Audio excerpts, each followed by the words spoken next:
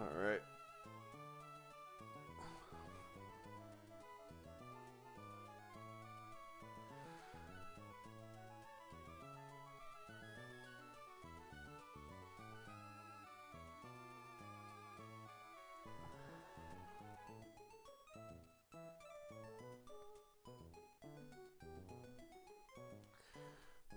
It has been a while.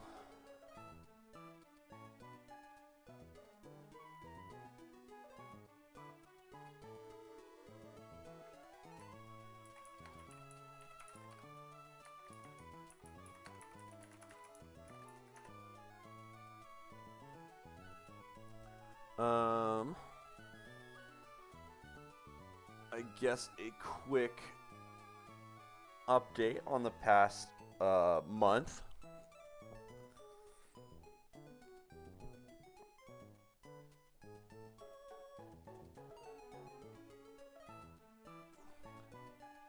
Well,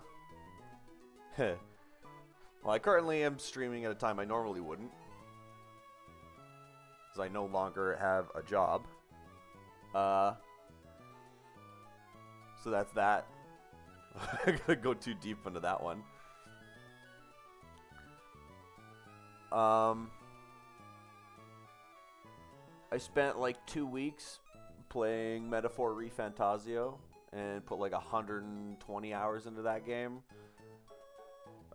And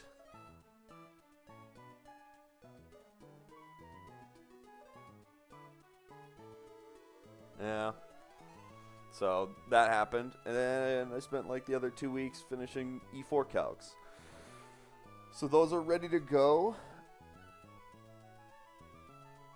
And now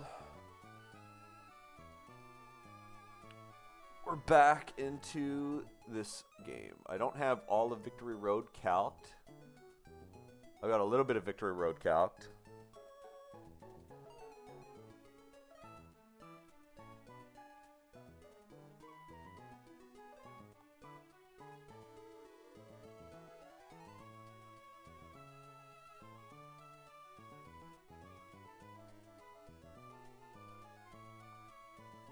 And I'm gonna go. Honestly, I'm gonna go as long as I can today. Actually, I only have like 5 fights on Victory Road calced. I got I got stopped at Edgar, so yeah, that's cool. Guess I'd honestly just run right into it.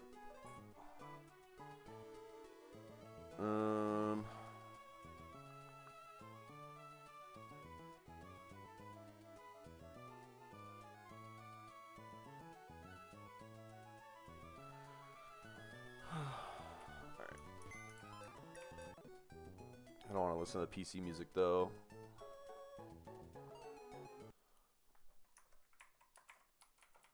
Let's get the first team ready to go. We got Golem. Actually, wait.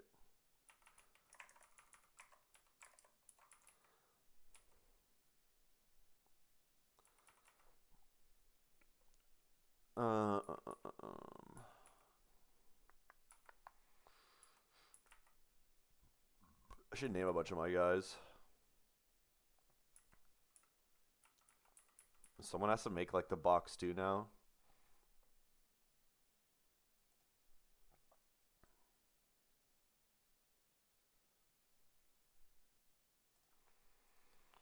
I don't even know. Honestly, it's kind of whims.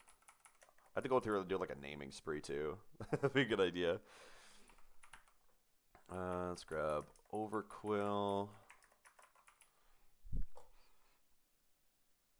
Yanmega.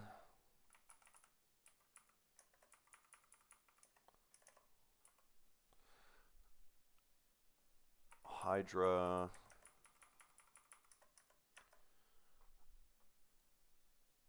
Dragalge.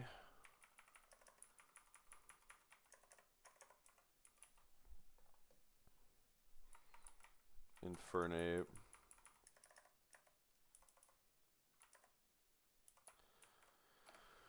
And now that we have beaten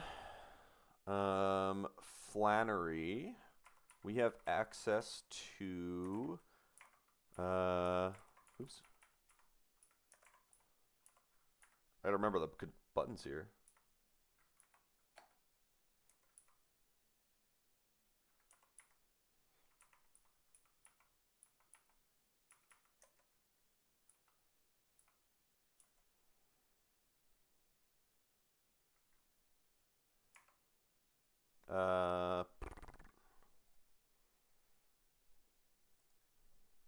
I don't remember the button to bring up the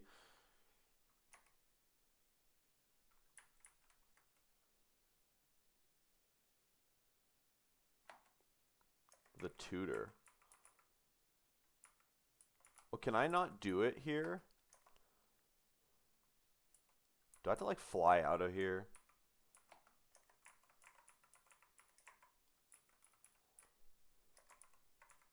Oh, I couldn't. Yeah, that's why it wasn't there.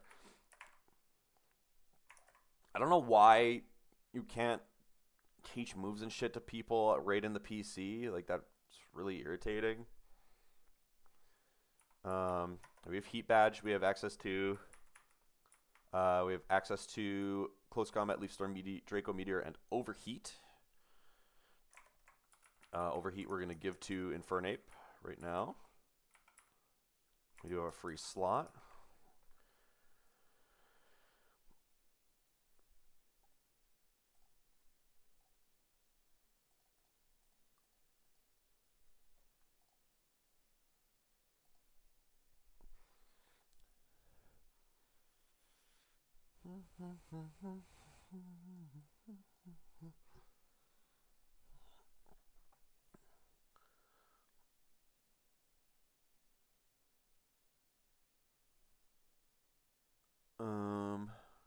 Let me just build my team on the calc here really quick so I have it lined up. How am I not going to be able to see a picture of Overquill on your end?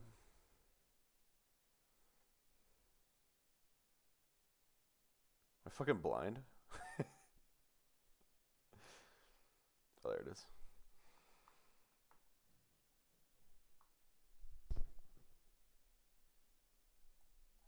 Omega.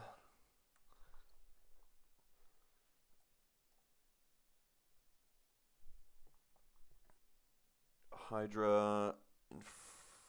Dragalagy and Infernape.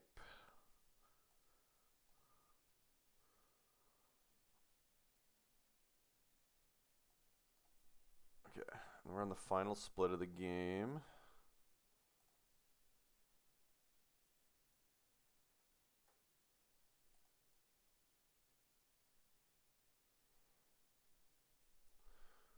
There we go. Okay, so we need Overquill. Let's go back.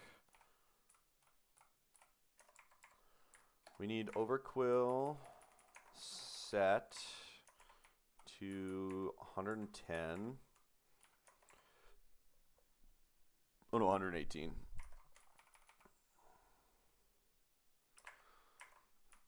The title is exactly how it sounds like.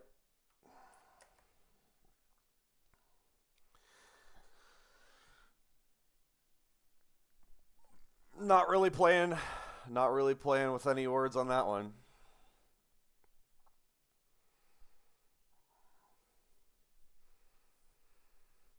Maybe painful is an exaggeration. It sucks, but like I can't really blame anybody but myself. But I was having like really like at work I was having really bad allergies sitting in my desk, and I even had like allergy pills and everything, and it wouldn't help me, and I didn't sleep very well because I felt like garbage the whole time, and I missed a lot of work, and I missed a little bit too many days of work over the course of a long time, and they finally said they had enough of me being missing like a day every other week or whatever. So yeah,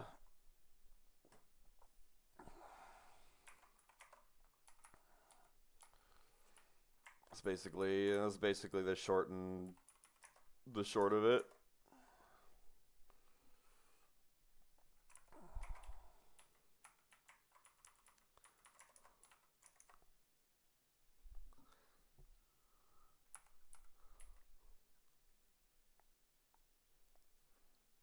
Yeah, I they gave me they talked to me a long time like a while back about it. I Nothing changed. My head has felt so much better since I haven't been at that workplace, which is kind of funny, I guess.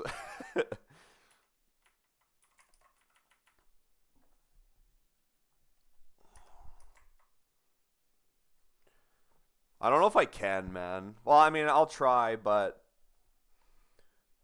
like EI is very likely to be not accepted if you get fired, and getting fired for that reason is not a good line.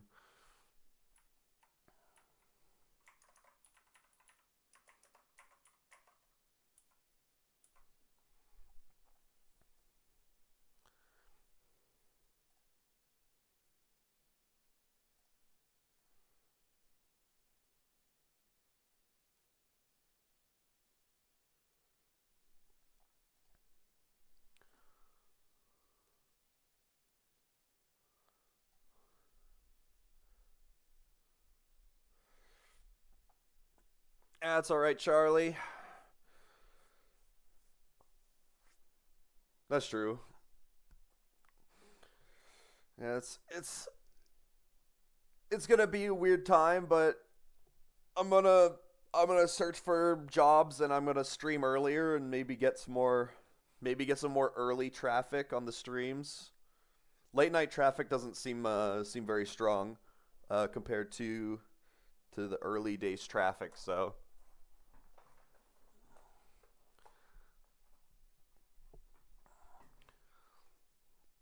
once I get one, I took I got I lost my job and then I took a couple weeks to just relax and clear my head. And then now I'm going to get back into finishing my updating my resume for one thing because I haven't updated my resume in like 6 years. I haven't looked. I don't even. I think I still have it saved on this computer. I have to like find it though. I had to update that shit.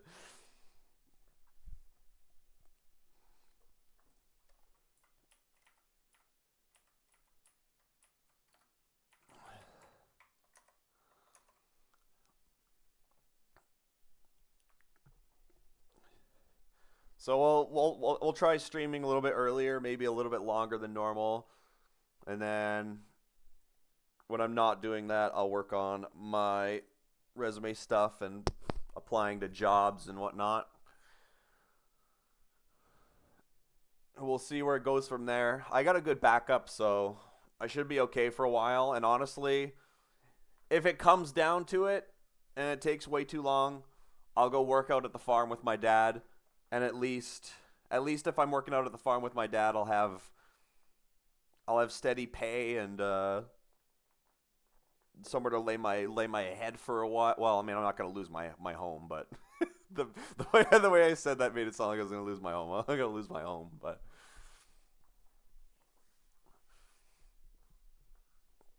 I know he'll put me to work. So that's where it lies right now. Yeah, I planned. I have 5 fights planned, Charlie. I planned up to Edgar, and then I was sitting at Edgar for like 3 hours last night, and I didn't know what I was doing. so so maybe we'll sit here and stream Edgar for 5 hours. Who knows? Thank you, Worm. Thank you. I think we'll be all right. I hope. Uh, I at least have 5 years of experience under my belt for working at my job. So hopefully it'll look a little better finding something this time around. Edgar is looking like I need like 8 Pokemon to beat Edgar. I swear to God, that guy is like an asshole.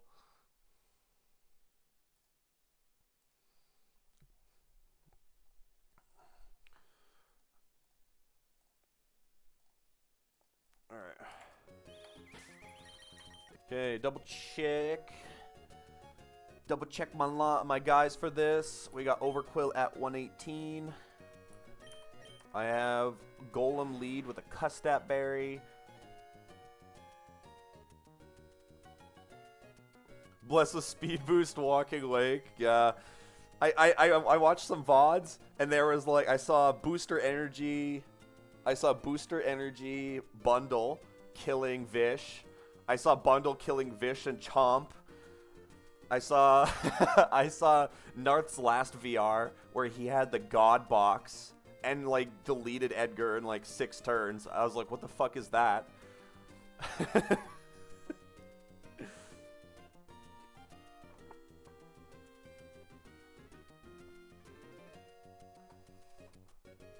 All right, Custap.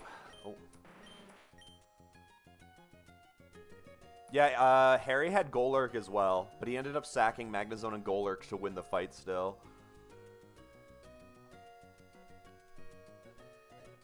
Earthquake's all I need on this guy. Custap EQ. No item on this guy. He's Intimidate. He's going to be a pivot. Wise Glass is here. We got the Detect PP, Air Slash, all we need. And U-turn. Citrus Berry here is back up. Eject button on Dragalge to get the hell out of there. And APS with a black belt. And we taught it Overheat with the tutor. Okay.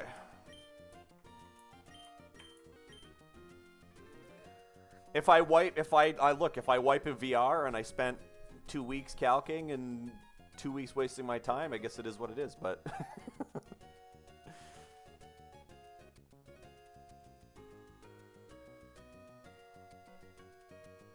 my Paradoxes wore Sandy Shocks and Iron Bands.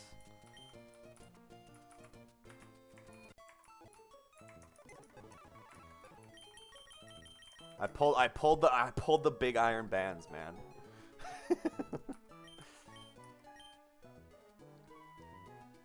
His nature's kind of whatever, but yeah, this guy is So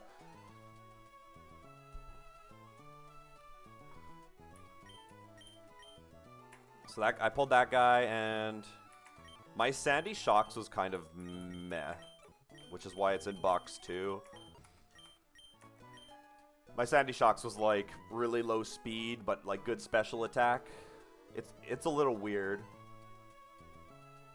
It might be solid in Victory Road, I don't know.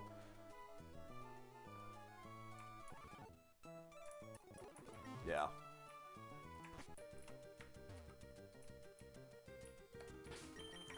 Alright, let's run up Brennan 3. Considered to be one of the hardest fights in the game, but I'm probably going to do this easier than I will Edgar if I didn't fuck up my calcs.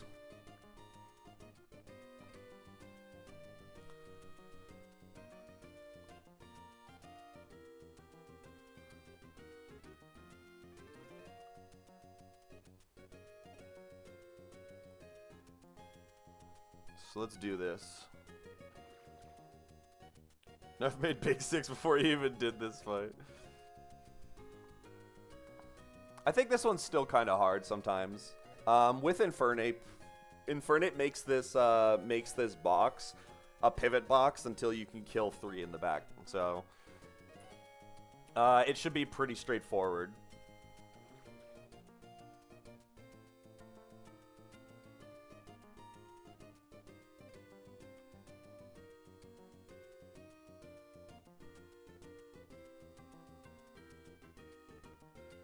Okay.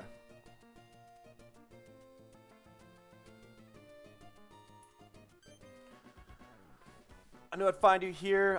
I heard from Flannery that you managed to beat her. When I first battled you in Lava Ridge, truth be told, I was holding back a lot. My good friend happens to be the current champion. Let me see if you are prepared to take her on. Brennan 3. Leading off with Miraidon and Electric Terrain. This thing is really annoying to take out. I honestly am not sure what the plan is if I didn't have Golem for this. We have Sturdy, and it's going to hit me and drop me to Sturdy. And because Custap Berry is not bugged in this game, this Earthquake could crit kill, saving me my Custap, but it didn't. So we are going to Custap EQ.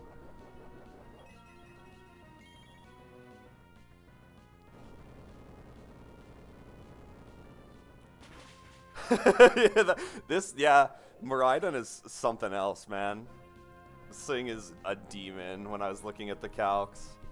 Luckily, I don't need too many. I only need one Custap Berry for E4. Maybe 2 if I want to change the lines around, but we have a lot of Custaps for VR. This is going to force in the next fastest Mon, which is Zapdos. And what we're going to do is this thing has an eject pack.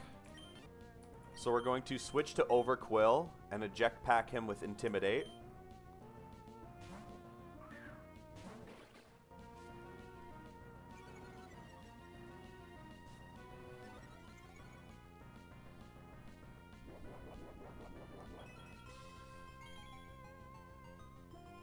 It's looking correct, yeah. The pre-damage is to bait in Iron Leaves, giving it a Quark Drive boost to raise its attack. This should only see Sacred Sword on me. We're going to switch into Yanmaga. It'll never see the Psychic move, which is the only move that Yanmaga takes a lot of damage from. And now we're going to Detect one turn to get a speed boost.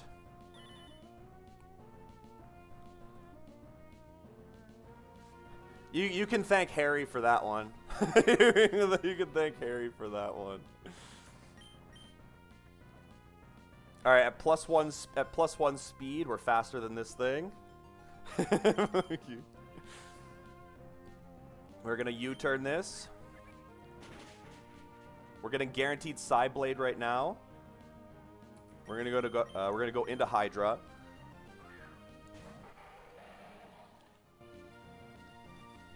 And then we're going to switch back into Yanmega.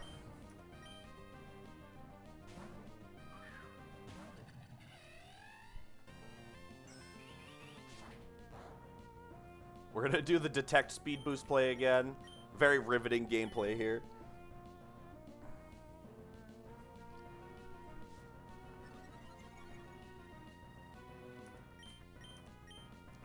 U-turn, kill this, back into Hydra.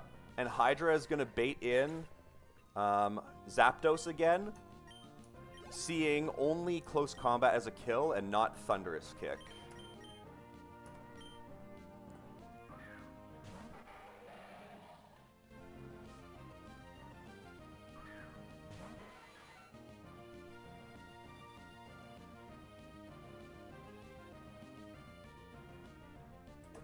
Yeah, so Hydra's on the field, full HP. Zapdos barely see. It's a 4 damage range on close combat versus Thunderous Kick. So we're going to switch back into Yanmega on the close combat.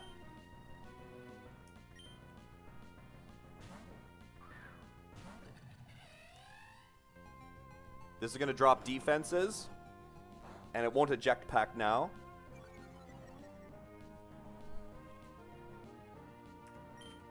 One more time with Detect.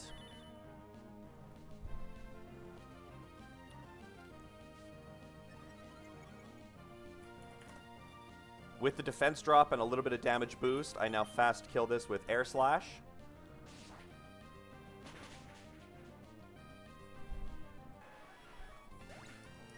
And then we're faster than everything, so we get the first in order for Genesect. Genesect's going to get a download boost for special attack, that's fine.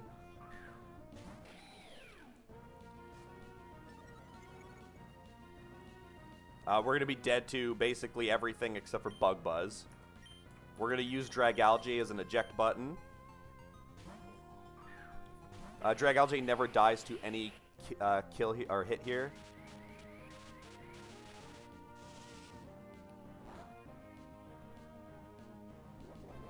And then Infernape picks up the rest of the fight.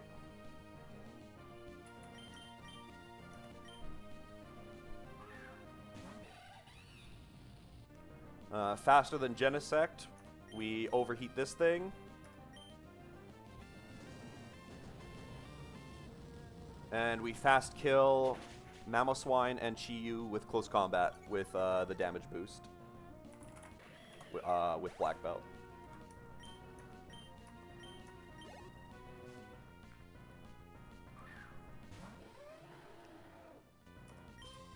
We're going to get an Ice Shard here. It really doesn't matter.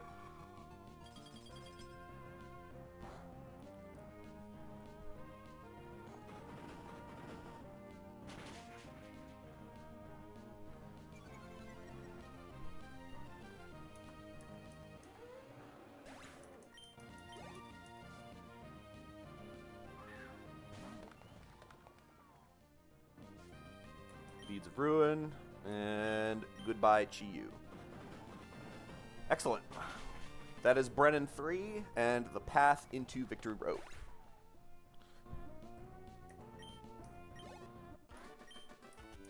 Good job, Infernape.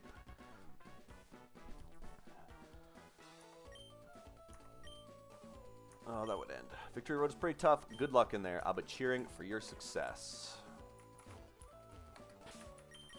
Alright, Golem.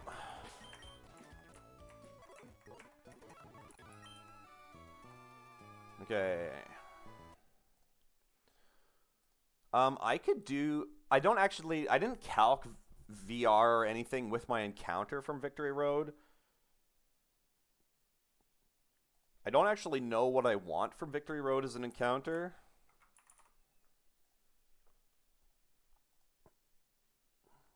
Honestly,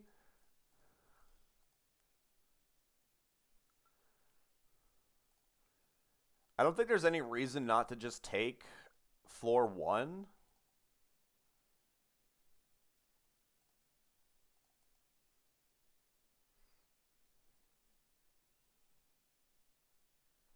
Yeah, I might as well just take my encounter in Victory Road, like the very first floor.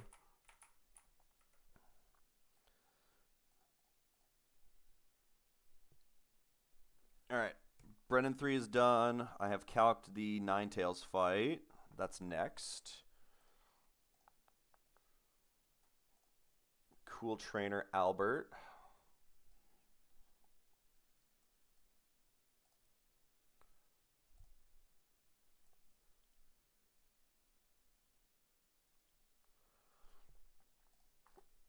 So let's do this.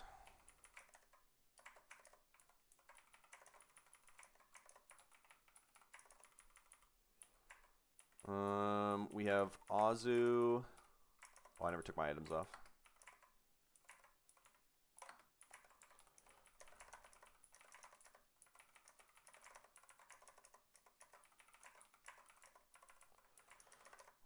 Okay, we have Azu, we have Scizor.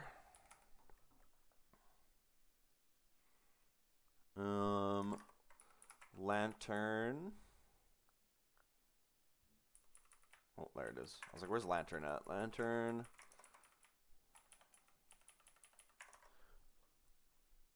Infernape is back again. Magnezone and Sandy Shocks.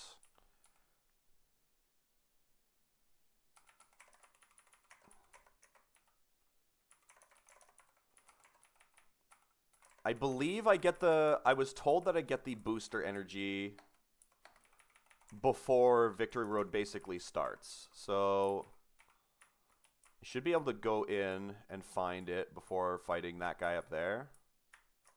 Yes, okay. So I got the booster energy.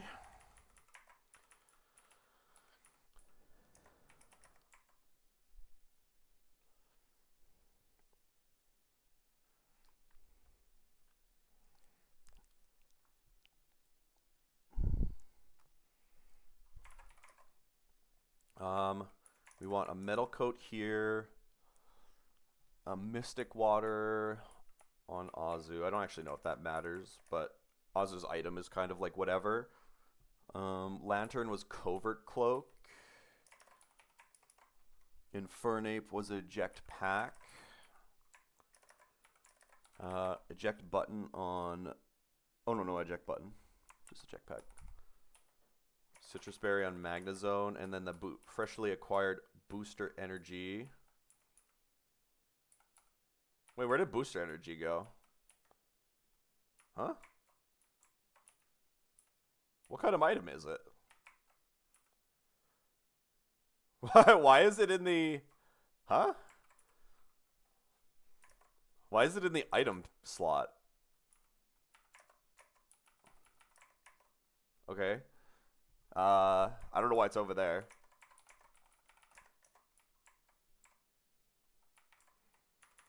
Alright, Azu is the only pre-damage for this fight. Let's also just do our encounter right now. I already have E4 calc, so I don't really need to worry about much.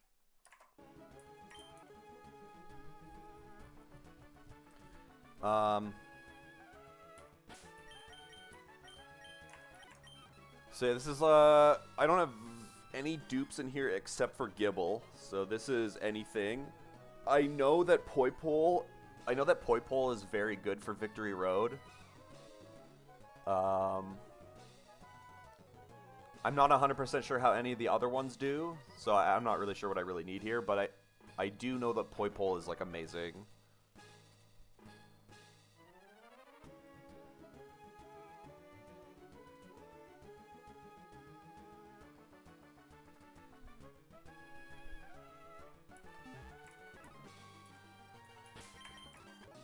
So let's just grab a guy quick, and then take a look at it, and then we'll run up this fight.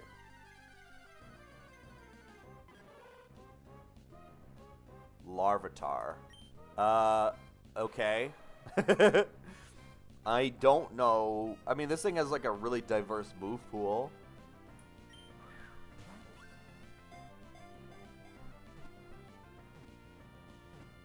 I don't know how good it is, though.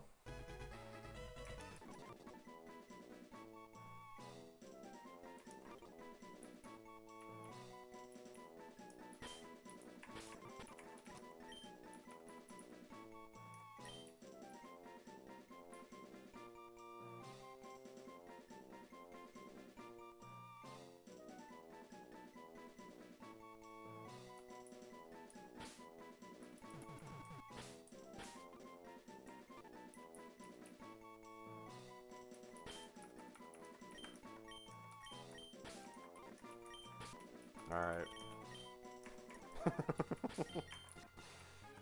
We picked up the Hellroom Tyranitar. If this thing is quiet in nature, I swear to God. Neutral nature. Wait, it's the goat. Wait, this T-Tar's insane. Okay. Well.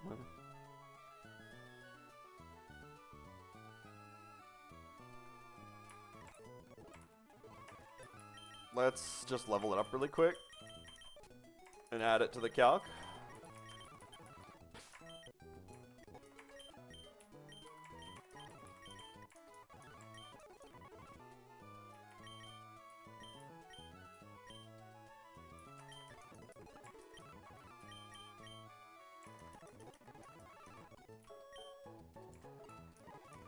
We'll just, I mean, all of these moves are reteachable that I'm learning, except, well, Screech is TM, I guess, but yeah, we'll take Screech.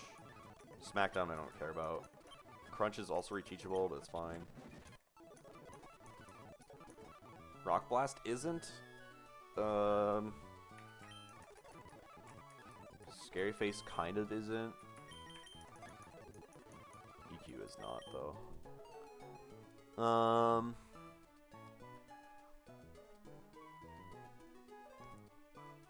This thing is relatively fast. I imagine Payback is not better than... We got Stone Edge as well. I kind of like Scary Face and Screech is the thing. I don't care about Thrash. High horsepower is single target versus multi-target on Earthquake, but you're not a ground type. That's a tough one.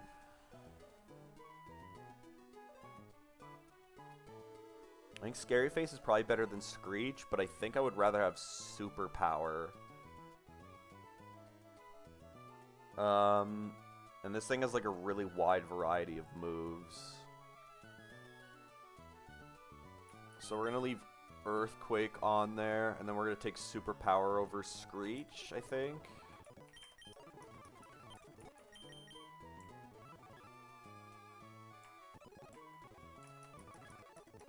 I'm not already going to be using Hyper Beam, and I'm never going to be using Giga Impact. Okay.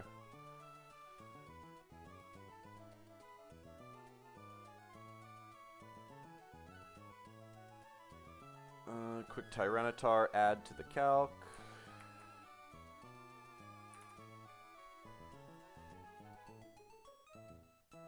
Okay. And then let's grab our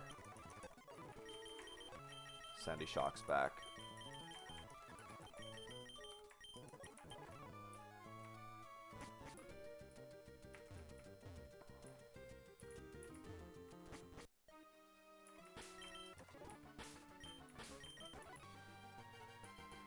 Okay, let me make sure my lead mons are correct here. I didn't take on the on the picture I have. I don't have like the proper lineup. I don't know if Scizor is. I gotta make sure that Scizor is indeed slot 1 and Azu is slot 2 here. Very important.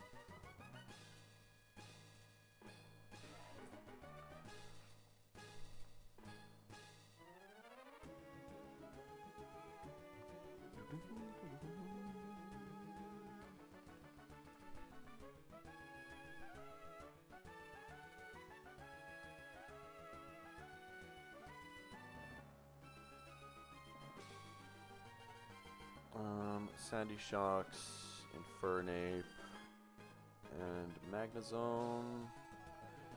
Okay, so Scizor's in slot 1, Azu's at 157 HP. No, it's already wrong. Okay, yeah. Good thing I double checked. There we go. I need Azu to bait in Pokemon. So when Ninetales dies, I need to bait in the Gardevoir, which would see a kill with Freeze Dry at 170. And then at 157, we're also dead to Thunderbolt from Lapras. And but what did I go? What was the reason for going to 157? I actually don't know. Oh, yeah, no. Psychic on Gardevoir is 157 exactly. Unemployed Smoge, yeah, Nick. It's my own fault though. I don't know. I just like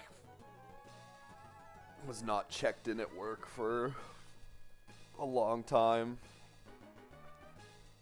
Just feeling sick and allergied up whenever I was there, and I now know it's not my cat though. I thought maybe going to work was because I was like here all the time with my cat, but it's not him because I've been home for 2 weeks and I feel good.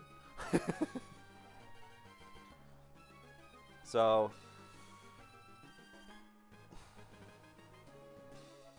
there's that.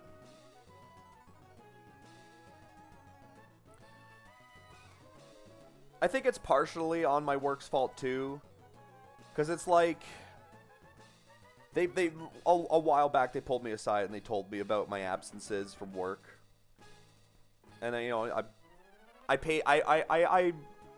fixed myself up for a few months after they said that, and then I kind of went back into the same bad pattern.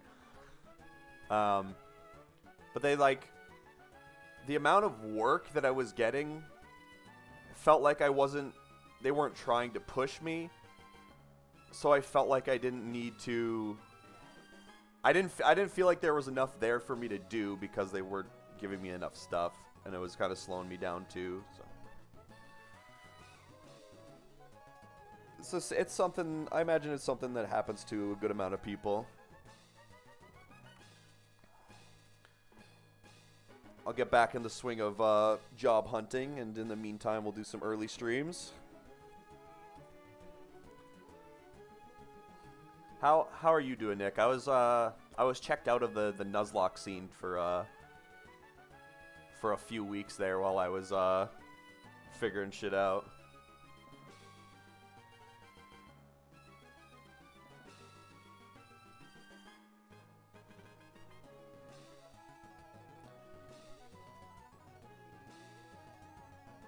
Got fired before I found my career. That's positive in the light of me right now. I hope that's the case for me too. Okay, this line is good. All good. That's good. Where's your wipe to Liza? Because I didn't click the right buttons. I'm sorry, man. I was gonna ask where you were at. You got really far in that time that I was away. Dang.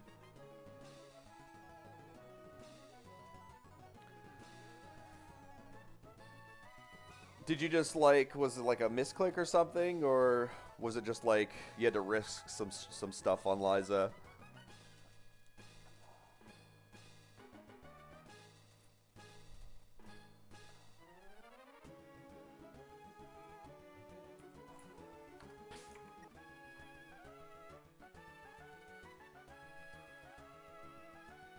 Okay, Azu, Scizor. No moves needed to be taught for this fight. Aqua Jet, Bullet Punch, Metal Coat. You have Flip Turn. Oh, actually, that doesn't matter, does it? It does matter. Okay, Flip Turn and Thunderbolt.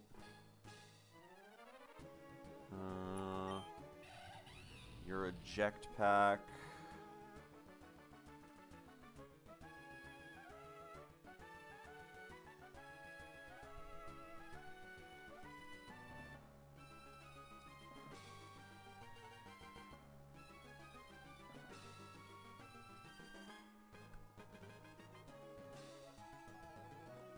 Oh, gotcha, yeah. Why do I feel like...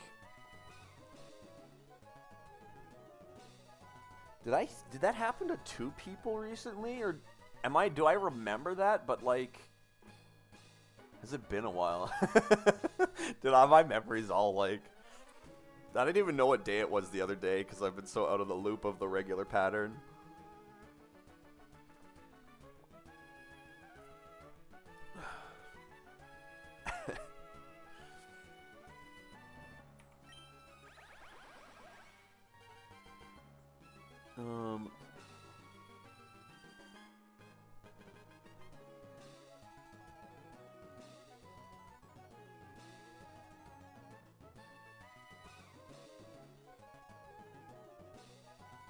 Just a Sandy Shocks, an incoming T-Bolt, Booster Energy.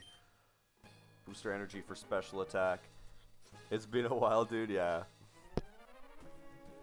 Yeah, man, I'm gonna be better about watching the boys stream again. And be more consistent with my stream. At least E4 is done calcing, so I can push this through and either lose in Victory Road and continue another run, or crush it out and see what happens next. I think we're good to go, though.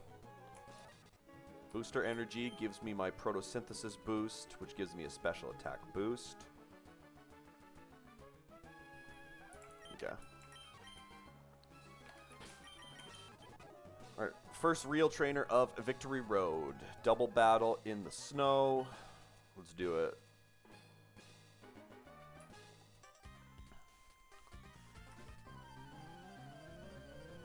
Cool trainer Albert.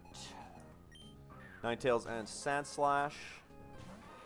We have Azu out against the Ninetales. And Scizor against the Sandslash. Azu is currently dead. Oh, I got that weird thing again. Azu is currently dead to freeze dry only. We are going to break the Sash on Sandslash with Liquidation. And Bullet Punch with the Metal Coat and Technician is going to one-shot the Ninetales. This has Light Clay, not Sash. So Bullet Punch will priority kill this. And we won't get flinched by the Sandslash's incoming Icicle Crash.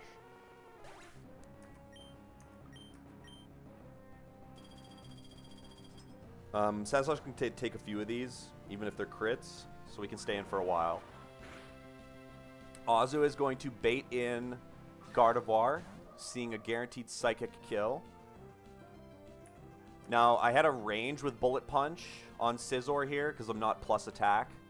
So we're gonna Bullet Punch and Aqua Jet. Aqua Jet could hit Sandslash, that's completely fine, doesn't really matter. It's the same targeting as last turn, though. So Aqua Jet plus Bullet Punch always kills Gardevoir. Bullet Punch can kill, but it's a range. Nice. Scizor picks that one up.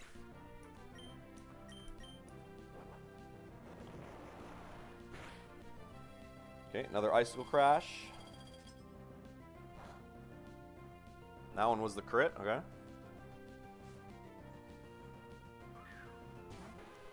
Okay, Azu should be dead to Thunderbolt. Yeah, guaranteed dead to Thunderbolt. Scizor is technically dead, but it's only to Lapras, so this will just be normal targeting. We're going to switch Azu.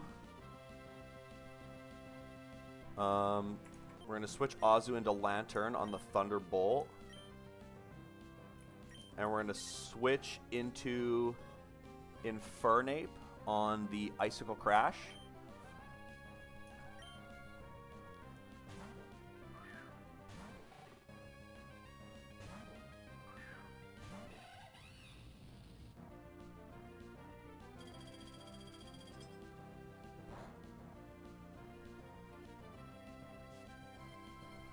Okay. Because Sandslash is faster than both of my Pokemon, this thing can't click Spiky Shield. Infernape is dead to Liquidation from Lapras. So we're going to get an Icicle Crash into Lantern, who's wearing a Covert Cloak. I can't be flinched by it. And we're going to kill the Sandslash with Infernape, getting an Eject Pack. I'm like 100% sure that Spiky Shield can't be used here. I will double check it. Yeah, protect in doubles. If the AI is faster than both opposing mons, no score increase. So Sandslash is faster than both with Slush Rush, meaning that there's not a chance that he can click Protect here. He'll go for an attack. If I get attacked, we're cooked. I'm pretty sure I didn't read this wrong.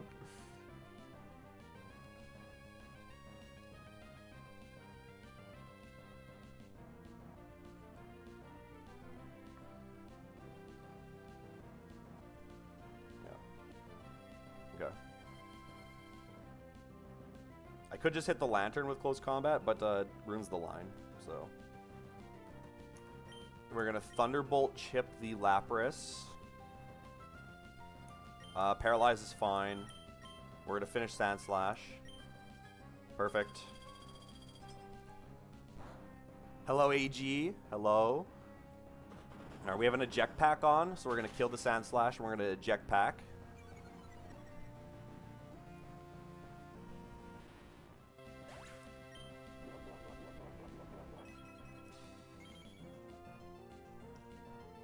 We're going to go back into Azu on this Liquidation. The reason I want to go Azu here is so I don't bait in Dragapult, because Dragapult doesn't see any damage because of Dragon Darts being its only move. And we always take a Liquidation here. Liquidation into Defense Drop is completely fine.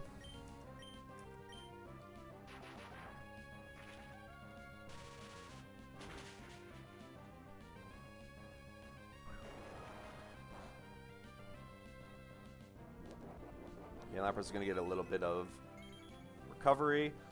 Armaldo is going to switch in here with a Choice Band. This Armaldo sees a kill into Lantern after the damage I took, but Lapras does not. And Lapras sees a kill into Azu with Thunderbolt. So we're going to get cross-targeting. I'm going to flip turn the Armaldo. Lantern is faster than it. We need a little bit of chip on the guy. And then Azu is going to switch on the Thunderbolt here into Sandy Shocks.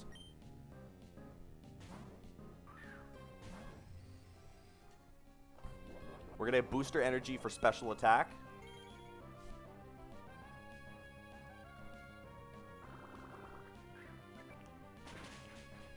And then Magnezone is going to take a Stone Edge / X Scissor from Armaldo.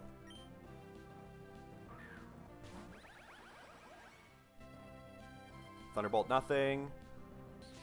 X Scissor is fine. Okay, and with the chip that I had, from Flip Turn, Flash Cannon now fast kills Armaldo. And with the Booster Energy boost, Thunderbolt always fast kills Lapras. We're faster than both of their mons.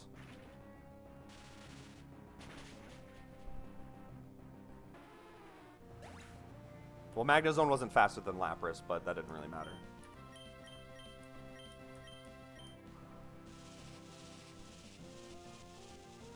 And then lastly, in the back is Dragapult. And Dragapult just dies to a double target of Flash Cannon and Earth Power. It's going to spread out its darts because it can hit both targets. Even if it could single target, I'd have to like I would die to like crit on only Sandy Shocks.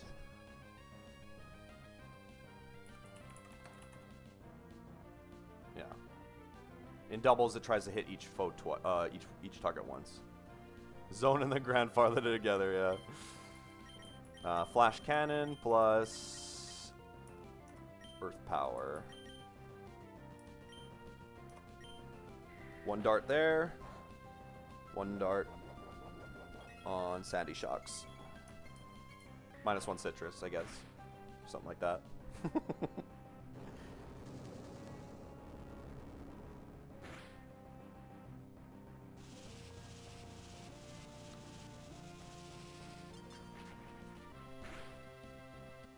Excellent.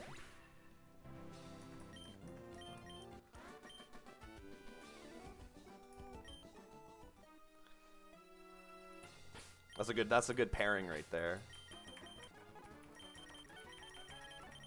Oh, I should keep my oops.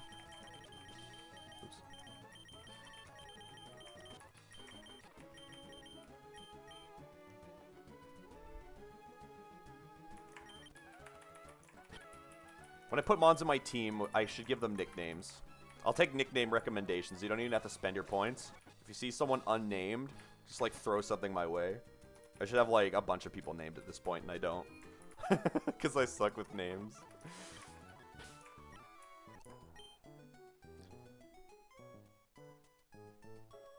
Hello, Abo, as well. Hello. Good morning.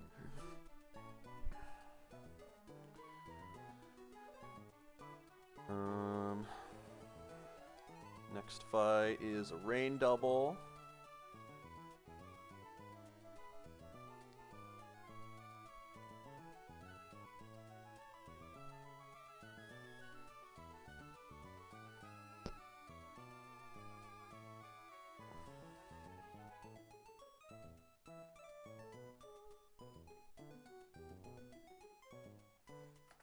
Wait, what's wrong about it?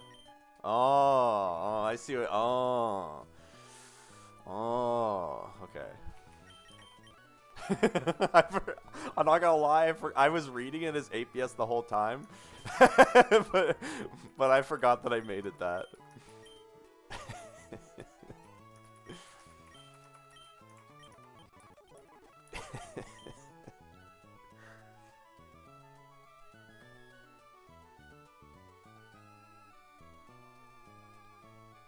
Ape has been instrumental in making this run as strong as it's been for a while, though. I can't deny that. Speaking of that, I got some kills on the last fight. Let's just give everybody their kills. Golem got 1. Yanmega got 2, and Ape got 2.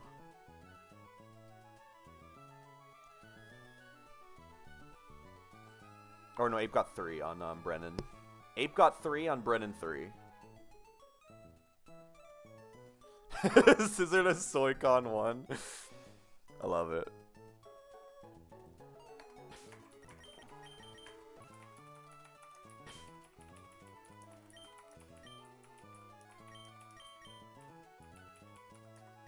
Oops.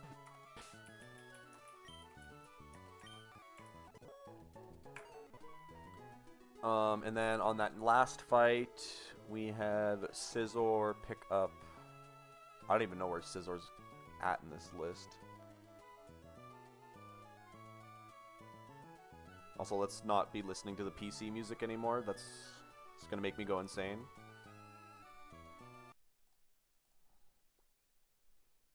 Oh yeah, there's Scizor. Okay, so Scizor got 2 on that fight.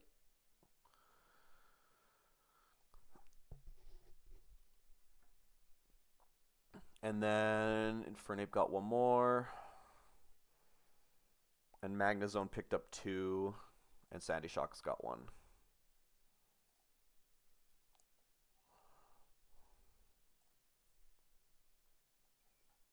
Excellent. Okay. That's updated on that. We are on the rain fight next. Our team is looking like... I kind of don't know. I don't understand why they made this so you have to run back to the PC to move your Pokemon. It really doesn't make any sense to me, to be honest. They just like added Rain just added a run back for kind of no reason. But it's fine. Where's Low Kicks at? It's over here.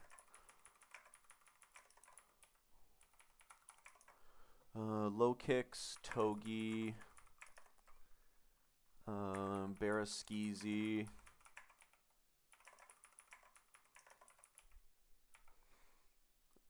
King Gambit, and Annihilate.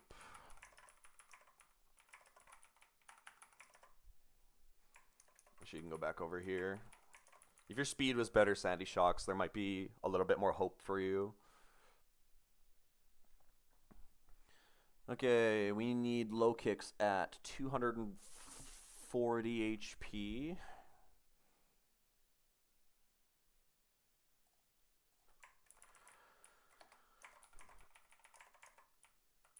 A little smidge of pre-damage.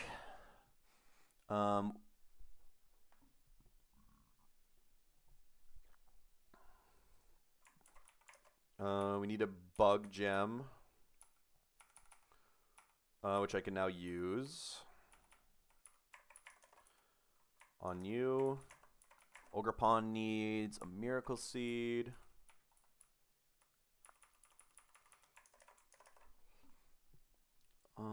Togi is an eject button. Mystic Water on you. Gambit is no item, and Annihilate is a citrus.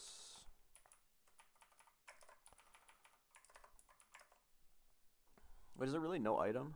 What was the one?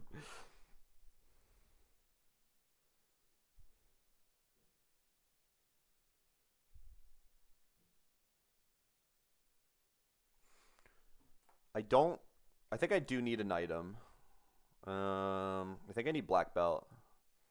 And I wrote it in there on a previous plan. Let me double check. Ogerpon.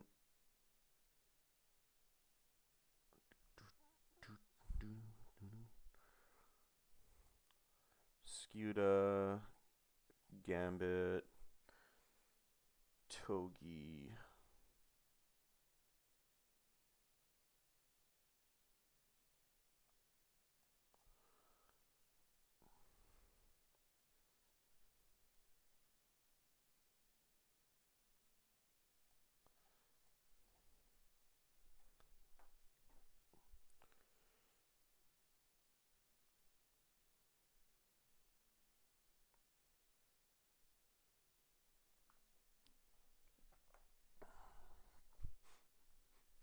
And Annihilate.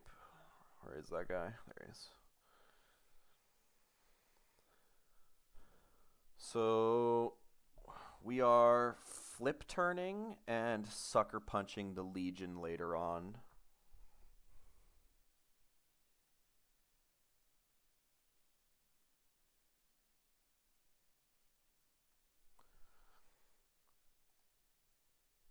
Sucker Punch does how much damage to Legion alone? It drops it to 28%. I'm pretty sure that Mystic Water flip turn doesn't do that much damage, does it? Yeah, no, it doesn't. Oh, it takes a Life Orb tick though, right? Or no? No, yeah, okay, so we need a damage boost for that turn. So we're going to take a knockoff, but that doesn't really change anything for me.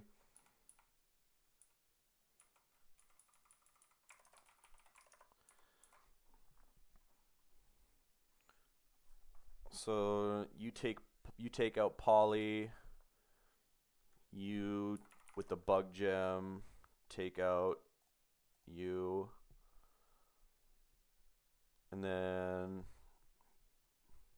you force in fast kill here. You force in Alluring Voice at 240.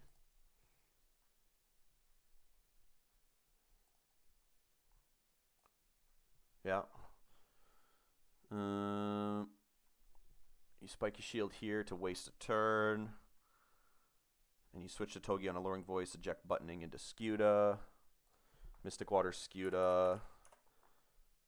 Fast kills this with Liquidation. Baiting in Legion. You flip turn Sucker Punch. And then you fake out Ironhead Weavile. Goodra doesn't matter.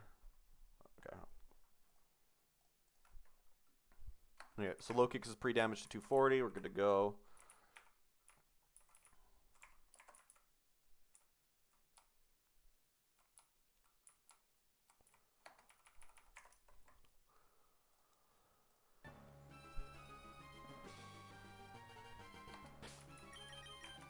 Ogerpon, Miracle Seed, Grass, Ivy Cudgel, Spiky Shield,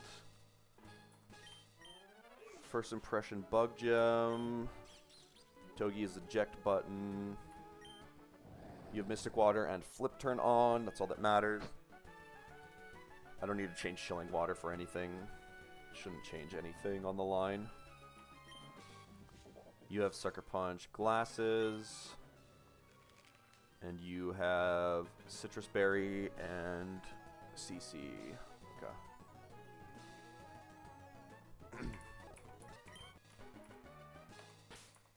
Okay, double battle, Rain Team.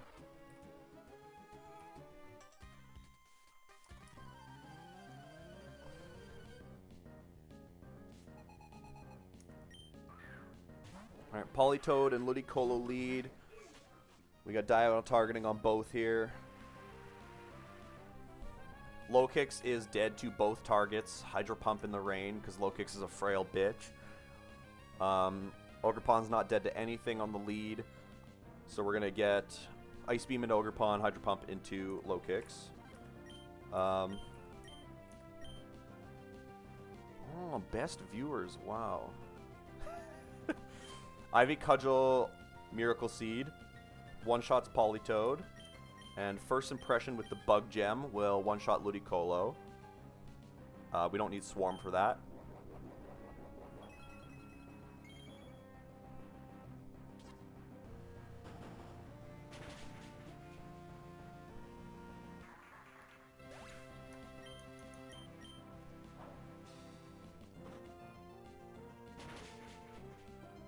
Perfect. Ogerpon is going to be showing a fast kill to Weavile's Icicle Crash. And I pre-damaged low kicks by 2 HP so that Jolteon would see Alluring Voice killing me. Excellent. 240 exact, and Icicle Crash guaranteed. We're going to just waste one turn with Spiky Shield here. And on the Alluring Voice, we're going to switch into Togi in order to eject button.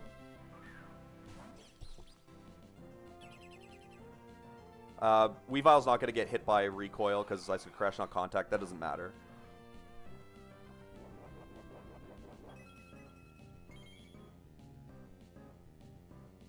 We're going to go directly into Barraskewda on the free switch here.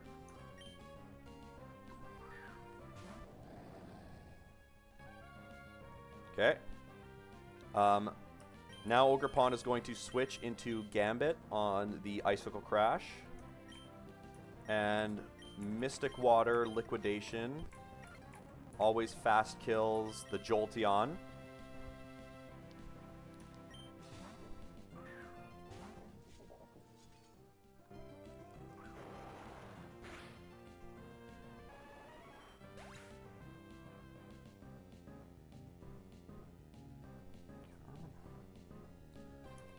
Gambit takes, like, nothing from Weavile. I could get crit, like, 5 times and still be, like... And not die. Well, maybe not 5 times, but, like, 4 times. Alright, Barraskewda's going to bait in the first slow kill, which is Basket Legion for Shadow Ball. Both of these mons will see a kill on Legion, but nothing will see a kill on Gambit. And we're going to Sucker Punch the Legion and Flip Turn the Legion. Even if Legion dies to the Sucker Punch, Flip Turn will hit Weavile, which is fine. It won't make a difference.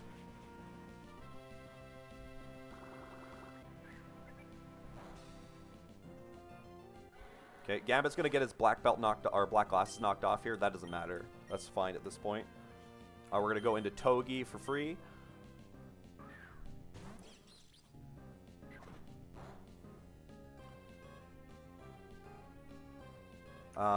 This Goodra can basically do nothing to these two guys.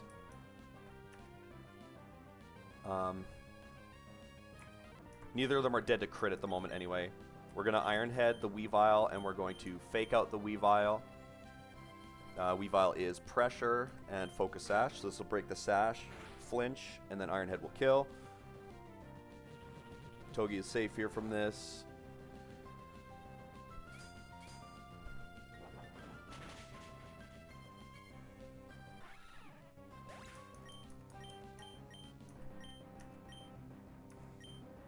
And then this really doesn't matter here. Annihilate can one-shot the Goodra, so we're just going to switch Togi into Annihilate and then end the fight.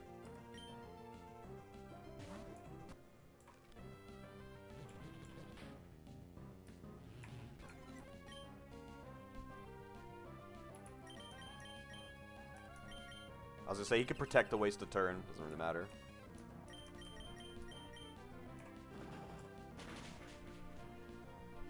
Nice.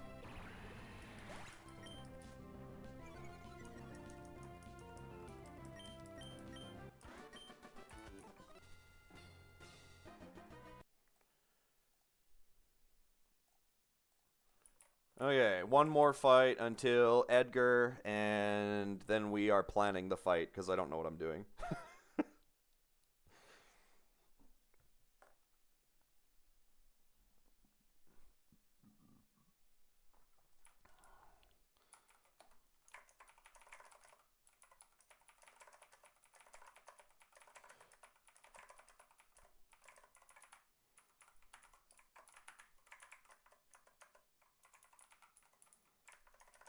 Okay. So, we want Infernape. We still want low kicks on the team. I want Chestnut. I want my Weavile. I still want Togi.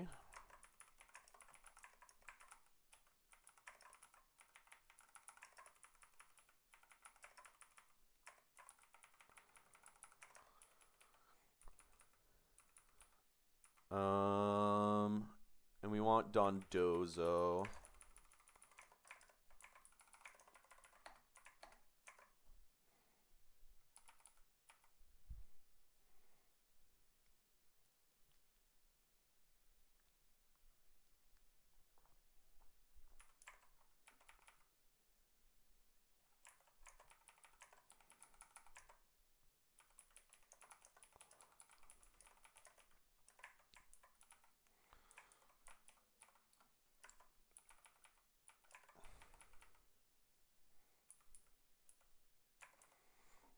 Okay.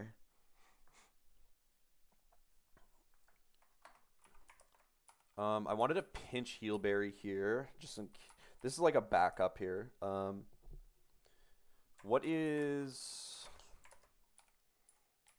Low kicks is a serious nature.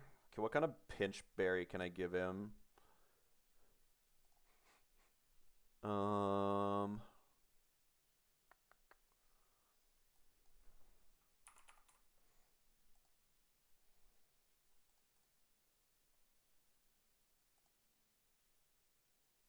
I might get like Omega laggy on might get Omega laggy because I gotta check the berries here on the online. I just don't want to. I want the one. Well, I guess him getting confused doesn't really matter.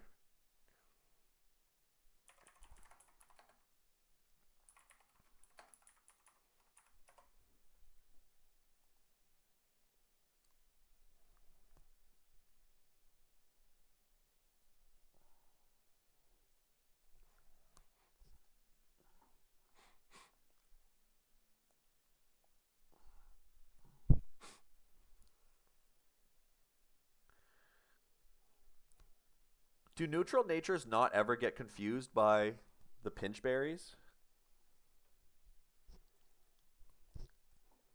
I assume neutral natures don't get affected at all, right?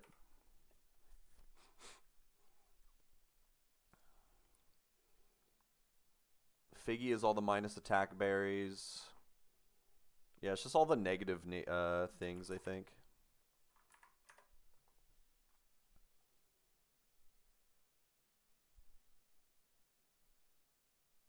It doesn't really matter. He's switching out after the first turn anyway. It's just an extra heal in case I need to switch him in later on a ground move from Hippo.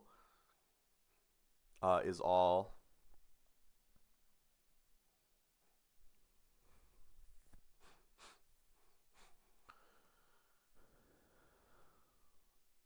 Yeah, I can use whatever berry I want here. Uh,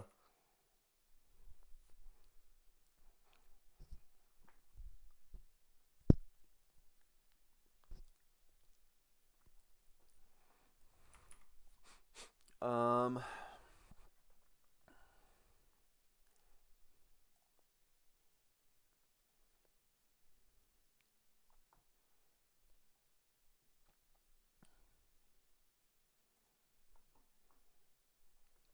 let's just go with this one. Okay, and then Infernape needs an eject pack. Oh, let's do kills for the last fight. Got low kicks, 1 kill. We got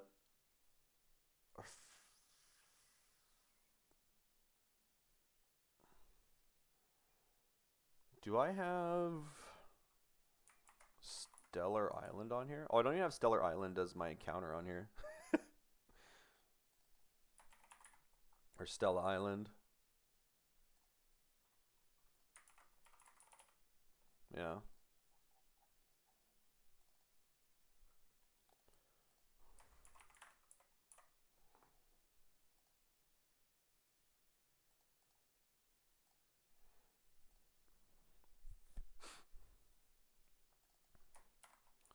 Victory Road, we picked up a Tyranitar. Might as well add that. Okay. So we got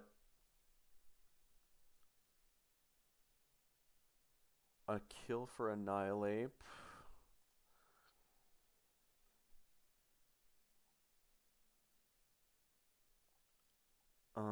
One for King Gambit. And 2 for Barrascuda.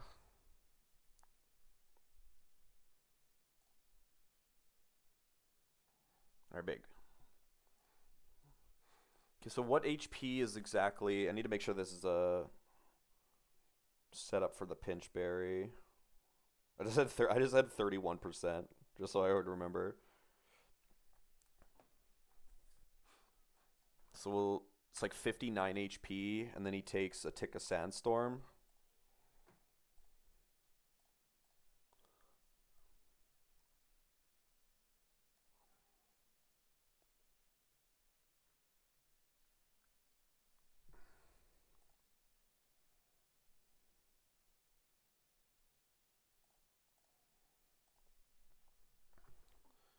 So 2. I think it's like 14 heal. What's 15? Okay. 59 plus 15, 74. Okay, we're at 74 HP. That kills you. Okay, good. So we got Infernape low kicks. What's the squad here?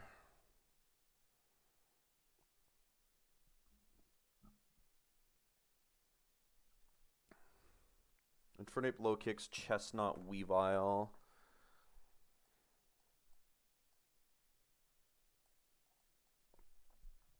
Togi and Dozo. Okay.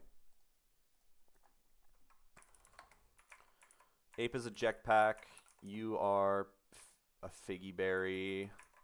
Set your HP right now to... What did I say it was? 79?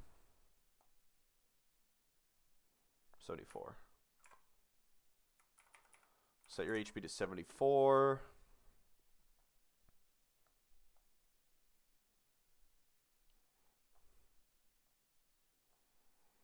Okay. Chestnut needs a black belt.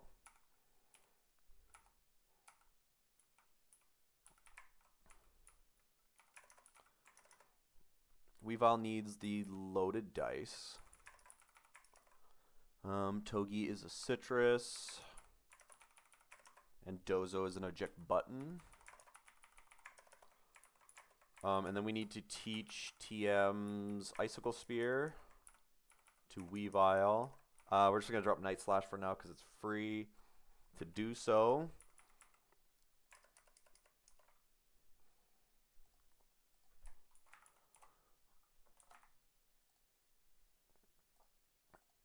And we're going to teach Drain Punch to...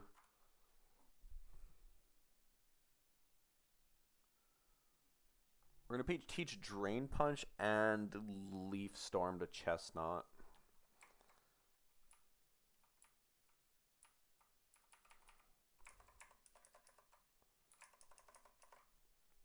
So, Chestnut can always learn Close Combat from a tutor later, so I think this is completely fine dropping Hammer Arm. It shouldn't make much of a difference.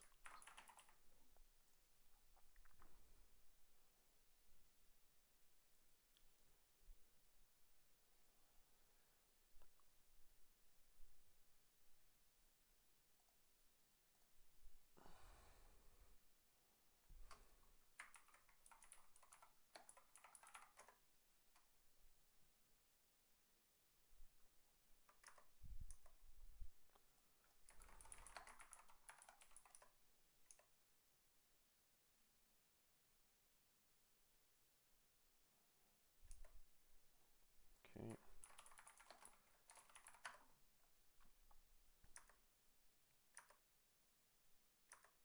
Okay. Yeah, that should be fine. So Drain Punch over Hammer Arm. And we're also going to... I gotta fucking fly out of here to tutor him fucking Leaf Storm. It's like really annoying. Over Seed Bomb.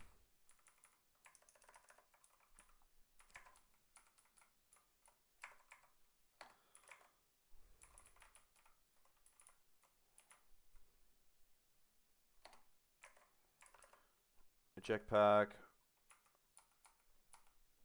You're only clicking Close Combat. You're only clicking close combat anyway, right? Oh no, you're overheating. Yeah. Which we have on there. Okay.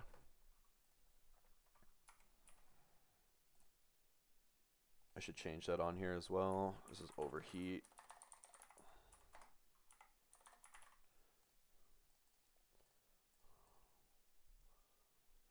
Excellent.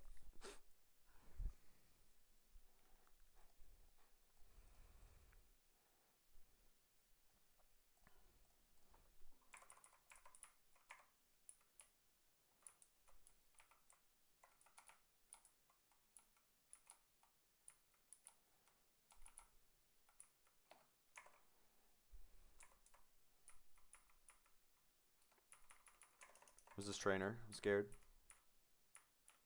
How far is this trainer? Oh, there it is.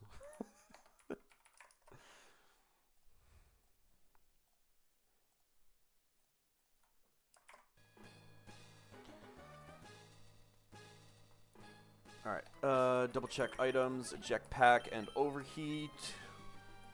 Figgy Berry, 74 HP. You're in swarm range.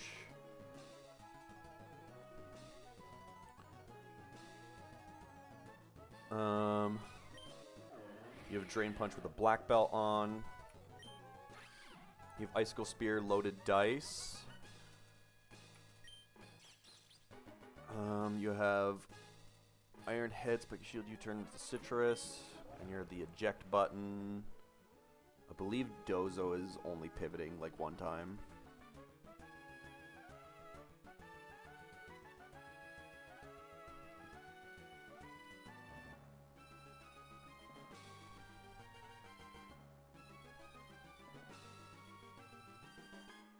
Yeah, okay. Ape in slot 1, low kicks in slot 2.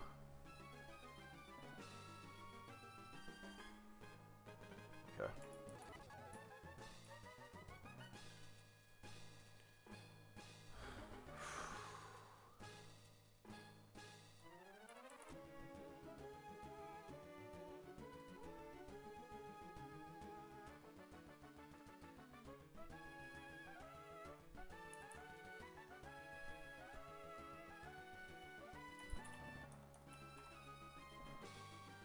Drain Punch and Leaf Storm.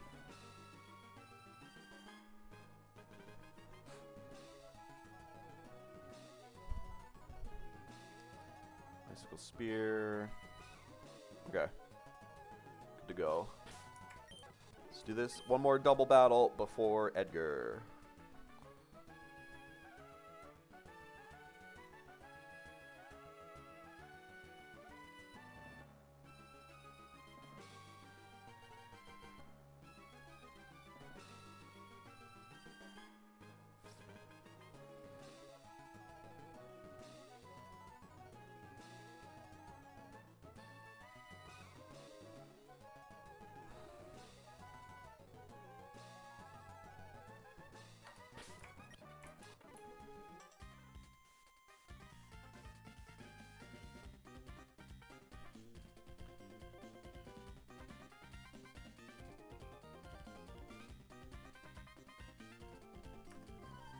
Alright, Quincy, what do you got for me? Let's do it. Double battle, Sand Team. Hippo lead with Iron Boulder. Sandstream goes up. Booster energy, this guy for a attack boost. Okay. Low Kicks is currently pre-damaged into swarm range, and this Iron Boulder is like very frail to physical attacks, or more frail to physical attacks than special attacks. Fimp with the swarm boost will always kill. And Hippo is a citrus berry, so we can fake it out. Hippo sees a kill on Ape, and obviously Iron Boulder sees a kill on Low Kicks, so does the other guy. We're at a first impression, one-shot the Boulder.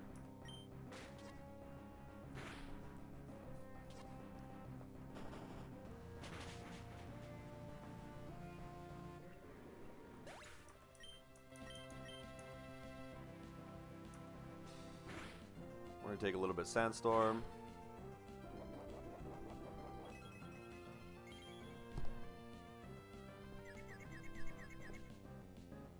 Okay, he did get confused, but that doesn't really matter. This is always going to bring in Tinkaton for a fast kill on Low Kicks. And Ape is only dead to high horsepower here. So what we're going to do is we're going to eject pack overheat this guy. And we're going to free switch... we're going to free switch Low Kicks into Weavile. So overheat Tink for the frag. Free switch into Weavile.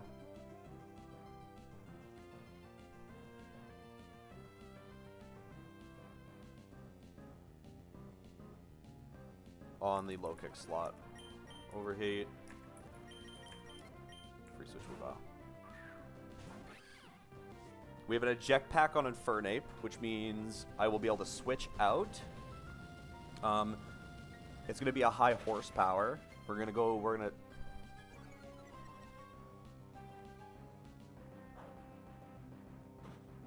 What?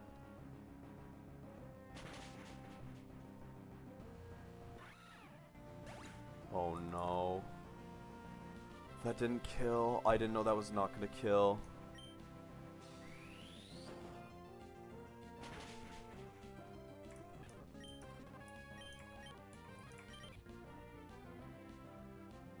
Where's my eject?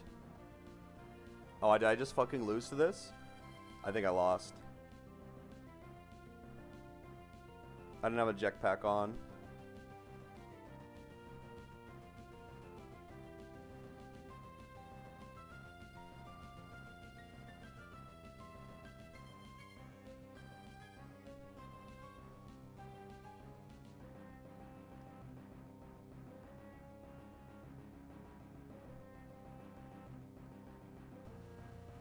I looked at the items. Why didn't it eject?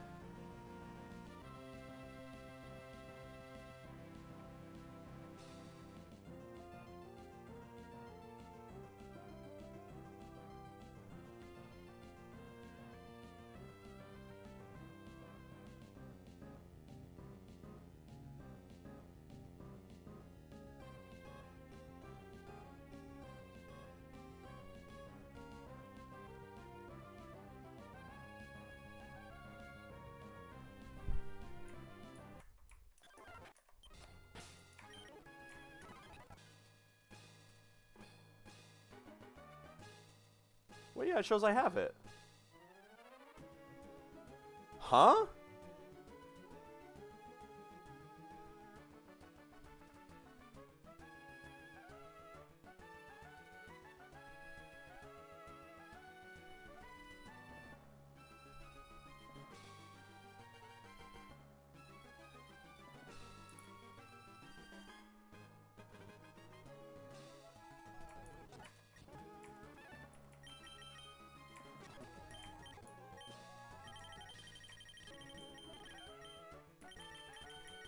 Okay, let's see this.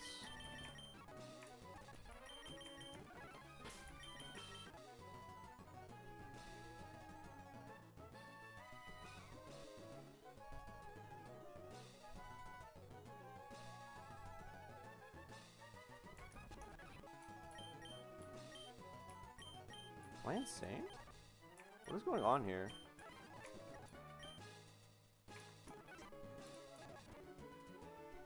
I have a jetpack on. Did it just disappear?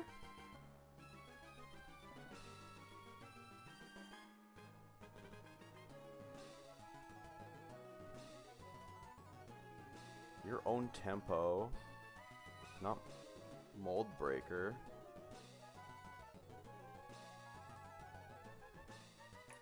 Can we try this again?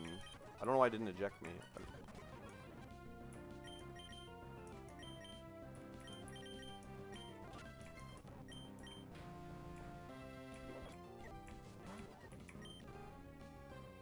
Wait, yeah, he just doesn't have an item now.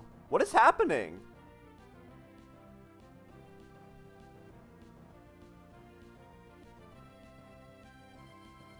Why does this fucking item keep disappearing?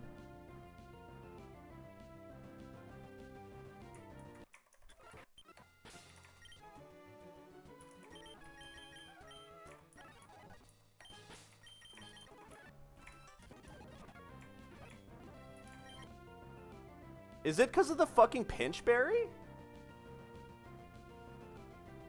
Why does Infernape's item keep disappearing on the lead?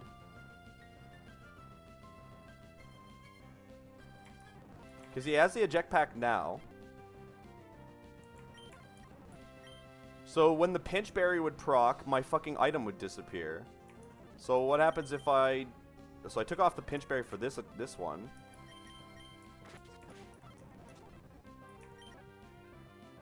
Is that really... Okay, I found a bug. So I have the eject pack on after that Fimp went through, okay? Just so it's on the note. If I put the pinchberry back on... if I put the pinchberry back on to low kicks, and I do the same lead, the exact same lead, where we fake out this guy, And we Fimp kill this guy. So in the fight, yeah. You have a jetpack on right now, currently at the start of the fight. We fake out this guy. We kill this guy. Consuming the pinch berry deleted my fucking eject pack.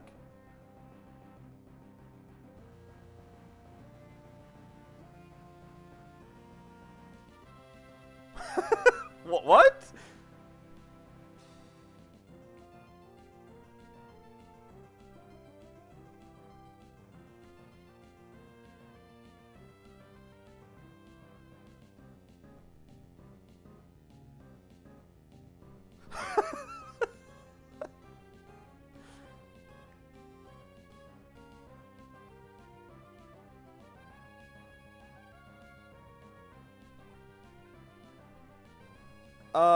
Okay.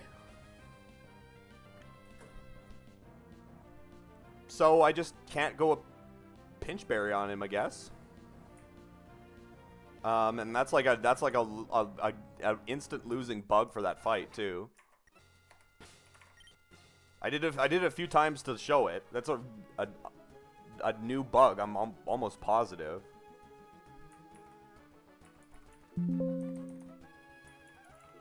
I'm pretty sure pinch berries aren't mentioned anywhere in like known issues or anything like that.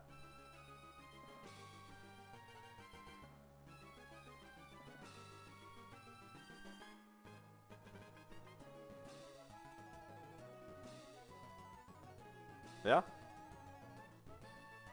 That is 100% something new.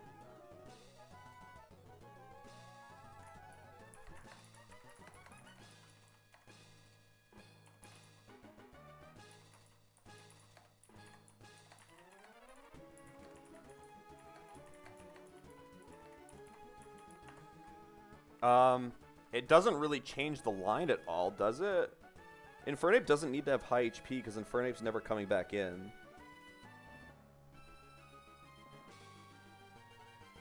Yeah, Infernape's never coming back in.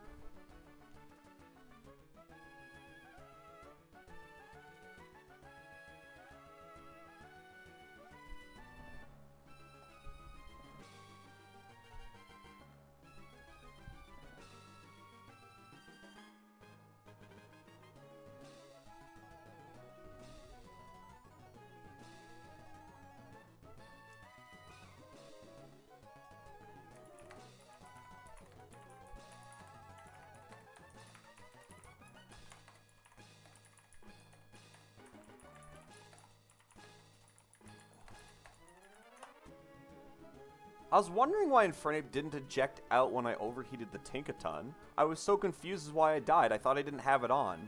But I reset, and I had the eject pack on him when I started the fight. I thought that was, like, super weird that happened.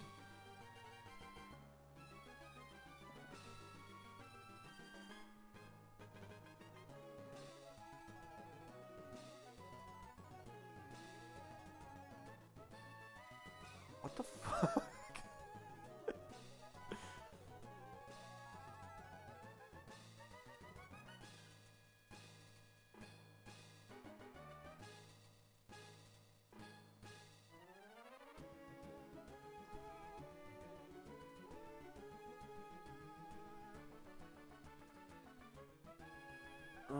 As far as I know, that thing just doesn't exist.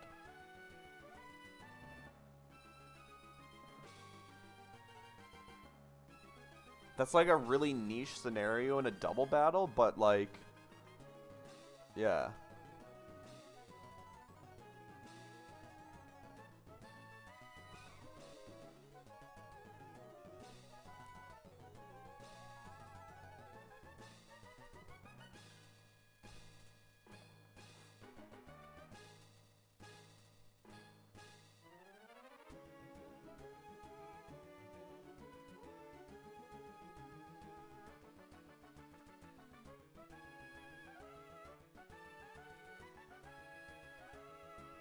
I'm just double checking to see if it's like documented anywhere.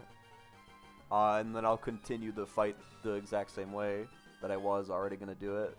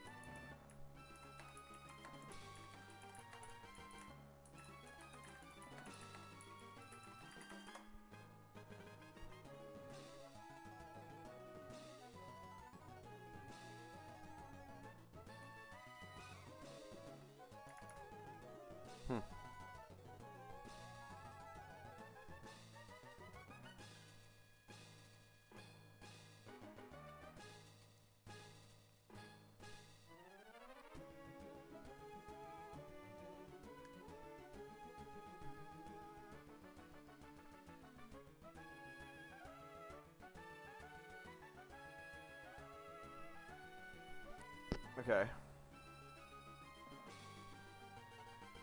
Well, I'll show it one more time, just so it is noted on there.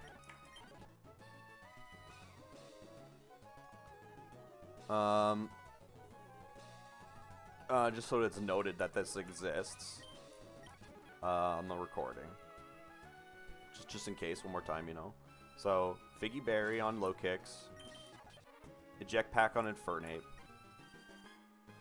Both of them are in their respective boost ranges.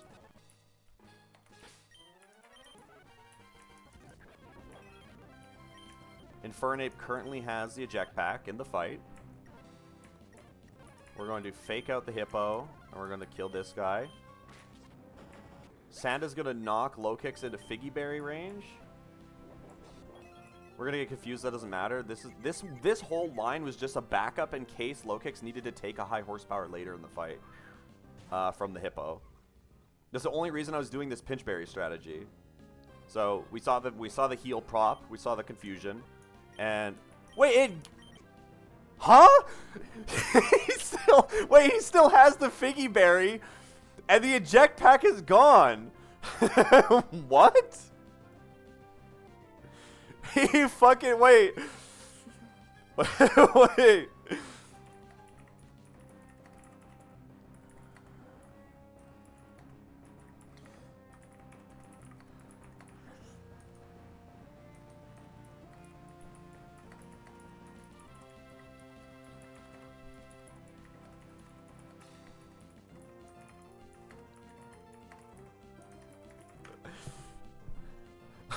What?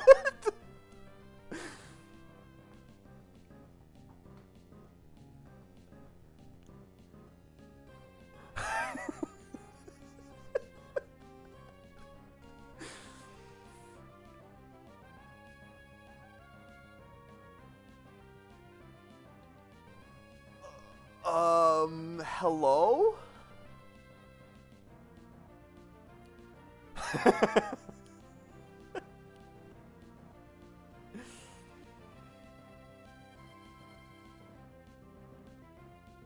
I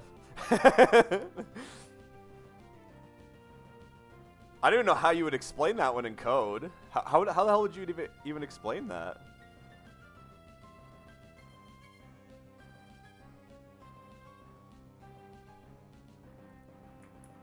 Why would it consume?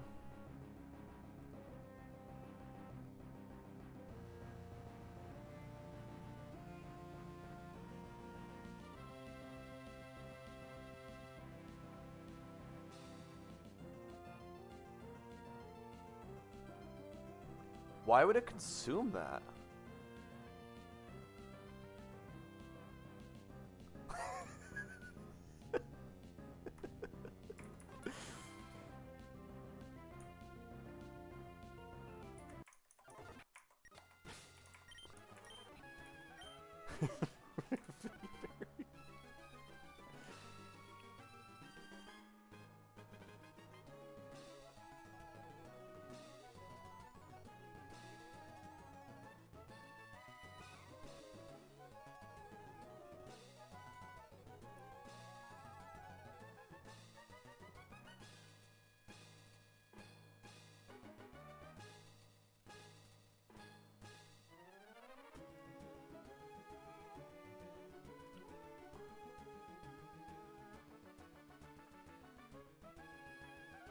Wow, that's weird.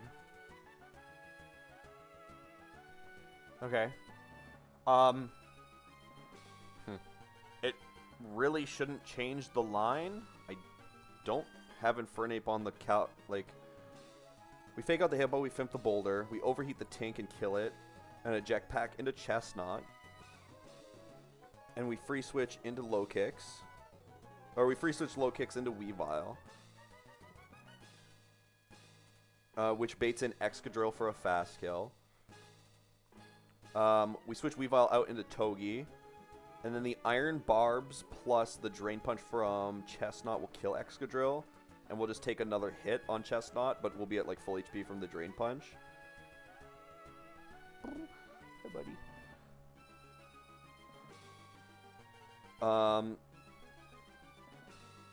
Togi baits in Zapdos for a fast 2-shot, but it sees a kill on Chestnut, so it goes for that instead. We do a pivot to get Weavile in.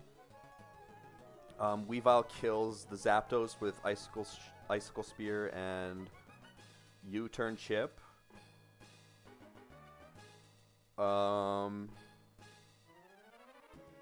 dies to that. You Spiky Shield the Togi on the high horsepower. Roserade comes in, doesn't see a kill on anybody. You kill the Roserade with Weavile, and then Togi switches to Dondozo. Or no, Togi switches to Dondozo on the next turn, and you switch Weavile back into Chestnut. And then you just double into the Hippo and win.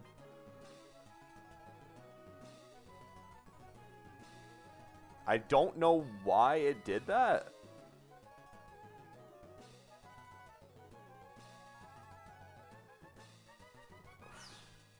I guess we just removed the Figgy Berry. And then whatever 33% is on this guy, we'll just leave him at. I was pre-damaged to get the healing, but it doesn't matter. I legitimately thought it was over there, but that bug kind of saved me. Well, it saved me and it ruined me.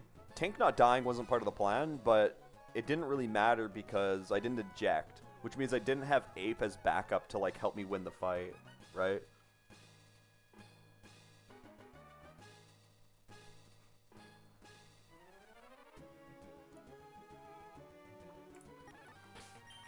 Okay, so let's try it without the item.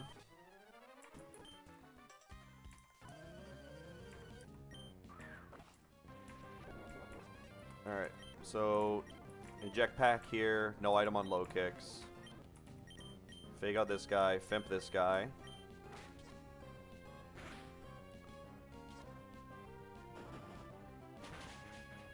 Iron Boulder dies, we both take Sand Chip. Ape still has the eject pack, low kicks has no item. We're in like the heat range, whatever it's called on Infernape. Blaze. We overheat, kill this, we free switch into Weavile. So this overheat, I have the eject pack on. It should drop my stats and eject pack me here.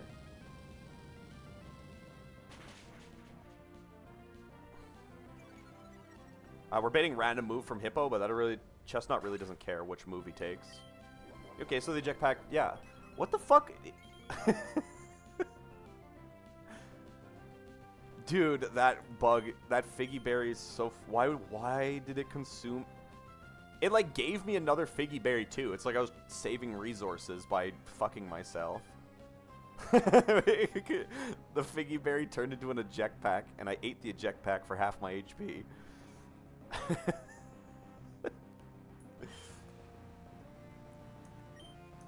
I'm so confused. That's so funny.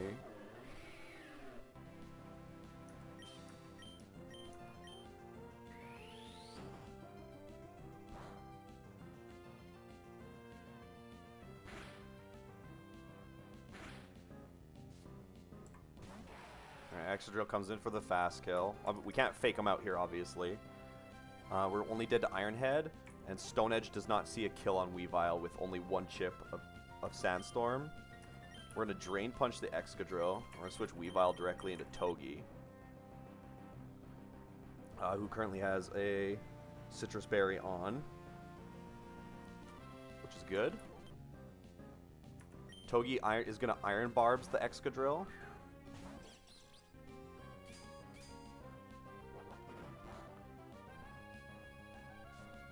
And then Drain Punch will be able to kill it.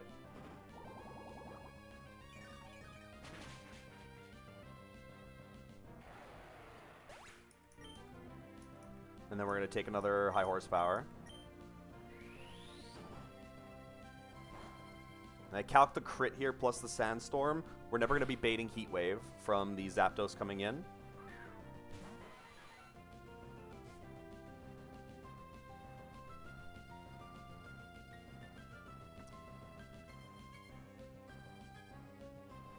Okay. And then what we're going to do... So yeah, we're at 200 right now. Never dead to Heat Wave on either target. Togi is dead to guaranteed high horsepower for like 640 damage. We're going to waste a turn with Spiky Shield. And we're going to U-turn the Zapdos for a little bit of chip that we need.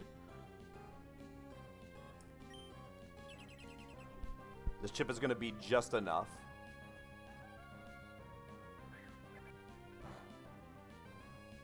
And we're going to U-turn into Dondozo on the high horsepower, who's holding the eject button.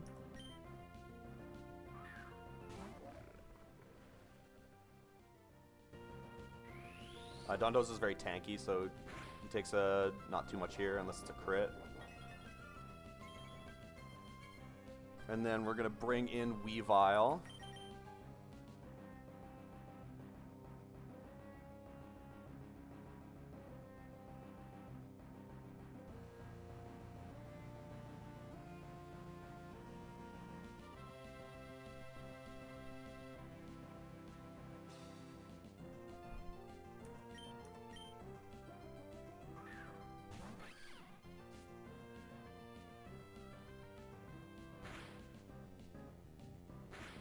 Okay.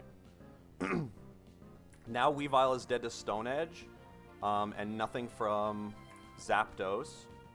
Zapdos is still going for Air Slash into the Chestnut slot. So we're going to switch to Togi on the Air Slash. And we're going to fake out the Hippo.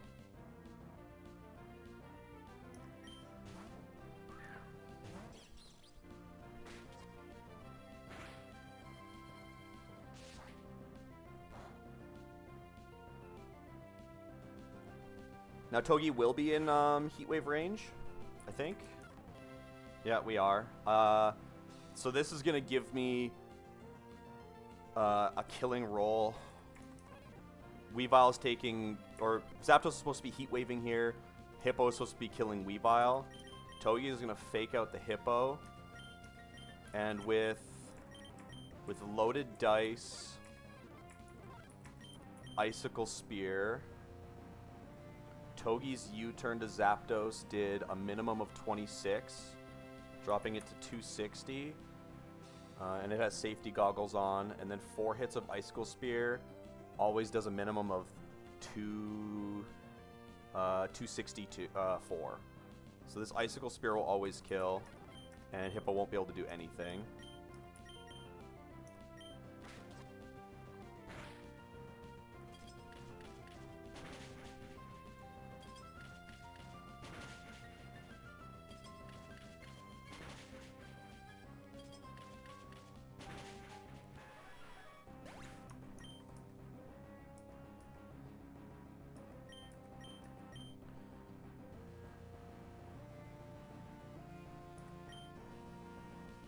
Okay. And then Roserade comes in. Roserade won't see a kill on... Roserade will see a kill on Weavile, and not on Togi. So now we're getting high horsepower into Togi, and Roserade's going to go for the kill. So we're going to Spiky Shield, and we're going to Icicle Spear the Roserade. It has a sash, but it doesn't really matter if you 4-hit it with Icicle Spear.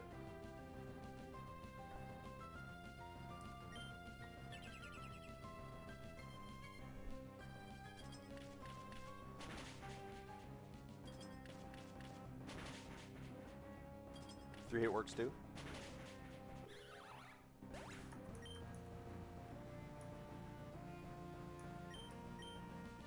There's high horsepower.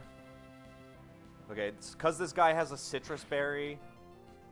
Because this guy has a Citrus Berry, I can't just like click Icicle Spear and hope that it'll get the kill here. So I have to do a pivot. He can protect on this turn. He's currently at like 61%. Yeah, that's like a high roll for Icicle Crash. And then like, I would always kill with Icicle Spear here, but because of the Citrus Berry, it ruins it.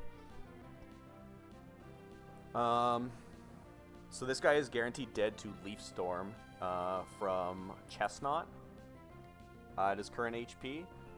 So what we're going to do is Togi is going to switch to Dondozo on what is guaranteed high horsepower.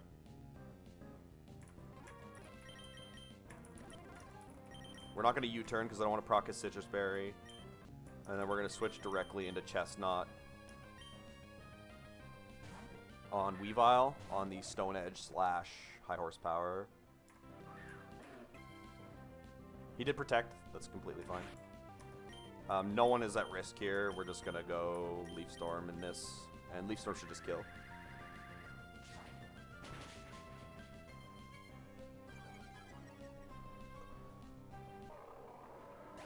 Okay, well, I guess I saved a Pinch Berry and found a really weird, extremely niche bug. Yeah, I don't know what else to say about that. That was something. Oh, I can't fish in here. It like gave me like a mega panic for a second there when that happened.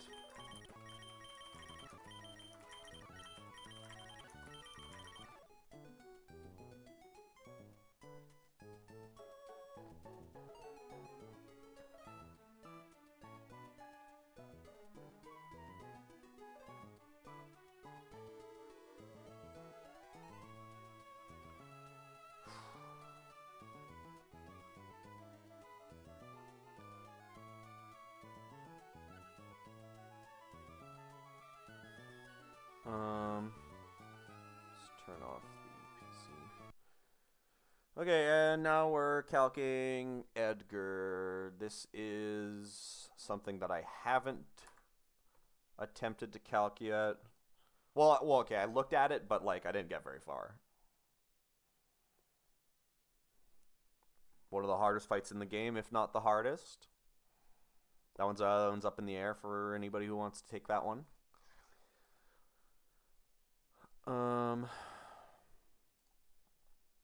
So I had some ideas, but none of them were like very great.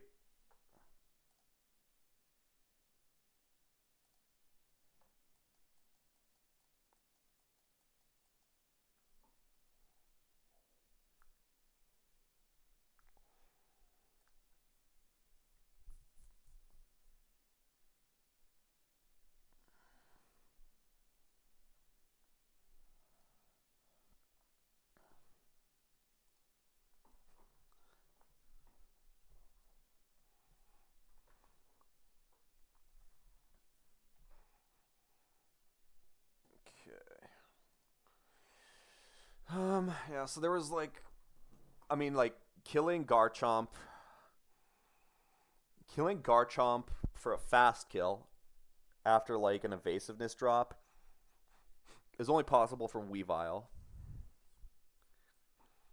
But then I would be fast killed by Dracovish's Vicious Rend, and I'm pretty sure I don't want to just casually sack Weavile in this fight. Um, One speed drop on the guy with like maybe Eldegoss doesn't even get me anywhere. Like the person that I would want to kill Dracovish with would be like a freeze dry mon. It's like Glaceon gets it done on both of them, and we could like Custap kill Dracovish and like get Sandstorm chipped into killing range for freeze dry.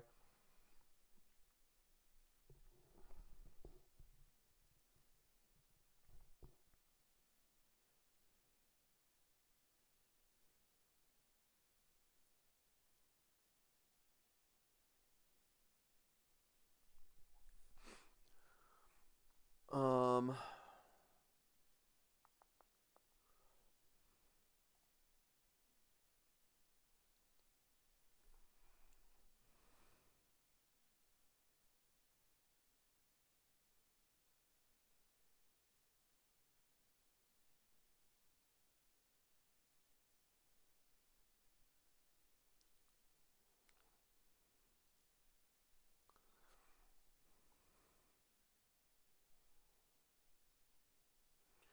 uh,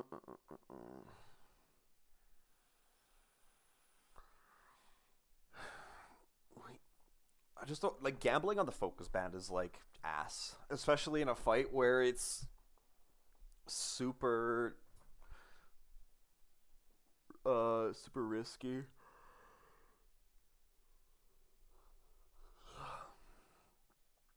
Like I have Mons that can kill Tyranitar.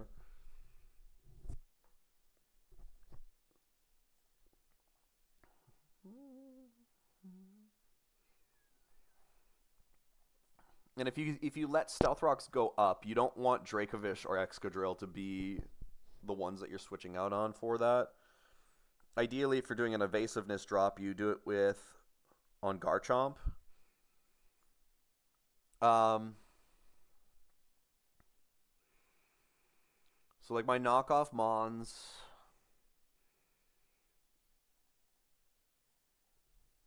I mean, I could teach Defog to Surfetched, and like just pray that T-Tar doesn't use it and just kill with close combat. Uh, that's kind of ass though. I'm not gonna lie.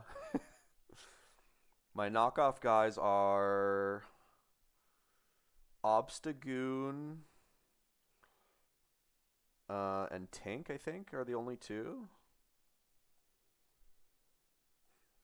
Honchkrow doesn't learn knockoff for whatever reason. Not that it really matters. Um,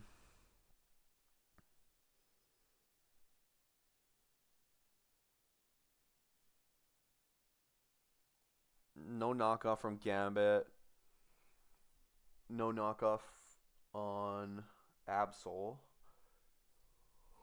or low kicks. Yeah. I don't know why. Like I don't understand why half of these guys don't learn knockoff.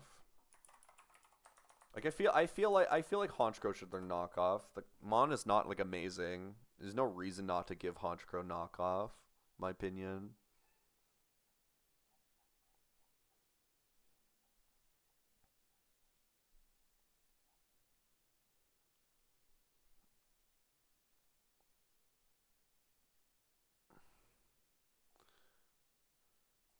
Wait,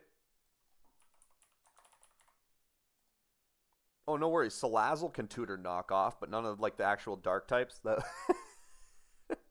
I guess I should have kept Banette alive here, so Banette could be the knockoff lead.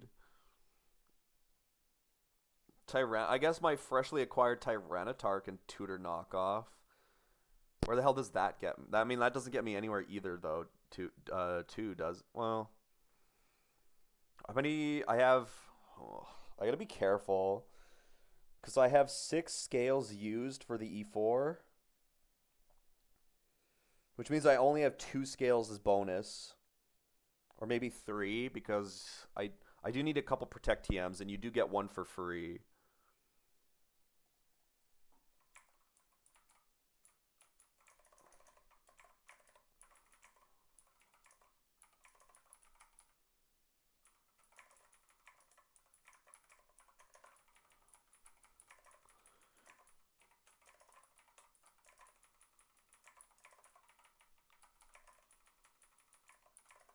We could teach knockoff to the freshly acquired T-Tar. Where is... If I did that on the... let me check. It can learn it, right? It says it can... Tyranitar. Yeah, Tyranitar. Yeah, it does have a tutor for knockoff. So if I led with... mine is... God damn it. Mine is 1 speed slower. I'd have to, well, okay, it'd have to be max speed to outspeed it, I guess, at level 90. Which means I would get hit by a Stone Edge.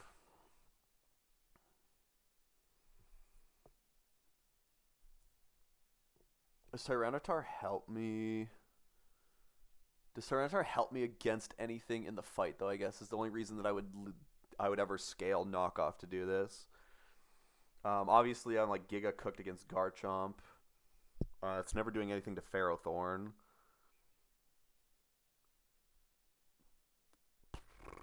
You could teach it Rock Blast, and 4 hits doesn't even kill Enamorus anyway. Never mind. Yeah, Tyranitar just is like it's just a throwaway guy on this fight if you have it in the team. At least if you do the tank knockoff lead, then you can kill Enamorus with like a Metal Coat. What's the low roll? Fake Out is 18, Gigaton is 254. Excuse me.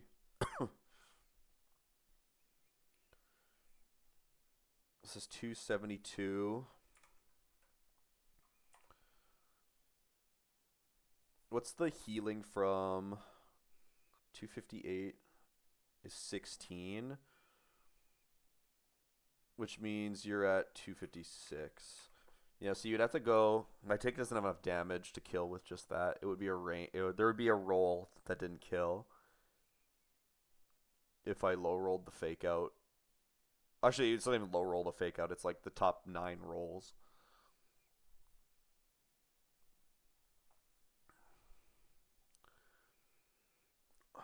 So you'd have to go Steel Gem, which is fine.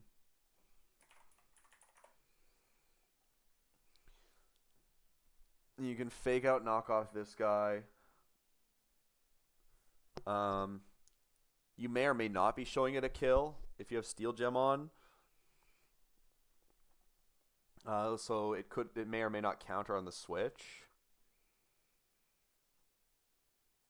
I guess if I low rolled this, you'd be at 284. Yeah, knockoff. Oh. Okay, so knockoff by itself, unless it crit, would never show a kill to T-Tar, which means he could counter on the switch. Not that that really matters. You're switching on a Stone Edge and then switching into Stealth Rocks. The thing is like Chestnut is like not bad here.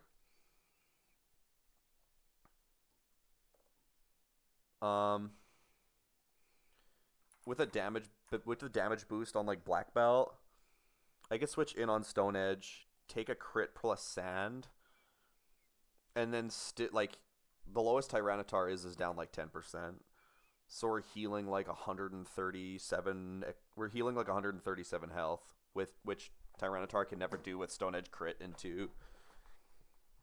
So like we Drain Punch our health to full. That means we only show Moonblast to Enamorus. Yeah, we only show Moonblast to Enamorus as a kill. And then that's also like an issue, right?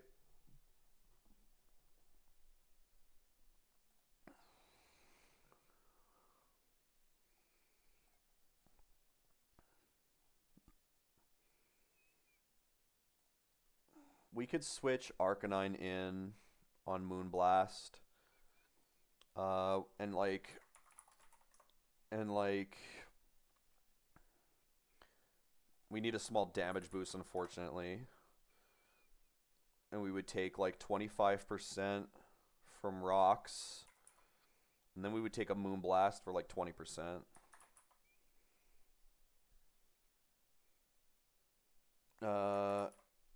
Rock Slide into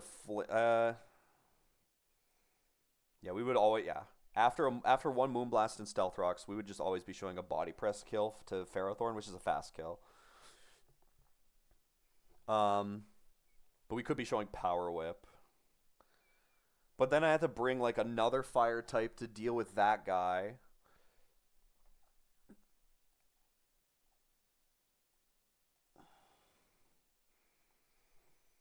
And if it was like Torkoal would be so low on HP that we would just bait random move from Garchomp. And if Garchomp clicked Scale Shot, we'd be so screwed.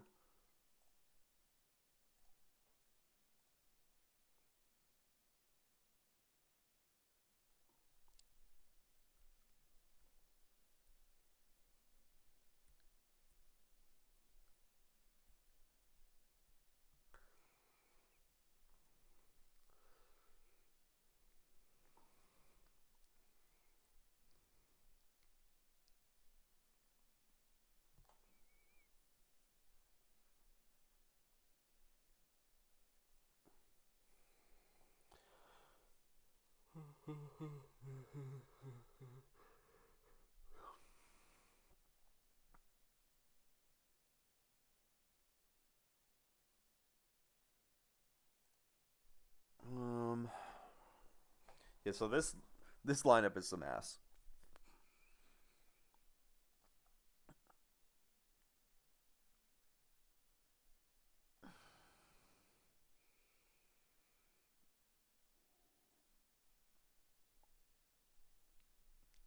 Um,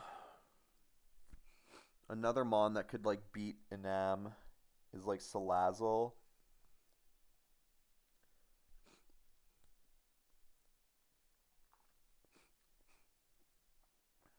We show a fast 2-shot, so it'd have to just spam Mystical Fire. I guess that's bad though.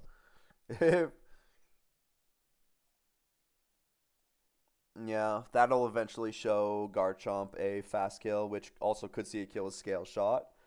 Lovely. No, we're better off, yeah. You're better off going back to Steel Gem Tink on the Moonblast and take small Stealth Rocks damage. High roll crit puts you to 55%, and then you would go down to like 49, 48% because of Stealth Rocks. Fake out Giga or Steel Gem Gigaton Hammer just always kills. And you would never show a kill to Ferrothorn, which means you force Garchomp for EQ. And then my plan, I don't want to throw away Togekiss, but I might have to. Like what else? What else switches in on Garchomp? Takes a Stealth Rock, and then can like defog to like kill this guy. And zoom lens is just inaccurate.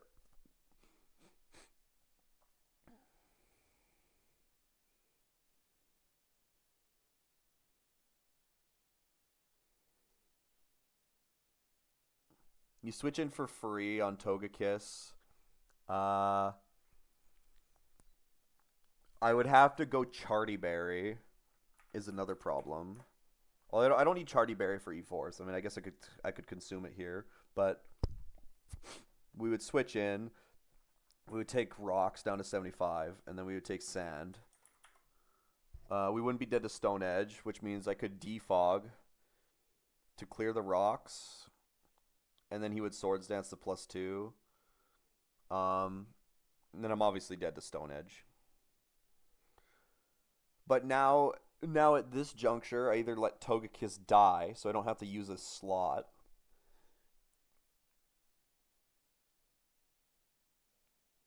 I mean, nobody outspeeds and kills this. Tapu Koko, Tapu Koko's fairy moves just don't do enough damage. Um,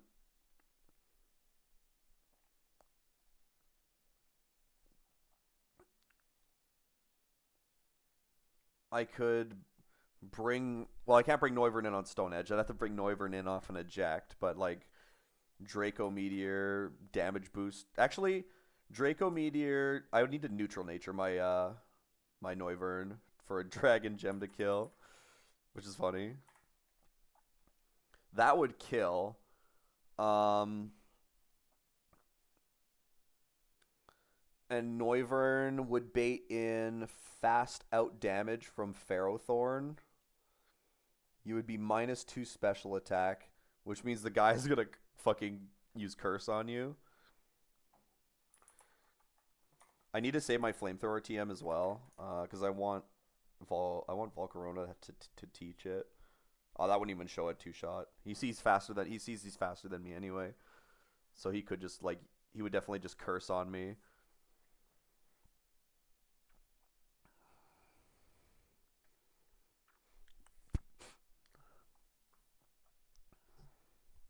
So I guess in that scenario, it's a free switch.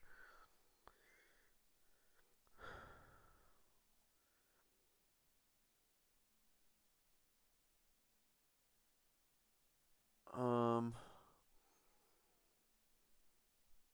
if he cursed, then I couldn't use.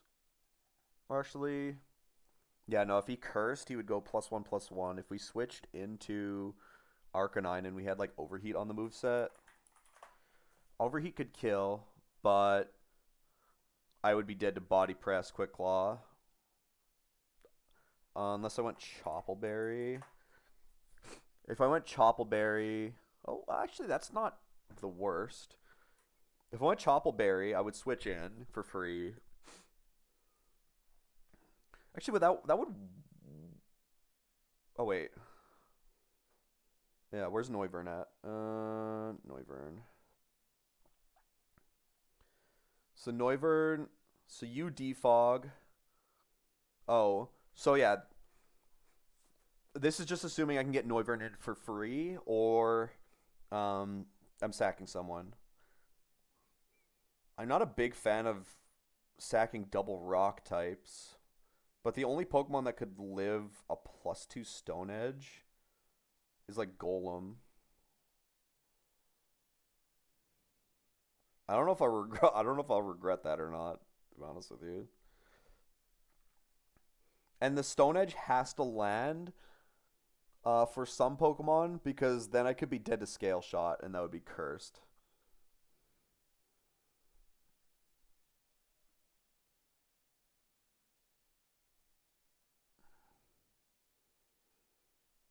So let's assume Garchomp had no items or no moves here except for Stone Edge. He's at +2. Most of my steel types. Well, I mean, I'm not. I don't really want to sack anybody on as far as those guys go. Um,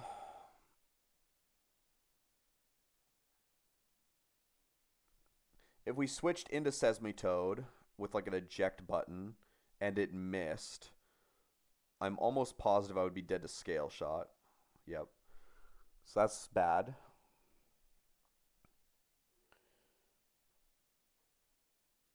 Um,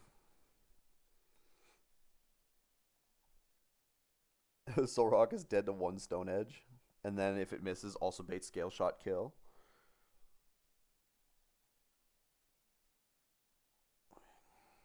Where's like the ground fairy type Pokemon at?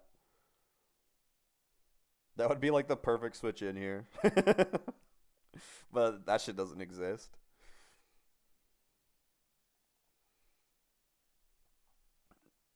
Surfetched baits Scale Shot. Yeah, like +1 speed, Noivern won't outspeed, and then I'll be screwed.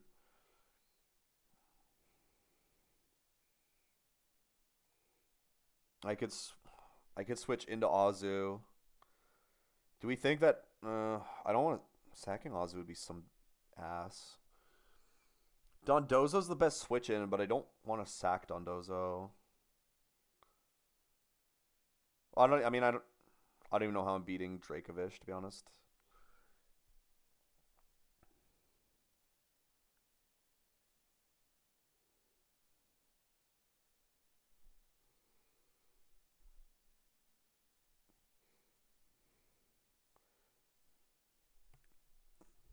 You're at 90. You're at 94%. If only Dondozo could have like a. If Dondozo had like recover as one of his move tutors, that would be insane. That guy would be broken. And he doesn't do enough damage with like Ice Fang in order to beat Garchomp, because like you could make him unaware, and like I have Ice Fang on there.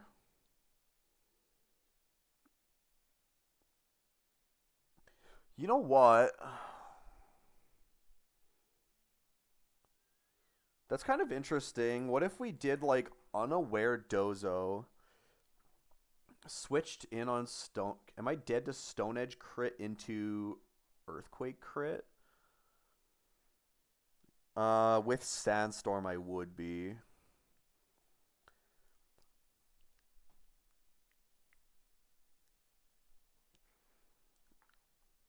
Oh, but you, yeah, you could pivot. You could. He would always bait Earthquake. Um, because you're unaware. You don't care about the +2 boost that he got. He can't set up because he knows you're unaware. I'm pretty sure. Um, is there AI for that? Unaware. I assume there is, right? If player has opportunist unaware, it never sets up setup moves. Yeah. He would never click Scale Shot on me because it's lower damage than Earthquake is.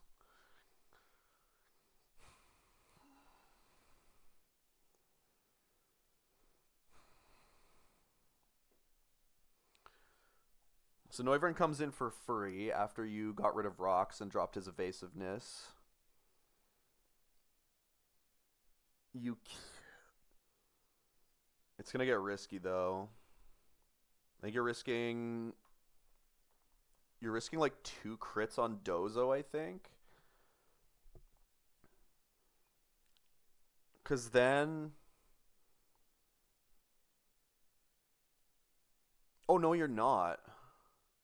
Well, the Excadrill becomes a problem. I think.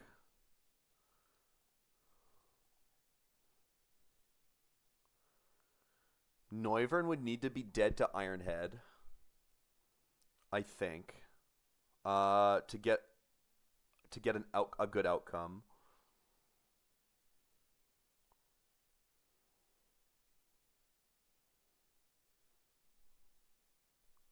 Um. So yeah, we could. How much damage? No, Noivern takes like way too much damage from Dracovish, right? Yeah.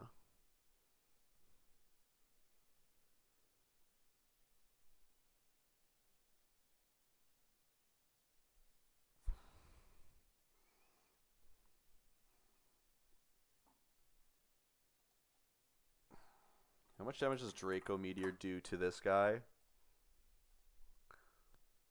Yeah, if we use if we use Dragon Gem on Garchomp, I don't kill I don't kill Dracovish with one Draco. Oh fuck, man.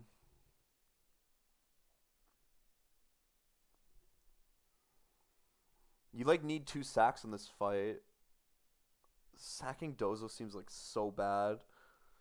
I mean Dozo has no damage because he has 0 attack, but he's got max bulk plus defense. So like this guy's like the perfect eject button user and like physical wall. I mean, I do have Rhyperior as a physical wall, but I mean, it's always good to have two that have different weaknesses.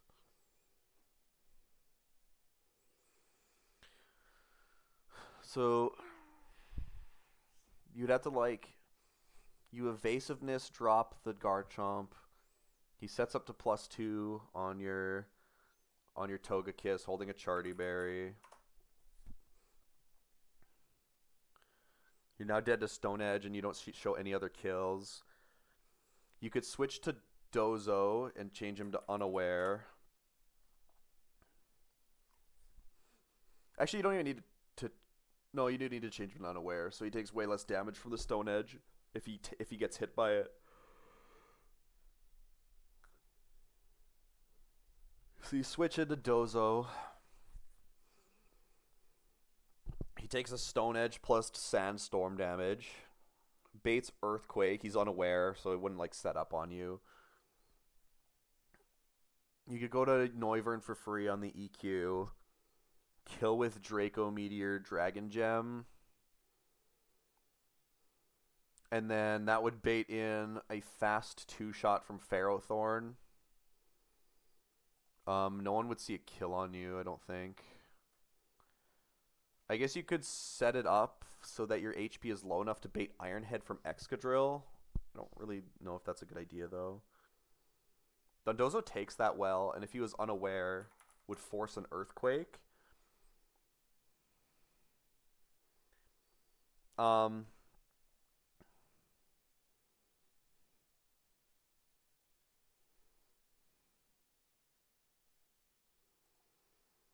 And the thing is that Chestnut, I calced this before.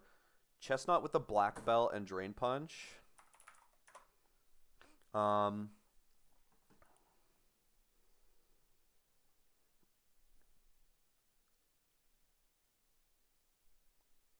Because like Excadrill would burn the Steel Gem into Dozo, and with the Black Belt, I wouldn't actually show a kill to Excadrill. So he could switch in on the Earthquake from Dozo. And then we're missing 16% HP when we switch in because we full healed off the Tyranitar and then took one Sandstorm. So we'd be at 246 when we switched in.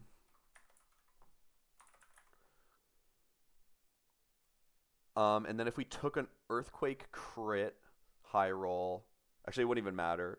If we took an Earthquake crit high roll plus another Sandstorm, we'd be at 140. But he hasn't set up yet. So he would be forced to set up Swords Dance. You could Drain Punch him down. Minimum roll is 284. And we would full heal off of that Drain Punch, basically, or guaranteed. He would set up a Swords Dance to +2. And then he would be forced to use Iron Head on us at full HP, and we could Spiky Shield, and he would just die to that. We'd be at 246. He would have to Iron Head us. We would Spiky Shield. Spiky Shield does 40 damage, and he's sitting at 38 if we low roll. Spiky Shield would kill him, and then we would be down to 230 HP.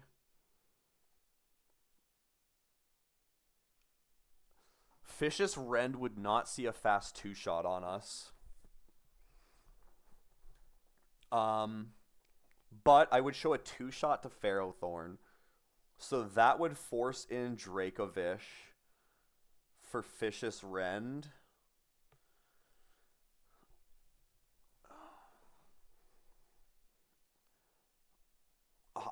I could tutor Dragon. I could TM Dragon Claw on Chestnut. That wouldn't really get me anywhere though.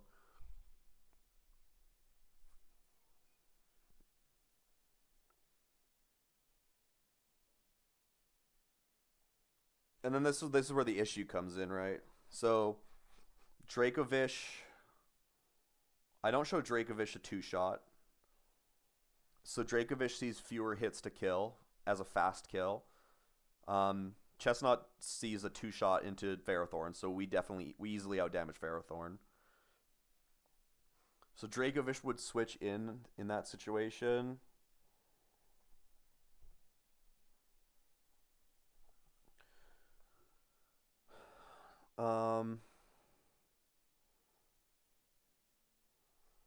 I don't think Chestnut beats Ferrothorn is the problem too.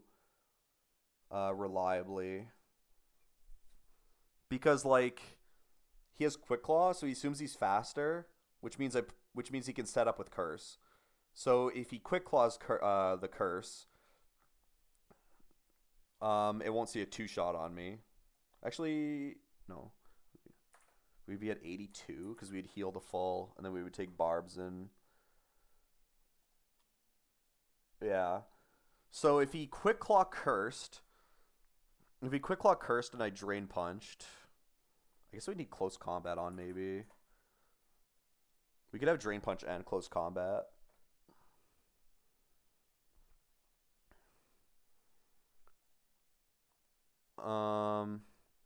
A Drain Punch doesn't show a kill, or close combat doesn't show a kill, but we'd be pretty close to killing. If he did curse, he'd go +1/+1. But we'd do like 50% to him, which means close combat would kill the turn after.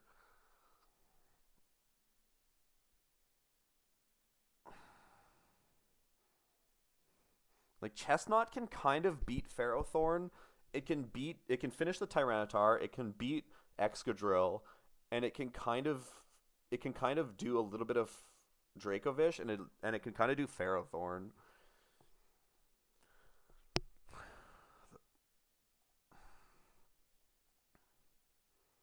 Dondozo would have a Citrus Berry on and can live a crit Stone Edge and a crit Vicious Rend. But I don't know if I'd be able to get a Yawn off if I got double crit, because then I'd be dead to a triple crit or maybe even a normal roll.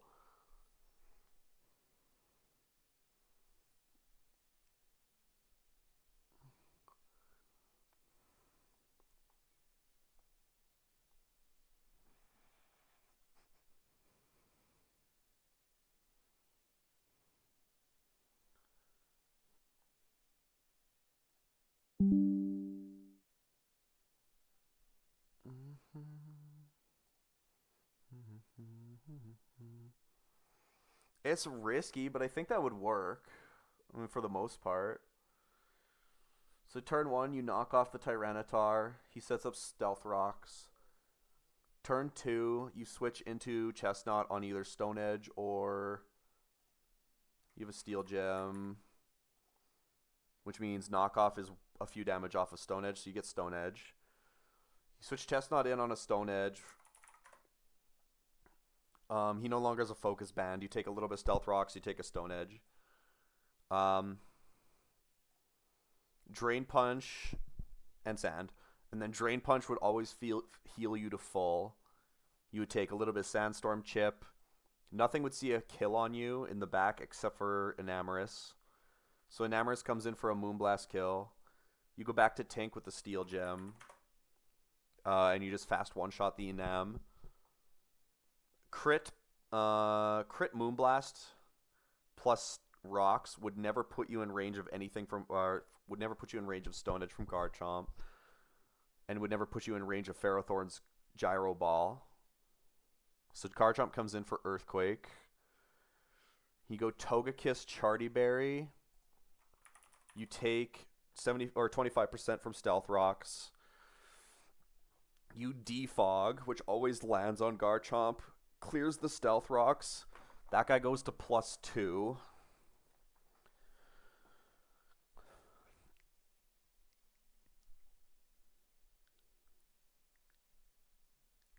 That guy goes to +2. Now you're dead to Stone Edge only, and you're immune to the other 2 attacks with Togekiss.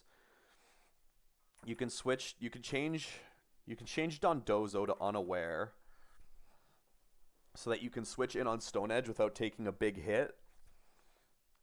If you get crit, it does suck. If it misses, it's amazing.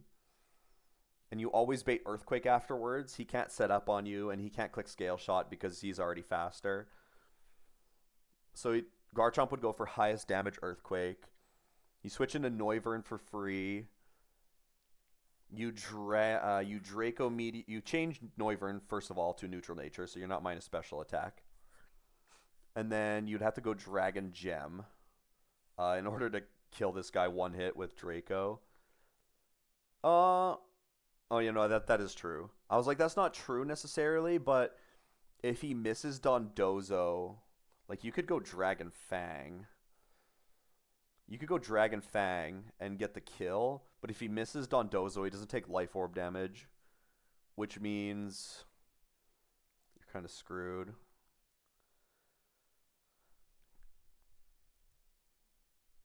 Actually,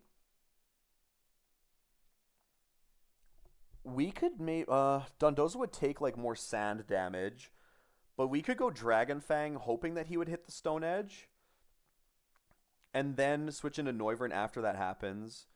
Dragon Fang Draco would kill Garchomp. Uh, and I think we have Noivern pre-damaged. Oh.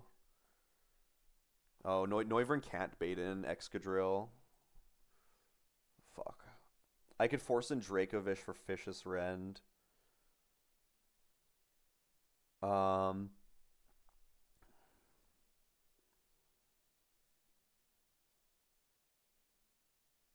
then I'm screwed.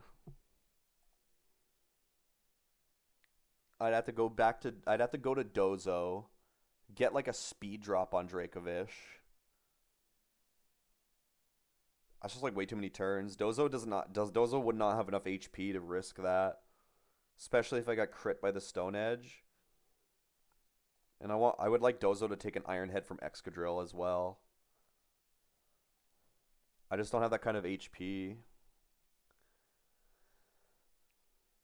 If Chestnut can beat the Ferrothorn, I could eject button someone.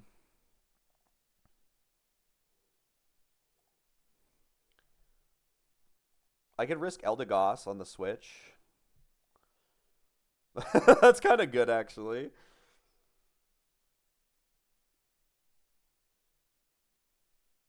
I haven't used Eldegoss for a whole lot of other shit.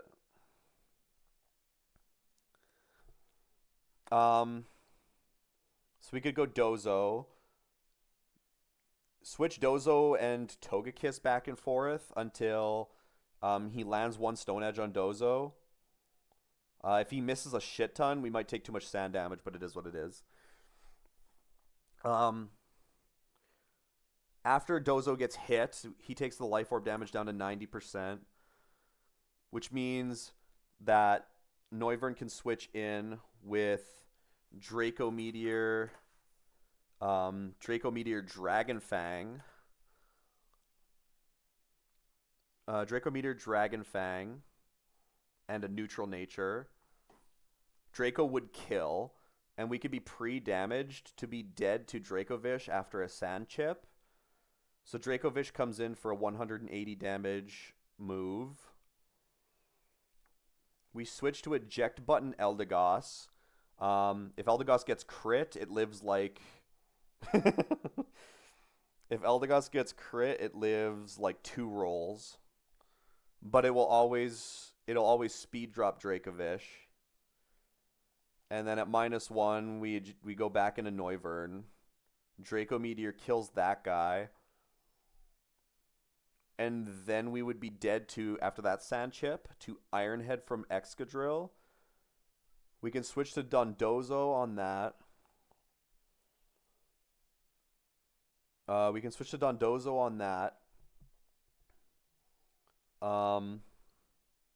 Technically Dozo could kill there. With like Wave Crash. If he was unaware, he could just stay in on Excadrill and like kind of not care.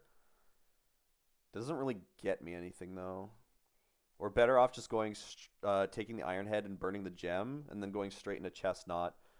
Drain Punch into Spiky Shield always kills Excadrill, and we're always taking Iron Head after the attack boost he would go. And then Ferrothorn would be the last one in the back. Black Belt Drain Punch is a 2-shot. And we would have close combat on the move set. If he goes +1/+1. If he goes +1/+1, Chestnut can always get... The worst case scenario is he cursed Quick Claws. I Drain Punch him. Well, what's the order of operations on there? What's the order of operations if I drain punch the Ferrothorn? Do I heal first or do I get Iron Barbed first? I imagine I heal first, right? Uh,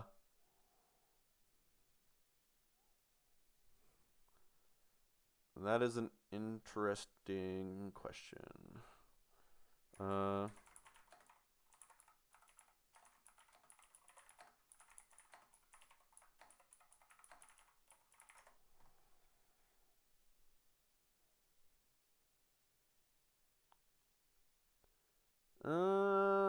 According to Google AI, the Iron Barb's damage happens before I heal. So if that's true, then Chestnut can drain punch the Ferrothorn. Um, it probably it's considered itself as faster with Quick Claw, so I'm pretty sure it clicks Curse. Even though, yeah, I'm pretty sure it clicks Curse, even though I can fast two-shot it. Um, if it goes to +1/+1 and I land a Drain Punch, I would be at 94% because I would heal it all. This is where it gets scary though, because I'd have to Drain Punch. Actually, no, I would close combat there. Oh no, I wouldn't. He doesn't see a two-shot on me, so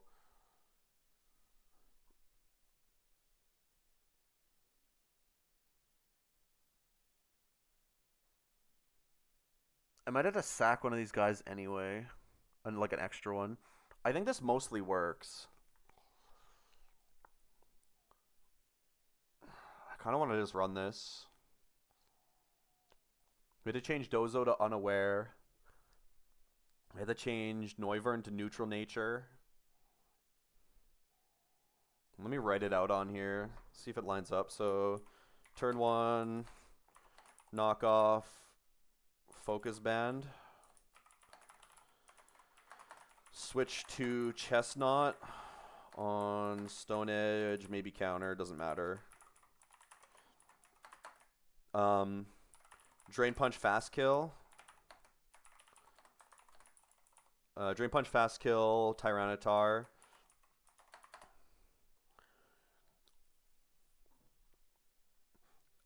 You're sitting at 90. You full heal. You're sitting at 94%.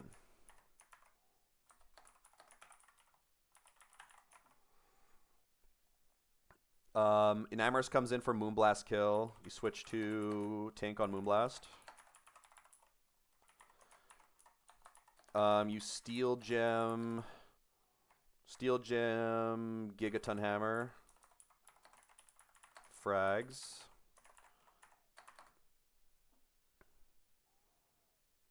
And then you switch to Togekiss on EQ from Chomp.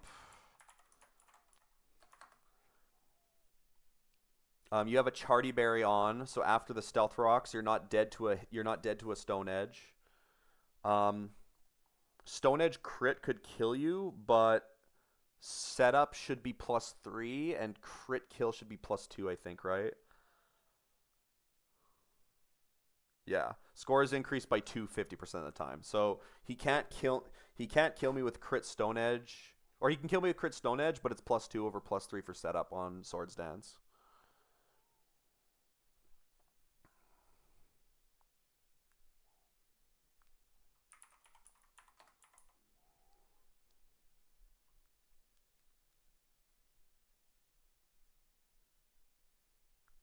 Okay. You defog rocks away.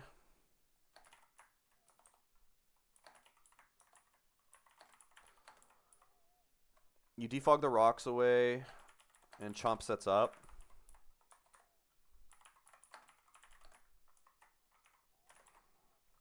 You switch to Dozo on Stone Edge. We changed him to Unaware here.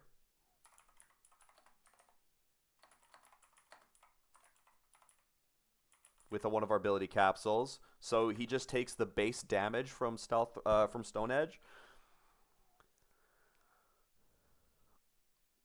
So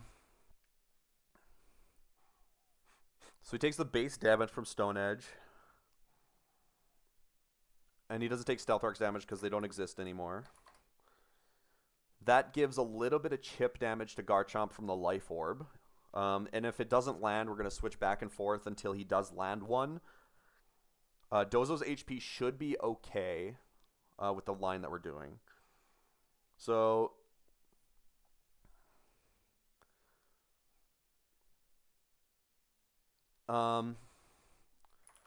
after Stone Edge lands, switch to Noivern on EQ, because Dozo is always baiting EQ, and it can never click Scale Shot on us.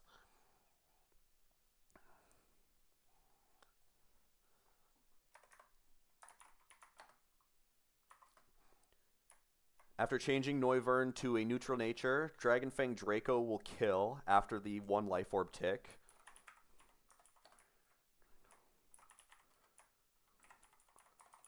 And we want to be pre-damaged so that 1 Sandstorm tick will put us into Vicious Rend range on Noivern, because we want Dracovish to come in first. So 180 HP. 276 is taking 17 damage, so we want to be at 197. We want to be at 197 HP when we switch in. Oh no, when we switch on a Garchomp, we know we do. It's 2 turns because we're killing Garchomp. So we want to be at 214. We want to be at 214 HP on Noivern.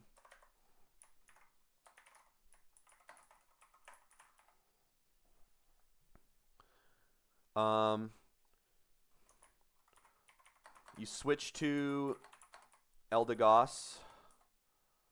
Switch to LD on Vicious Rend. LD has 2 rolls of Vicious Rend crit that it can live. But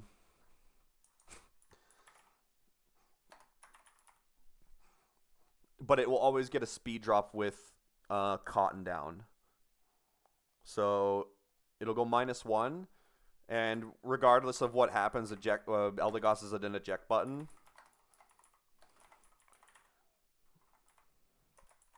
With the Dragon Fang, Draco will kill the Vish. So if we're at 2 or 180, if we switch in, or if we're at 180 when we switch out, we switch back in after the Eldegoss eject button and take another 17. We go down to 163. And then we would take another 17 if we killed. We'd be at 146 if Eldegoss lived. Okay, I'm never dead. Okay, I'm never dead to Ferrothorn's Gyro Ball, so it would not see a fast kill with Quick Claw, which means we would always bait an Excadrill for a fast Iron Head kill. You Draco frag the Vish, and then switch to Dozo on Iron Head from Exca.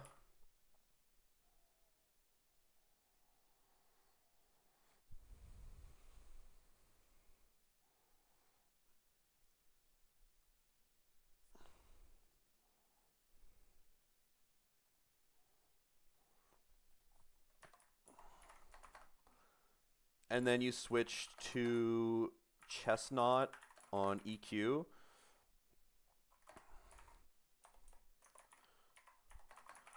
Chestnut is never dead to... Chestnut never shows a kill after EQ crit and Sandstorm. So you Drain Punch. So you Drain Punch, and Exca sets up.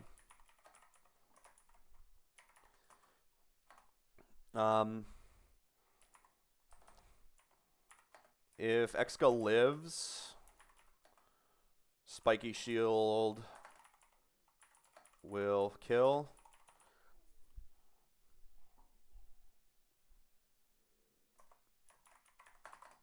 And then Ferrothorn's last. It technically sees it's faster. Drain Punch, Pharaoh. And I think Pharaoh sets up here. Which is scary. It's considered itself as faster with Quick Claw. Which means that with setup moves, he would set up over going for an attack on this in this situation. Even though I'm technically faster, he would go for Curse. So this is where it's a little bit sketchy. So you Drain Punch Pharaoh, and Pharaoh sets up, and Pharaoh uses Curse. Now, if he Quick Claws Curse, I don't do enough damage. Oh, this is the risk now, right? We're black belt. We're gonna teach him close combat as a backup. We do like 34 minimum, which means he's sitting at 66%. I don't show a kill the close combat. If I high roll 108, 261 minus 108, 153 he would be at. Would that show a close combat kill? It would. So I'd have to like high roll the top two to show him a kill with close combat. If not, I'll heal up to full and then take one Sandstorm proc. So I'll be at 246. Which means Body Press won't see a 2-shot. So he'll go for Curse again. Which means I have to click Drain Punch again, I think. Or do I just click Close Combat there? You probably just click Close Combat in that situation. And then he goes to +2/+2. I guess if I Drain Punch in that situation and he low rolled 26 of my minimum, he go to 40. So if I Drain Punched again, Close Combat would always kill. And we would still heal to full. And then Close Combat would kill, and Body Press crit into Iron Barbs shouldn't ever kill Chestnut. Because we won't take Sandstorm at the end of the fight. I think that's safe, man. I think Chestnut can do that.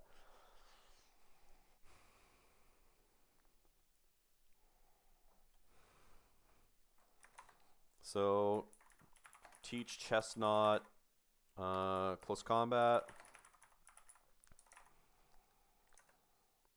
Change Dozo to Unaware. Change Noivern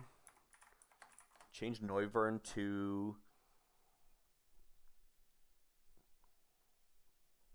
in worst case scenario, we try to protect Chestnut with our life, going in order of sacking Eldegoss into Dozo. I guess Dozo should have we can drop Soak, I think. Dozo would never be able to kill Ferrothorn if he was like +2 though. I'd have to click a Yawn. And then go back into Chestnut and then Spiky Shield. And pray he doesn't Quick Claw Power Whip me. Dozo can't learn any good moves that would help me against this guy.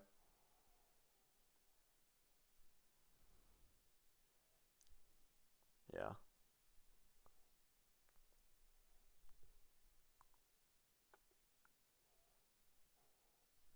Okay. Change Noivern to Neutral Nature.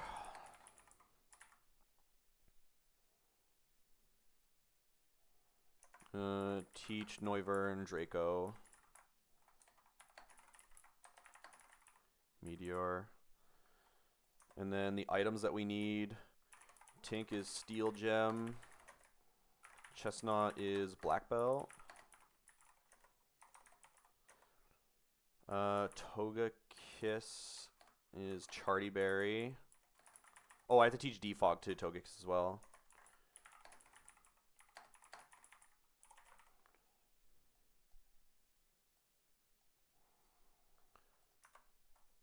Dozo is just a citrus berry, I think.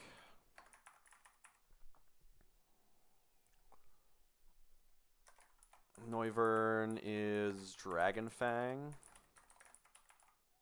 And then Eldegoss is Eject Button.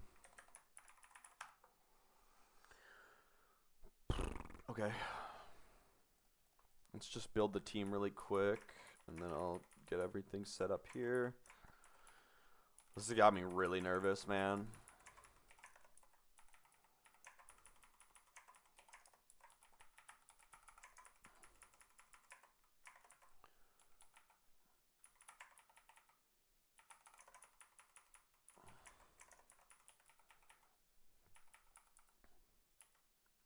Oh, I put Eldegoss over here too, right? It's okay if we lose grass types. Eldegoss is only basically for speed utility now. For the most part, I would say. So you set your HP to 214. Let me double check this. So we need to be dead to Dracovish on Noivern at 180 HP. We free switch Noivern in on EQ. We free switch Noivern in on EQ. And then take Sand for 17. Going down to 197. Then we Draco kill Garchomp. We take another Sand Chip, putting us to exactly 180, which means we would bait in Fishious Rend Fast Kill from Dracovish.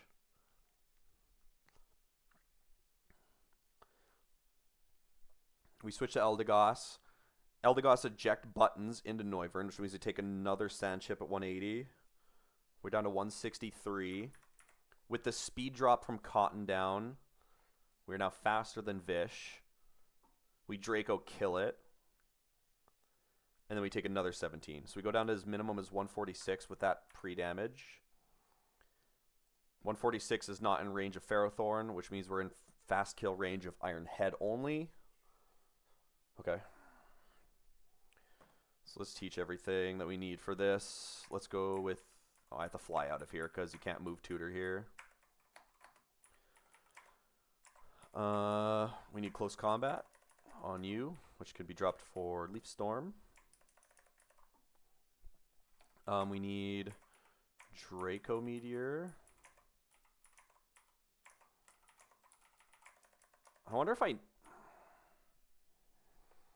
I rather have Dragon Pulse or Hyper Voice here, do we think?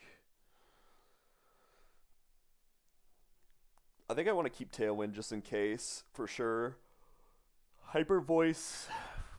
I've already used my Hyper Voice TM, so if I ever wanted it back at it, I mean, Boomburst is just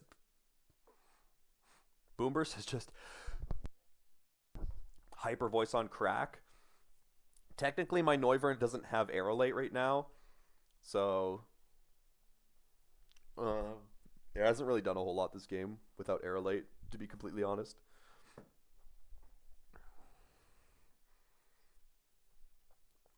Hyper Voice technically hits only the enemies, whereas Boomburst hits everybody.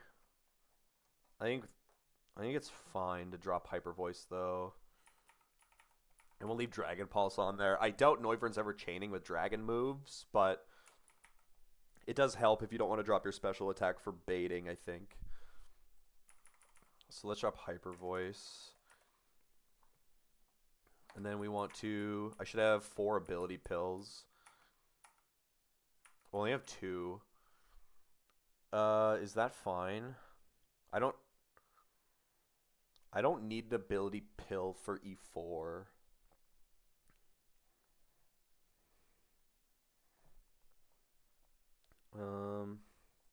Do I? No, I just need to not have Sturdy active for one of the fights on one of my guys. I think this is fine. Unaware makes this way safer. I'm willing to do this. I don't need sturdy on E4, so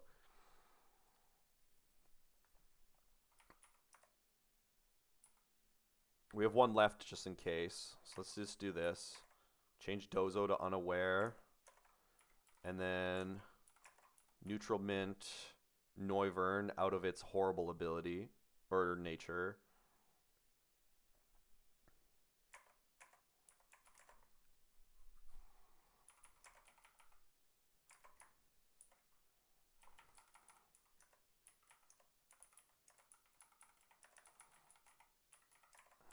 Okay. So that's all the moves learned, and then now we need Steel Gem, Black Belt, Charty Berry.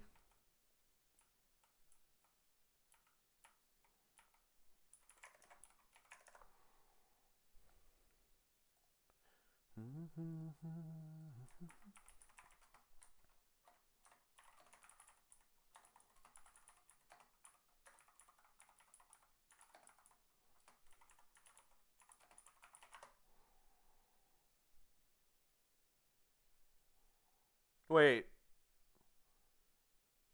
Does Stealth Rocks consume Charty Berry?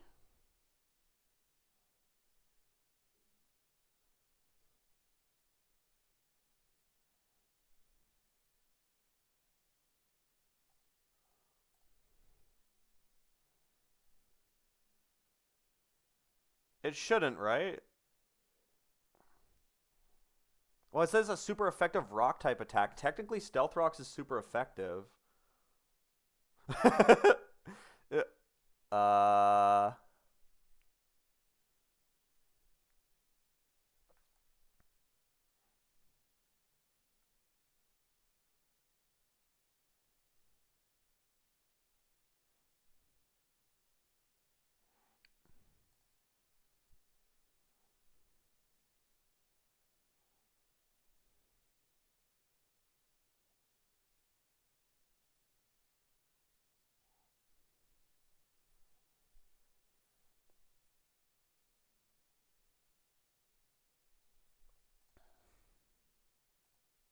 It shouldn't, right?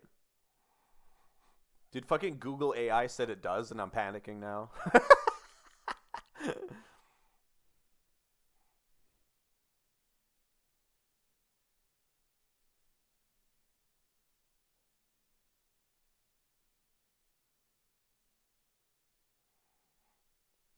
Maybe I shouldn't trust Google AI. That's probably not a good idea.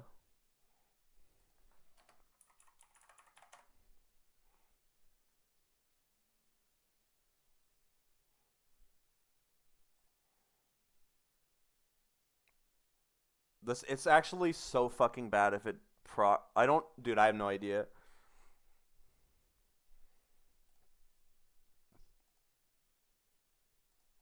Because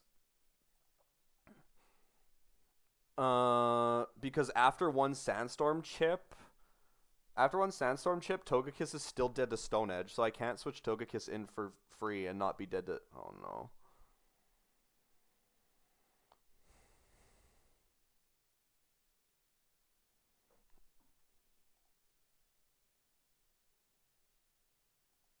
Uh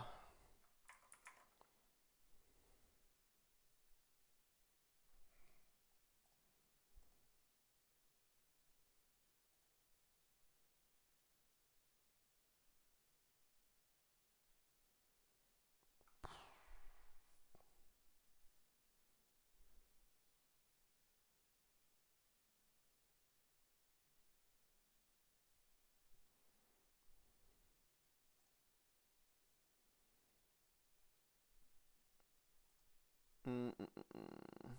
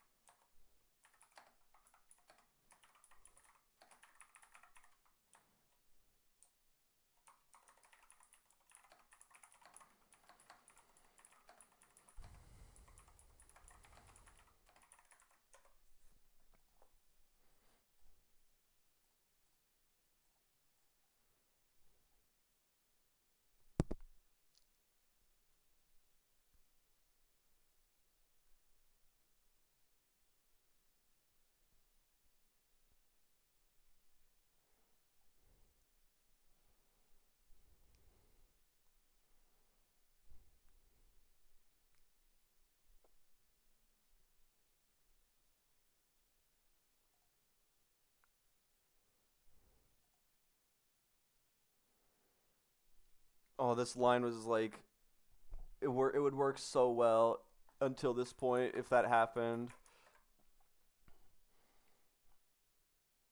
Uh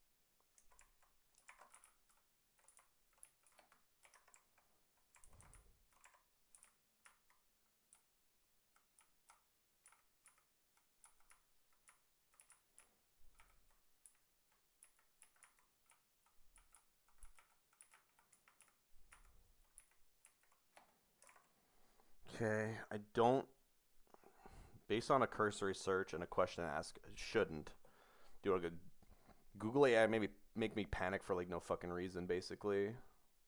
I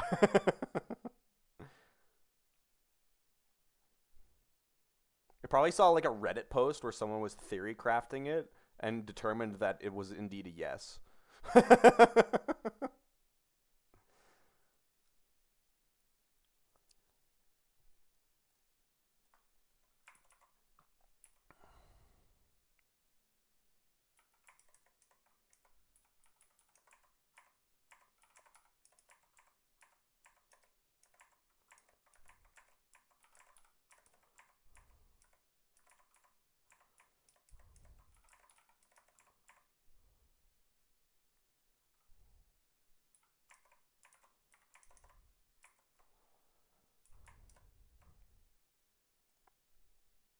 Oh, I didn't teach defog. Okay, I'm just gonna go with the assumption that it doesn't. Let's finish off the berries that we need though. Citrus, Dragon Fang, eject button.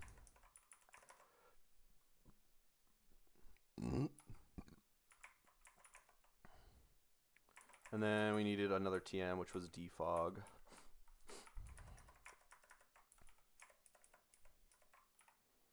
I'll just drop. You can learn a luring voice, right?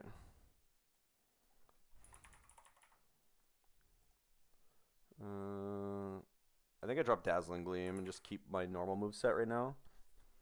Pretty sure you can learn a luring voice. Yeah, you can. Okay. Dazzling Gleam's a TM anyway, I suppose.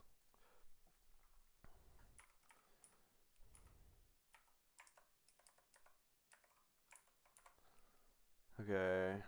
Let me copy this and then just make sure everybody is updated on the thing.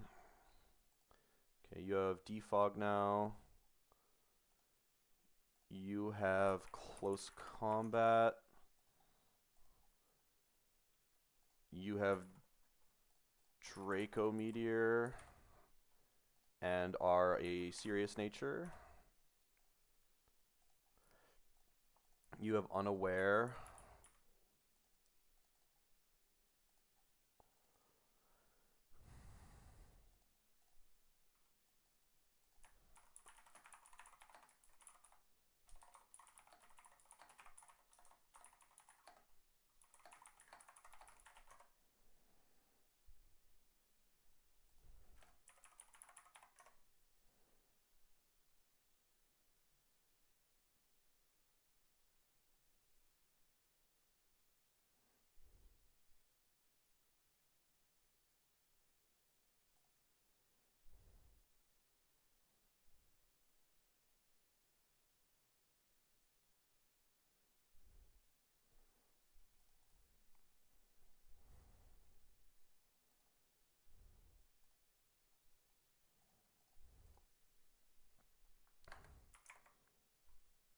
Okay, Steel Gem on you.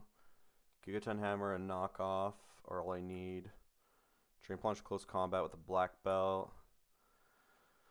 Defog on you. You have Yawn. Maybe I should drop Soak for like a speed ability, I think. Just in case. Dozo can learn Icy Wind, right? I'm like never gonna click Soak.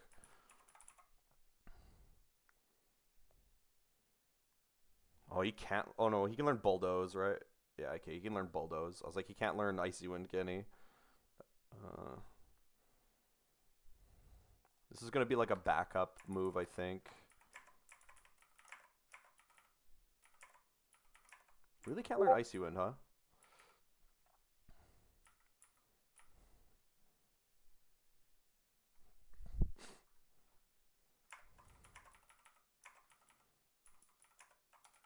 Bulldoze over Soak on you.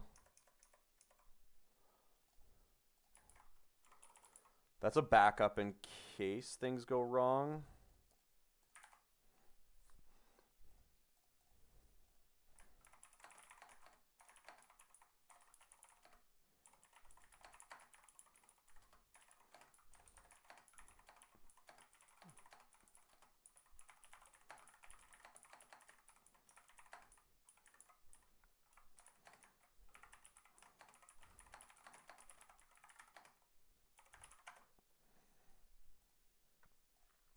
Okay. Okay, I think we're good. Go back to Evergrande and we'll double check. Okay, Steel Gem, Knockoff and Gigaton Hammer, Drain Punch, Close Combat. Okay. Defog is the only thing I need from you. Charty Berry to not show a kill to Garchomp after Stealth Rocks. Bulldoze is back up here. You're a pivot only, but a Bulldoze just in case something goes wrong in the line. Pretty sure...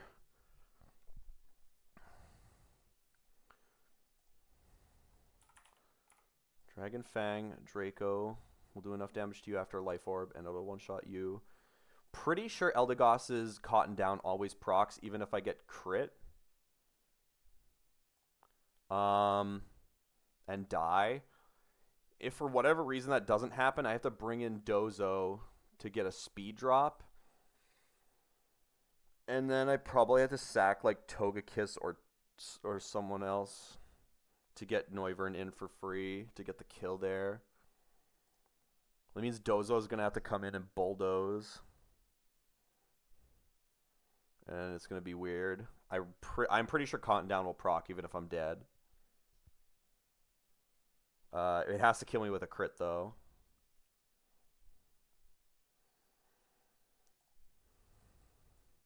So Dragon Fang, Draco Meteor, 214 HP, eject button, Cotton Down.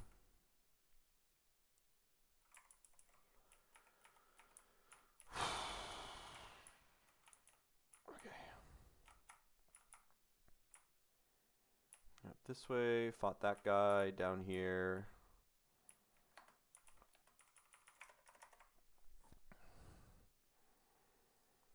This one is risky. Well, there's risk on the Ferrothorn, and there's risk on not knowing whether or not Cotton Down is, will activate if I die to crit. This is theoretically deathless, though.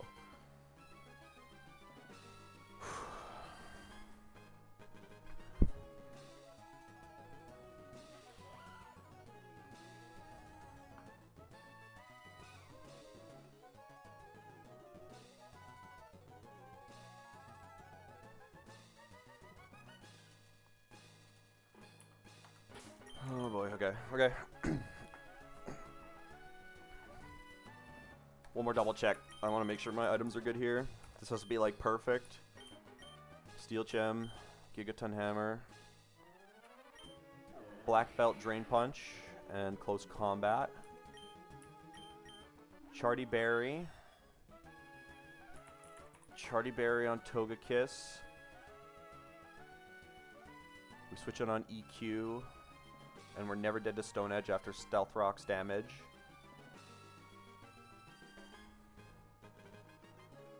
Unaware.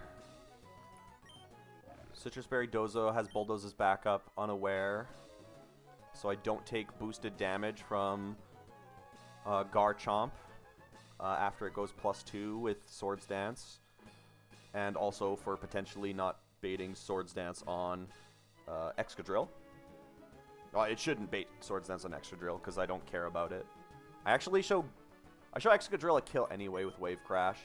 So even if I didn't have Unaware, I would still show it a kill. That's fine. Citrus Berry. Dragon Fang and Draco Meteor. I changed you to neutral nature from the minus a special attack nature that you were. And then you're Cotton down with an eject button. I really hope you getting crit and dying means that speed still drops. It should.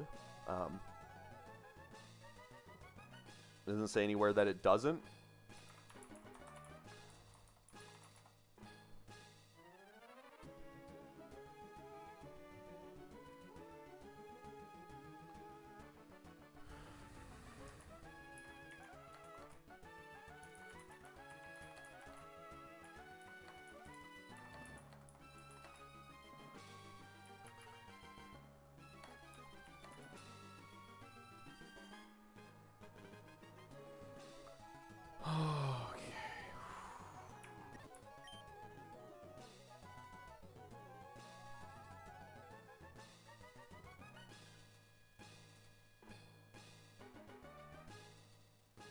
Or we Giga triple checked everything.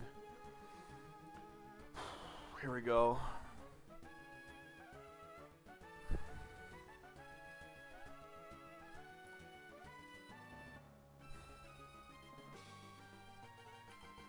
Time for Edgar. Tab in. I made it this far a couple times, but the last stretch is so long. What do you made it here a couple times? Is he Nuzlocking too? Alright. Tyranitar leads with a Focus Band and sets up Sand. We are going to just knock off... there's no reason to fake out this guy. We're just going to knock off the Focus Band here, and Stealth Rocks is going to go up.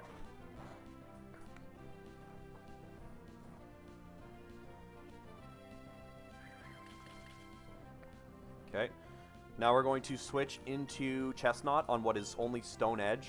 It's just barely out-damaging knockoff on Tinkaton.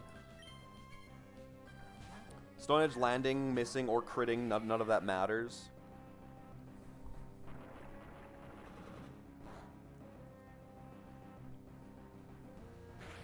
Okay, now we fast kill this with Drain Punch. This is going to heal me to full, and then I'm going to take a little bit of Sandstorm Chip. The only one that sees a kill on me is Enamorus with Moonblast. We're going to take a little bit of Sandstorm Chip.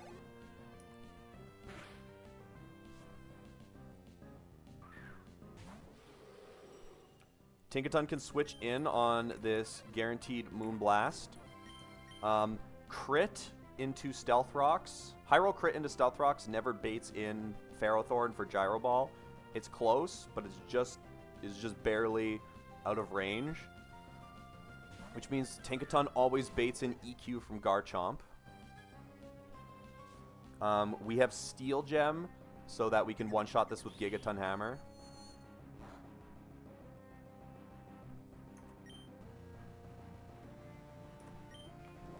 I don't need Fake Out Chip or anything with the Steel Gem, it just one-shots.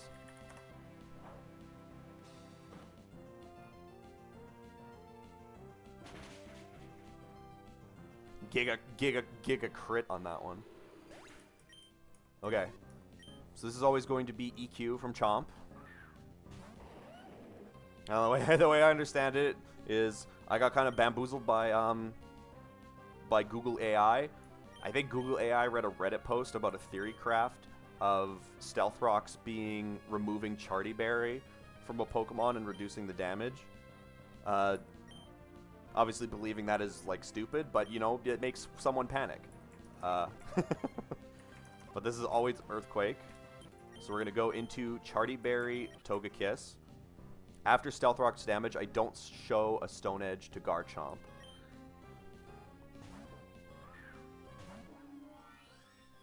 So we take 66 from that. We take a Sandstorm Chip.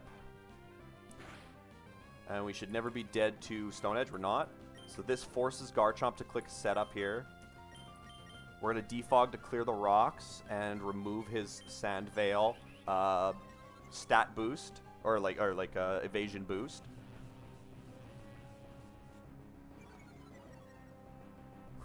Okay.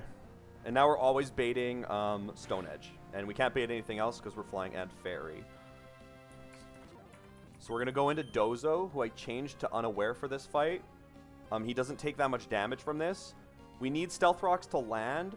So if Garchomp somehow like misses 8 times, I guess Togekiss is gonna get weird, and Togekiss is gonna have to solo it.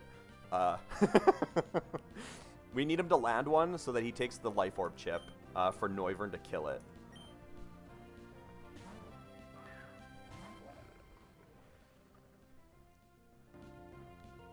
Okay, he missed already. This has to be Earthquake because he's not faster than me, so he won't Scale Shot. Not that it matters. We're just gonna go back into Togekiss until this works.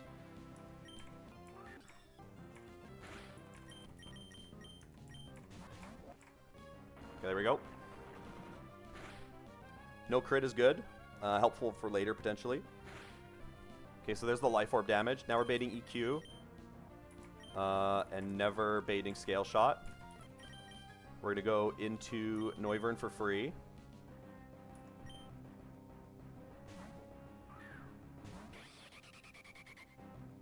Excellent. We're going to take Sandstorm here to 97. And Draco fast kill this guy with the Dragon Fang on and Draco Meteor. That little bit of Life Orb chip guarantees me this range because I only have 4 special attack.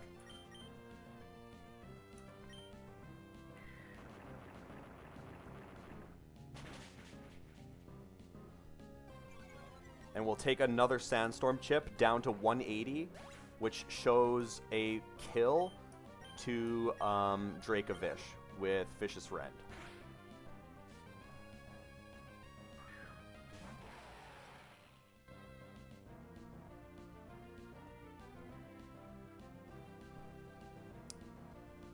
What?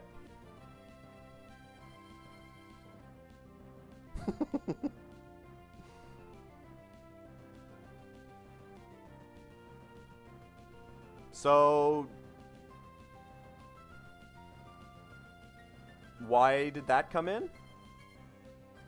Dracovish sees 180 damage to Noivern, and Excadrill sees 183. I'm at 180 currently, so I'm fast killed by both of them. Which means that Dracovish has a bug with Vicious Rend.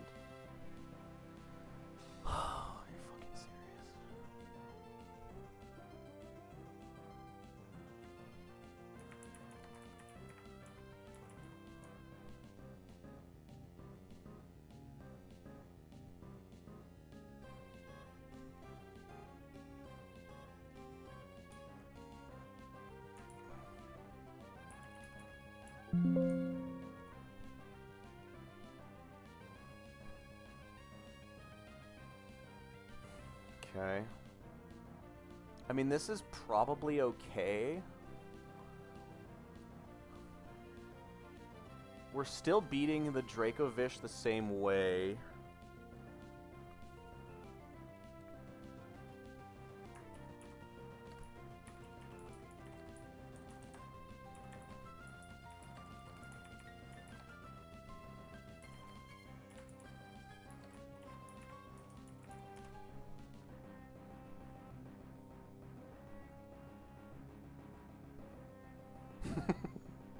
Let me just, like, I'll change the screen really quick, too.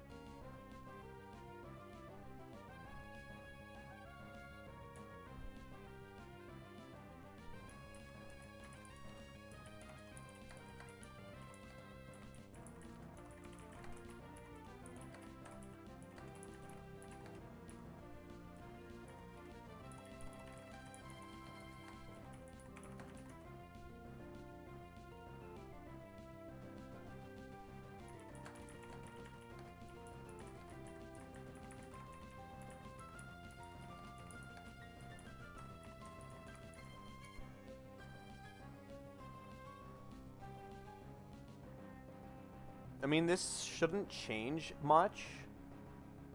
We're still dead to Ironhead, which means I still go into Dozo, which means I still go into Chestnut. No, it does matter.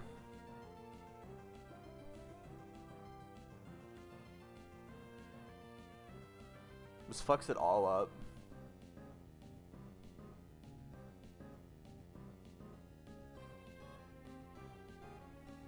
This fucks it up really bad.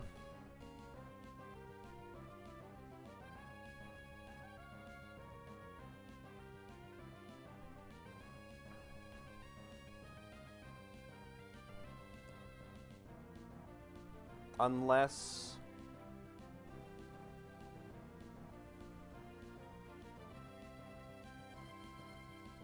yeah, because... it depends on who comes... I'm pretty sure Dracovish always comes in on Chestnut.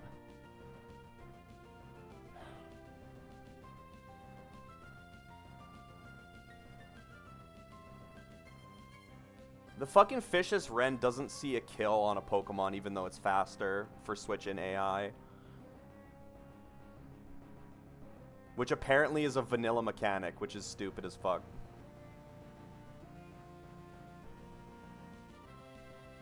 I figured Fishious Wren would see a kill on my Noivern here. According to Narth, that's a vanilla mechanic, which doesn't make any sense to me.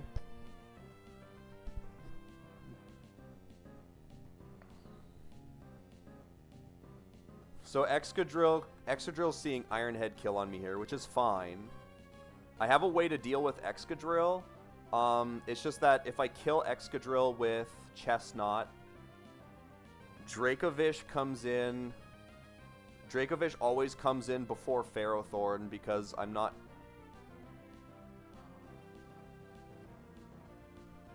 oh, I just realized another problem. I put Close Combat on. Yeah, I put Close Combat on Excadrill too. Which means I'm risking Ironhead flinches. Okay, so the play is now then we yawn Excadrill with Dondozo. Switch on the EQ into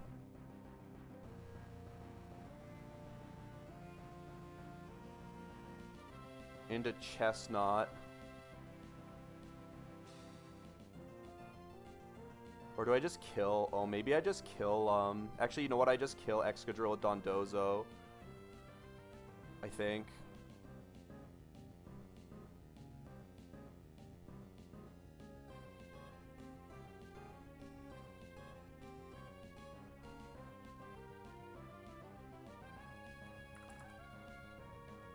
If I switch in on... I have a Citrus Berry. If I take a crit, I could be dead to that, but that's... I always bait in Fair... If I kill it with Dondozo, I always bait in Ferrothorn for Power Whip, which is better for me.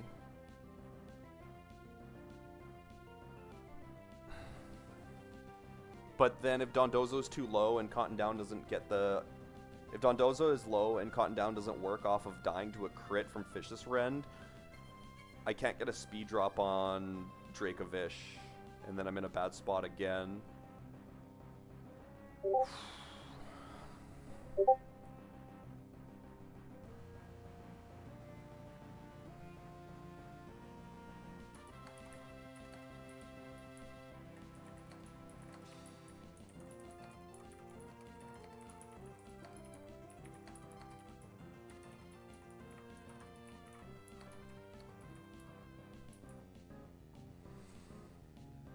Do you want me to click a button? Yeah, true.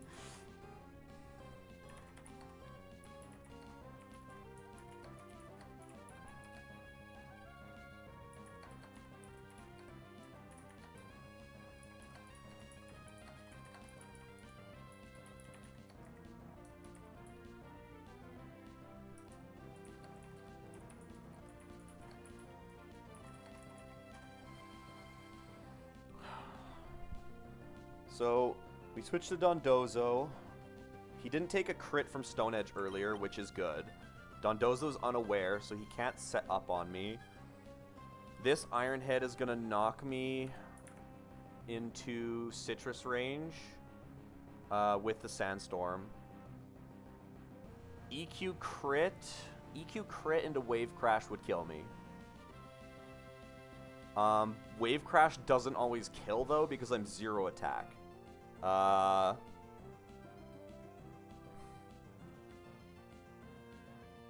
If we go into Chestnut on the Earthquake, Steel Gem is gone.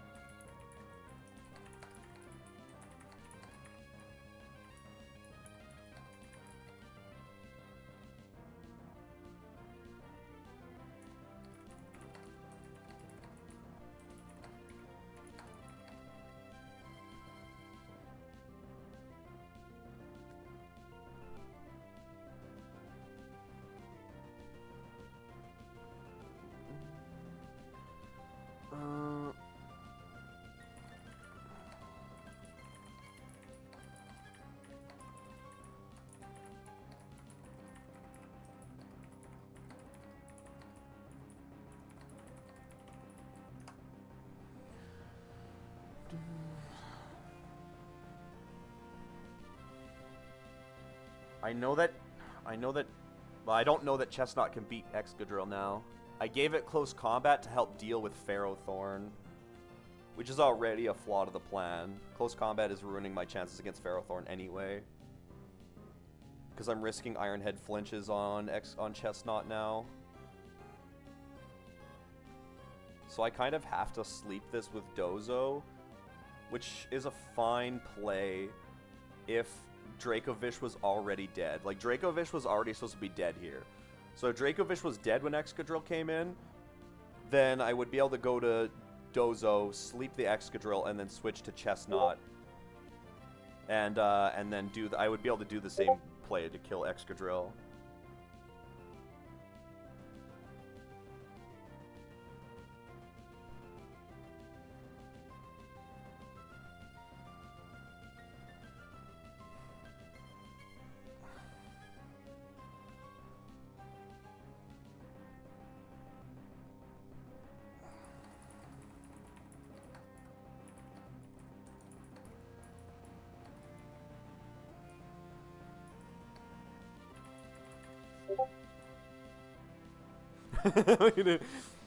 Narth and Connor both are lost on what I said.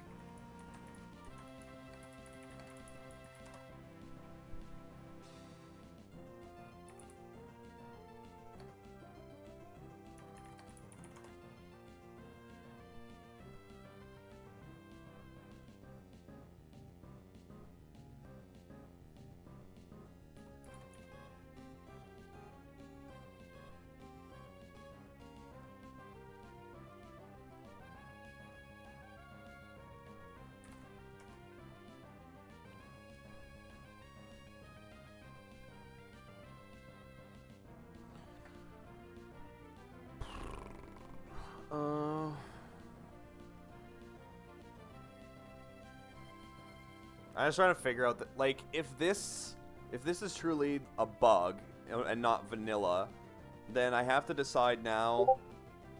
I have to decide now if this is a reset or if I continue through with the plan and whatever happens happens on the plan.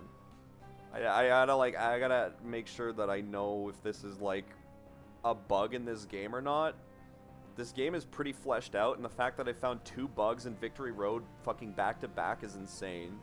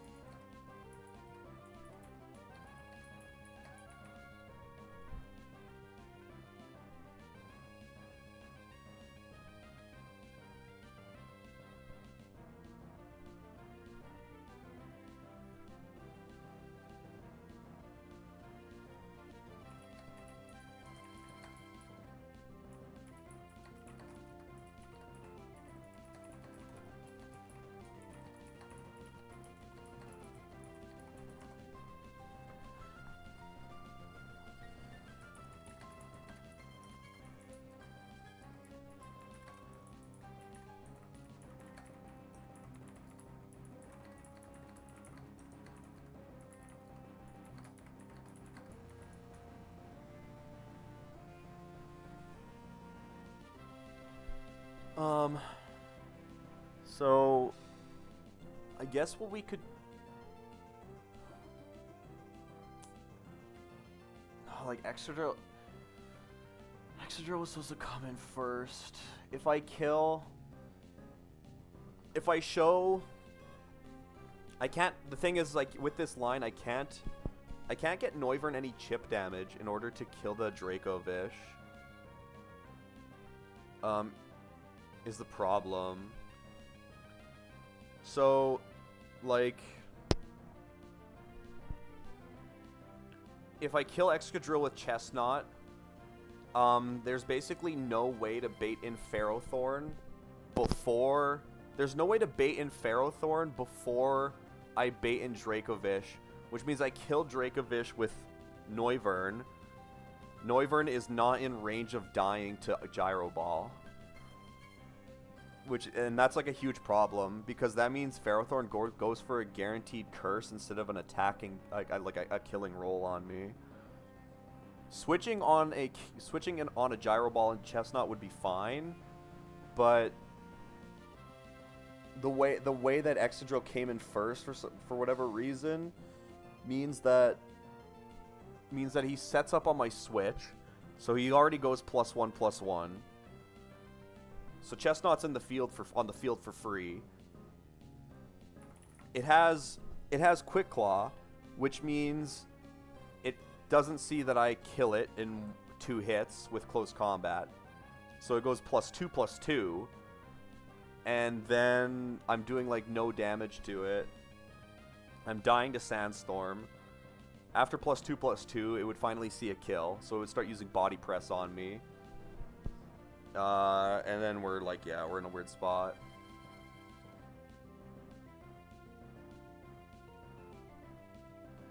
Togekiss could switch in on a Body Press and risk a Quick Claw Gyro Ball to try and get some chip with Tri Attack in this scenario. I just wanted to know if it was a bug or not, because if it is a bug, then I can consider resetting here. If it's not, I go through with the play. But there's no proof, so... There's no proof on anything, so I had to figure out the line. We always go to Dozo here on Ironhead, and that's completely fine. I would have to yawn the Excadrill in this situation, though. Because I taught it close combat, which means... I taught Chestnut close combat, which means he could Ironhead flinch me perma. So Dozo lives a crit, which is fine. At 245 HP, If I got Iron Head crit by the gem, I would go down to like 40%, but then I would heal up to 65 again. Basically, high roll Iron Head just negates my Citrus Berry. And I would take Sandstorm. And then Earthquake crit would never kill me. But I would switch on random move into Chestnut, but that's fine. Because Chestnut switching in on non-steel gem, and Drain Punch would heal me basically to full. So we can always kill Excadrill completely safe. But then I'm taking 1 or 2 Sandstorm chips on Chestnut, meaning Dracovish... Oh, actually, if the same bug happens, that means Vicious Rend won't see a boost to... Oh. Okay, if the same interaction happens, that means Chestnut outdamages Dracovish and Ferrothorn, which means Ferrothorn should come in first. If the exact same interaction happens, Ferrothorn should come in first. Because Dracovish would see fewer hits to kill, fast kill. Or like fewer, like as a fast thing.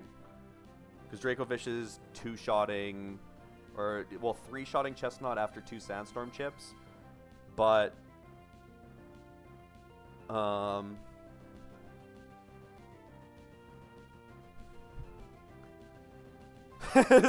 Dracovish, I got bugged on Chardis. Shard. I think I got bugged on here by the Dracovish, so I'm trying to like line this up.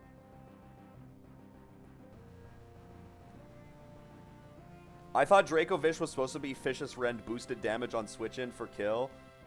Yeah, Shard. I looked at it and I was like, oh, that's a capital. That's a capital I there. I forgot that it's just the word is. But yeah, I thought Dracovish was supposed to see boosted damage from Vicious Rend on switch in, and it's supposed to fast kill my Noivern in this situation. Noivern is at 180 HP on there, and Vicious Rend up here has 8th roll as 180 damage. So unless there's like a weird interaction where 180 should have been like 179, or it didn't see the boosted damage, Excadrill came in first instead. So for whatever reason, Excadrill's on the field when it's not supposed to be. I can go Dondozo, yawn it, put it to sleep, beat it with Chestnut. If the exact same interaction happens, I should just get in order because Chestnut outdamages both Pokemon. If Vicious Rend does not see boosted damage on switch, then Chestnut takes nothing from Vicious Rend, and it doesn't take much damage from Ferrothorn either. So, and I don't show oh, do I show it? Yeah, I show a slow 2-shot to Ferrothorn. I show a slow 2-shot to Dracovish. So, if this is unboosted, Vicious Rend on Chestnut after killing Excadrill, we should get Ferrothorn in first. And then we can, if Ferrothorn comes in first, it's completely fine. If Dracovish comes in first, I have to kill it with Noivern, and I can't get the chip on Noivern that I need, which is bad. Or I don't get enough chip on Noivern to show a kill to Ferrothorn. So he sets up on my switch instead of going for... Yeah, he sets up on my switch instead of going for a killing roll because he won't see one. I'm gonna play this out as if it's not a bug. Like, Narth doesn't know, and I don't think Connor knows. So I'm gonna play it out if it's not a bug. We switch into Dondozo here. We get our Citrus Berry. We yawn the Excadrill. We take an Earthquake because we're unaware, so he won't go for setup. We switch into Chestnut. And we Black Belt Drain Punch the Excadrill. Well, I guess...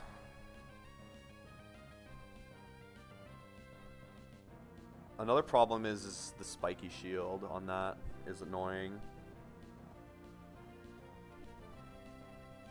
I don't guaranteed kill with Drain Punch, so I need a spiky shield. But if I spiky shield his sleep turn, then he won't die. Then he won't die to the spiky shield, which means I need to switch back into Dozo again. Oh, this is gonna get really fucking awkward.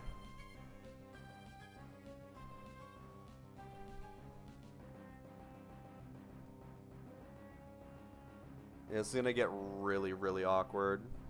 Okay.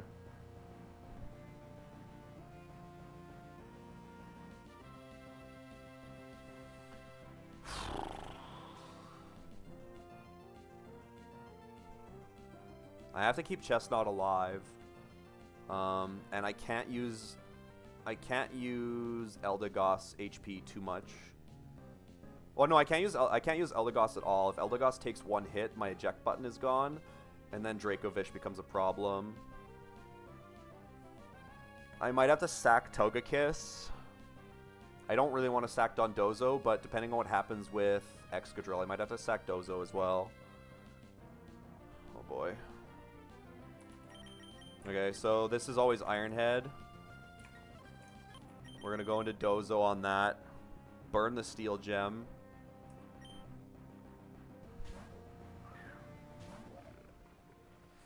Dondozo has a range to kill Excadrill here, which is a problem too.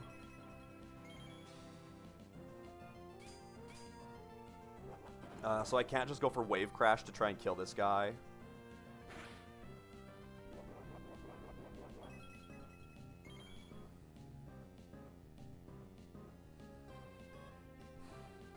Well, what happens if I gamble on it? If I gamble on the Wave Crash and it doesn't kill... If I gamble on the Wave Crash and it doesn't kill... What's the rate? I have 3 rolls not to kill. I don't have priority on my team that could kill this guy, do I? I do.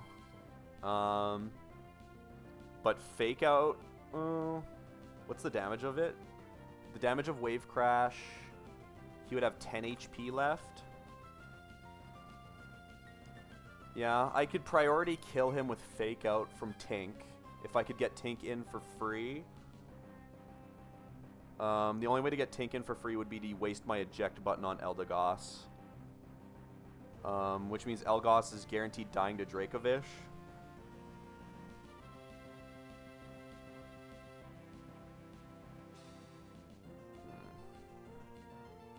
Eldegoss dying to a crit was always a thing. How am I going to get 2 bugs in 2 fights, man? Everybody who showed up didn't see it, but if you're in a double battle and you have eject button and a pinch berry, like a pinch heal berry, the pinch heal berry consumes your eject button or your eject pack. So I just like completely lost my eject pack on my Infernape on the last fight. For no reason. Which was the dumbest shit ever. That one was definitely a bug. Like, I don't know what the hell happened there.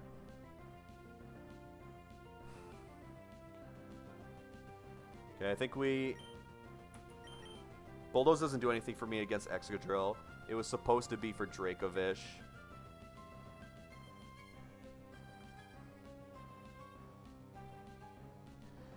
Killing with Wave Crash here is so much better for me.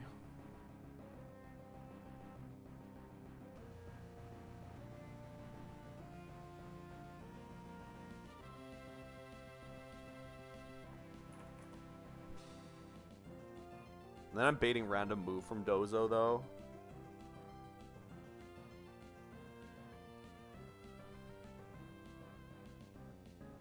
Let's just yawn and do the play that I was going to do.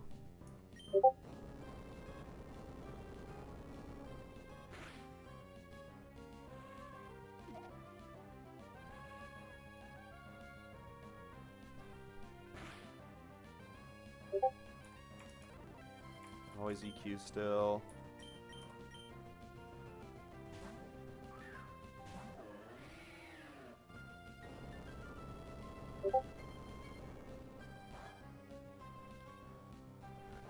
Discord messages, yeah. I was trying to ask a group about the issue that I had. Okay, so Drain Punch can kill this Excadrill guaranteed with crit or a couple high rolls. This is gonna get kind of awkward. I could close combat this here, but then my HP and my defenses would be bad for the switch in on Ferrothorn, and I don't want that. So we definitely Drain Punch here. And my plan was to have Spiky Shield kill this, but because it's asleep, he might sleep for too many turns.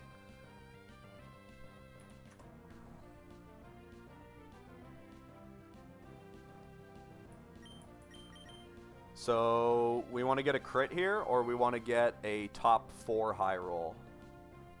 This guy dying to Drain Punch is preferred.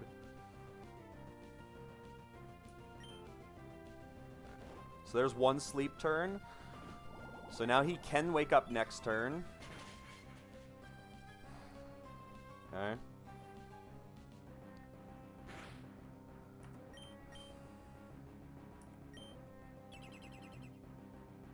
Wake up, please. Fuck.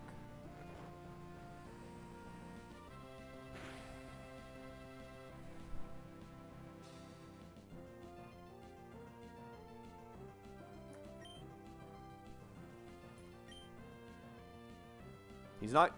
He has a 50-50 to wake up now or the turn... Or he has a 50-50 to wake up right now. Because this is turn 3. Pretty sure 4 turns is still the max, right?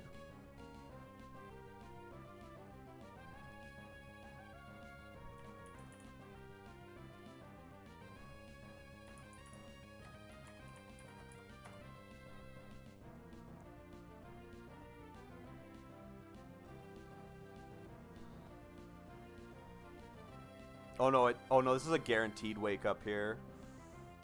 Yeah, Gen 5 it changed it to from 1 to 3 turns. I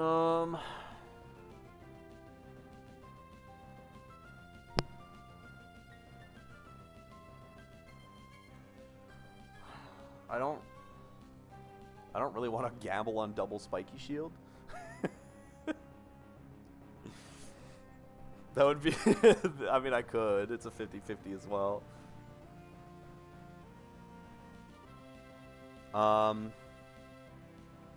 Drain Punch.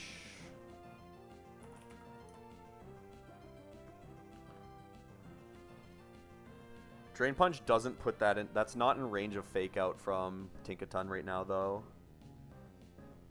Depending on... I mean, even... Well, yeah. What's this guy's percentage right now? He's sitting at like 8%. So Fake Out would never kill here. I would need 2 of them.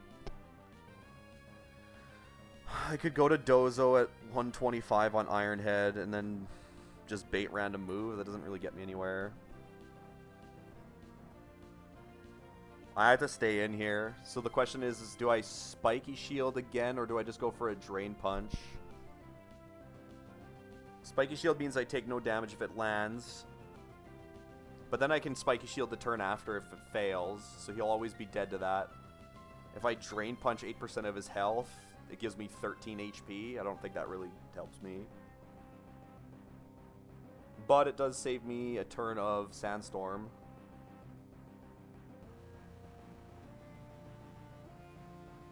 This is bad. This is bad.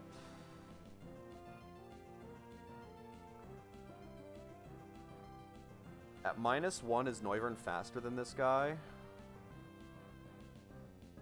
No. Noivern's not faster than Excadrill at -1 speed. So I can't do a Cotton Down play with... I can't do a Cotton Down play...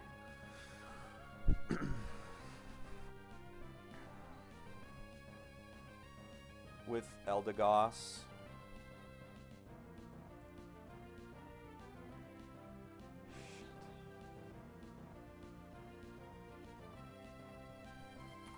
I think we're double Spiky Shielding here, man.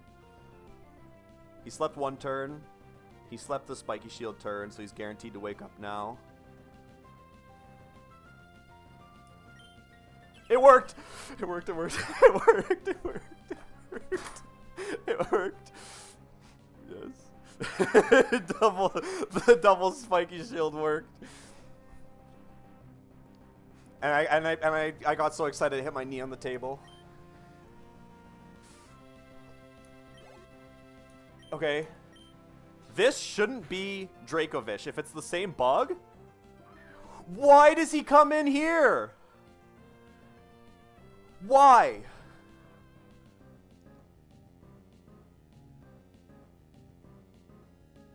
It didn't come in seeing a kill on Noivern, but it came in seeing an out damage on this guy. Which means that it's not Vicious Ren that's bugged. This thing doesn't see itself as faster than Noivern with the fucking...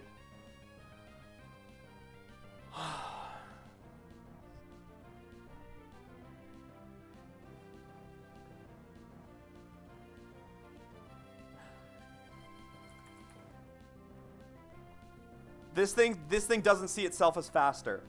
It's a speed thing. It didn't see... The Dracovish didn't see Sandrush. That's the only explanation.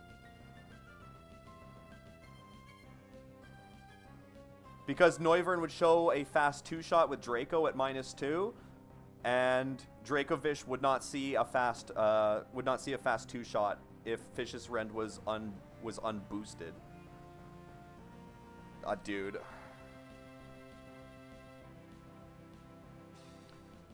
What the fuck do I do?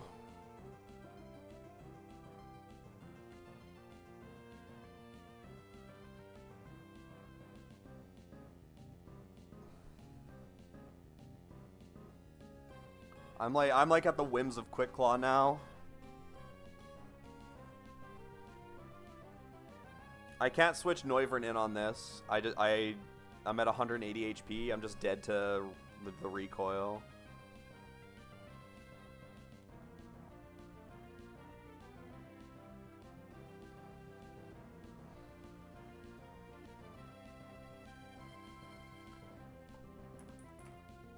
Chestnut could stay in and Drain Punch to try and stay healthy, but that doesn't really get me anywhere either. Vicious Ren just does too much damage. I have to do the Eldegoss thing, and then...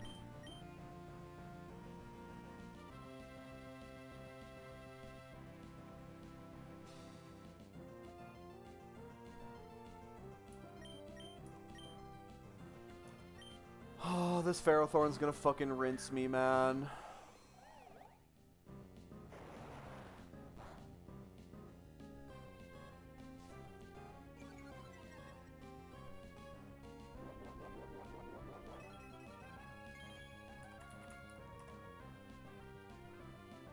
Well, you know what? Actually...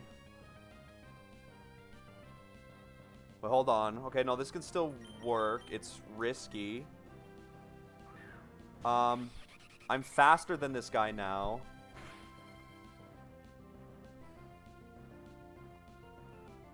I'm at 163 HP. Am I ever dead to Vicious Rend crit plus Sandstorm? I am.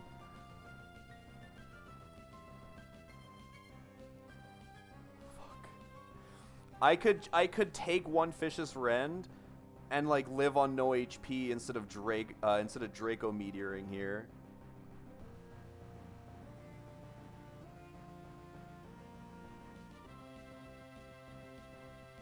Because if I take another Sandstorm chip, I go down to 146.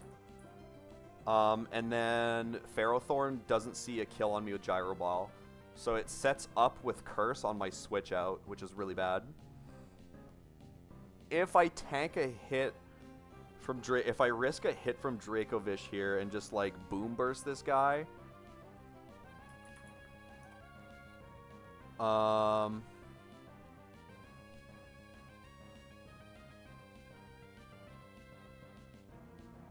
actually it'd be better to Dragon Pulse so he's low enough to die to like a hit from Chestnut.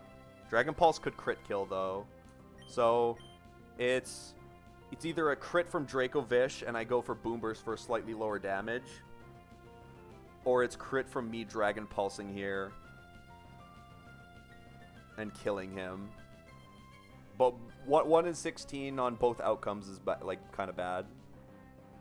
But I could just risk it to a 1 in 16 by just using a weaker damage move and Boom Burst. If I died to the crit plus the Sandstorm. If I died to the crit plus the Sandstorm, this guy's only -1 speed. Tink is speed tied, which means I'd have to give Eldegoss another speed drop by dying to Fish's Rent to make him go -2. And then Tink would outspeed.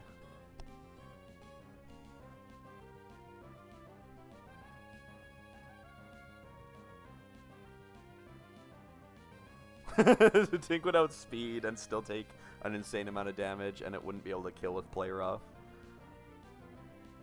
Oh, it's so cursed, man.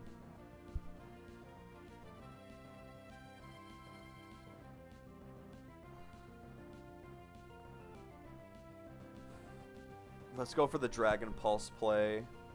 It's technically safer, I think. I need to take a hit here and be dead too, okay? Okay. Okay, we're dead to, at 59 HP, we're dead to... We're gonna be dead to everything from Ferrothorn, which is fine. Oh. No, we're gonna only be dead to Body Press and Gyro Ball, because Sandstorm's 17 damage. The two worst moves for Chestnut to switch in on, but I can Drain Punch to get my health back. Okay. Good thing I kept Dragon Pulse. I was gonna keep Hyper Voice.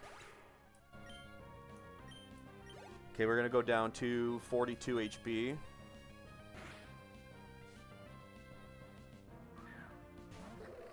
I kind of wish I was dead to Power Whip here, because it's less damage on Chestnut. But Power Whip does 40.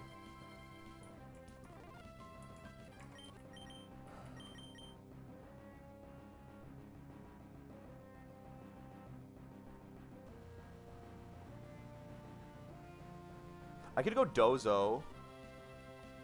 Dozo's at 125 HP right now. If it's Gyro Ball, it's really good. If it's Body Press... Body Press crit means I'm dead to Sandstorm. Yeah. And Tink is dead to Body Press or Gyro Ball. Alright.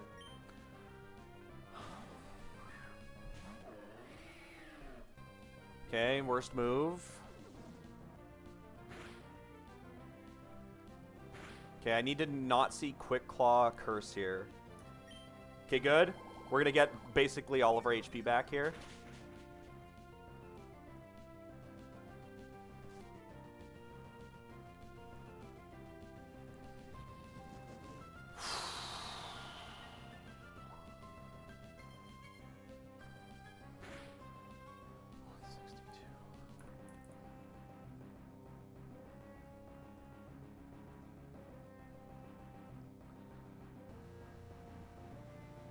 Body Press crit doesn't kill me.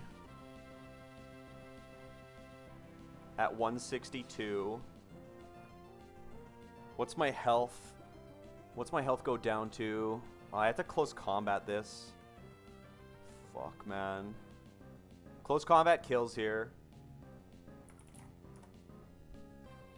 But my HP was lower than it should have been on the initial plan. Drain Punch.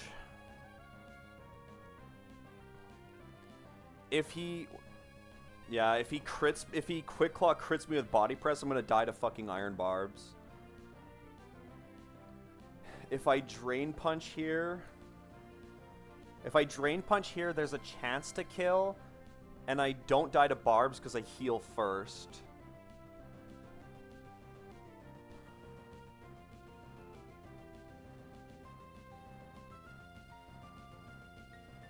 And then I had to risk someone else on Quick Claw. Or risk this again. Oh, this is bad. This is awkward.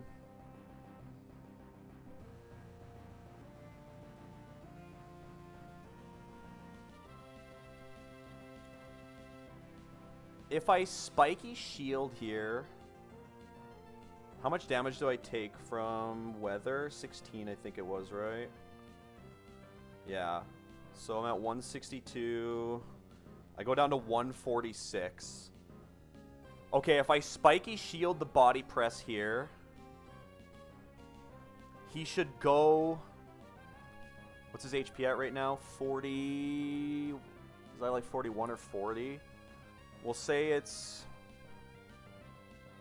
I got a really good roll on the Drain Punch.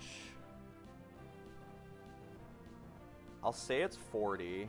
We'll say he's at 40%. If I spiky shield the body press here, he can't set up now because he sees a 2-shot on me. He can't set up anymore.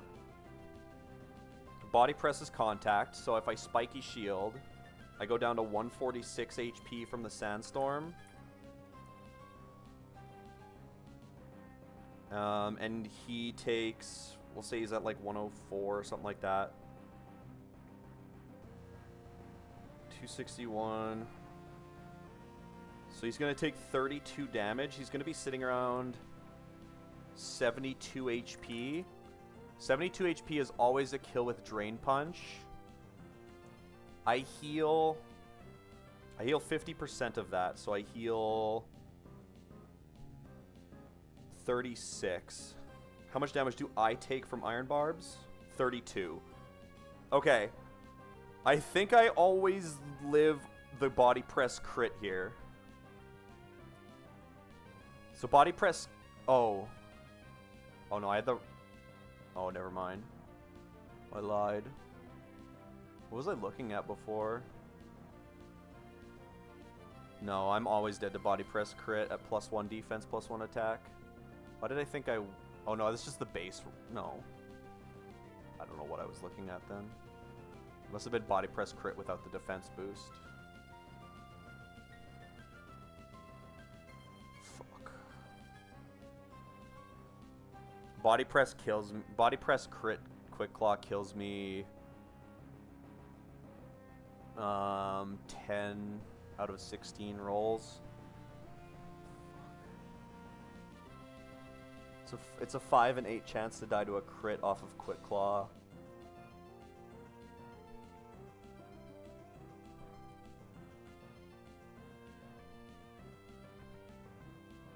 And if he crits me in low rolls, then I just die to spiky. I just die to barbs.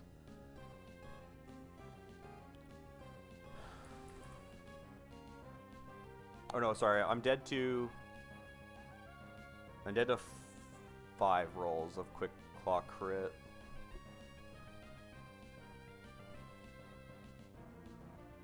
Is spiky shielding here still my better play? 162. We go down to 146. So right now I'm dead to... Right now I'm dead to 6 rolls. If I spiky shield to get the guaranteed Drain Punch range...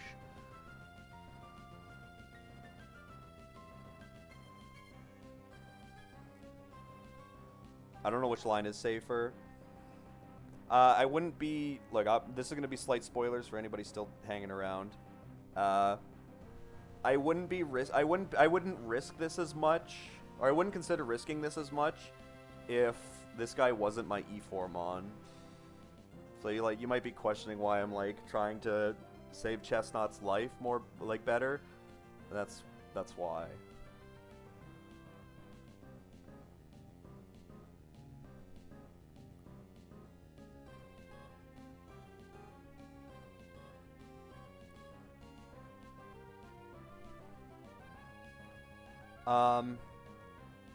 What HP is Togekiss at right now? What I could try instead is risk Togekiss for the kill. We could spiky shield here, switch to Togekiss, and then kill with Tri-Attack. Obviously, we're dead to Gyro Ball.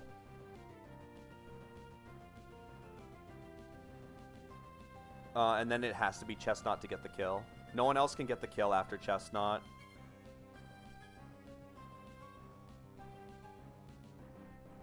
Okay. I think we do that. What HP is...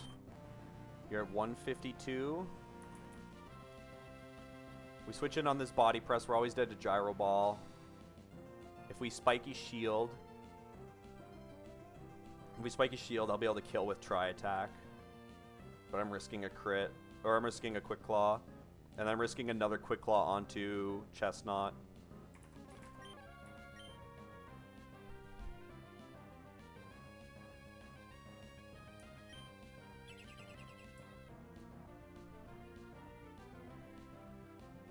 Oh yeah, this guy's -1 speed. Oh, this can... Oh wait, this can just Gyro Ball on my Switch. Oh, it's guaranteed Gyro Ball. I forgot about the -1 speed. That means Togekiss just dies to it. If I go into Dozo here... Okay, we can go Dozo on the Gyro Ball. And then go Body Press Power Whip into Kiss. Oh no, Togekiss can die to Power Whip crit at 152. But it's an accuracy move as well, though.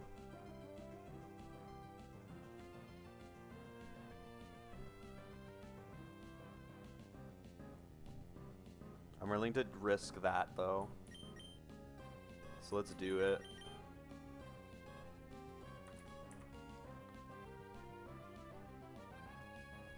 125 HP on Dozo. At -1, at -1 speed, +1, +1. Dozo takes 381. Dozo takes 23 from Sandstorm, so effectively I'm at 102 HP. If Gyro Ball crits me, I'm never baiting Gyro Ball.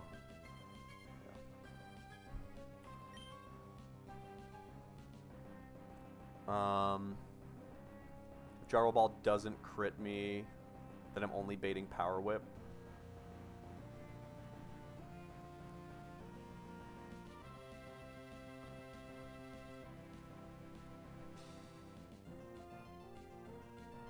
.152 HP on Togekiss.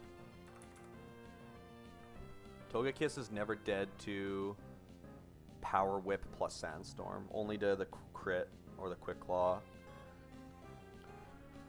Okay, so Dozo first on this Gyro Ball. I'm always dead to Gyro Ball crit, so it was no longer safe off the Gyro Ball.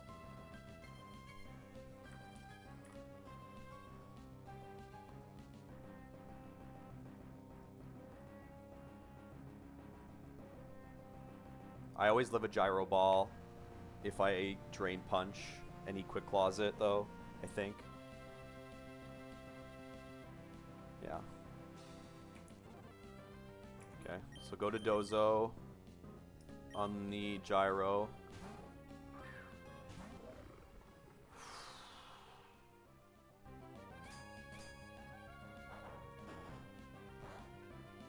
Okay, he crit me. That's potentially fine if I'm in Body Press range. I'm not. Okay. This is Power Whip. We're risking Togekiss over Chestnut. If both of them die to getting unlucky, I just lose.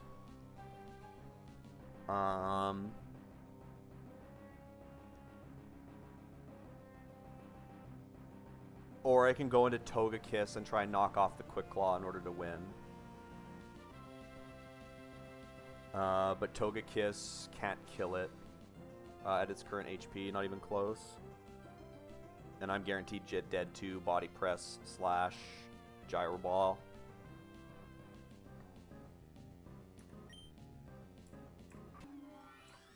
He missed the Power Whip, okay. Only dead to Gyro Ball, Quick Claw. Oh, okay.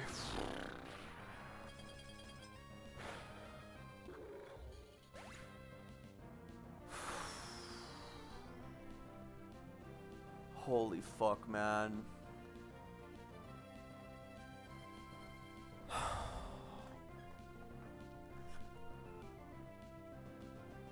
Oh,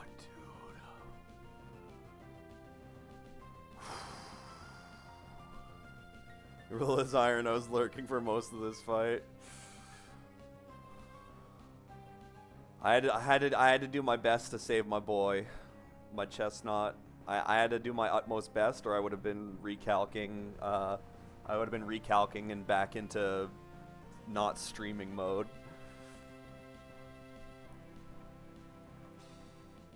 Oh, thank you, Togekiss. Thank you, Quicklaw, for not being evil.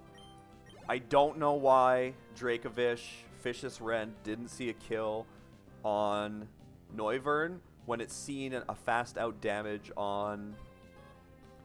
So it didn't see a kill on Noivern, but it's seen a fast out damage on Chestnut, which makes absolutely no sense. That either means that Sandrush isn't working on switch in for that Pokemon. I don't have Aerolate on Noivern, so it couldn't have been that either.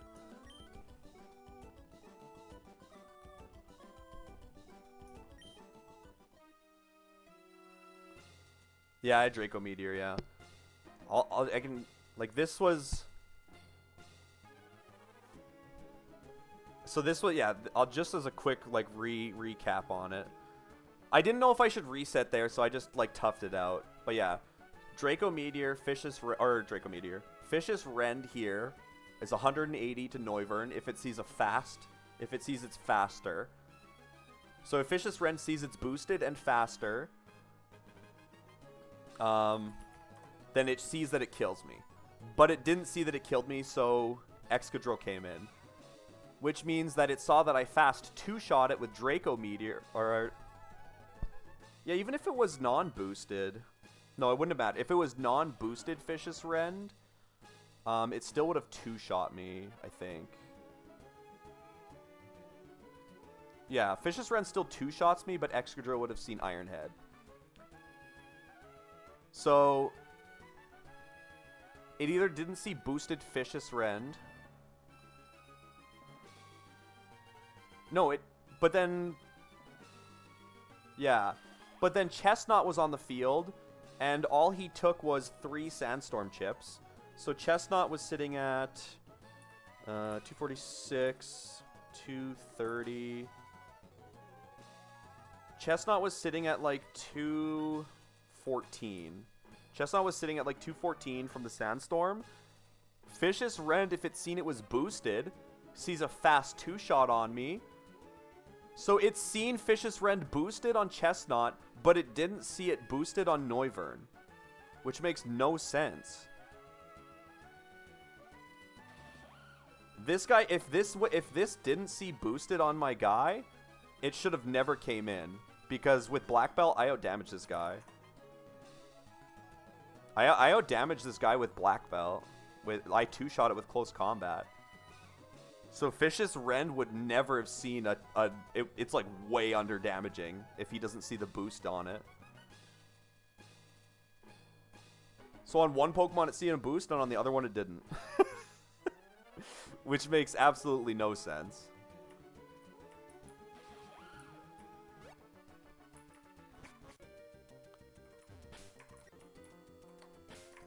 We lived it deathless though.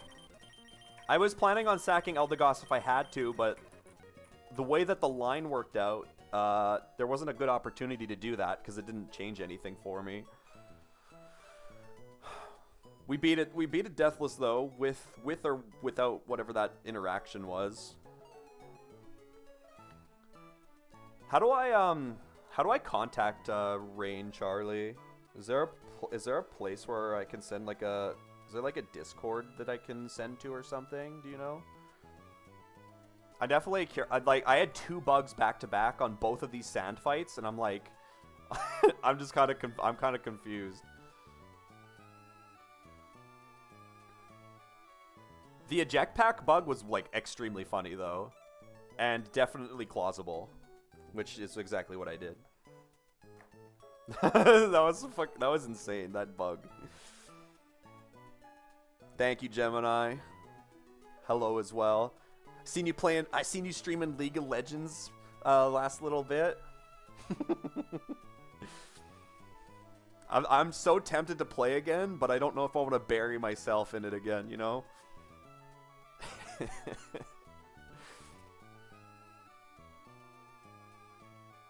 It's been a couple years. Maybe I should still stay away. I don't know.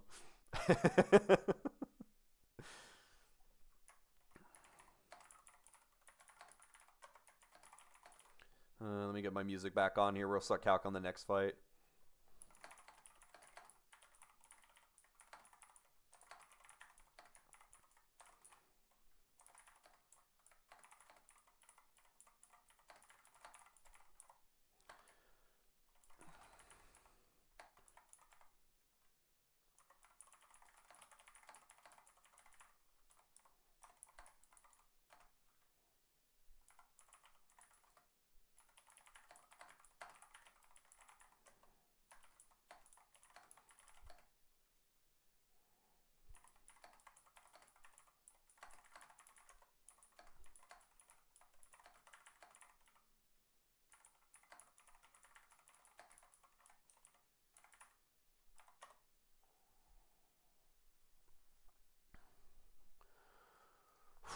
Okay.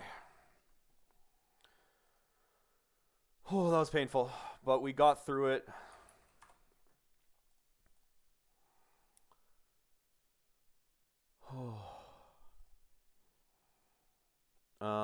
I don't think I added my kill count for.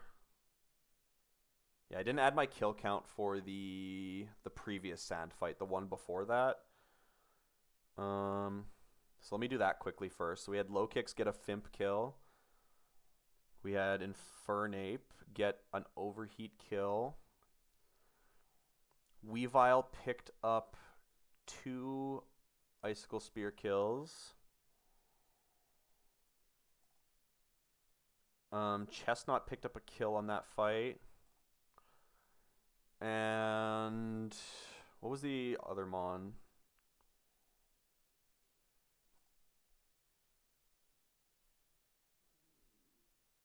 Oh, Excadrill died to Chestnut as well.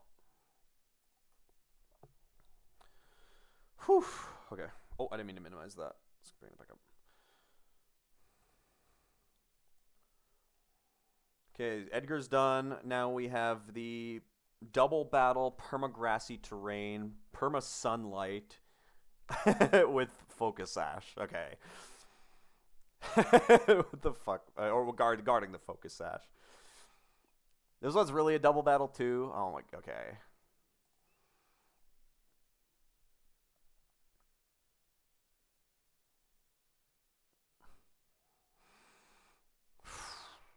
Overdrive Heliolisk with solar power sounds terrifying.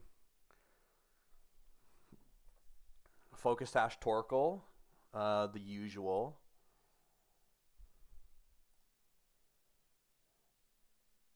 Oh god. Okay. But the homie Torkoal has oh no, it doesn't have protect, so you can still fake out it and then like kill it the next turn. Okay. Oh, let me do the kills for the fight I just did as well. So Chestnut took Tyranitar. Chestnut took Excadrill and Ferrothorn.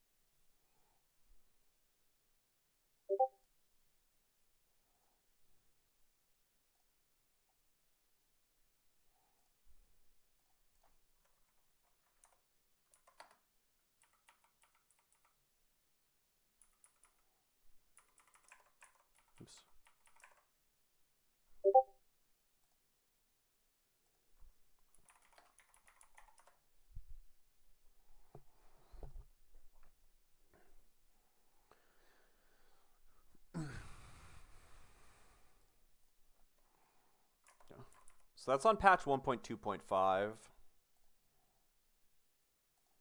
I'll have to ask Rain about it.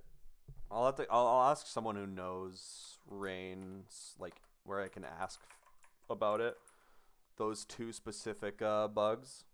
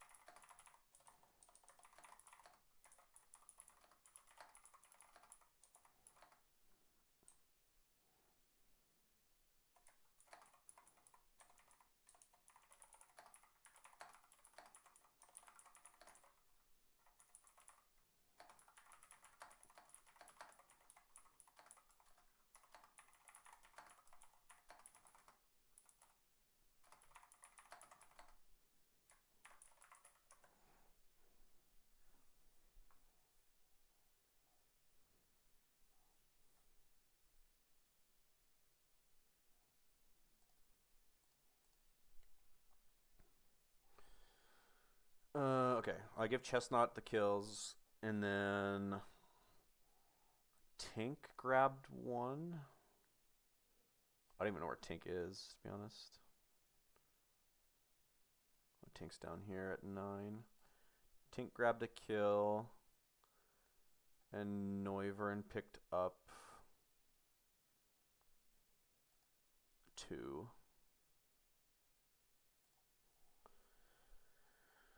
Okay, on to the next calc.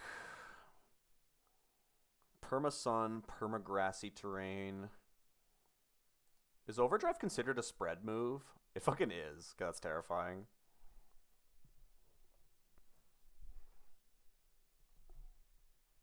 It's also Overdrive's also considered a sound-based move for throat spray, which is even scarier. Luckily, Barraskewda can just fast kill Heliolisk, so we're probably going to start there.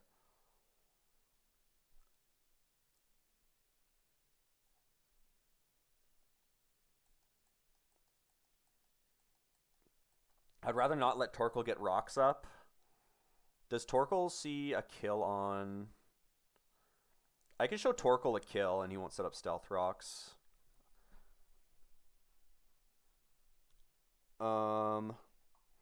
What can kill Torkoal? Sandy Shocks can kill Torkoal with Earth Power. Oh yeah, Sandy Shocks is going to be Protosynthesis here, which is actually relevant, I think. Maybe. It actually doesn't outspeed like anything, which is kind of depressing. My 4 speed, I don't even outspeed Arcanine. Well, not even a kill Arcanine in one hit. I think this guy's tank. Oh, he's a Salt Vest. Okay, I mean, that makes more sense. Ground Gem Earth Power is really close with Protosynthesis, which is hilarious. Okay, so where's... Bringing Skuta here is kind of a throw, to be honest, but...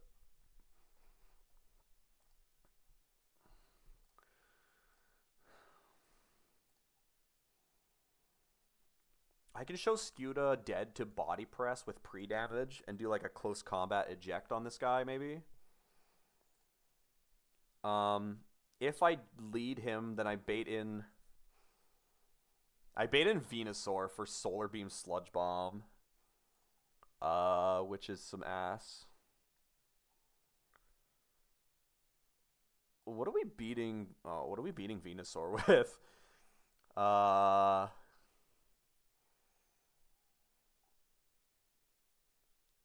Oh, wait.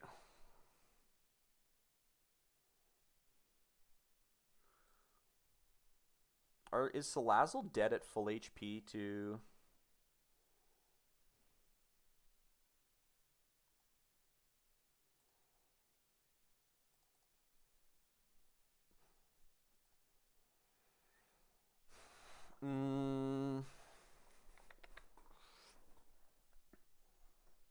What is Salazzle bait in? We could lead with Salazzle. Oh, Salazzle would bait in Walking Wake for random move Hydro Steam Draco. That's terrifying. How do you kill this thing? Oh, fuck, man.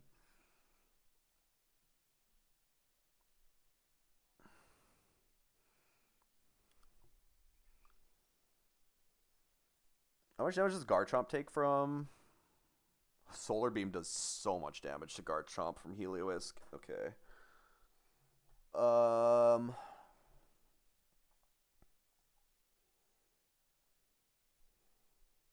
Yeah, well, it's grassy terrain anyway, so Earthquake does nothing to Torkoal. I was trying to find a way to kill this Walking Wake, but that's going to be some ass.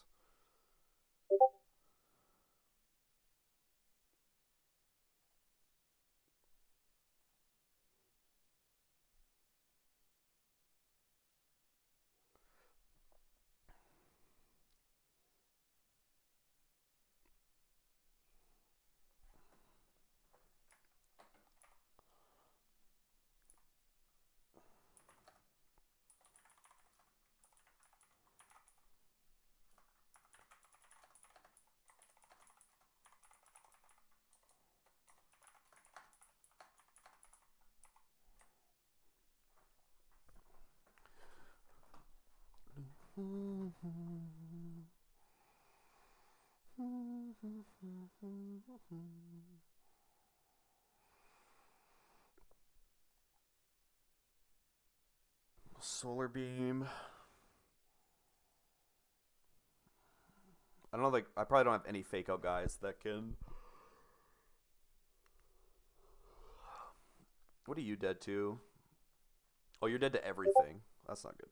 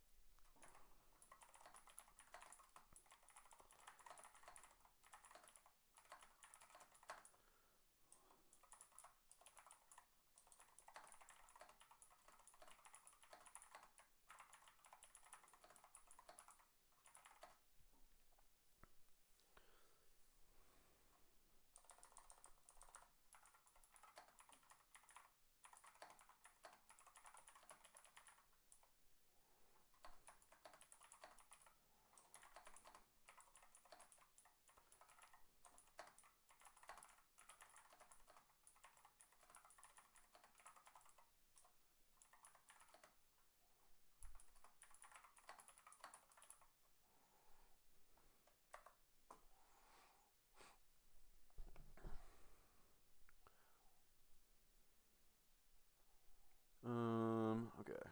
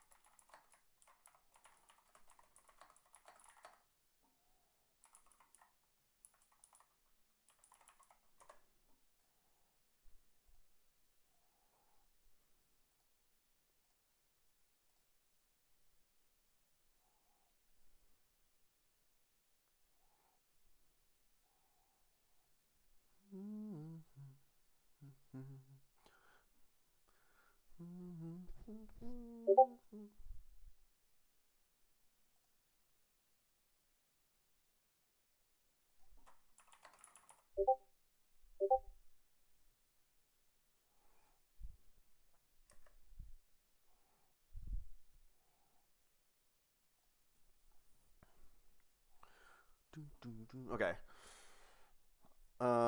I don't know when I'm ending this.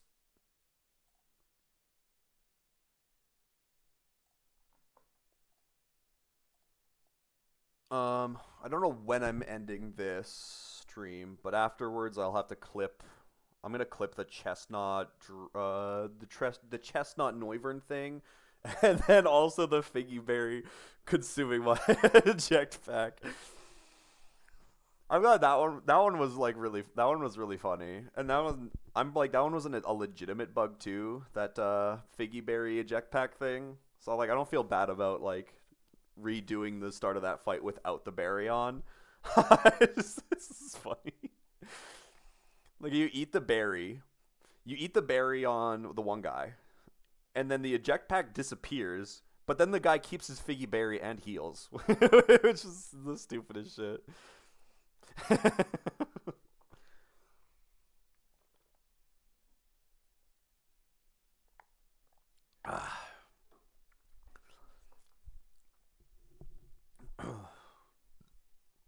How long are we going anyway? 4 hours?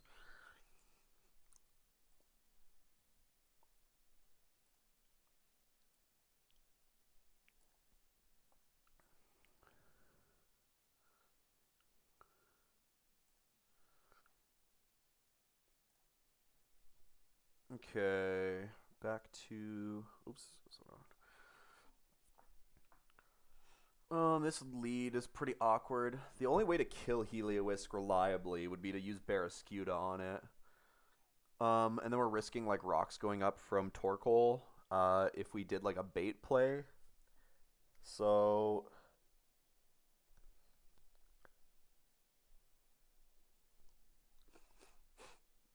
I don't want to show it Heat Wave because I'd rather not have all my mons get targeted by that too. What outspeeds Heliolisk? Literally just Tapu Koko and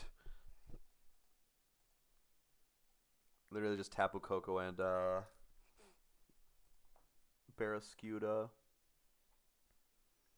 Oh no, and Weavile.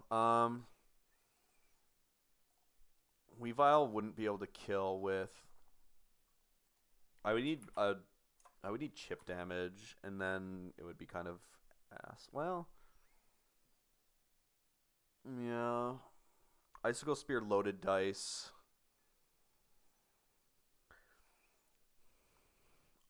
I already know this Venusaur is going to be a problem.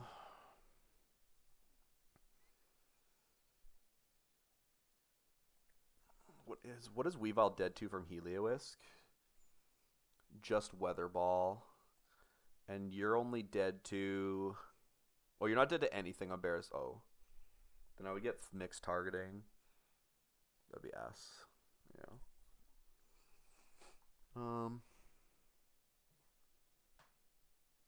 Fake Out doesn't necessarily matter either unless it does more damage than he can heal with grassy terrain.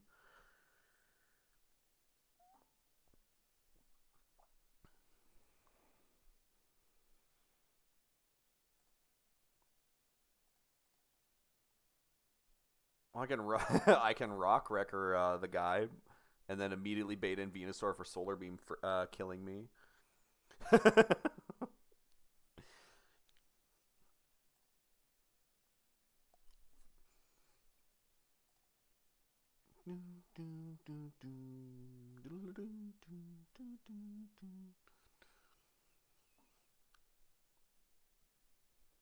I kind of like the idea of leading with someone that like chunks down Torkoal, and then like Barrascuda's leading, dead to like body press at like 145.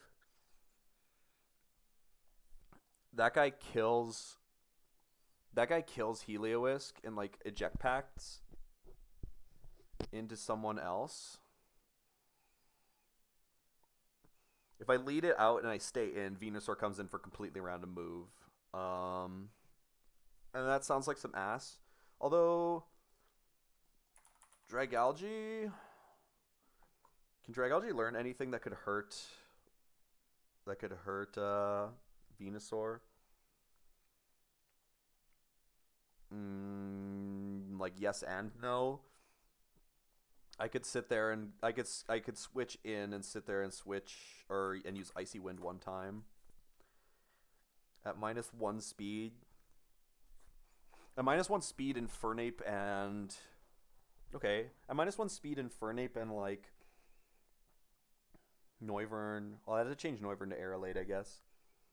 We could teach Acro to Archeops. Or Meteor Beam to Archeops.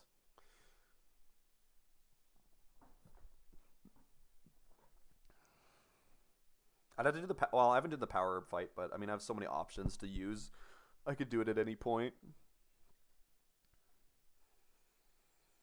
How much damage does Acrobatics do? Yeah, Acrobatics kills Venusaur with no item.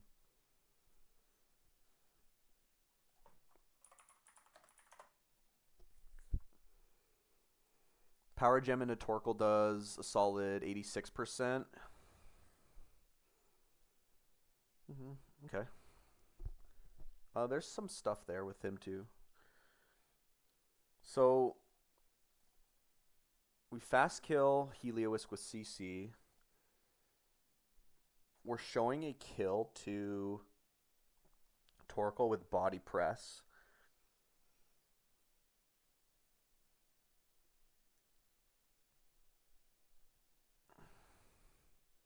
If we led with Salazzle,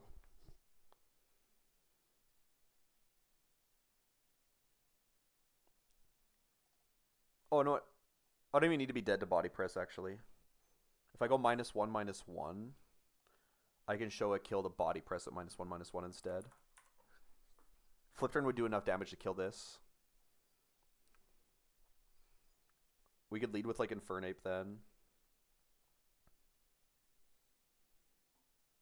Oh, no, I don't want to do that.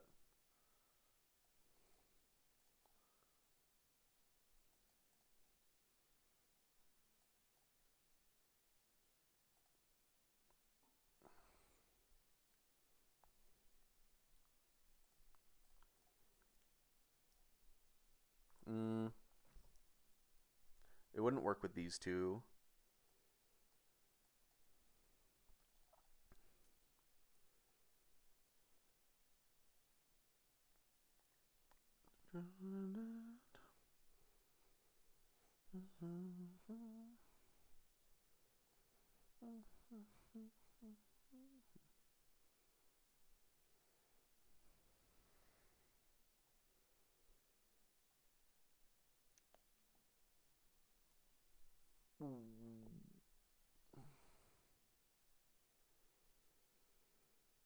Could bait Earth Power maybe? Togi doesn't do enough damage with like, well, I mean with Fake Out and a U-turn, you can kind of keep its HP low.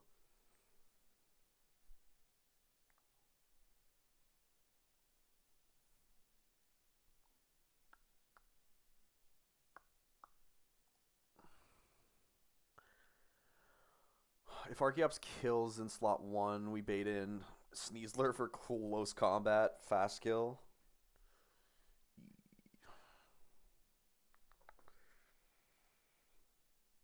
Getting like an acro kill on Venusaur would be nice if I could get it. I don't know if I can though.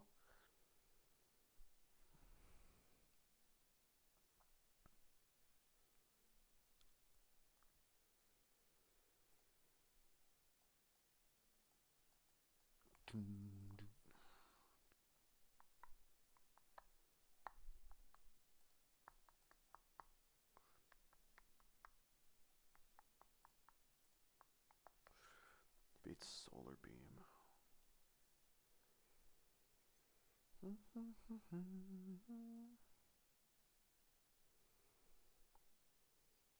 The only other, I mean, well, changing Lilligant to Chlorophyll really doesn't matter, right? Like it doesn't get me anything.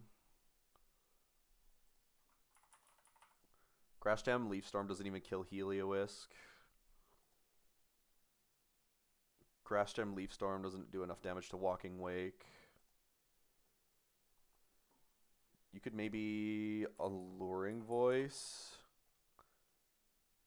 Oh no, that doesn't even do enough. That doesn't do enough damage either. Walking Wake's gonna be a big issue. Hydro Steam is just like a disgusting ability. Yeah, how exactly? Wait. How exactly am I dealing with this walking wake? I gotta like freeze dry it, but my freeze dry Pokemon are dead to it. Uh, okay. And it's faster than my Noivern, which is really sad. Well, I made Noivern serious, but I could make Noivern naive nature or timid. I could, because I have two timid. I think I have two timid mints, right? Oh no, I have one. Oop.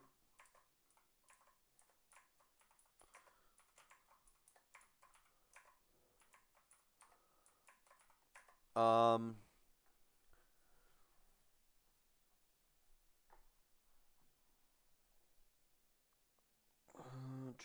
check my notes. I need one adamant. I need one adamant mint for E4.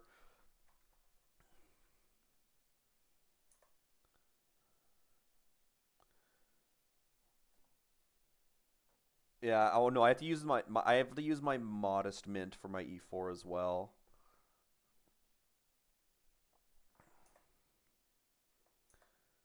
Yeah, I mean, I think I'm gonna go back through my order and like flesh out which lines I have to do in which order.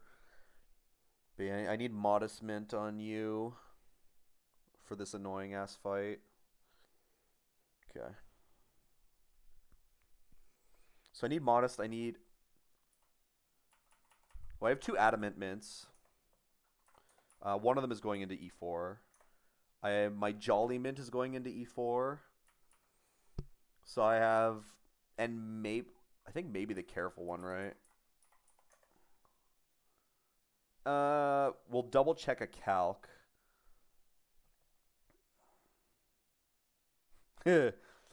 It may or may not work. We'll see. I think it helps with some risk if I have careful nature for one of the fights in E4. So realistically, the only mints that I have available to me, not for E4, is one adamant, one timid mint, a naive, and a serious. Um, so like I could make Noivern like timid in order to be the one to kill this walking wake. If I had to, like, if I had to do something there for that, that's what I would have to do.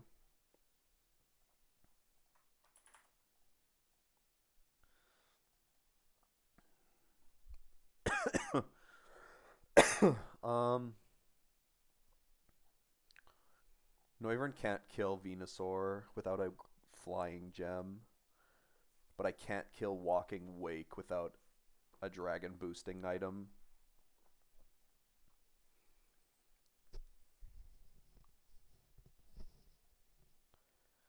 Weavile can kill Venusaur, but it's not a good play.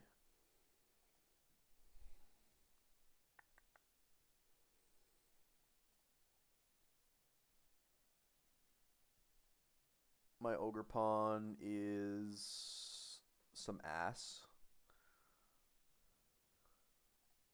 My Ogerpon can't do shit in this fight. He's so bad. Okay.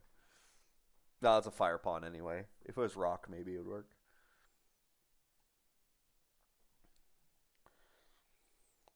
Glamora obviously deals with Torkoal, but it's weird.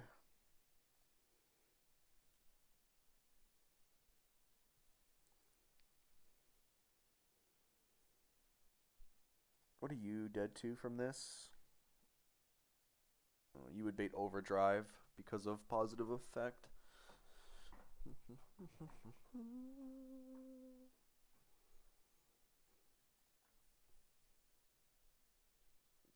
Dang, Iron Bands is almost dead to a Solar Beam from Heliolisk.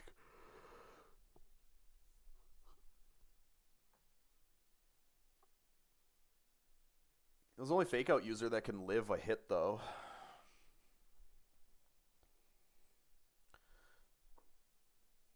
We could Fake Out Heliolisk, show it, or we could Fake Out Torkoal, show it killed it to Torkoal on Glamora.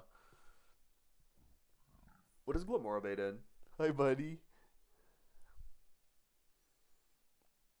What is Glamora bait in? Solar Beam from Venusaur. Not really surprised, I guess.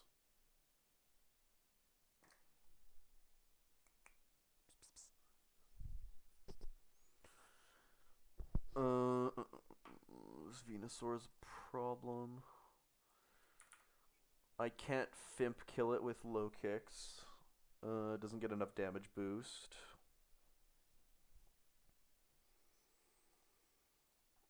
I mean, I could always try and set up a Tailwind. I don't know if that even gets me anywhere, though.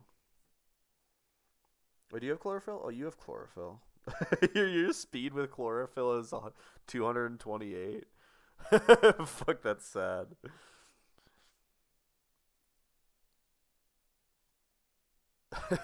Fucking Maractus, man. No. Get down. No. Maractus only outspeeds Arcanine and Torkoal.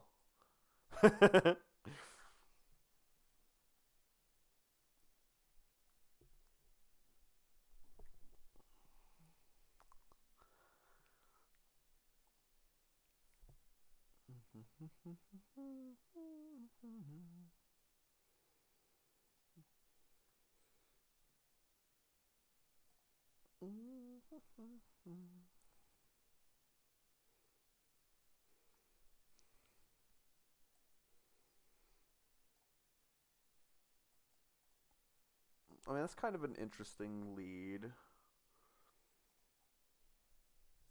You're dead to Body Press. I don't really want to Tailwind Whimsicott, but I could.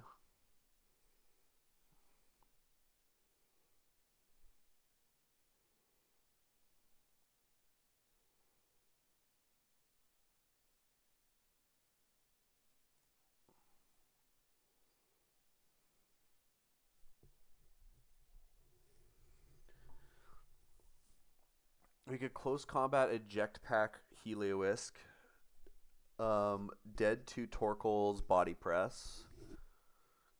And then like have the other slot either hit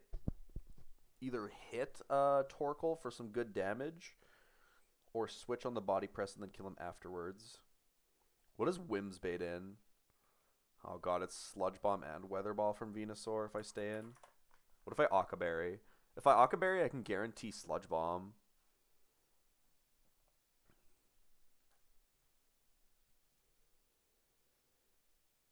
I don't know if that gets me anywhere, though.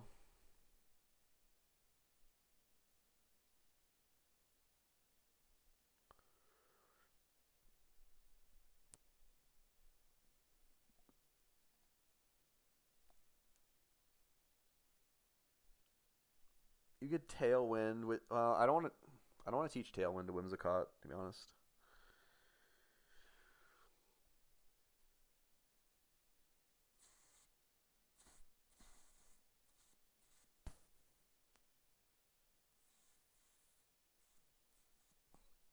I taught you Volt Switch. I mean, that does good damage to Torkoal. But I'm pretty sure Vikavolt is completely useless in this fight. I mean, Vikavolt's okay against Sneasler, but that's not really saying much.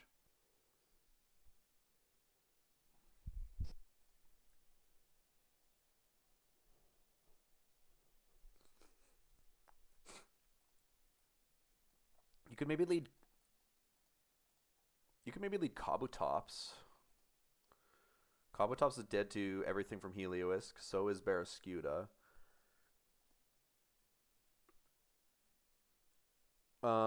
But you can lead Barraskewda pre-damage to be dead to Body Press, and you can flip turn Torkoal down to 81, and then he would heal to whatever, but. Someone switches on Body Press that can then kill Torkoal the next turn. And you can, or you could set up something interesting maybe.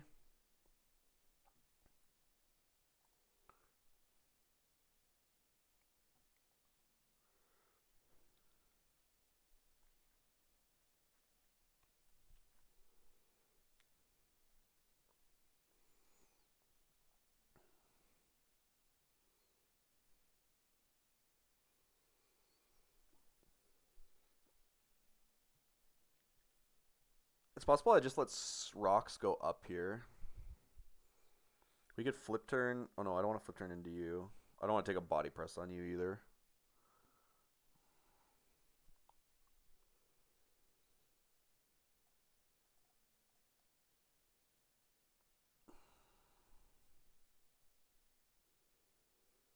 Hmm.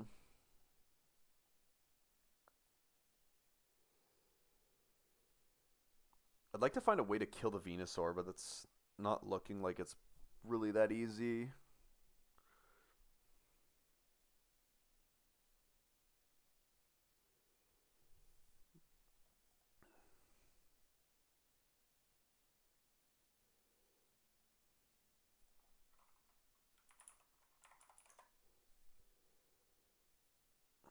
You could switch into Ground Gem Rhyperior.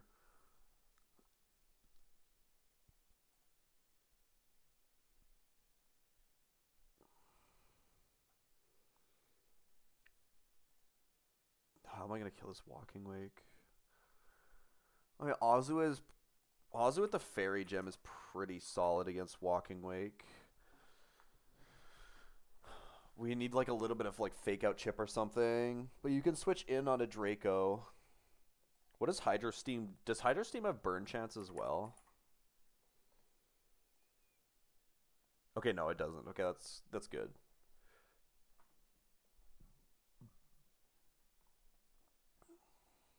So this is an 80 power water move that can be used in Sun and gets the damage boost from Sun instead of getting the reduction. Still hits like a truck. This thing hurts a lot.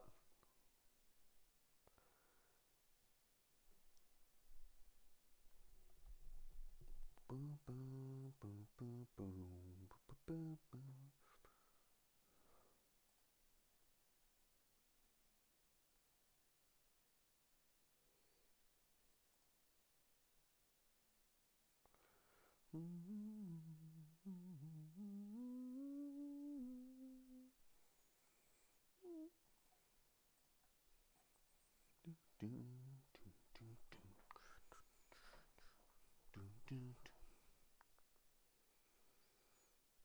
How much damage does Archeops take from Torkoal? Not that much, actually.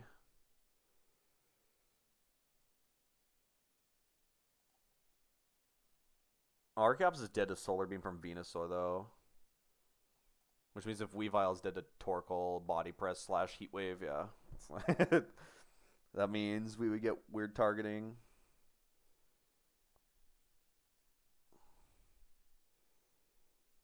What can I do here?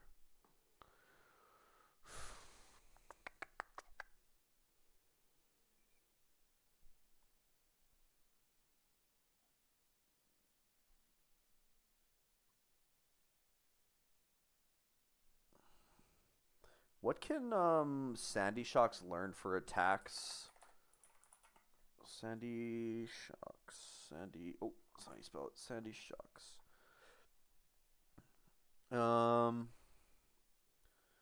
It can learn Flash Cannon from TM. Power Gem. Okay, man, nothing crazy. Cause like what we could do, we could lead Barrascuda in slot 2, dead to Body Press, fast kill the Helios with CC Eject Pack, and drop Torkoal down to 1 HP with like Earth Power. And then Sandy Shock. Oh yeah, we could have Electro Web as well. To potentially set up something. So like Torkoal would be dead to the Electro Web after the Earth Power hit on the next turn. And then whoever comes in, we can speed drop, potentially. So if we can bait in like Venusaur without showing a kill to Torkoal, that would be good. What does Sandy Shock's bait in for a kill? Draco Meteor 50-50 with Hydro Steam. That is terrifying. That is terrifying. Is there anybody I could show a kill to? What if I use What if I switch to Noivern? Does Noivern bait in Walking Wake?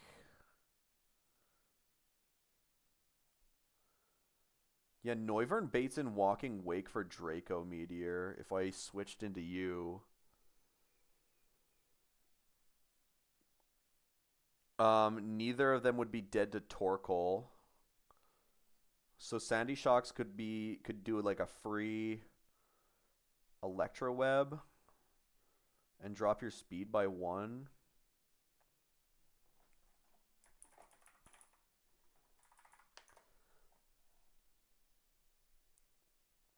And you drop down to... Oh, fuck. If I'm faster than it, though... Yeah, if I'm faster than it, it's kind of ass. Because then it can start protecting randomly. It kind of ruins the turns.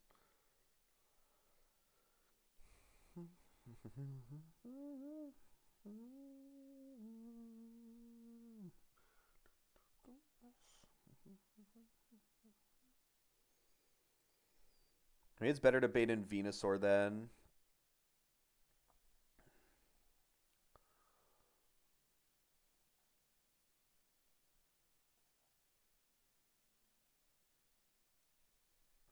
We could bait in Venusaur with Infernape. At 200 HP, are you dead to Torgal's Earth Power? You're not. Oh, I'd have to be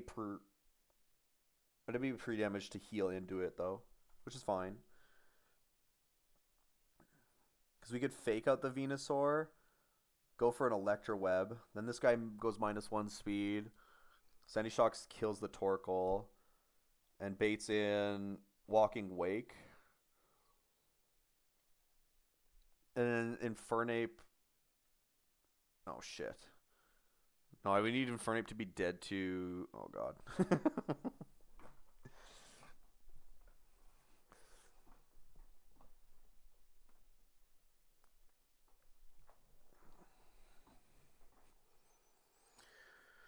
What else outspeeds this thing at -1? Archeops.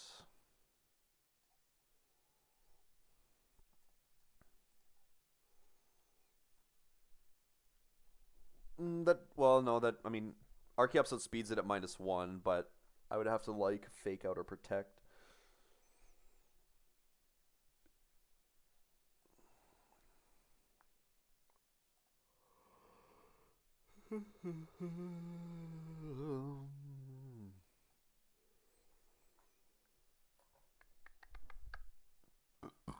um,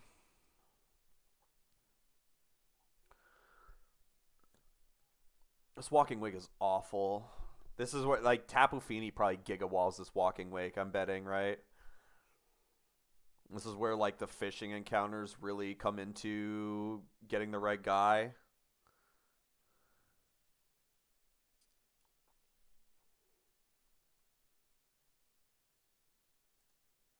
Yeah. Okay.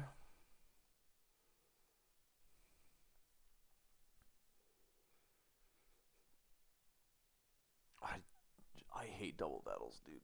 Fuck. I fucking hate double battles.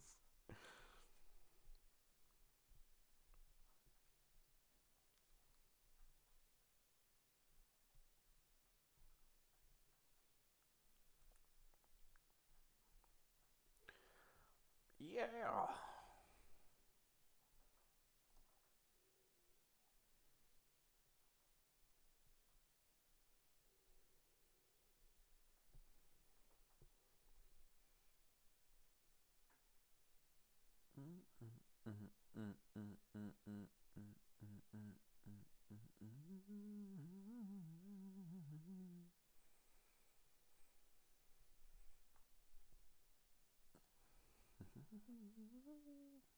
Like Lapras should have freeze dry, man. It's like the only Pokemon that reliably deals with this walking wake. I'm gonna have to use Azu to beat it, but I'm gonna need Chip. I'm gonna need Chip, and I'm gonna need to get Azu in for free.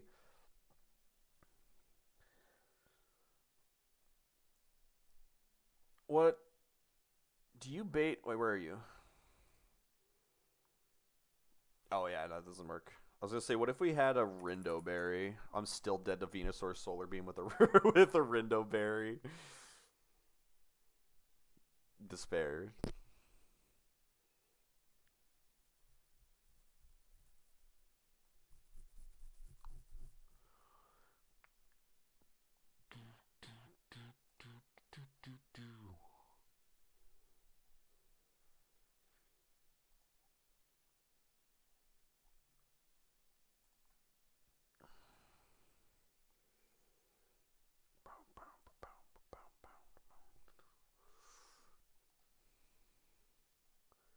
The best wall I have for Venusaur is like Dragalge and Salazzle.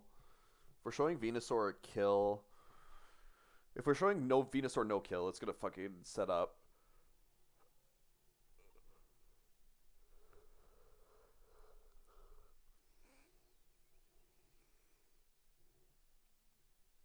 I don't like setup in double battles because like I kind of understand it, but at the same time it's kind of confusing.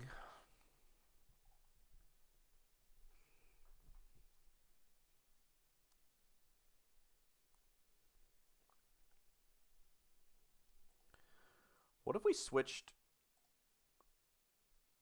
If we switched directly into Dragalge, we forced Draco.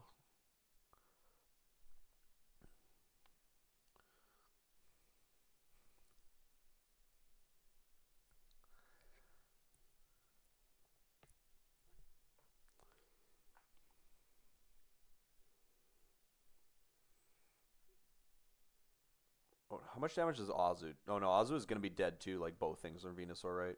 Yeah, Sludge Bomb and Solar Beam. What are our other fairies? We have Tink, who would be dead to fire moves.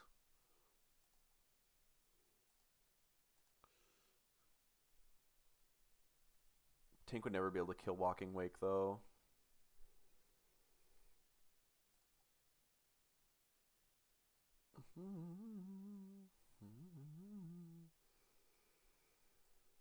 It's better to get Venusaur in, I think. Bringing in Venusaur and dropping its speed means like it can't protect if I do it that way. And if Venusaur is already on the field, we bait in. No, it doesn't. If we get the speed drop, we always get in Walking Wake and Venusaur.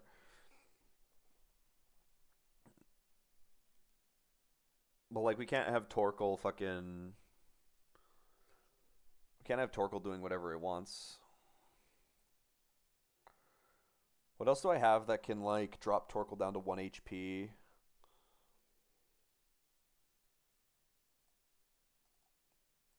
I don't want to be dead to. Okay, you're not dead to. Oh no, you're dead to Hydro Steam because you have 0 Spadef, 0 defense, minus defense, and 1 HP. Sesame Toad, you are the tankiest to ever do it.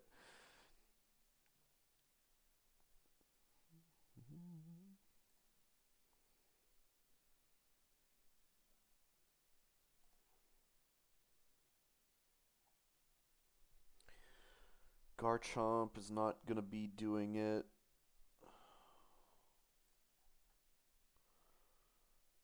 You can force Draco, I guess. That doesn't really matter, but.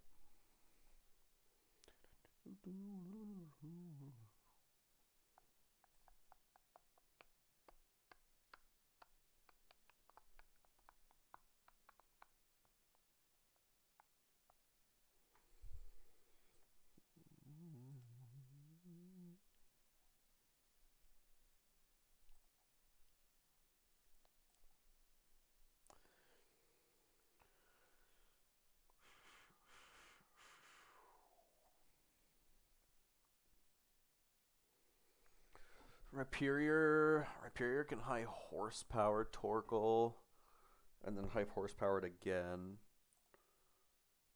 Nope, baiting Draco. Oh yeah, and it could be.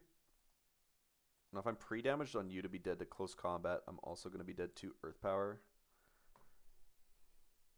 I guess I gotta be pre-poisoned, so they get put into that range. It's kind of interesting.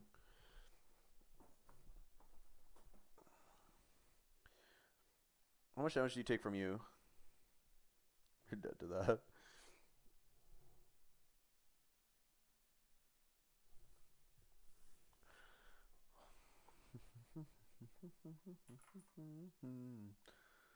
Oh, I don't want an item. Acrobatics doesn't kill Sneasler because of the Grassy Seed and my timid nature on Archeops. I mean, Air Slash would never kill, but we could take a look.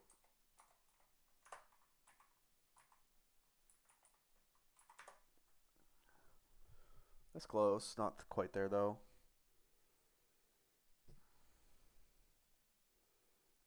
I mean, we could lead you instead of you.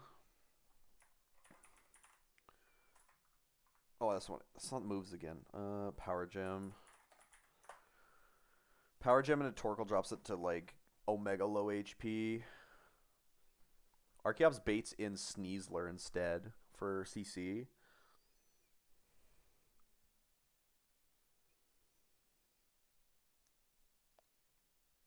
Go down.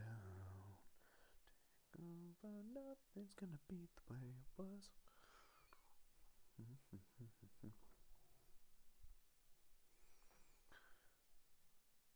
Archeops can learn Bulldoze, right? Or am I crazy? Yeah, I can learn Bulldoze.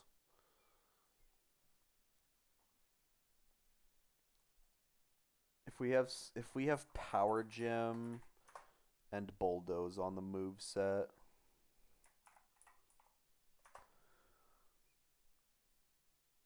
I would need a so I wouldn't be able to acro though. Then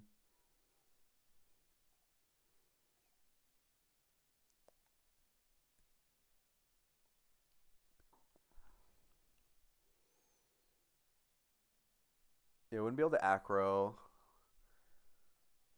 for the Venusaur. Honestly, we could.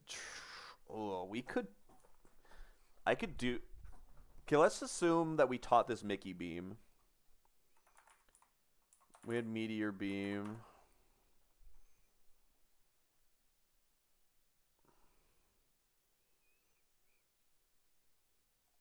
Obviously, it drop Torkoal down to 1 HP, and then Bulldoze would be able to kill it. Because we could consume our item. We could consume our item, and then we could still have Acro on the move set. So we could come back in on Venusaur and like a free switch, and then kill with Acro. And then we did the Walking Wakes, Hydro, Steam, Draco.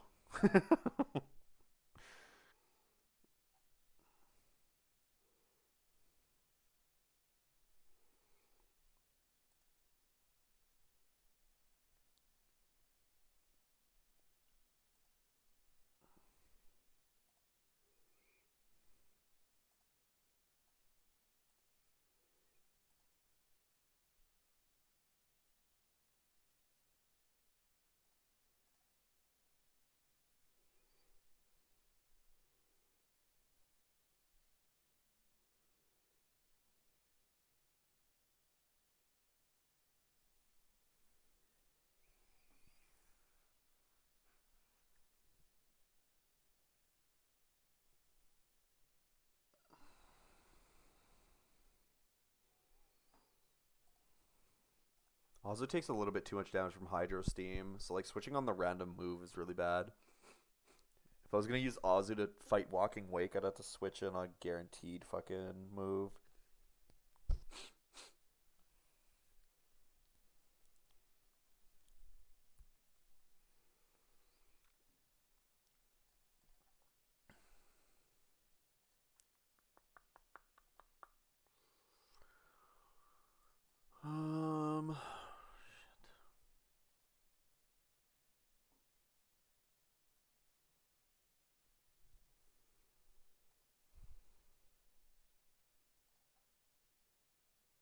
This Walking Wake does so much damage. Oh god.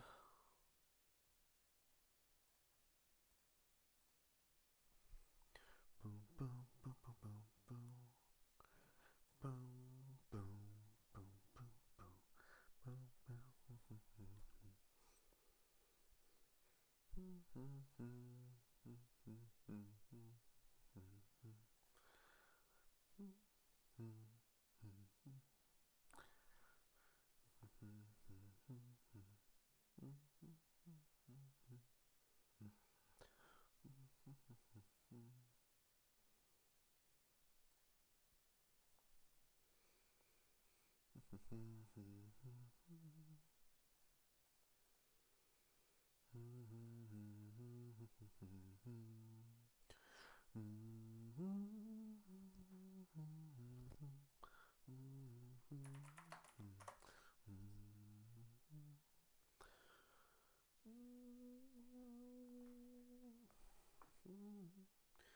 $253. Damn, Torkoal heals as much damage as Icy Wind does. So if I drop him to 1 HP with an attack, and then do Icy Wind for like, well, I mean, you know what? We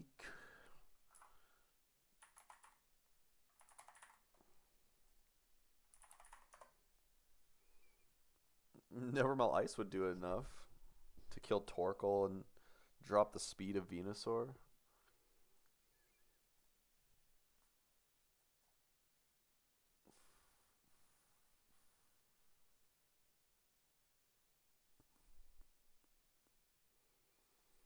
Then oh no, Dragalge would have to. No, that wouldn't work.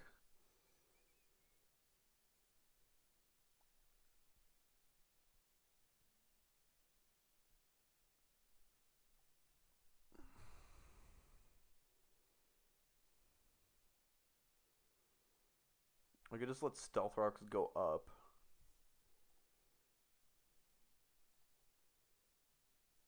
Which, truth be told, sounds awful, but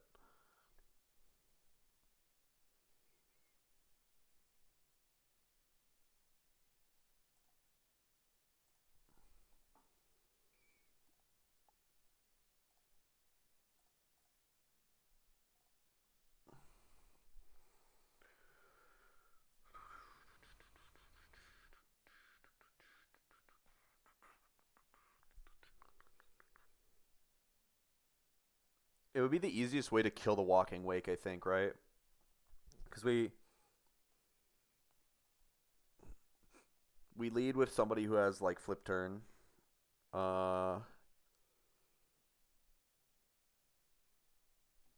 Kabutops, I guess. Where's that guy?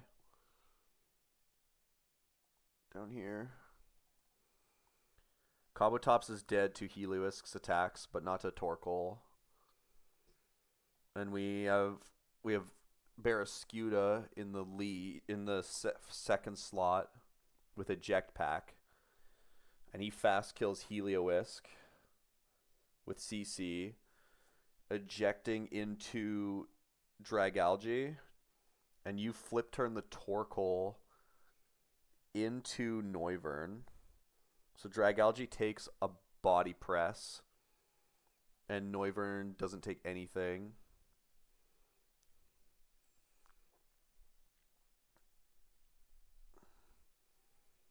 You Draco kill the Walking Wake and switch Dragalge into...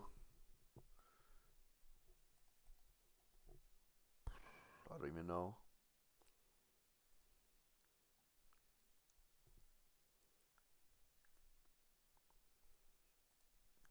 You Can't do it with like a luring voice, can you? Walking Wake.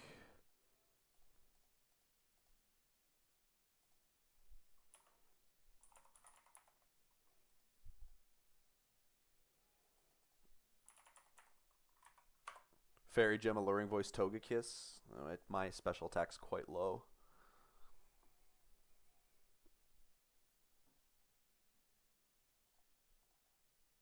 You're dead to Body Press. You're not dead to Heat Wave. You would bait Heat Wave next turn, though.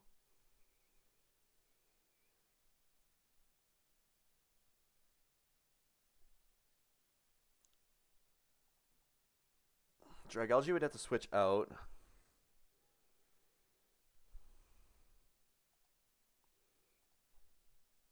Honestly, we could switch to is Togekiss dead to Dire Claw?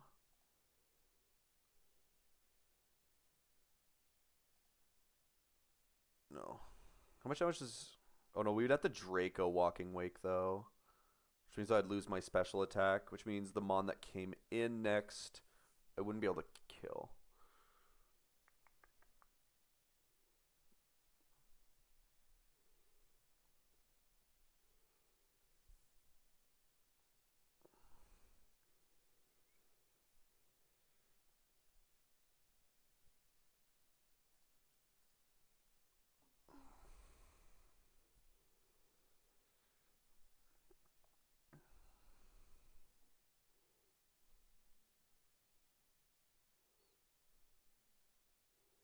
We could... Oh. Okay, what if we went into someone... Who else can kill it? Or who else can... Who can switch on the Draco and then kill Torkoal? I guess is my question. You flip turn this guy down to 81. He heals up to 87. You Tailwind with Noivern. And then switch Dragalge into somebody. Torkoal sets up Stealth Rocks. And then with the speed boost, you Draco kill Walking Wake, and you...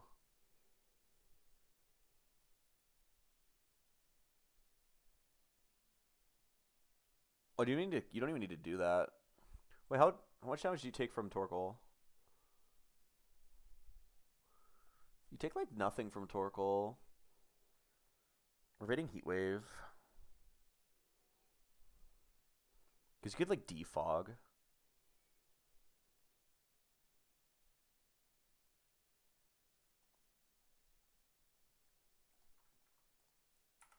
Dragon Fang. Dragon Fang Draco kills you. You have -2 here. I don't do a lot of damage to Torkoal. Nor do I do damage to you. We have Tailwind up, which means... we would have Tailwind up, which means... Togekiss would show...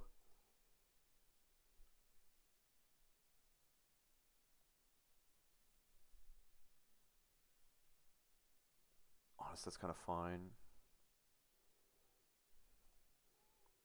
Sneasler doesn't see outspeed. Oh, Venusaur outspeeds Togekiss with Tailwind, though, still. It's kind of dog shit.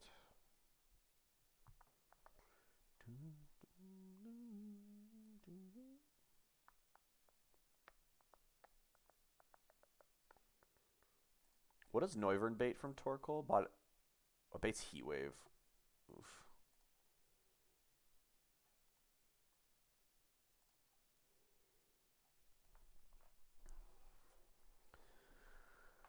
I can, I can Encore Torkoal with Salazzle. Keeping him stuck into, like, Stealth Rocks. He just does nothing perma.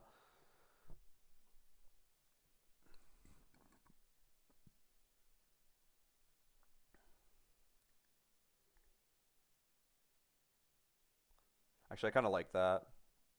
Oh no, I know. Well, I can't lead with Salazzle, though.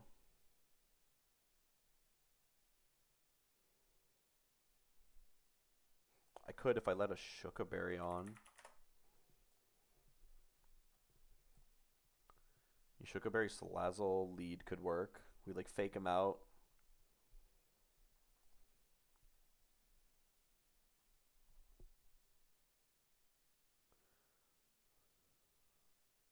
I need to save my Shuka Berry. I actually have to consume it on E4.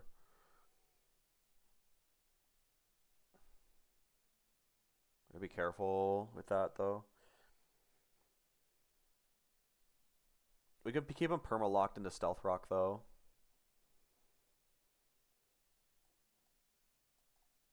So Salazzle is leading with Shuka. You close combat, fast kill. You close combat, fast kill. Have somebody bait in Venusaur.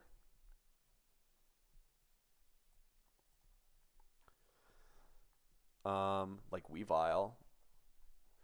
You switch into Weavile. Weavile is dead to both targets. Weavile is dead to both targets, but Salazzle is dead to neither. You fake out Venusaur. You fake out Venusaur and flamethrower the... flamethrower the... You fake out the Venusaur, you flamethrower the Venusaur. And then Torkoal sets up Stealth Rocks. This guy will have Acro boosted Acrobatics. That doesn't matter too much. No, wait. Is my Weavile faster than the Sneasler? It is. Oh, my Weavile's faster than everybody else on the team. Okay.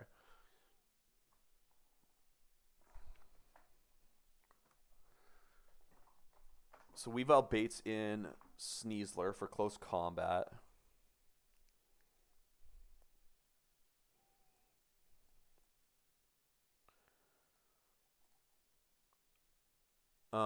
Sneasler's gonna CC somebody and go.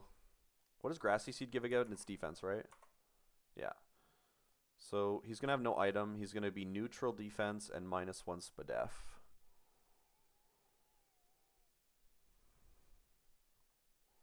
But whoever switches in has to switch in on Stealth Rocks as well.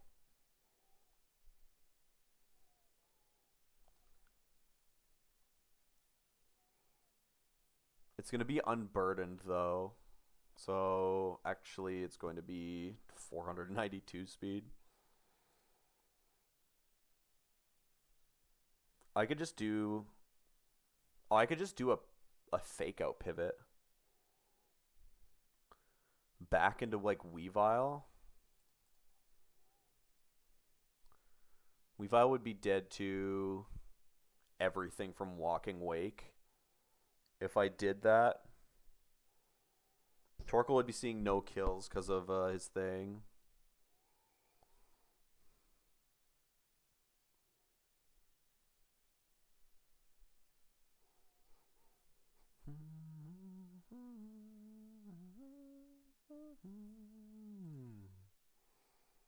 Who are my fake out users?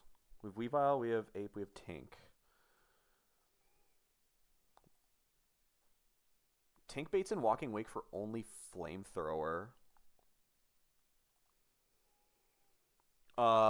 Which is valuable.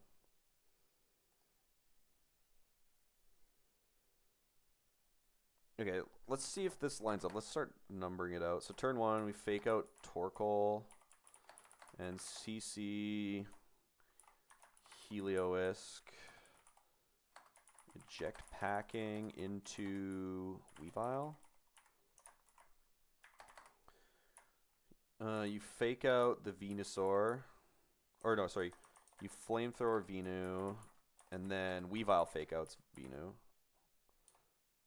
Flamethrower and fake out Venu. Stealth Rocks goes up.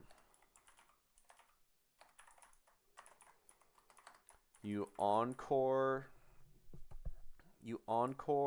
Stealth Rocks.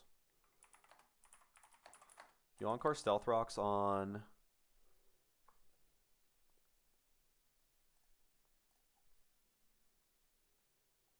What if it would be better to use Aurorus? Well, Aurorus doesn't do enough damage to Venusaur, though.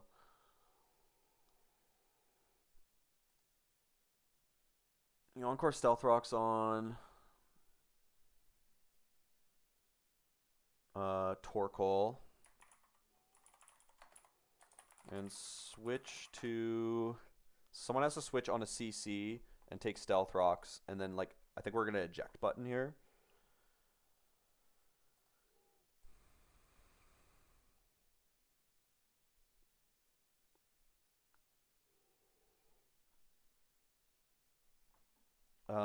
Because Sneasel's going to go -1 Spadef. And then, like, Fake Out plus...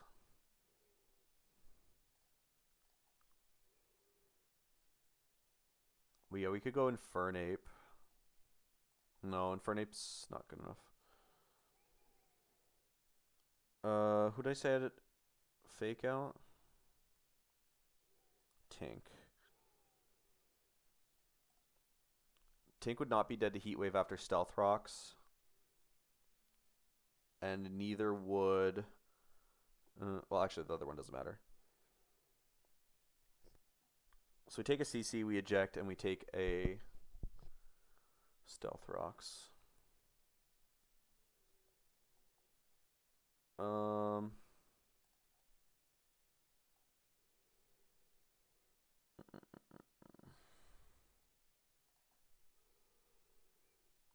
Togekiss is like the best at that pivot. You could have heavy duty boots on. No, you can't do that. What am I saying? You're trying to eject with eject button. You can't have heavy duty boots on. Where's the Pokemon with the ability that just says have 2 held items? That would be like Omega broken, but hilarious at the same time.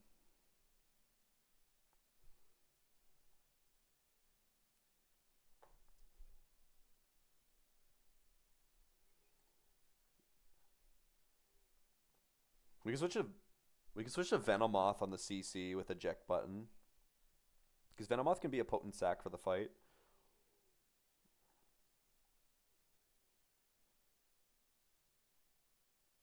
I just had it. Where the fuck did it go? Am I blind? Venomoth hid for me. It knew something bad was happening. Oh, there it is. You can switch Venomoth in on close combat. This guy goes to -1 Spadef, neutral defense. And then you eject into like Tink.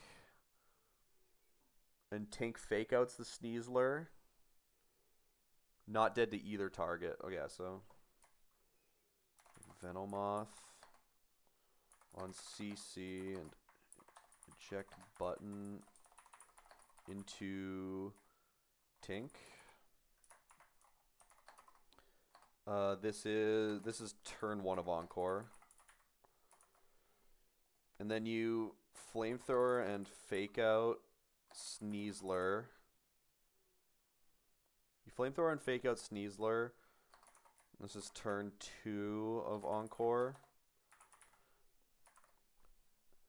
And then Walking Wake switches in, clicking Flamethrower onto Tink.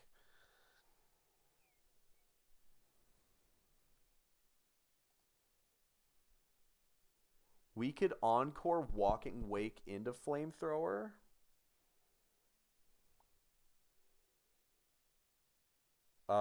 Which I don't mind, honestly.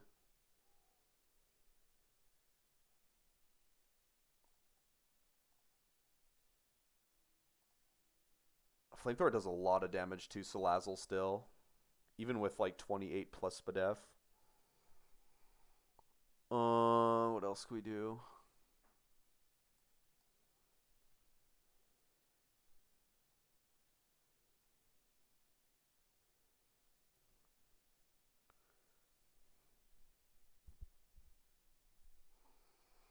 Venomoth would probably be an potent eject button here.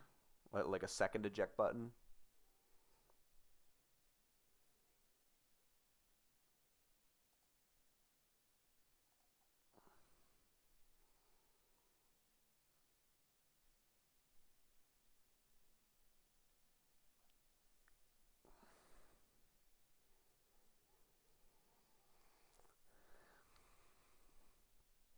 Oh, actually, you know what? Tink if I got or if I got crit by close combat, there's a world where I actually just Venomoth just died to the stealth rocks, and that would ruin everything.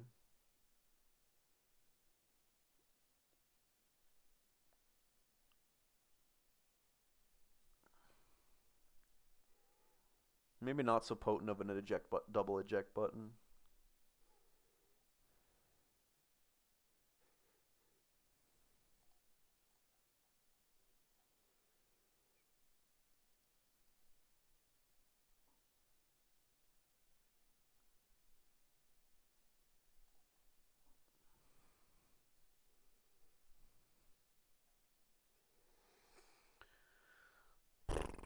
Um, I don't know.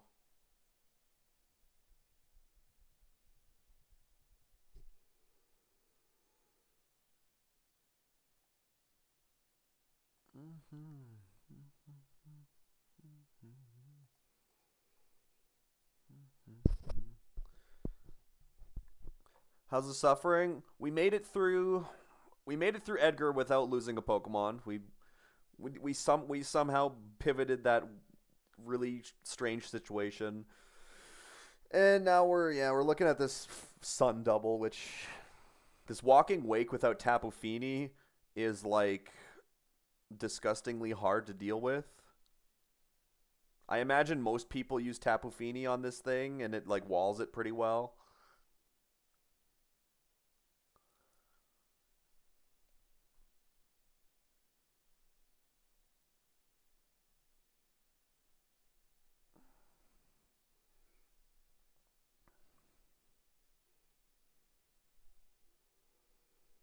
It's kind of being annoying.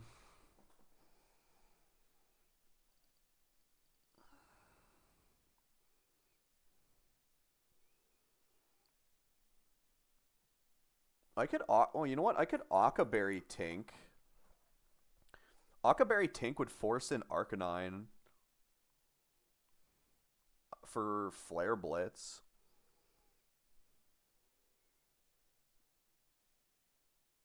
I have like nobody who outspeeds it. when I got Iron Bundle. Everybody had Iron Bundle. Iron Bundle for Edgar. Iron Bundle for Walking Wake. I mean, I have two freeze dry Pokemon, but Glaceon and Aurorus really aren't. They're not really. They're putting in the work, you know.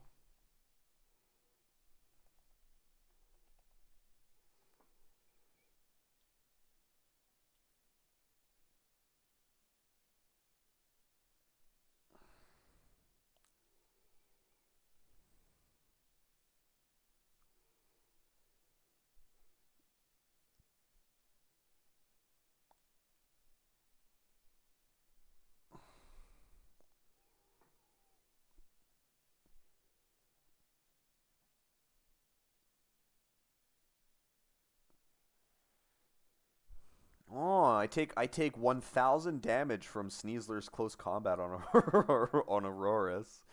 That's an interesting number.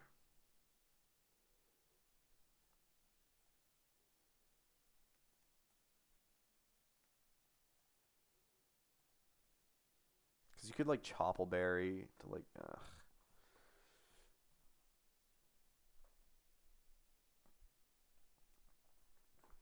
I thought about encoring Torkoal forever into Stealth Rocks.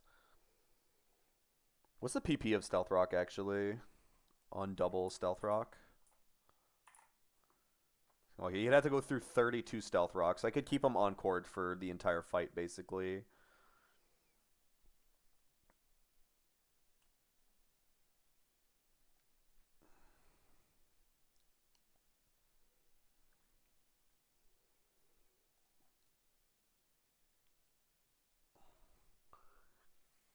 Arcanine takes so much fucking damage from Draco still. Like this Draco meteor from this thing does a ridiculous amount of damage.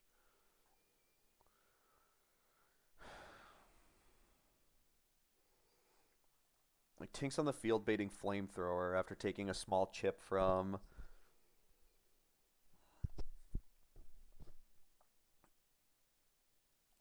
Does Salazzle have any speed control moves that it can learn?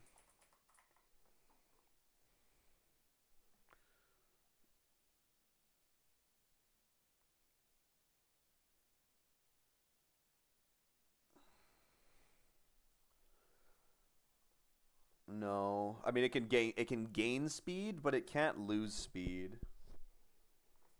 Um, which is a problem. Or can't make someone lose speed. I mean, unless I had scare. I guess I could TM Scary Face onto Salazzle. We could drop like Sludge Bomb, and we could Scary Face the Walking Wake down to -2, and switch to like Noivern.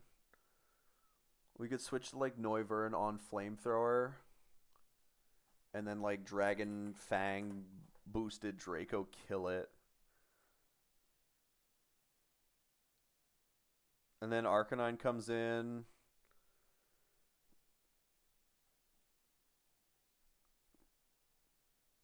Oh, this team can't kill Arcanine though. I don't. This team is is too risky to kill Arcanine with. That would never work. Venomoth can't be the eject button then.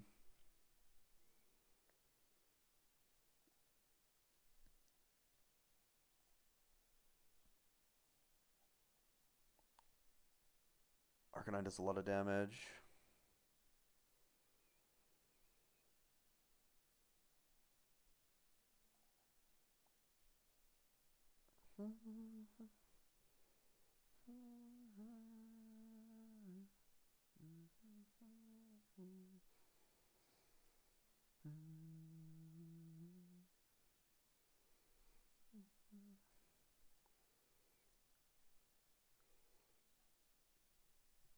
Uh, uh, uh, uh.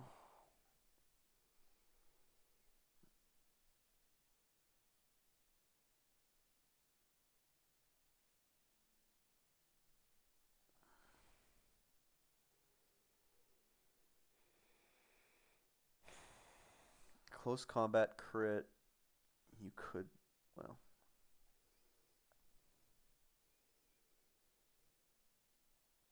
Musharna, maybe? Musharna could be my eject button. We go Musharna on close combat. We go Musharna on CC, and eject button into Tink.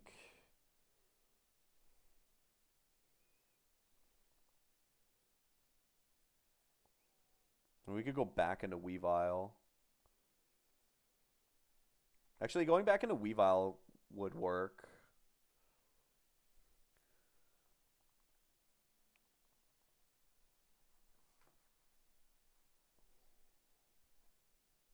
Yeah, we go back into Weavile. We go back into Weavile. Or we switch Musharna in on... We switch Musharna in on a close combat. We go down to 71. And then we take Stealth Rocks and we drop down to like 59. A crit would drop us to 48, so we would never be dead to another Stealth Rocks if we switched in. So we go to Musharna, we eject button into Weavile. Because Torkoal is Encored, Torkoal sees 0 damage from all of his moves. So we should just get Walking Wake in. We should just get Walking Wake in for random move slow kill on Weavile after the Stealth Rock damage.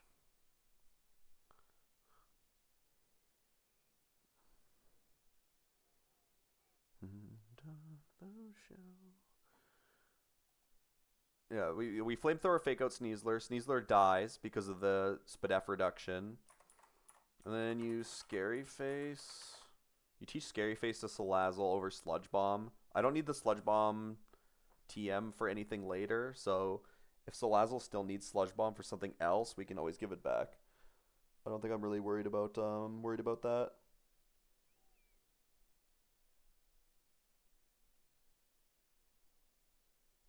Um, and that's the second turn of Encore for Stealth Rocks. So he's Scary Face, Walking Way. Oh no, okay, that pun's all gone. It's gone. Walking Wake has a white herb.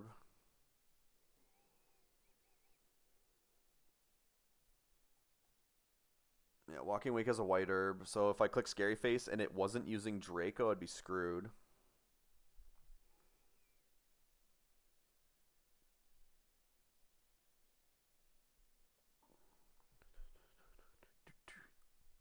I'd have to force it into Draco, and that's basically impossible.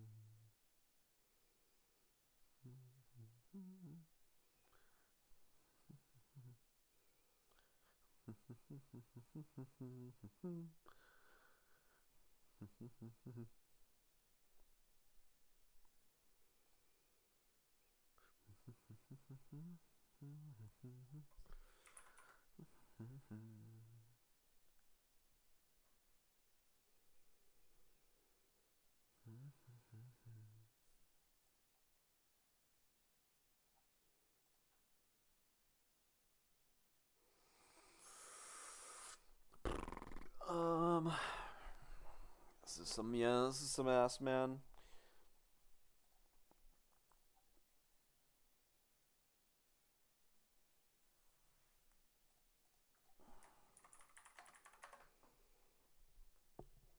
Assault Vest Arcanine takes more damage from physical than special.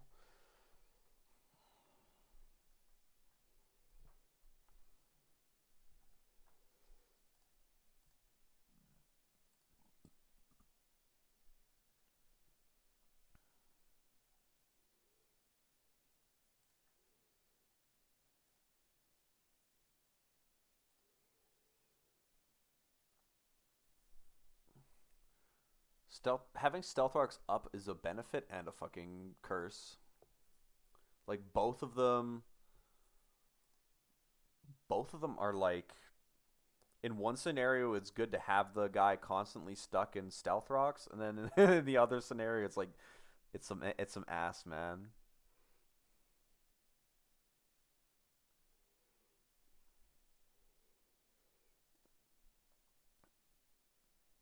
But like if you kill Torkoal and Heliolisk off the start, almost every single situation leads to like Venusaur and Walking Wake being out on the field at the same time, or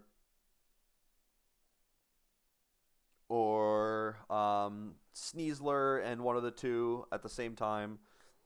Like all those two being on the field at the exact those two combinations of Pokemon being on the field at the same time is ass, some ass.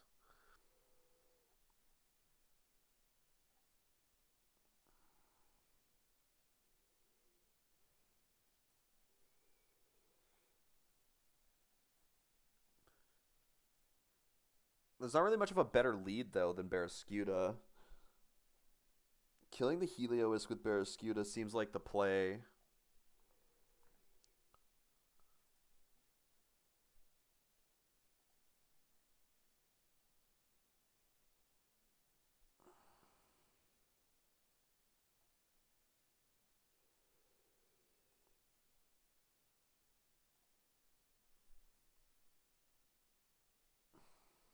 What else could we do?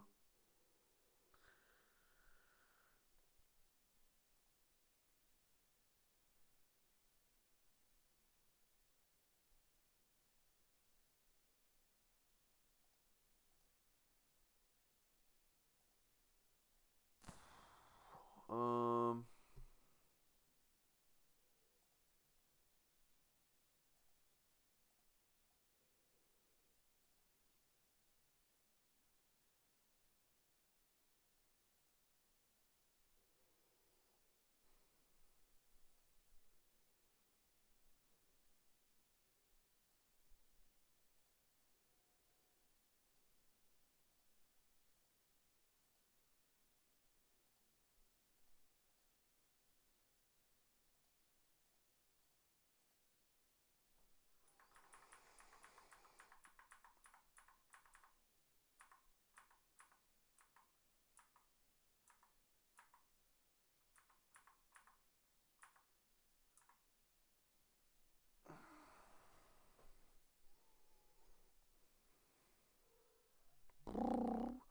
Hi, buddy. What are you doing? Yeah. What's up? Psst, psst.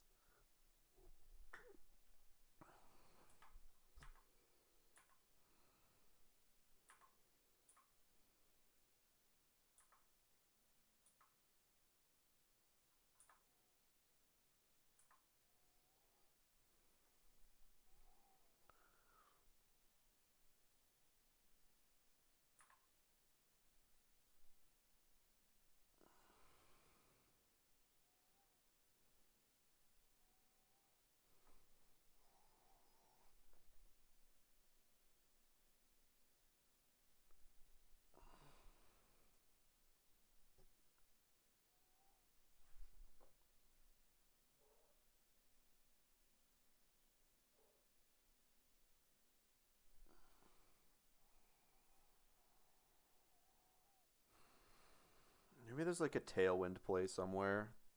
Maybe letting Torkoal. Can I?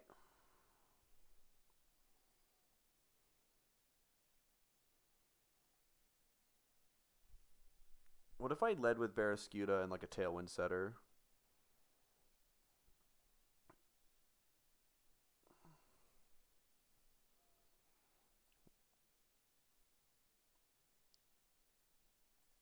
Who do I have for Tailwind? I have Braviary.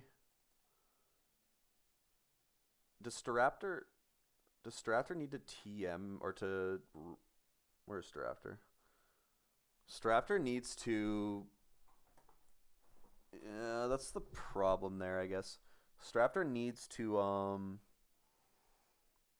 candy it to have Tailwind access, and I don't want to fucking do that.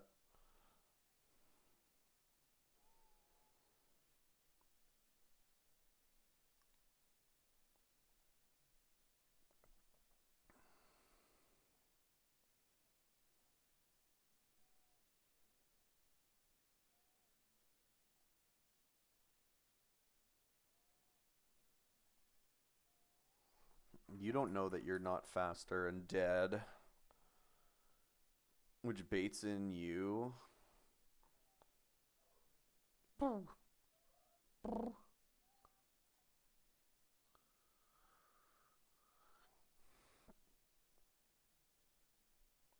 Who can show who can show a fast skill to Walking Wake after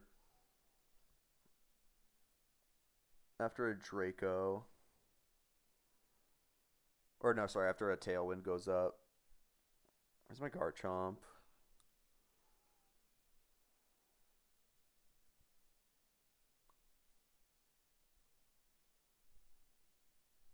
Um,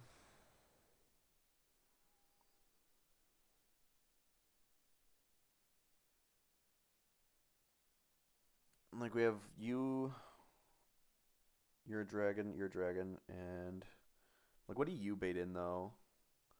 If I get Tailwind and I'm faster than everything with you, I wouldn't show. I would show an out damage to Sneasler. I would show a kill to you. Actually, no.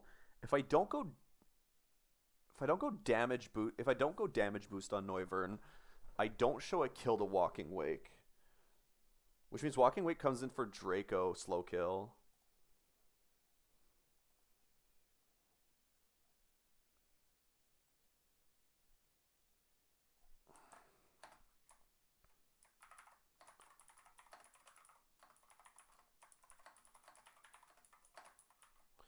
Let's try a Tailwind line here. Uh, in Tailwind,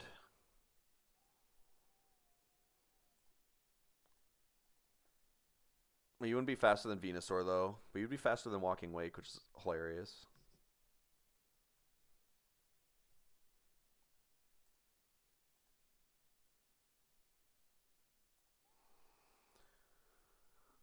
My fast Pokemon in Tailwind would need to be faster than Venusaur though,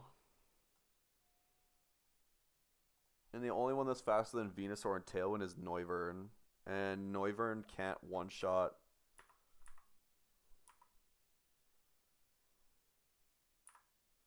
Noivern can't one-shot Venusaur if it switched in on whoever was there.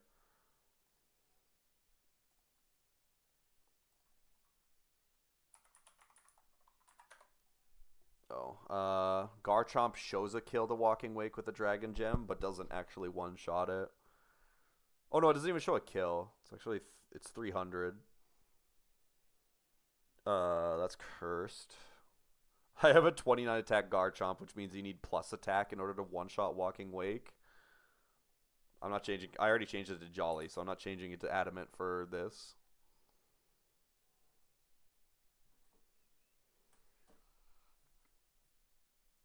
Um,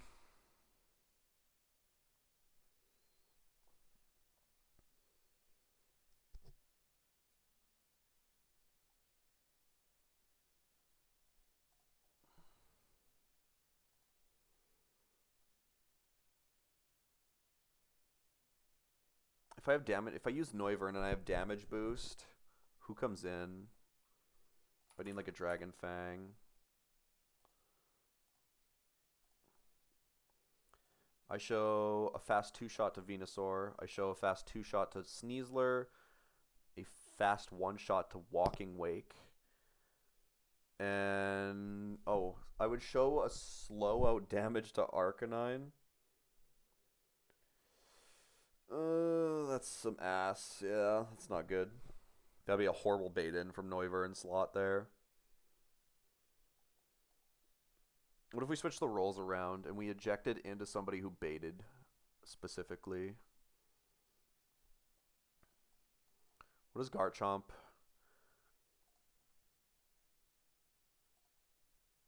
Garchomp baits in Walking Wake for Draco Meteor. Slow kill. In Tailwind, with Tailwind up.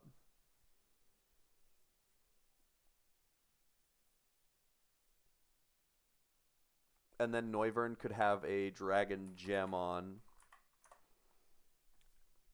and be able to kill Walking Wake.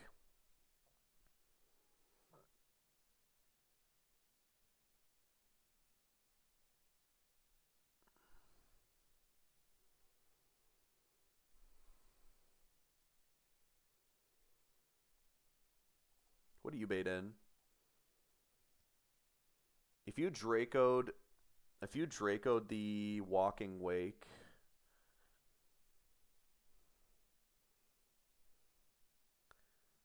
well, I guess yeah, that's the problem, right? We bait in once we kill Walking Wake would protect, and once we killed Torkoal, Arcanine would come in, give us an attack drop, and then we wouldn't be able to reliably kill.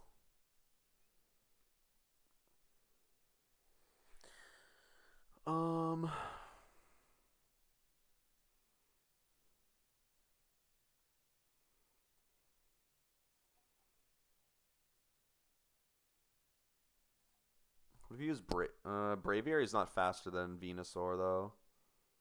In Tailwind, Braviary is, well, it's Brave Nature too, but Braviary is a little bit too slow.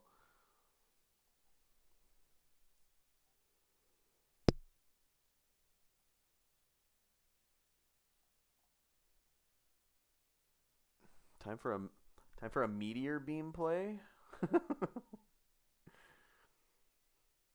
That's all I could think of.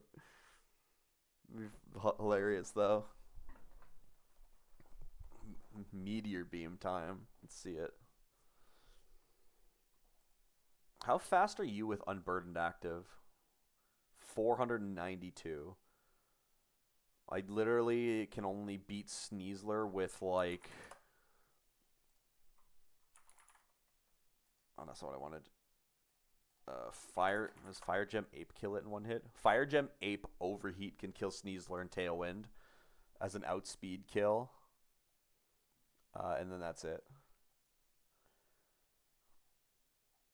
So that gets a little annoying.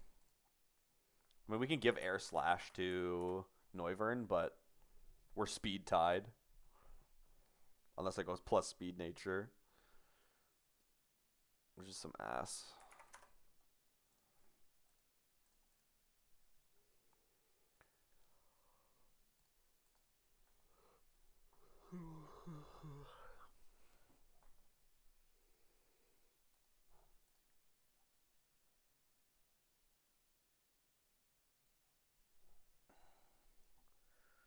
So if we had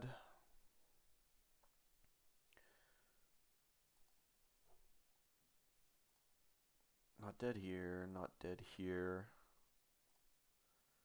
dead to Draco.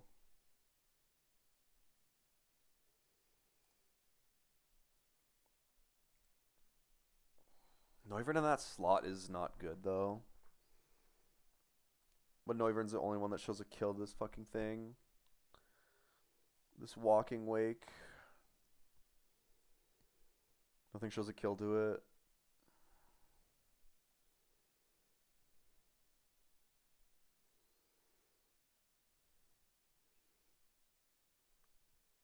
What if we...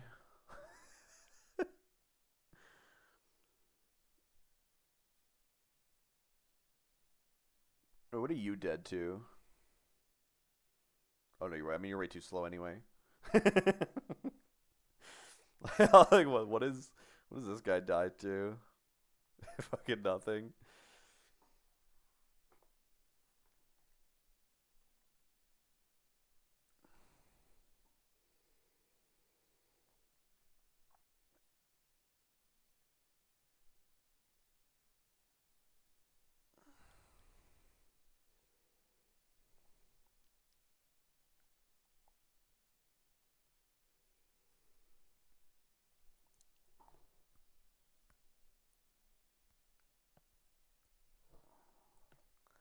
Unless this is really, really bad, then I'll maybe do like... The Staraptor can outspeed everything. Brave Bird just kills Venusaur at +1. Or at Tailwind speed. It's the best unit to do this on. Some ass.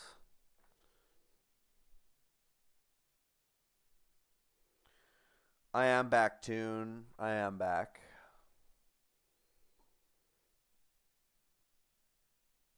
Hello. Gonna be trying to do earlier. Well, currently I can do earlier streams, but there's typically more people earlier on. It's a better time to go. It's a better time to go in the earlier part of the day.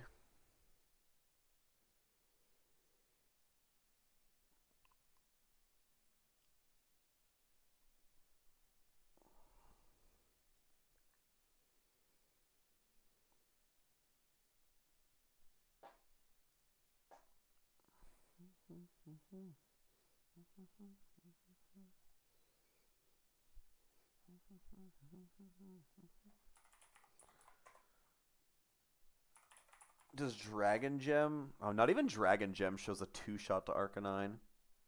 God damn it.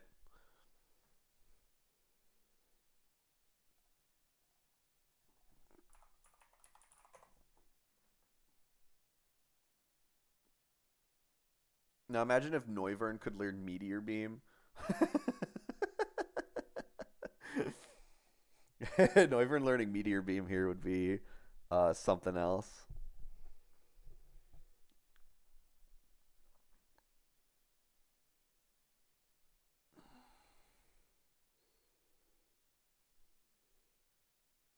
I mean, at late at night, I get less people in NA and more people on the other side of the continent. But I mean, I don't I don't really think it specifically matters who I get. It's just like those people on the other continent aren't watching English speaking that much, let alone Pokemon.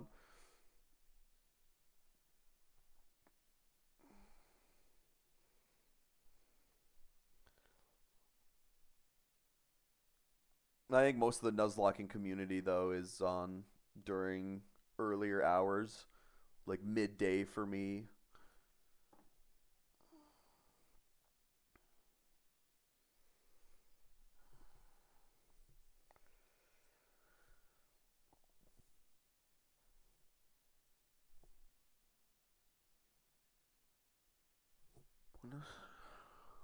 Hi, buddy. What are you doing laying there by the door? Psst, psst. I gotta play extra safe in VR. I want to get to my E4. I gotta at least make it there. I gotta make sure that these plans are perfect. And right now they're all ass. I have Tailwind and Tornadus too. Okay, well Tornadus wouldn't be able to do what I want him to do, but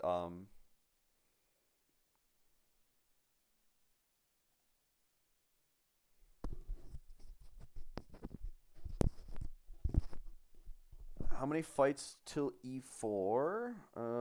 Like 8 or something. Actually, it might be. Well, no, there's like 22. Wait, I think there's 20 something fights in VR. I've done like 6. There's like probably more than 10. Here we got. Let's see. Okay, we got Rachel, which we're working on right now for the Focus Sash. Then we have Magic for the Life Orb. Rocky Helmet Leftovers Guard. We got Charlie's Battle.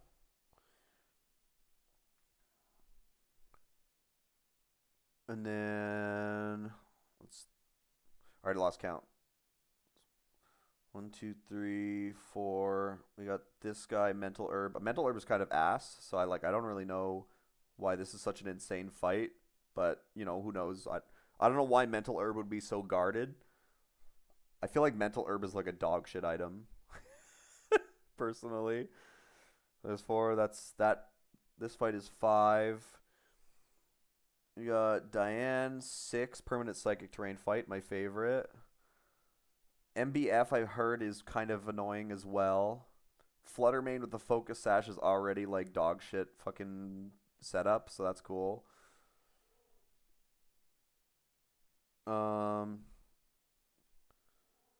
Caroline, Permagrassy, Terra's single battle. Battle Bond Greninja is scary. Another permanent Psychic Terrain. Caroline's free with Ape. Kind of true, yeah.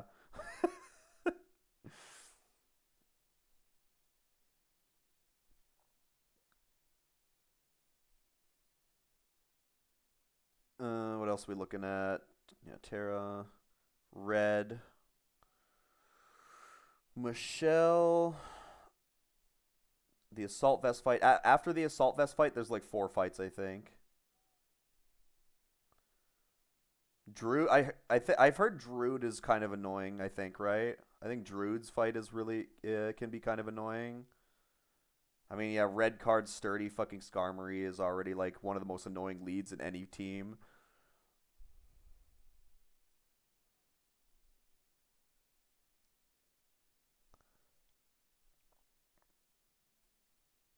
And then the Assault Vest fight is the last fight. And then there's this. This is the penultimate before the E4.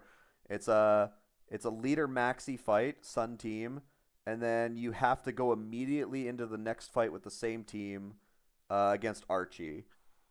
So that's the very final fight before the E4. So we got 1, 2, 3, 4, 5, 6, 8. Oh, what happened? Oh, I went too crooked on the scroll bar. 1, 2, 3, 4,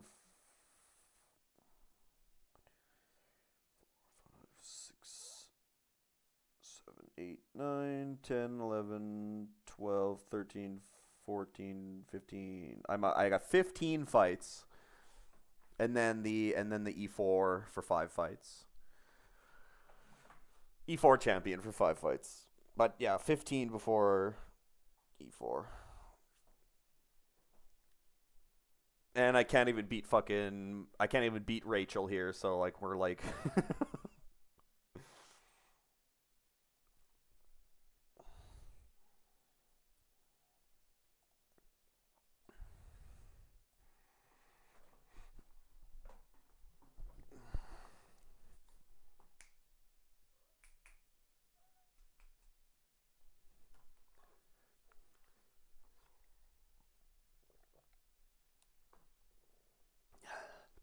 E4 is ready to go, man.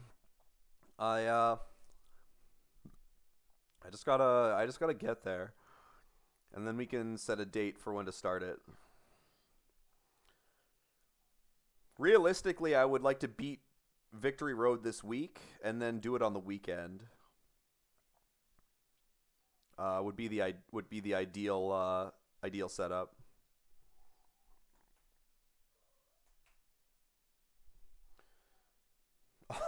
Over 2028, bro. I already calc the E4. It's not gonna take that long in comparison. Fucking October. Come on, man. This is so cursed. Hello, Narth. Thank you for rating. Hello.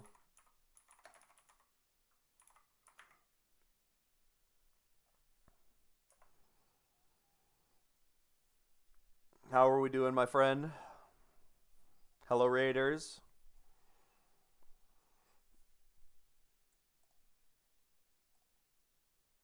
Anybody coming from Narth's stream into mine? I am also playing Lucid, and we are currently picking away at Victory Road battles.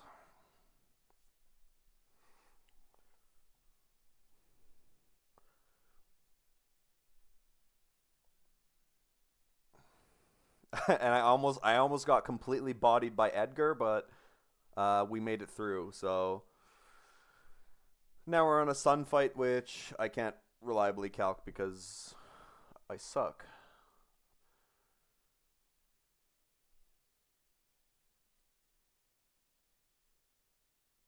This fight is so annoying. I wish.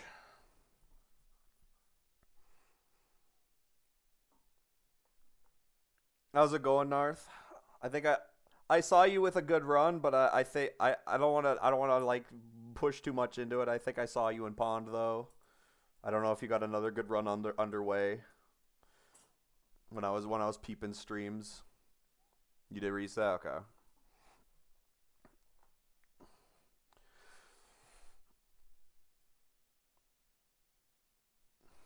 That's all that matters then, yeah. I made it through that situation, those situations that you read in the group chat there. Edgar was sketchy as hell when the whatever happened. I'm gonna send clips to Rain after I'm done here and see if something was weird with that or not. Well, there was definitely something weird with the eject pack thing, but um I'm kind of near fires, yeah. You're gonna tell me to teach Tailwind to my. Oh. Well, I already had it on the list here. Yeah, I was already looking at Scuda. I was already looking at Scuda and Tailwind. The problem is the only Tailwind guy that does it very reliably is Staraptor, but Staraptor you have to fucking scale it, and I don't really want to scale Staraptor. I have 6 scales that I need for E4, I think. So I gotta be dead certain that one of the 2 scales I spend are like yes and no. Braviary doesn't outspeed Venusaur.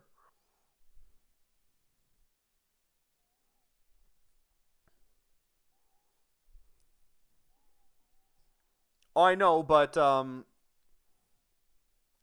I need to kill Walking Wake, and the only Pokemon that one shots Walking Wake is Noivern. I only have one Pokemon that can one shot Walking Wake. That isn't like a freeze dry Pokemon. Tornadus can one shot Wake? Or you mean bait in like or like bait it in? I guess what is.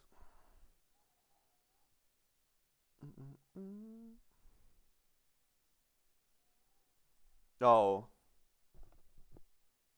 yeah. The Noivern the okay, and then the next part of it is if we so Torkoal's gonna set Stealth Rocks. If I double into this Torkoal when Wake sets Stealth Rocks, it actually baits in Arcanine. Noivern baits in Arcanine, depending on the slot that I get killed on. And Arcanine coming in early is really ass.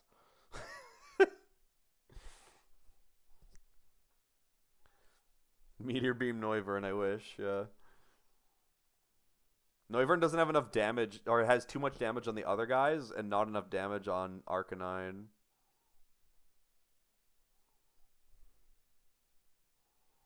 I would have to go. I'd have to go to 160. It's kind of low.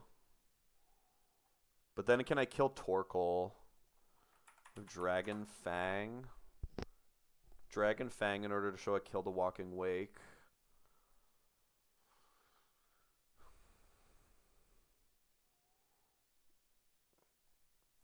So Tornadus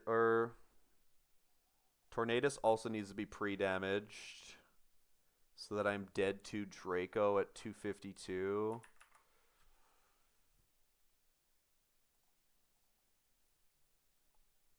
Bleakwind Storm is my inaccurate move that has to be used on Torkoal. I love it.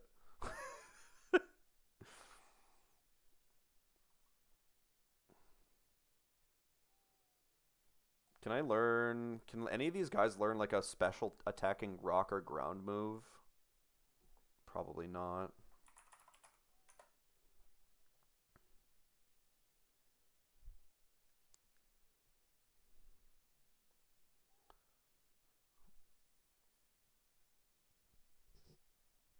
Weather Ball Rock in the sun. Yeah. True.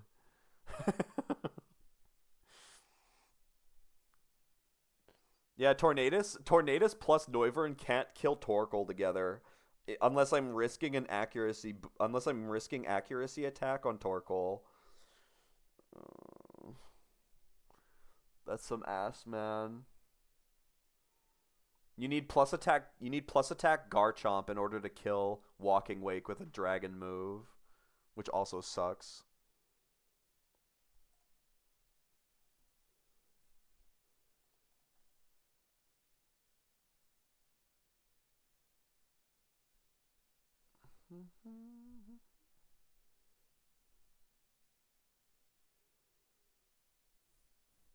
Well, Noivern doesn't have Hyper Voice, and it doesn't have Aerolate either.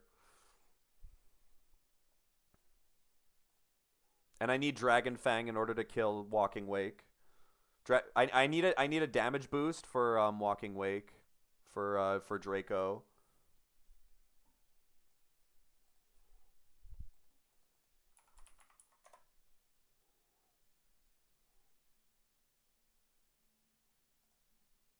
So just clicking Dragon Fang, Dragon Pulse just does more damage. In basically all scenarios except for Boom Burst. But I can't use Boom Burst on yeah, Hyper Voice just does less damage to Torkoal. So it doesn't really matter.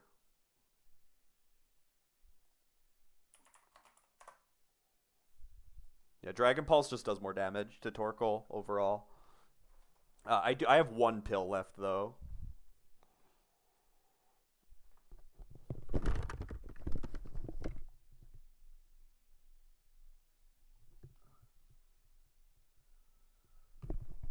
I used a pill to unaware my Dozo so I could beat Edgar more reliably.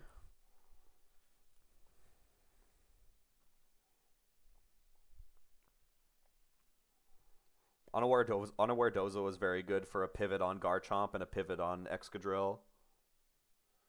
Natural Gift Wiki is rock. Okay, wait, can they even... I don't even think... Can they even learn Natural Gift? I don't think Noivern can even learn Natural Gift, can it?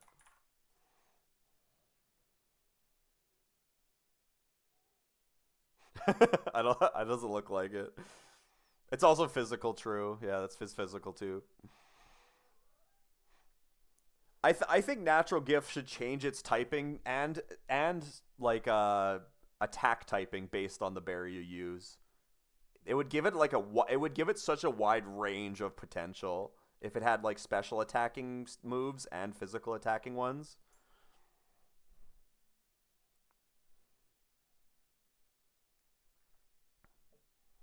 I think there'd be like a lot of cool things that you could do with a natural gift if it had like a big mix like that.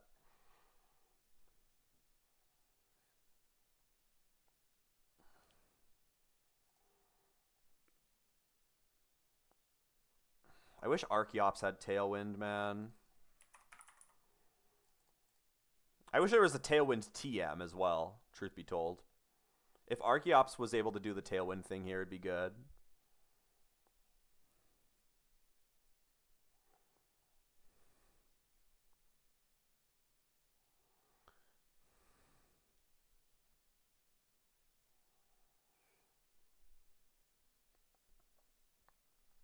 Imagine that wouldn't bode well because of HP existing before. Fair enough, I guess. But like hidden power is just like a permanent an attack on someone, whereas like natural gift is like a one-time usage for like potentially big damage in a specific typing. It's not they're not they're kind of similar, but they're quite different at the same time too though. Like people in competitive put hidden power on just as like a bonus coverage for like really bad typings based on meta.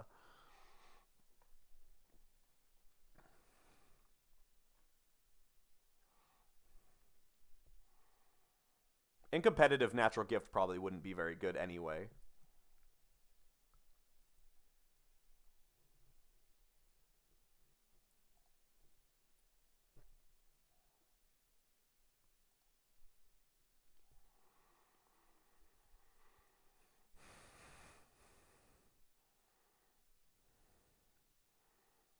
What do I have that can kill Walking Wake? Is there like anything?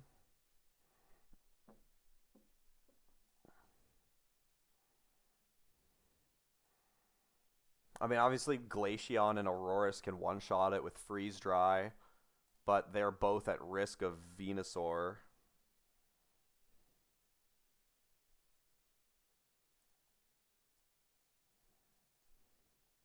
And Sneasler.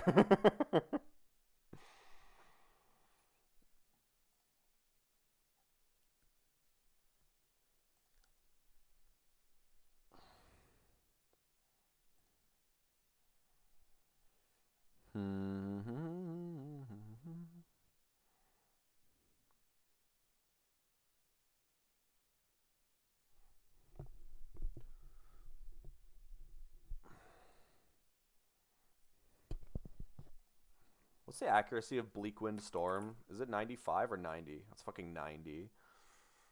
Yikes.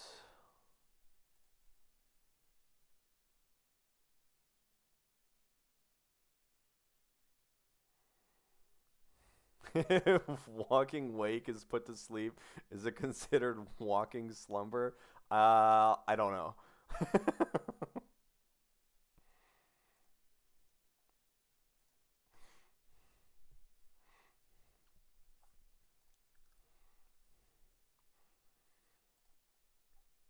Yeah, Staraptor just does this the best, man, which is the annoying part. Because I don't really want to burn my scale on it.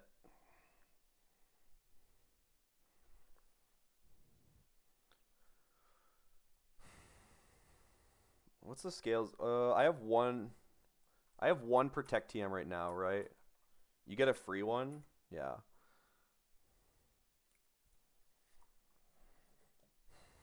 I'm just trying to. So I have one free Protect TM right now. I need. I need to buy two for Victory Road or for E4. So I actually only need to spend 5 scales for Victory Road. Oh no. 1, 2, 3, 4, 5, 6, 7. Oh no, it is 6. It is 6. Yeah. Spoilers, yeah, wow.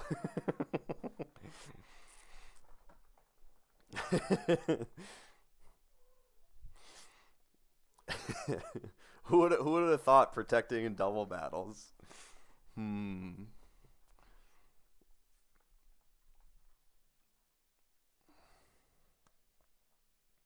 Yeah, so I need 6 scales guaranteed for E4. I don't believe I need my flamethrower TM as well. Did I use? Oh no, I didn't use it. Okay. I never really looked through my items to see if I had the items that I needed. I think I should be good though.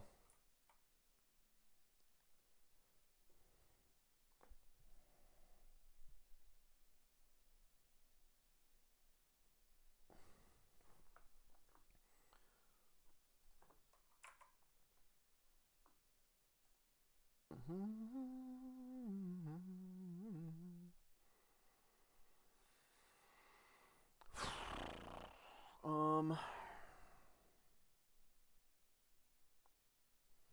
Follow me instead. I don't think there's very many Pokemon that actually get follow me. Is the problem with that?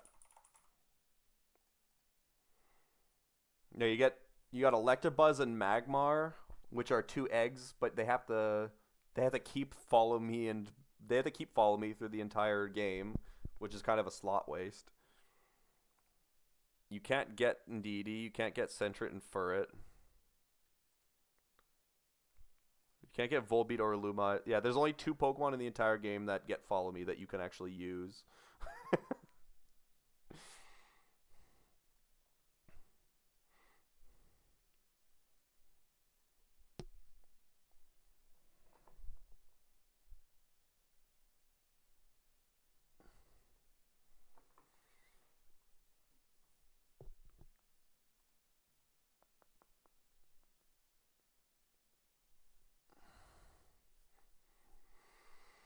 If I did scale Tailwind onto Staraptor, I'd only have one left in backup. Um,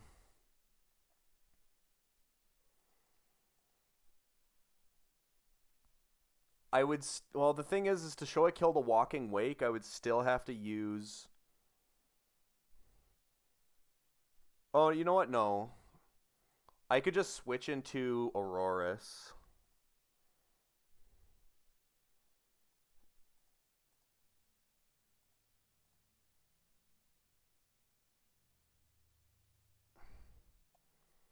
Yeah, we could just eject back into Aurorus in that situation.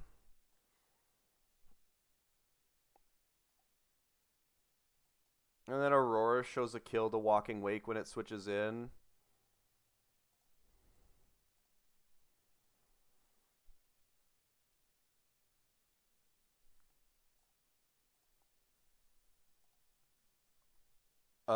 I would have to. I would have to Brave Bird.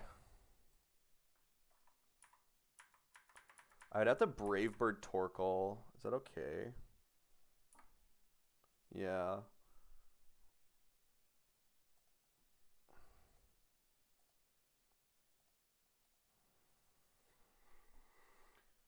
So Aurorus is on the field. Yeah, so we close combat kill Heliolisk. We Tailwind with Raptor. Raptor shows a fast kill to both Sneasler and Venusaur. So Walking Wake comes in for a slow kill. Aurora switched in off of the eject pack. I would have to. Oh, I guess. Does it fuck it up if I Ancient Power Omni Boost on the Torkoal? If I Ancient Power Omni Boost off of the Torkoal. Okay, I don't show a kill to Venusaur, and Venusaur still sees a kill on me. So my Ancient Power would still work if I did get the boost.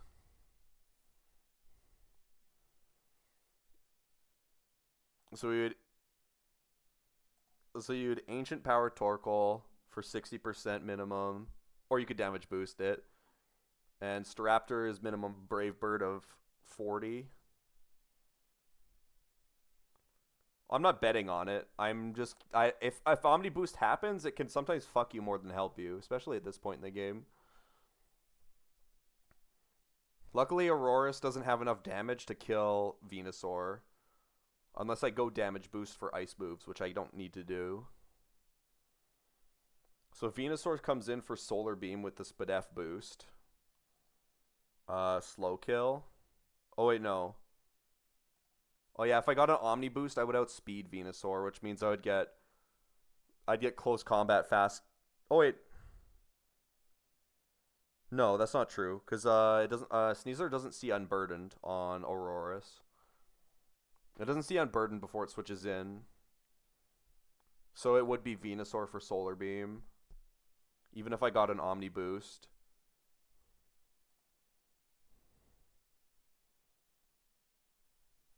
And then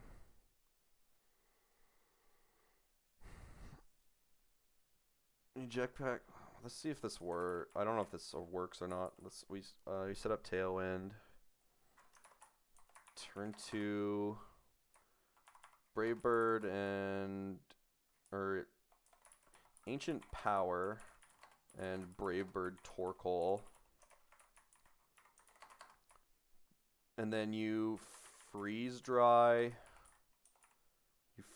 Walking Wake and Brave Bird Venu. And then Staraptor is going to be pretty low on HP after the recoil. You're taking, I guess if we're like, I don't know if we need to be Sharp Beak on. I don't really need Sharp Beak. Does minimum roll Brave Bird plus minimum roll Ancient Power kill Torkoal? 100 drops you down to 153. Okay, I would need to damage boost a Hardstone on you, but that's fine. We could damage boost Hardstone with Aurorus to take less recoil on Raptor. The Raptor takes like 13% in recoil on Torkoal. And then he dies. Then you full kill Venusaur, so you're down to like 67%. Okay. So that would bait in. So Arcanine would come in, give you an Intimidate. So this is Tailwind turn 1, or like the first real turn. This is Tailwind turn 2. So then Sneasler comes in against the Aurorus, seeing a guaranteed close combat kill regardless of stat boosts or anything. And Arcanine comes in. It also sees close combat, probably. Yeah, it would always see close combat as well. But it would be out against Staraptor, which is dead to Flare Blitz. Which is dead to Flare Blitz. You just bite the bullet on the scale on this one and pray that it'll be okay. I don't know.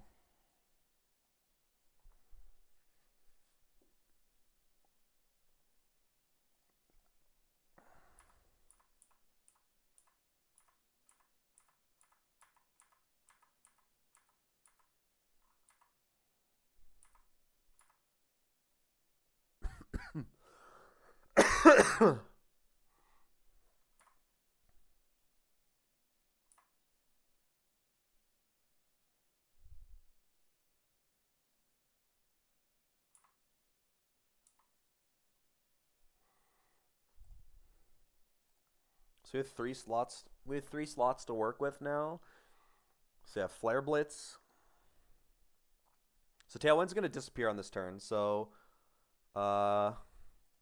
we switch to blank and switch to blank. And then Tailwind would end. So without Tailwind up, I don't have a reliable way to kill Arcanine. Unless it's like Rhyperior. Rhyperior would have to switch in for free, though. Because I don't want to show Sneasler a kill with close combat.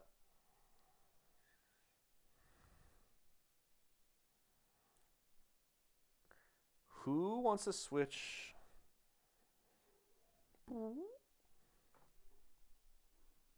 We do big stinky.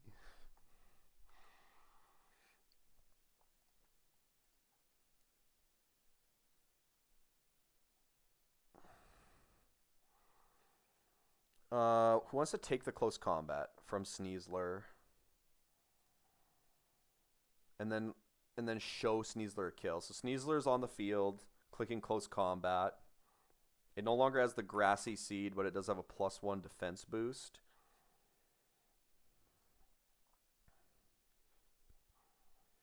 Obviously it's unburdened, so its speed is astronomical.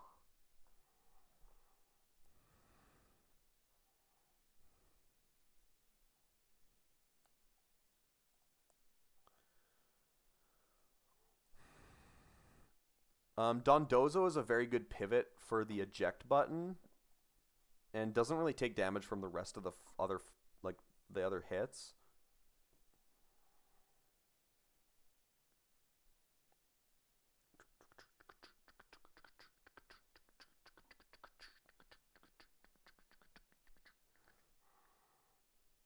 Who wants to? Yeah, I need someone to tank the.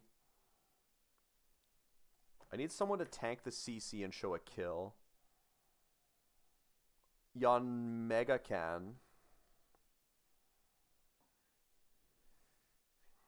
Okay. So we can pre-damage Yanmega. We can pre-damage Yanmega so that I'm dead to the acrobatics at 224 HP. And we're switching in on close combat. The lowest roll we can get is 240, or the lowest roll we can get is 24 or 42. That math was way wrong. Okay, good thing I double checked. 224. So we go up to 266. So Yanmega's pre-damage to 266, which is in on close combat. Yanmega would show a kill to both Flare Blitz and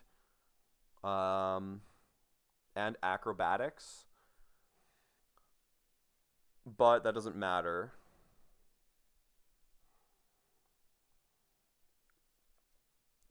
We go to Dondozo with the eject button, and we free switch into Rhyperior. So turn 5, detect with Yanmega. If Yanmega's +1 speed and unburdened guy is -1 speed, I'm still slower. Okay.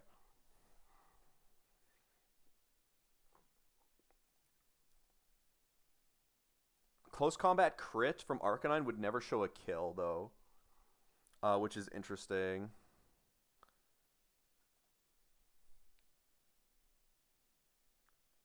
Oh no, I'm getting the Omni boost, Abo. My Aurorus who kept ancient power is getting the Omni boost.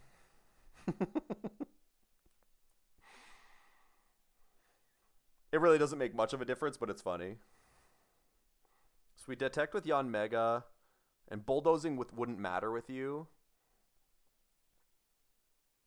So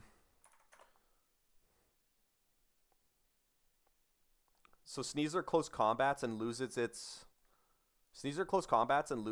boost. Rhyperior's on the field at full HP. Yanmega's on the field at like 85% or something like that, whatever it is for acrobatics. Yanmega is dead to both targets. Rhyperior is dead to nothing. You detect Yanmega and you high horsepower Sneasler. And then you switch Yanmega to Dondozo. And Rhyperior finishes off the Arcanine. And you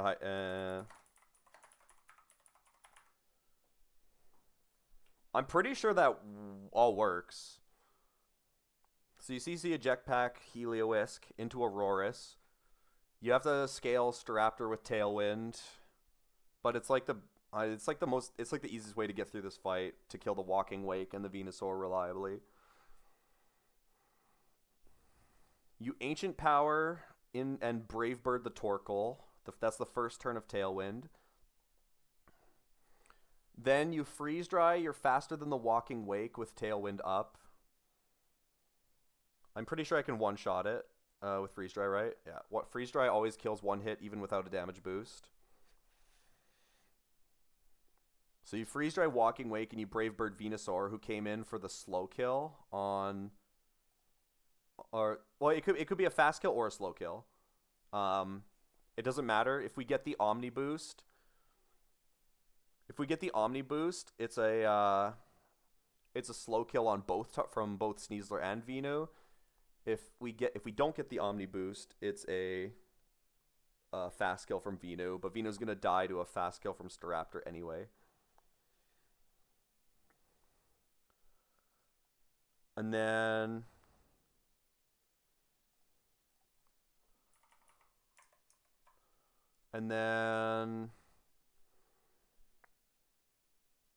we're baiting close combat into Aurorus. So we switch to Yanmega. And we switch to Dondozo on Flare Blitz and eject button into Rhyperior. So then Yanmega's on the field, dead to both targets. Rhyperior is on the field, dead to nothing. And Arcanine's close combat does more damage, or it kills me in... Wait, did they both kill me in 4 hits? I might have to pre-damage a smidge on Rhyperior. Close combat is 315 damage in 3 hits, which means it's a 4 hit. So I might have to pre-damage 5 HP here. Or what is 78 times, or 320 divided by 78? Not times 78. How many kills? It's a 5 hit. Okay. Yeah, so Flare Blitz is a 5 hit. Close combat is a 4 hit. So close combat will be picked into Rhyperior. Rhyperior will kill Sneasler. Yanmega will detect. And then even if Rhyperior gets crit, I would never show a kill to Arcanine. And that guy would be minus defenses. So high horsepower would always kill that guy. And we just switch back to Dondozo on the killing roll into Yanmega. And that should just end the fight, I think. It seems like it works. I don't think there's an issue with that line at all. Yanmega needs pre-damage though, so let's get some notes on here. We're going to teach Tailwind to Staraptor. I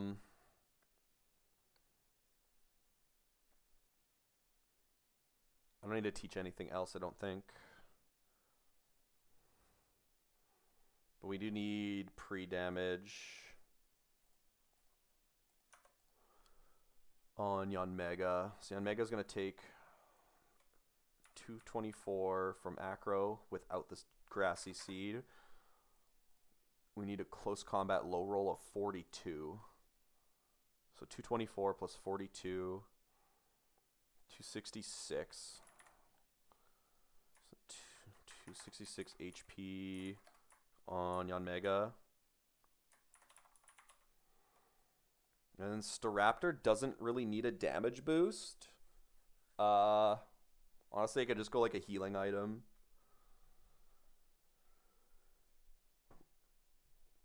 I could just go, well, I might as well go damage. No, I don't want to take more damage for no reason on hitting the Torkoal. It likely doesn't matter, but in the event where it does matter is the problem.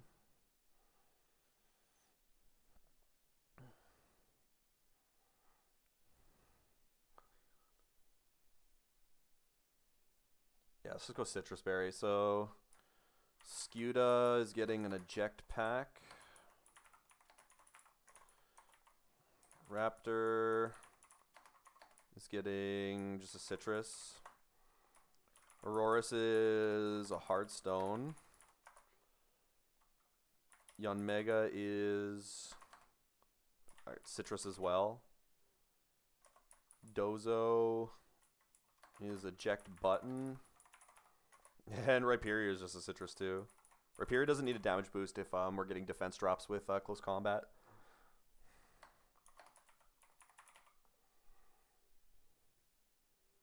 I believe that all works. The sound numbers to go my way out.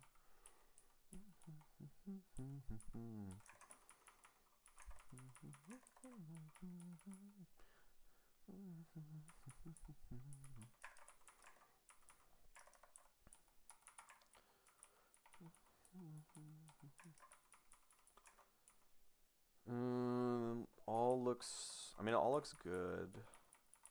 Double checking it.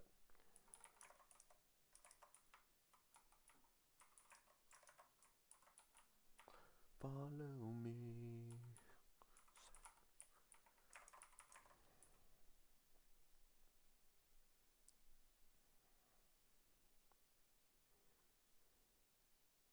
Follow me.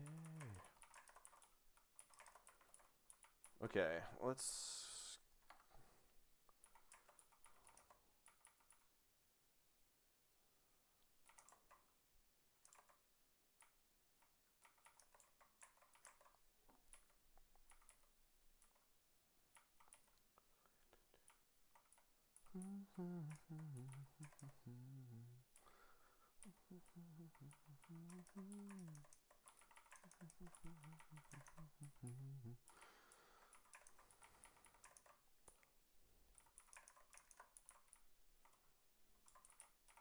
Okay.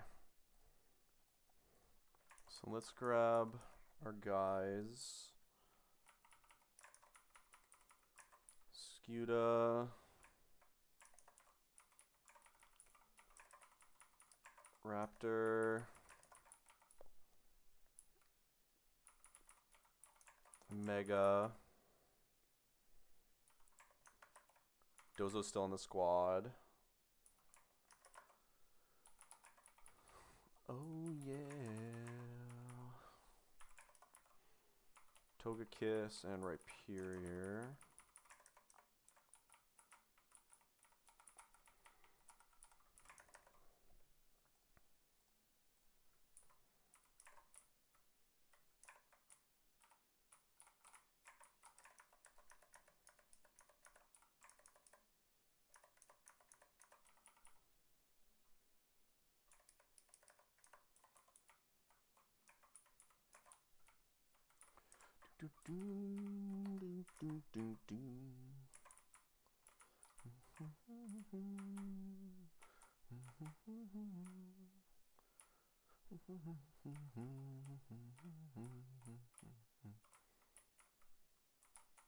Okay, and then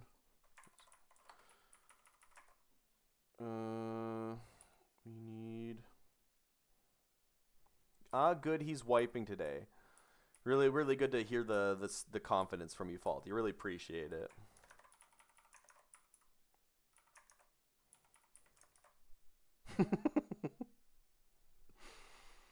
Good morning to you as well. There's some really sketchy shit on the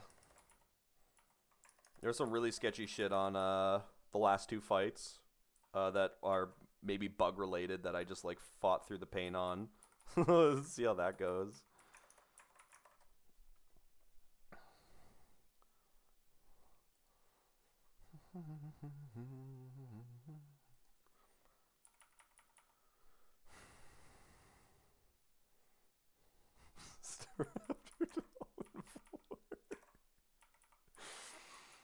That's fucked, Faulty.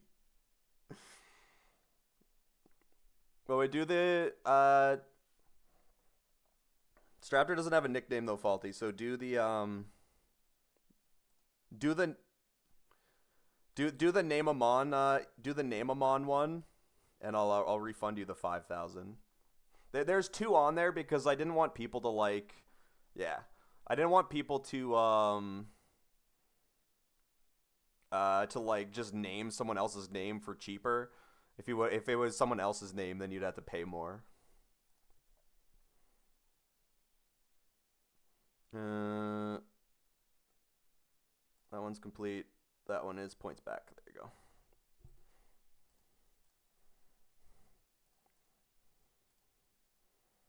Because look, sometimes Jamal was in there and he did like really weird names, and I didn't want him to like freebie like change other people's names.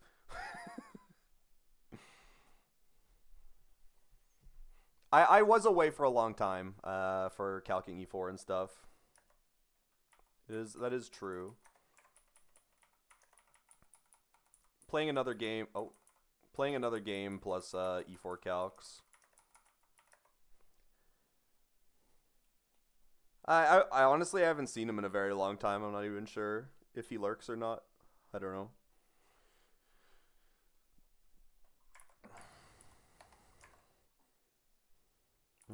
You need to be pre-damaged.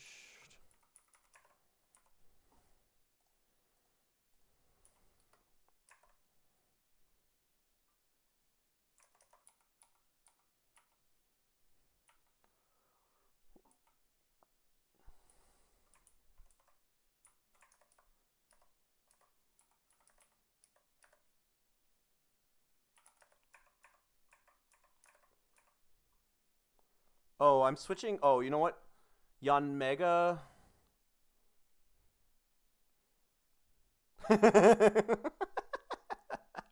Discord voice call.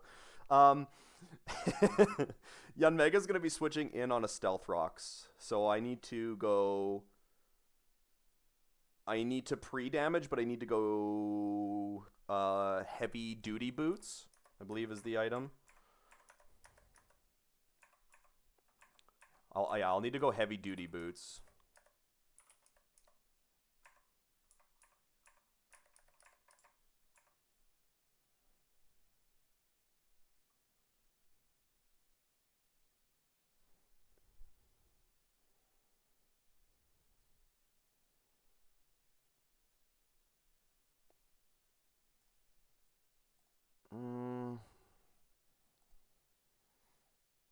Okay, let's see.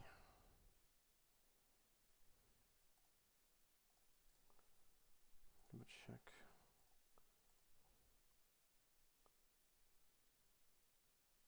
Huh?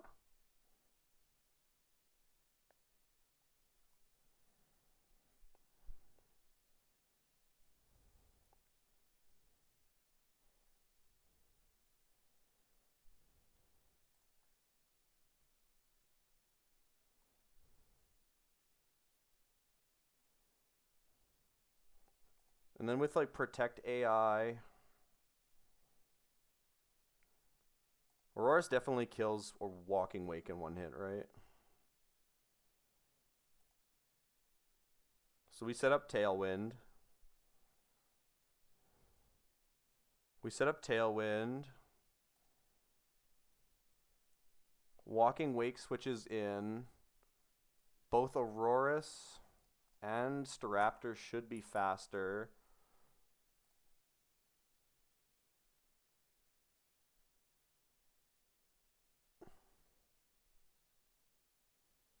Where is... Oh, I'm on the wrong page, that's why. Protect.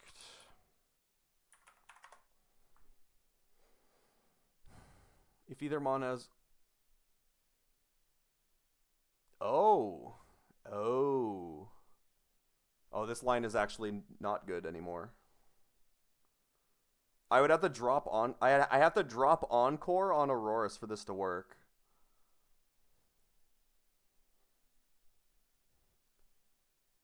Because Auroras has Encore on the move set, the Protect AI is going to prevent the boost. From the Protect turn. Do we think it's okay to drop Encore on Auroras at this point?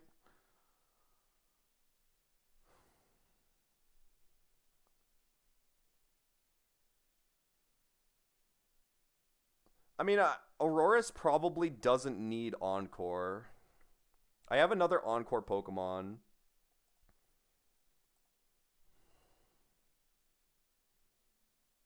I kind of agree. Yeah, I kind of agree, AG.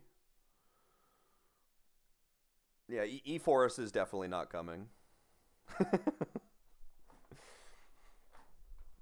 I think I can probably drop Encore and not care.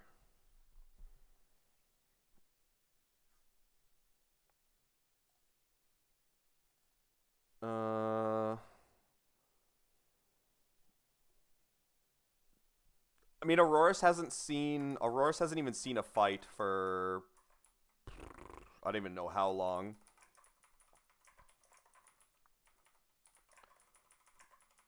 It gets its odd hyper voice situation and then like nothing else.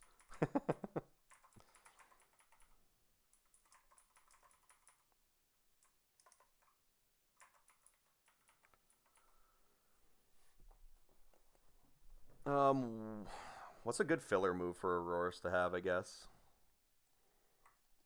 I could just delete it and have like nothing, but might as well put something on there. Just like just throw on Icy Wind. That's probably fine. Also, Auroras not being able to learn Power Gem is like kind of ass. I'm not gonna lie. I don't know why Auroras can't learn Power Gem. It doesn't make any sense.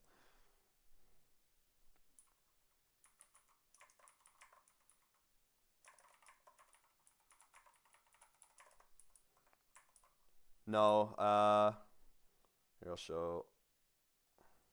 I gotta fly to tutor Tailwind anyway. So if I go into the overworld tutor, the Lava Ridge tutor for Power Gem, it just says not able to learn Power Gem. So they gave it Encore and took away the only good special attacking rock move outside of Meteor Beam, which makes no sense.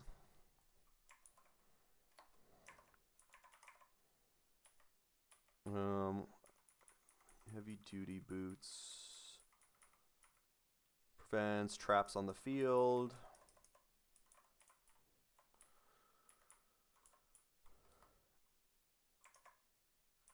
We might as well tutor something though. I mean, Auroras is probably just getting Icy Wind here, and then that's it. It's probably fine. Yeah. We'll say goodbye to Encore, and hopefully that is not needed later.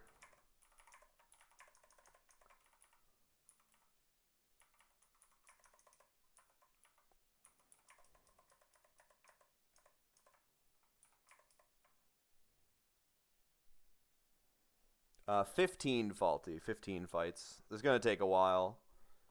It'll probably be over the next couple days, for sure.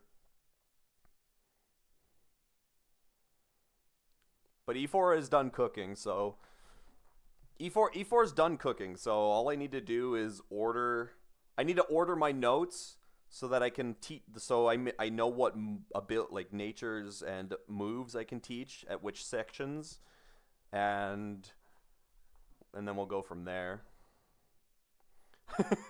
Faulty just named it. Faulty literally just named it that.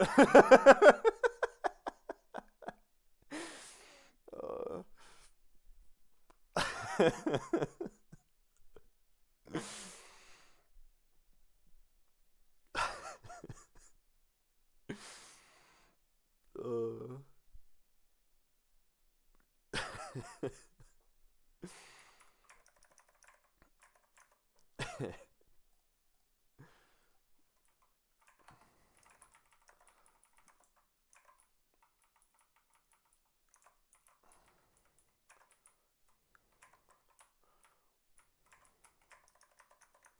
Okay,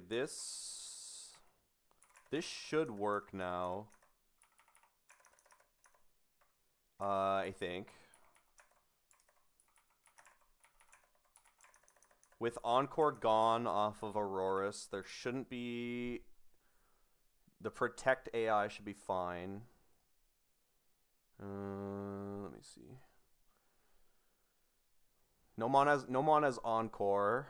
Therefore, both of my Pokemon will be faster. So it comes out on the field and it has a 100% chance to set up because I kill it with 1 freeze dry. Yes, freeze dry is 104% minimum.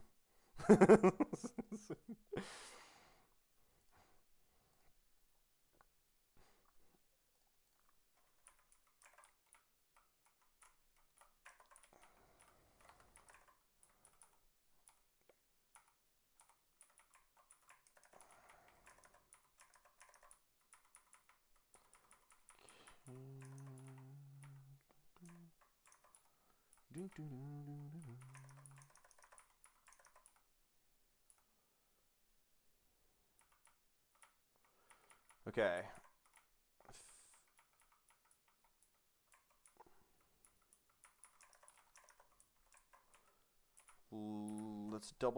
Let's fly back and double check my stuff. Okay, so we're here. We're pre-damaged on Yanmega, 266. So that close combat knocks me into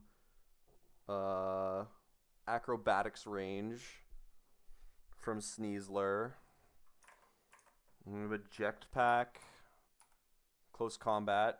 Even with one attack on this fucking thing, close combat still kills the Helioisk, which is good. Raptor doesn't need a damage boost in this situation, the way that I'm doing it. So just go Citrus Berries, bonus. We used one of our scales. We have 6 needed for E4. We have 1 scale left for all of Victory Road. Or the remaining Victory Road, I should say. Tailwind and Brave Bird, all I need. Encore has gone off of you. We have Heartstone for the damage on Torkoal. Freeze Dry. Heavy Duty Boots, well, you're not attacking. Your eject button. Your high horsepower. I think that's all I need. On the edge of tomorrow.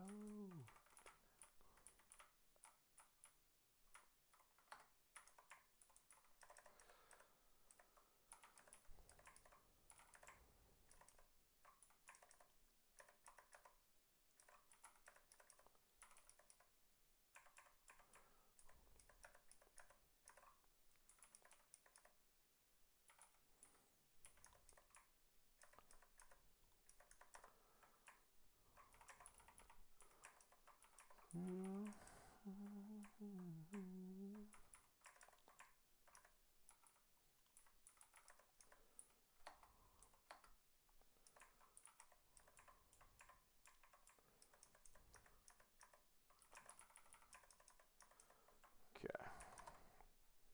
All right, everything looks good.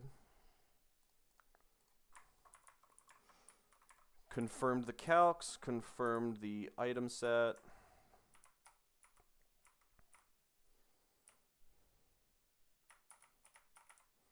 I wasn't a big fan of using the scale there, but maybe Straptor has a couple more Tailwind things that it can do later on in this place. Narth said there was another fight that had Tailwind potential, so...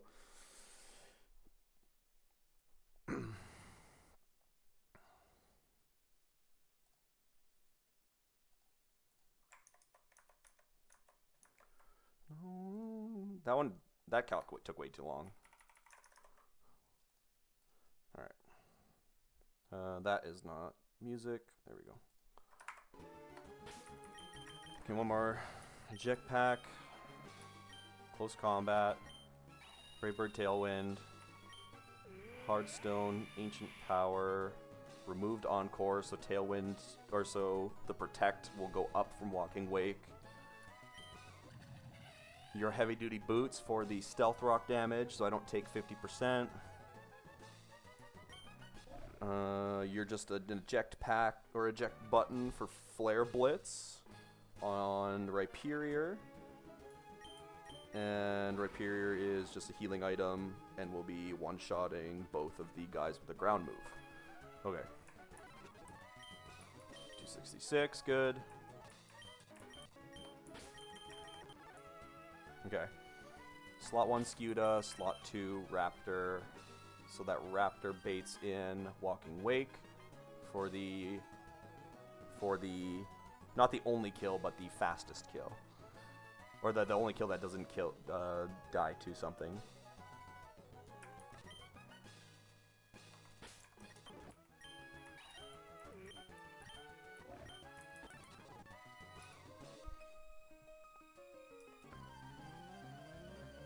Alright, Rachel. Another double battle. Torkoal, Heliolisk, Scuda, and Staraptor. Intimidate means nothing. Alright. Scuda has a Jetpack on. Jetpack close combat. Always fast kills Heliolisk. We're going to set up a Tailwind so that we're faster than everything. Well, everything except for the Unburdened Sneasler, but that doesn't come in until the end.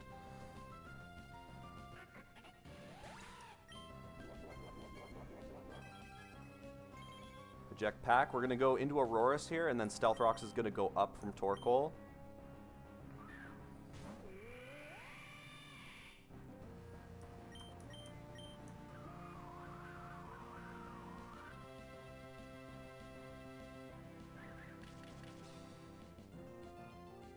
Walking Wake will come in for a kill onto Staraptor. Staraptor's dead to Venusaur and Sneasler, but I fast killed him with Tailwind. Freeze Dry always kills Walking Wake, so it has to protect this turn. We don't have Encore to screw with the AI. So we're going to Ancient Power and Brave Bird the Torkoal. Ancient Power boost here is completely irrelevant. Venusaur still sees a kill, and I don't show a kill to Venusaur with the damage boost. I saw Walking Wake's name first, and I still panicked. Like, part of my soul, like, flew out of my body.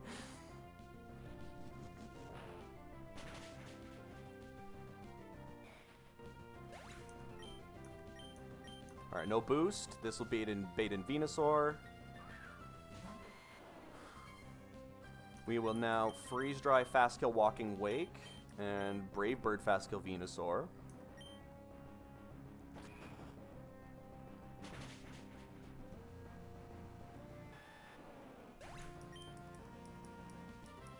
Recoil is fine.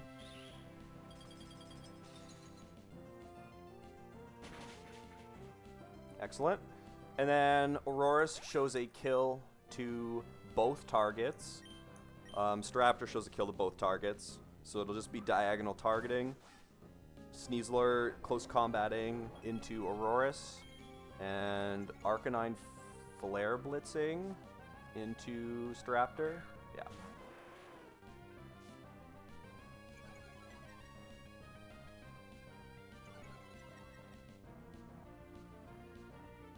So Auroras is going to switch into Yanmega, who has heavy-duty boots, so I don't take a bunch of damage from Stealth Rocks.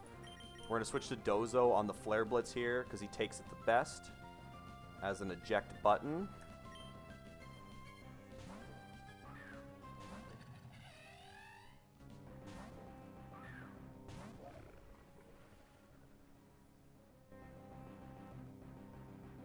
Close combat from Sneasler, good. And there's the drop. And then Flare Blitz into Dozo.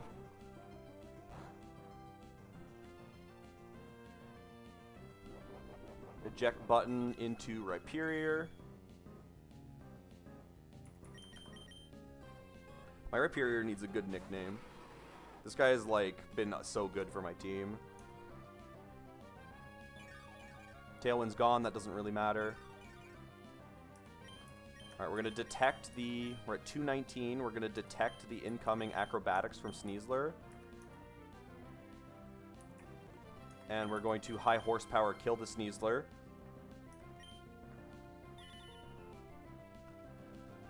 We're going to take a close combat on Rhyperior, but Rhyperior doesn't give a shit.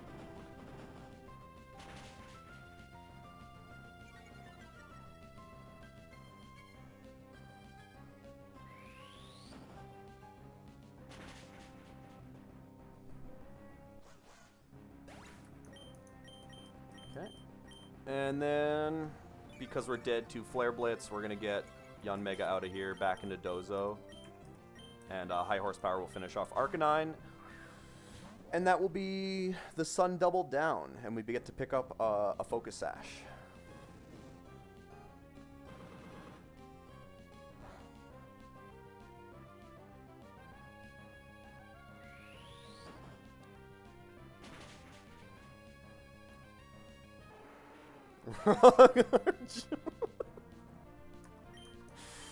You're on fire with the names today, Faulty. Excellent. Oh. Wait, why can I port? Wait, what? Why can I port a PC now? Huh? Long Beach. Bro, we're getting in like the weird nickname theme right at the end of the game, which I'm all for it. It's funny. I thought you couldn't. Is it only at Evergrande that you can't use the? Is it literally only Evergrande right at the top of the waterfall that you can't use the move tutors and stuff? I could have swore it was like the whole place, and I was really confused by the mechanic.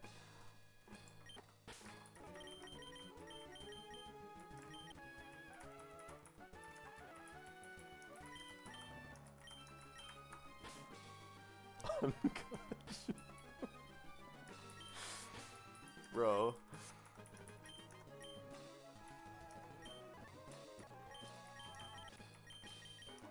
That's not what I wanted. This is good stuff. This is good. These are good names. This is gonna give them even more value.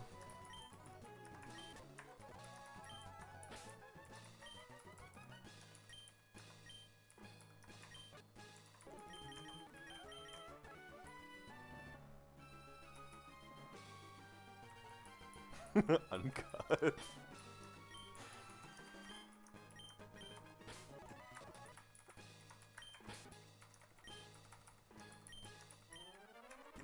Alright. Big.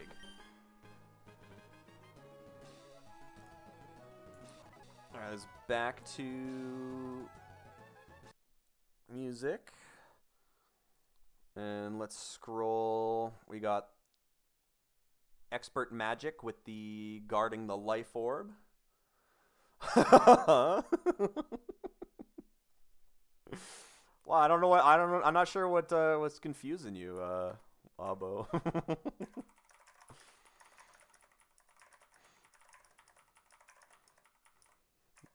I don't know what's confusing about those names. Or weird about those names, to be completely honest with you.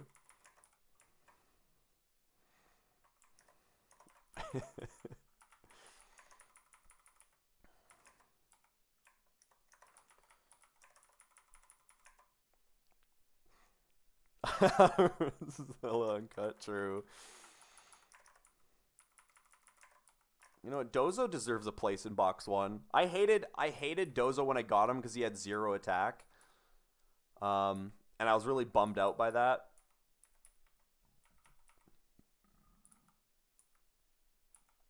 But Dozo has been like very, very good.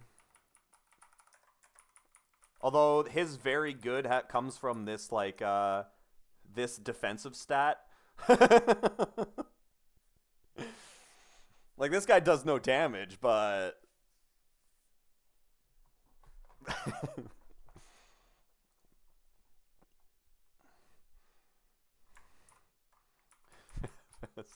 yeah. 2 full boxes, man. Someone belonged in this box and I forgot who was there. That's fine. Okay. What do we got next? So we get the life orb after this fight. This fight is a single battle. No terrain, thank God. No sun.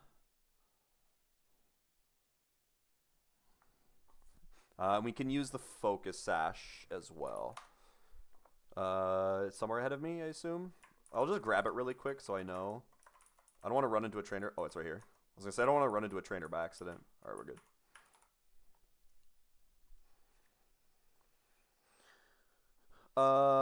Heat ran lead. With focus sash. I mean, surely Infernape can kill this with fake out close combat. Yeah. Infernape can kill Heatran with fake out CC as long as I go fighting gem. Yeah, it has to be fighting gem though. What is that bait in? I would show a fast kill to Empoleon. So maybe I don't want to do this. Well, no, it's fine. Let's see how this lines up. Obviously, I'm dead to Empoleon's Surf. I'm outspeeding Infernape, but enemy Infernape does see a kill after my fight. Well, I don't show a kill with my fighting gem gone. Ooh, I'm outsped by Latias with Mist Ball and Dragon Pulse. That kind of sucks. Okay.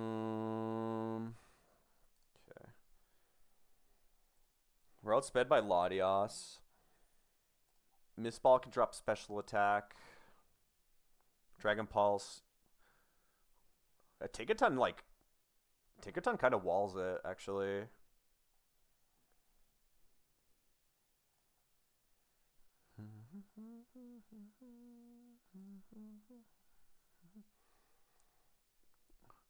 Truth be told, I can just like the only problem is Faulty is like if I can get Weavile in, we could just like fake out Icicle Spear with loaded dice and that kills him too. That would bait in Heracross for random move. Is this Heracross pre-burned?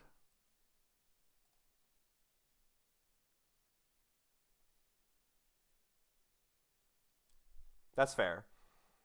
Okay, Heracross is guts, but it's not pre-burned according to the page. Oh, I didn't minimize that whole screen. So, as long as we don't status Heracross, we're good. How the fuck do we kill Heracross, though?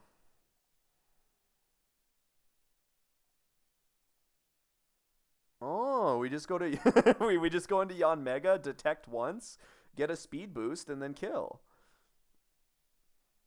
Choice Scarf pre-burn sounds like some devil. Yeah, 100%. So Infernape fake out CC kills Heatran. We get random move out of Latios from Dragon Pulse Mist Ball. I could go into Weavile and fake out Icicle Spear. Weavile doesn't die to Dragon Pulse if it lands. Yeah, Weavile doesn't die to Dragon Pulse if it lands. I outspeed the enemy Infernape. And I obviously outspeed Empoleon. And then, so that would bait in Heracross. Heracross would see completely random move, though. How well does Dozo take hits? Dozo could switch in on anything and be my eject button again. I don't mind that, actually. We could go Dozo. We could go Dozo on random move from Heracross. If it's like Mega Horn or Stone Edge and they miss, it doesn't really matter. If it's Mega Horn and it misses, we could just go directly into Yanmega and save our eject button. Yanmega comes in for free. We detect once, get a speed boost, air slash kills, and then we're +2 speed. Empoleon has a Ice Beam kill if we pre-damage. If I have a sharp beak, I outspeed and kill Infernape.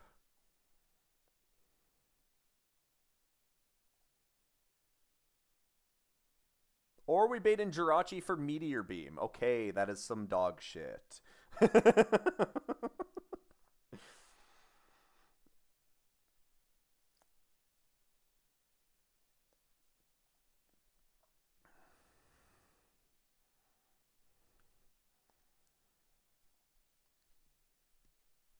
Oh, Infernape doesn't kill. Infernape doesn't kill Empoleon without a damage boost. So if I fighting gem kill Heatran, it's kind of ass. I wish Black Belt and Fake Out could kill. It's really close, but it's not quite there. How do I want to? Do I want to do this differently then?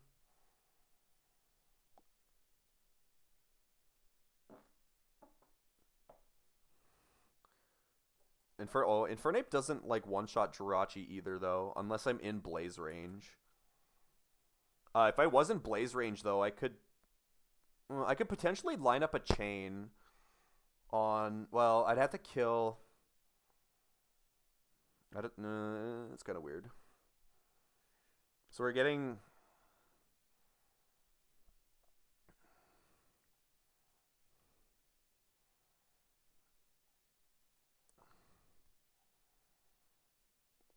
If we're pre-damaged on Yanmega to show Ice Beam slow kill to Empoleon, who can I go into?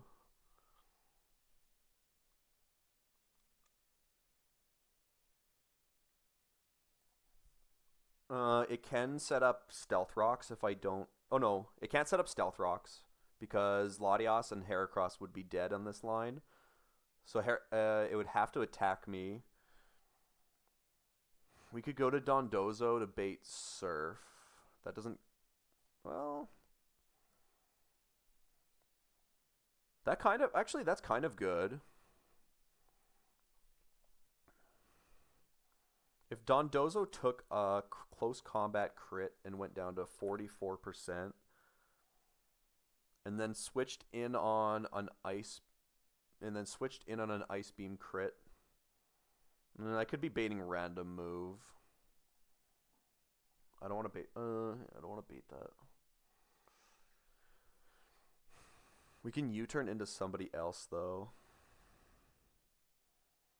Because Empoleon is dead to close combat from Chestnut. I could do like an eject pack thing.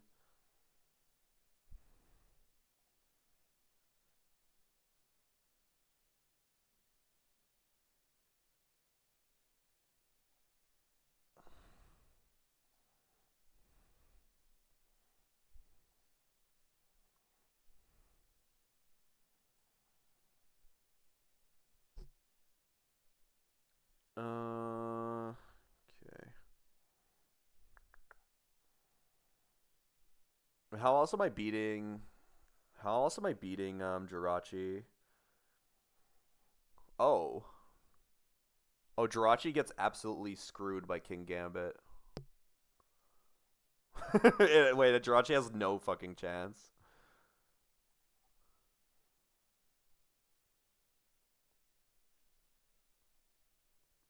Okay.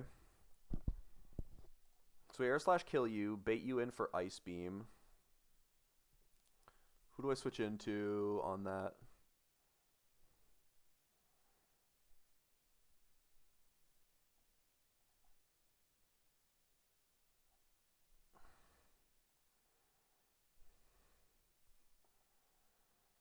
If we went to Arcanine Hisui, and then baited Surf into Chestnut, then we could eject pack fast kill. We could eject pack fast kill with close combat. Go back into Infernape, who is still full HP. Bait Psychic out of Jirachi. Bait Psychic out of Jirachi for a guaranteed slow kill. switch into King Gambit for free, and then King Gambit uses Kowtow Cleave while Jirachi sets up a... I think it goes for Calm Mind here, right?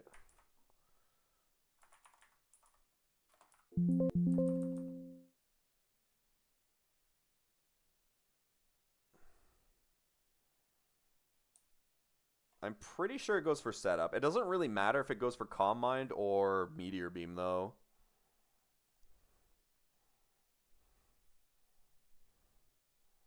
Because I think we give King Gambit an Akka Berry. We throw an Akka Berry on King Gambit. Switch in on Psychic into Jirachi. Kowtow Cleave, it goes for Meteor Beam or setup. And then that can crit kill. And if it doesn't crit kill, then we can just Sucker Punch. We can just Sucker Punch kill afterwards. And then the Infernape in the back has close combat. And we just switch into Yanmega on the close combat. And detect once. And then get a speed boost and kill with Sharp Beak Air Slash.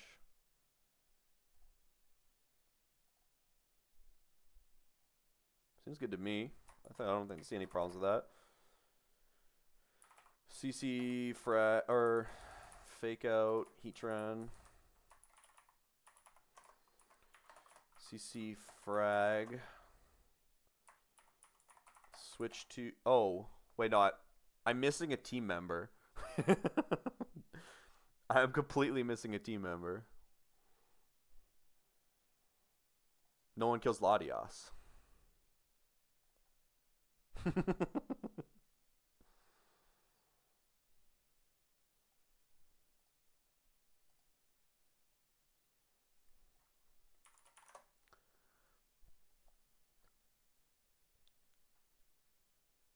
Oh, you know what? We can still do it this way, though. Yeah, we can still do it this way. So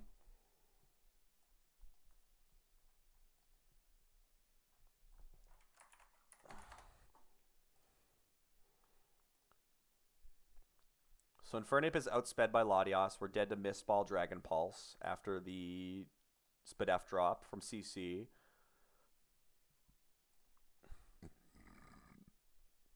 We can switch into King Gambit on Mist Ball, Dragon Pulse in order to bait Aura Sphere. We can switch into Yanmega on Aura Sphere with a... I think Wise Glasses is fine, right? Because Infernape's going to close combat me, so I don't really need a big damage boost. We're going to U-turn.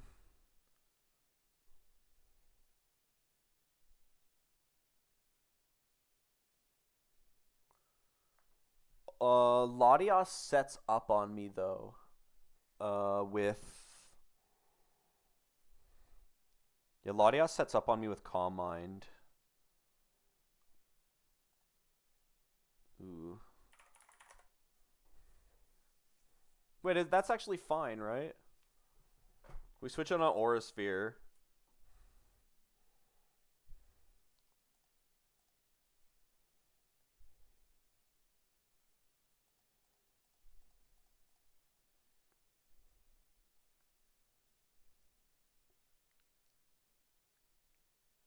No, it makes the line weird, right?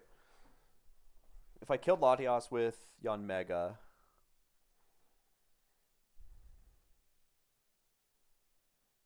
yeah, that'd be fucked.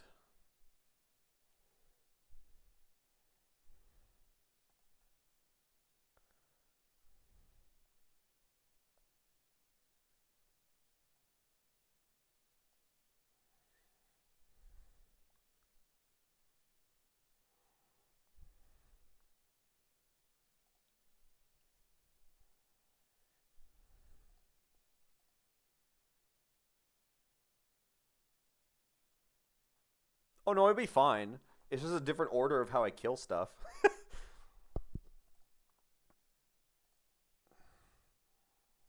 Okay, I want to show it. Okay, we're going to go Silver Powder then. But I want to be dead to Mist Ball when we switch in. So we're 211. We need to have an eject button on Dondozo in this line then.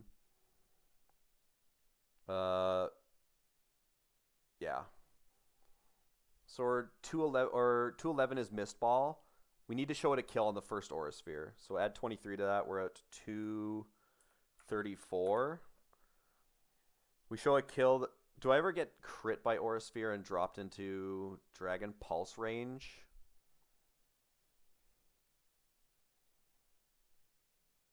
Aura Sphere highest roll is 40. That would drop me down to 194.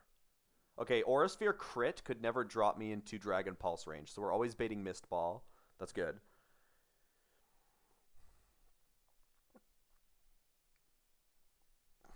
So we switch to Gambit on Depulse or Mist Ball. And then we switch to Yanmega on Aura Sphere. We detect once for speed boost. And then we U-turn into King Gambit on Mist Ball, so it's a guaranteed free switch.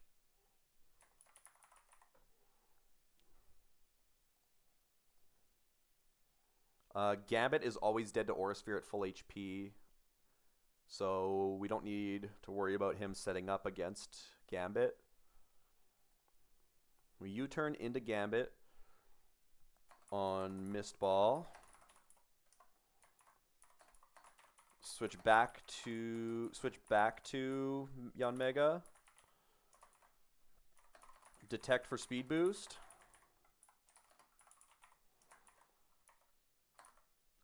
So we've taken 2 Aura Spheres. We're gonna be faster than the entire box. I'll show a fast kill to Heracross, and I'll show an out damage to Infernape will see a kill on me, but it'll be a slow kill. But so will Empoleon. If we go to 211 and then we go, if we're sitting in like 180 range, we could be dead to like everything from Empoleon, but they're all guaranteed to land. And then with Silver Powder, actually with does it work with Wise Glasses? That's Wide Lens. 102 from U-turn minimum, and then we can do Wise Glasses. It shouldn't matter much, but we'll do that. How much damage does your U-turn do to this guy? It does 9%. So you're sitting at 91. That means you can always kill, yeah. Okay, and then you Bug Buzz Latias, frag. And then we U-turn into Dondozo on random killing move. On random killing move, Empoleon.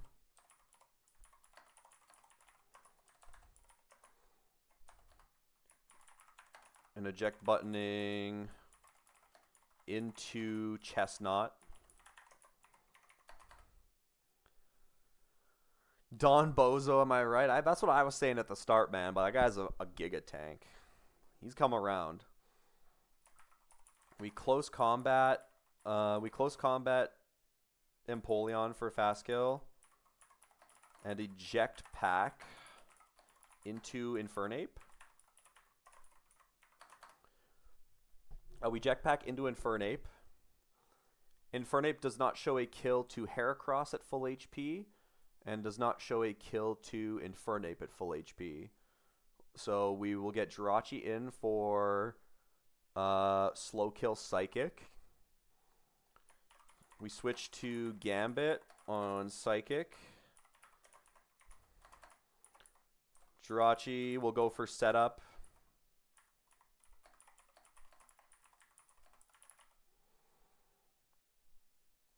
We have an Akaberry on. King Gambit should never be showing Flare Blitz kill.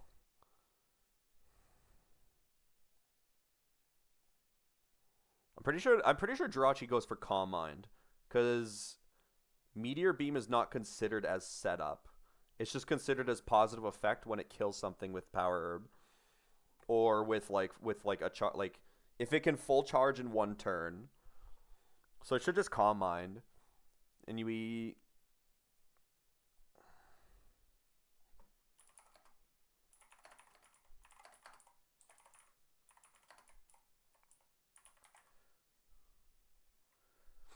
Oh, I know. I seen Goon in there the last couple times. Very strange. I guess he didn't like that him being annoying to me was like kind of annoying, like pissing me off, and I called him out for it, and then he was just like, okay, I guess I'm done with the thing. You're becoming too sensitive as a streamer or something like that.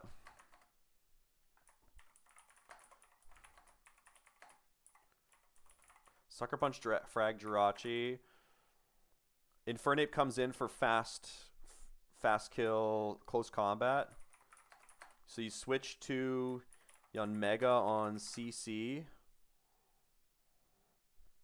You switch to Yanmega on CC. Your HP is not going to be low enough to ever die to close combat.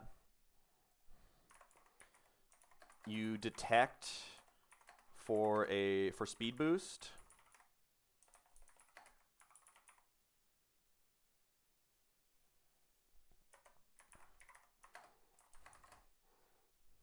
I thought it was a little funny that Worm like said hi to him without like any. Well, I don't think Worm would ever ask it outright, but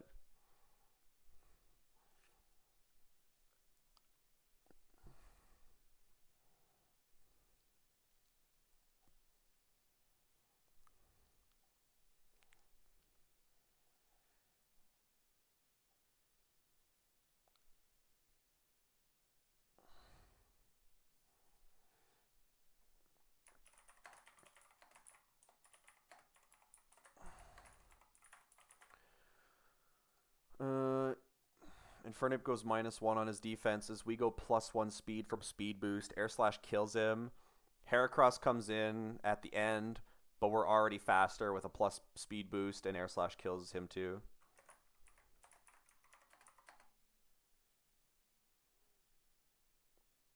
Messaging from a jail cell? Huh? What kind of jail allows you to like watch Twitch?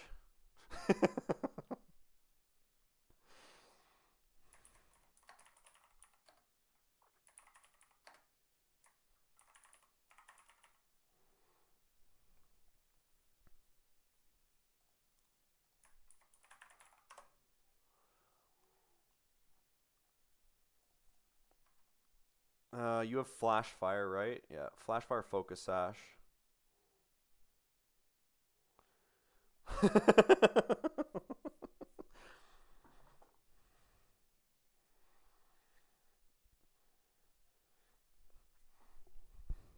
So he said, hey Desi, guess what?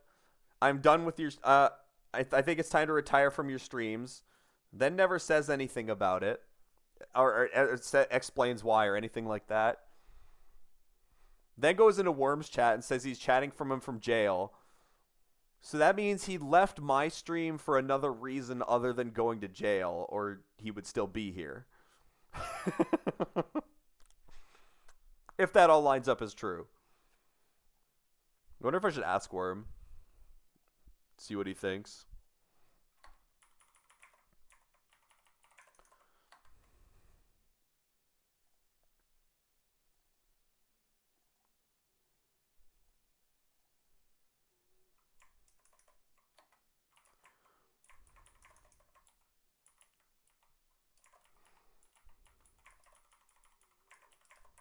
This is a team of goats, so I hope nothing goes wrong. It's literally a 5-mon team. I'm just going to bring... Wait, who's a throwaway mon? I don't actually need Arcanine, but I have him on the list there. I'd rather throw away something like Venomoth or Espathra. Arcanine still has like some use for what it's worth.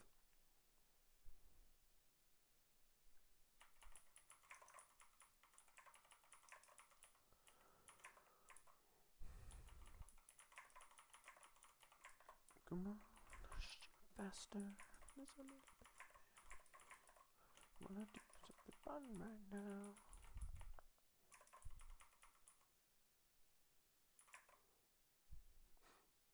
now. Oh, you didn't mean actual jail? Okay, well, you gotta specify that, man. Because that's how I interpreted it, because he said he was going to jail a while back.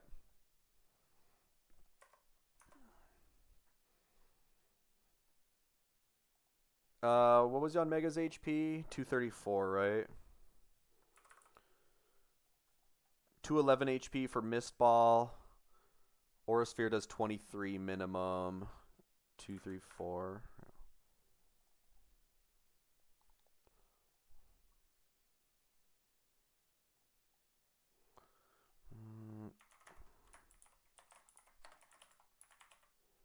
234 HP on Mega.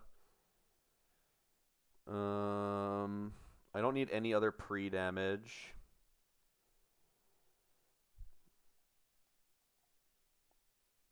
We need Infernape Fighting Gem.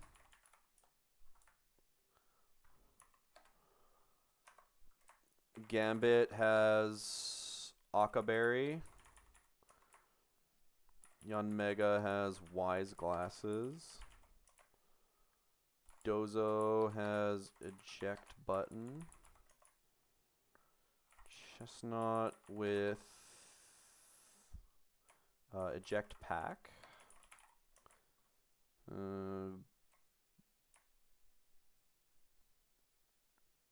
Venomoth.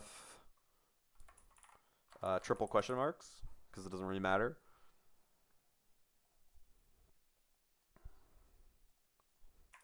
Okay, double check the line.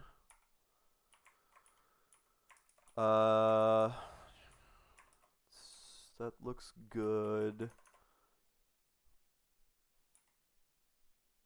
Yeah, I'm still going. Yeah, I mean, well, it's almost supper time, so I'll probably end soon. But it's either I do like a couple short streams throughout the day, like one in the morning, leave around lunchtime, and then like come back later in the evening, or like.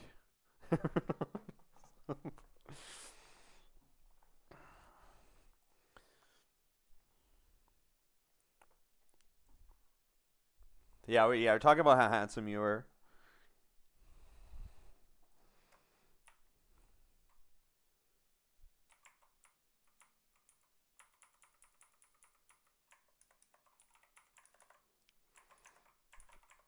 I don't know why you wouldn't believe that. It doesn't make any sense. You can also go up and read the chat. It's only like a few sentences up.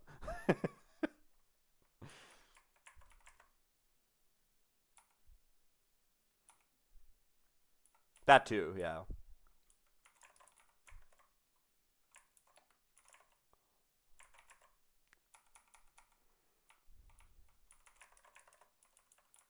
How does one read? That's, well, yeah, that's fair.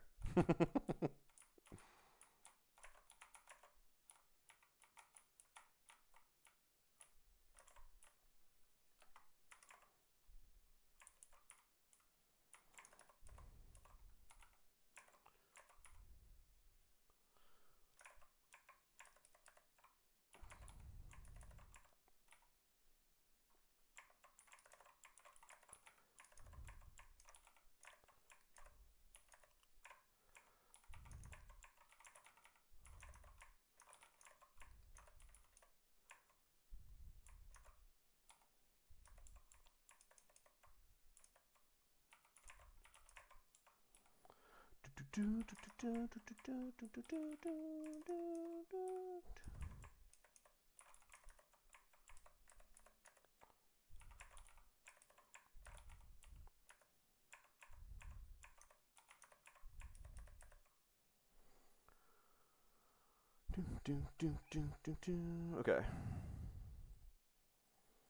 Okay, got everything lined up. Let's grab the team.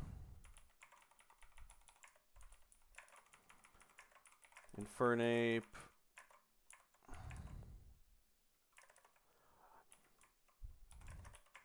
No, yeah. Toon said that it wasn't actually like jail, just like no longer has access to Twitch, so it's in YouTube. I just find it funny that he still shows up for your Skyrim streams, but I'm dead now. It makes me kind of curious, to be honest with you.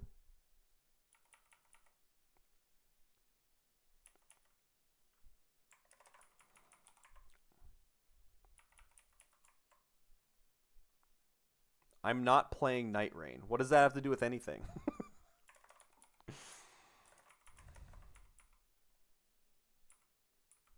Oh, I didn't even read the Toon chat. The thing is it's not really that built for solo, and I don't like playing with any other people unless I like personally know them. That's just like a preference though, like myself.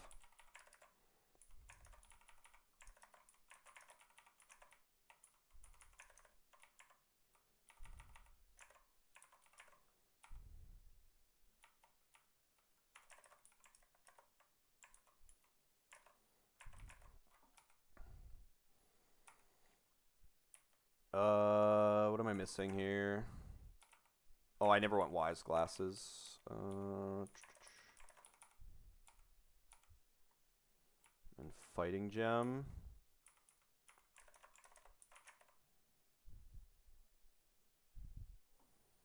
Or you could lock it down co-op. Maybe.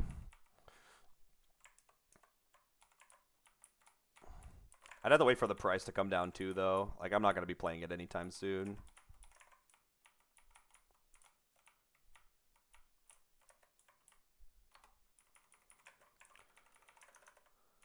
Okay.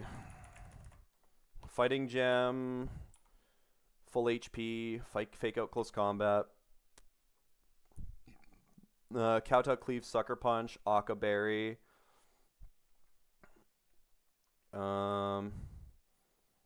Wise Glasses, Detect U-Turn.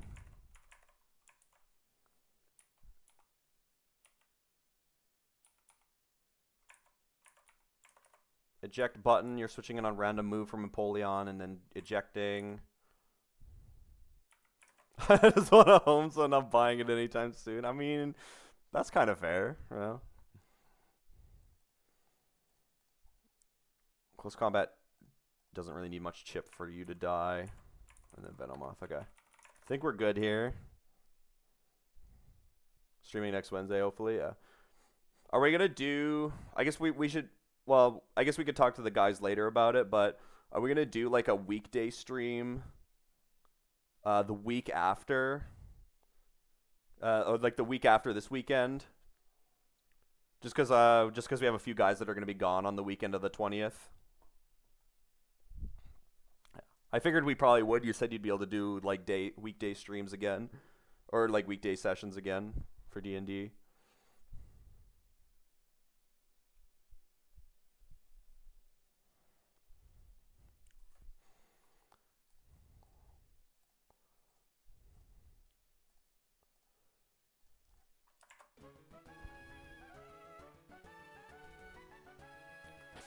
Not even close to unpacked. Yeah.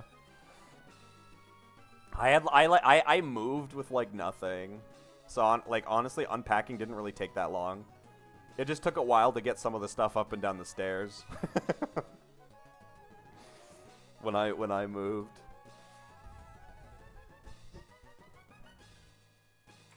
Okay. It should be good. Fighting Gem, Aka Berry, Wise Glasses, Eject Button, Eject Pack. You're pre-damaged to 234, so Aura Sphere drops you into range of Mist Ball.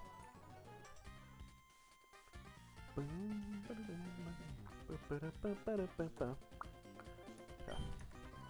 Alright, Heatran lead. This guy guards Life Orb. Expert Magic.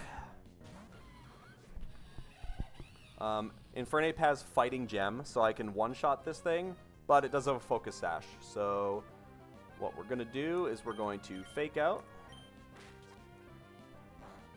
break the Sash, and then we're going to Close Combat.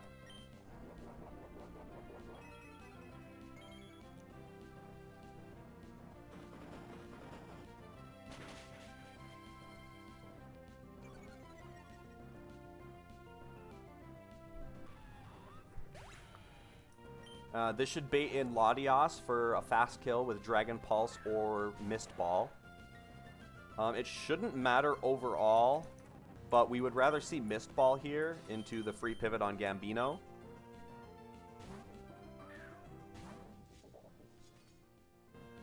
We didn't get it. That's unfortunate, but it's fine. That crit is a little unfortunate, but probably fine.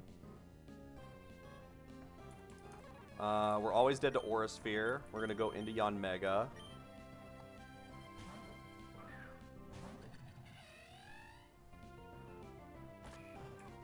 Okay, and now we're always dead to only Mist Ball. We're going to Detect to get a speed boost.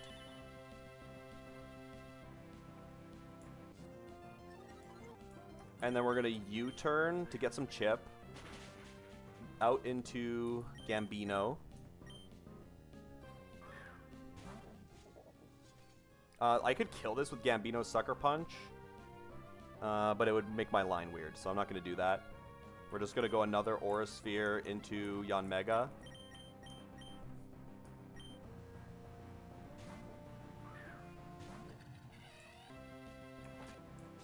Speed up a little bit. Alright, Detect for a speed boost again. This time Bug Buzz will kill with the Wise Glasses.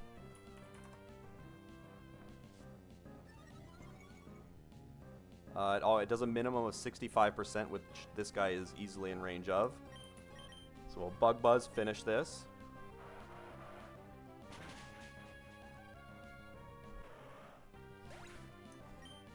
And now we'll bait in a slow kill from Empoleon with Ice Beam / Surf.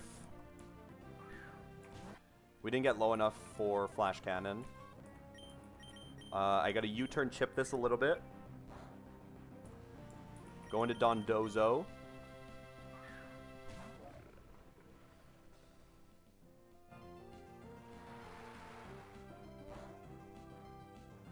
And then Dondozo's going to eject button into Chestnut, who is holding an eject pack. With a little bit of chip that we got from the U-turn, this close combat will always kill.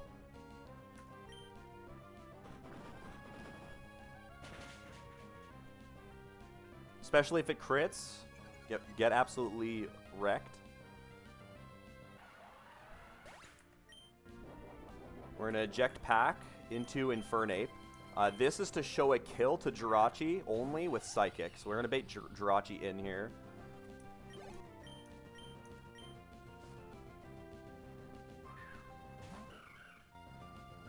This is a guaranteed Psychic from Jirachi, so I can free switch into Gambino.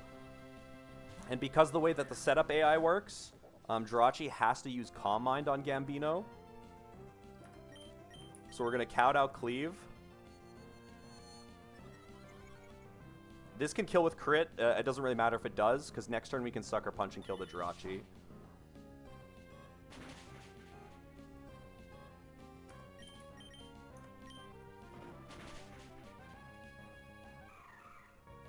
Okay, and then now we're going to be baiting Fast Kill from Infernape with Close Combat. We have an Akka Berry on, so it doesn't actually see a kill with Flare Blitz now. Meaning we can go directly into Yanmega on the Close Combat.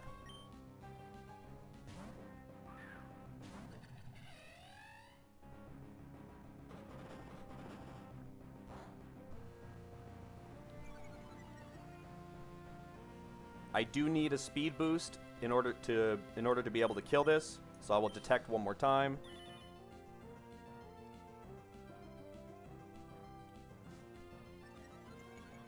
At +1 speed, I am now faster than Infernape. Air Slash kills this guy with the defense drops earlier.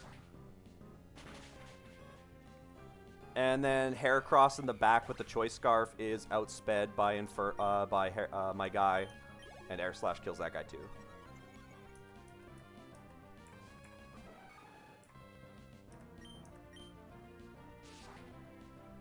Boom. Easy. I couldn't do a thing. That's kind of true. That guy kind of got bamboozled on.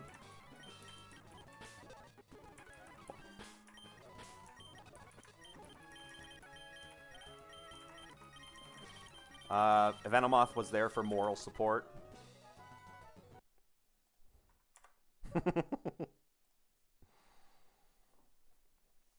Okay.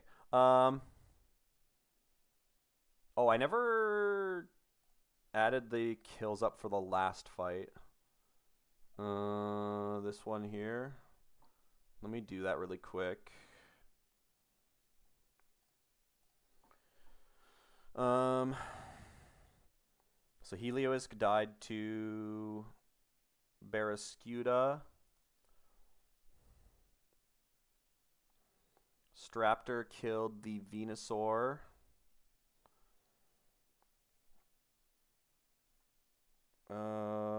Auroras picked up a frag on Torkoal and Walking Wake.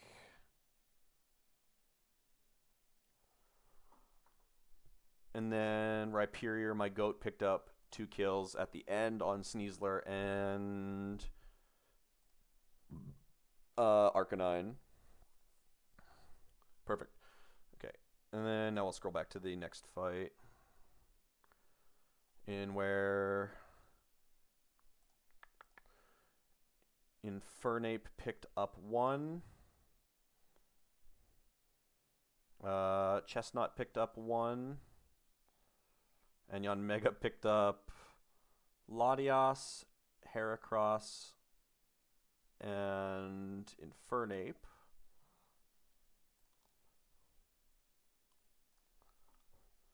And King Gambit picked up a single frag. There we go. Our frag sheet updated. On to the next fight. We do have Life Orb access now, which is very good. This is another double battle. Great. Guards Rocky Helmet and the lefties. Okay.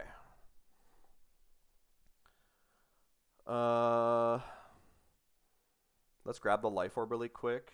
Make sure we got it.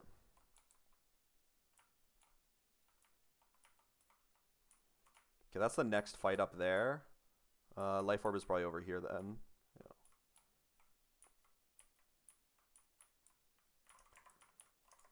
Perfect.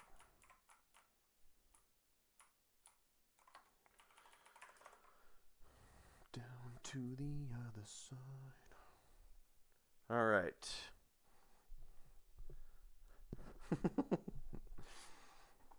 I need more ideas for the what's it called? For like emotes and for emotes and stuff like that. So people are more incentivized to like sub in order to use those like unique emotes. I don't have good ideas for making emotes, so I only have the one. But I do love the one that I do have. Actually, I should have told people to use it while I was struggling on fights earlier.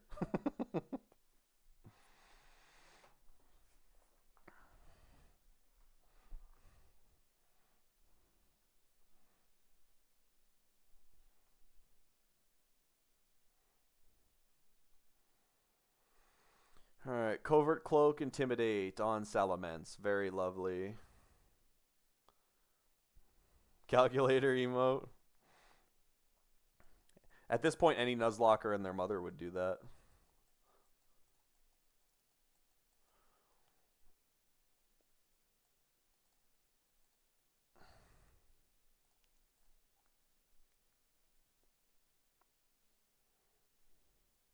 This lead is insane. Wait, what is this?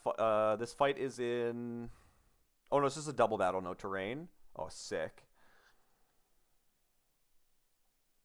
I can get intimidated on Weavile and still show a fast kill to Salamence. I need to calc every single fight, man. Look at these battles in Victory Road. We got this one, it's a double battle. He's got a legendary. I mean, most of these fights have legendaries now. Cool Trainer Charlie's team is pretty intimidating as well. Perma electric terrain, really annoying. Iron Moth, Iron Valiant, more stealth rocks. Permanent electric terrain. Charlie's fight is free. Like, I don't know anything about Victory Road. You may or may not be correct. Tapu Lele lead. A lot of these VR fights look really intimidating.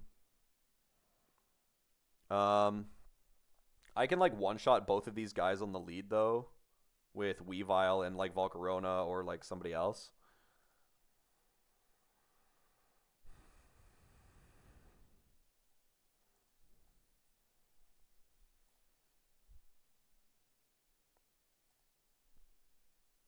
Okay, he agreed. He agreed. We can teach Overheat to Volcarona and just one-shot Metagross and like do an eject thing. What does Weavile bait in? Is there anything faster than my Weavile in this fight? There is nothing faster than my Weavile, which means I'm just dead to Mienshao's close combat for a slow kill.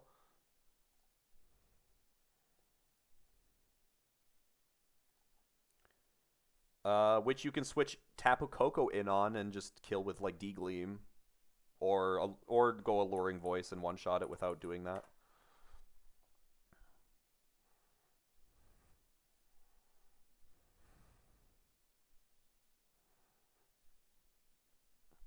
If I go you...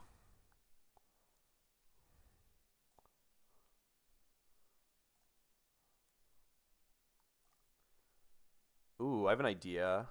Can you one-shot this guy? Oh, you can't. Fuck. I was hoping... Charlie himself is one of these trainers VR. It's like Magic, Haley, and Mitchell, and me. As the easiest trainers? Magic was definitely easy, but... Oh, no, I'm thinking of a different person. Haley and Mitchell, which one's that? Which one's that? Did I already do it, or is it further down? Oh, Mitchell's down here, the Garchomp lead. This guy.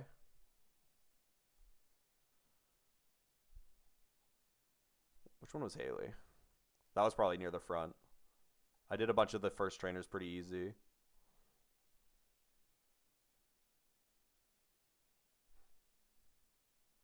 Oh, is Haley / Mitchell the same fight? Yeah, the Mence lead and Metagross lead both get, like, bodied by... Did I miss the name Haley, or am I insane? I saw Mitchell. Did I miss the name Haley? Oh, it's literally the one right after it. Oh, I just completely bypassed the Assault Vest fight. I didn't even care. I just like looked over it.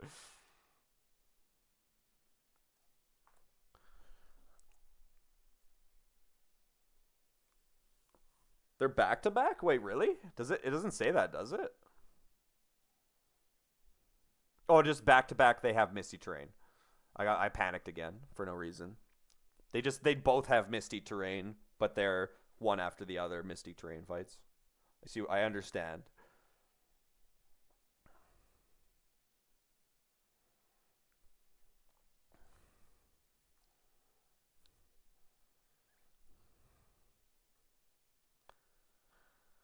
Back to back and red are fun. Okay.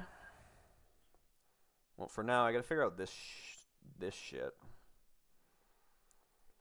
I kind of like leading Weavile, and then just like Icicle Crash killing Salamence, even through Intimidate. We just one-shot him. And then we can like Overheat Eject Pack on Metagross to like line up something. Unfortunately, Weavile cannot kill Decidueye with one hit, which is kind of what I was hoping for.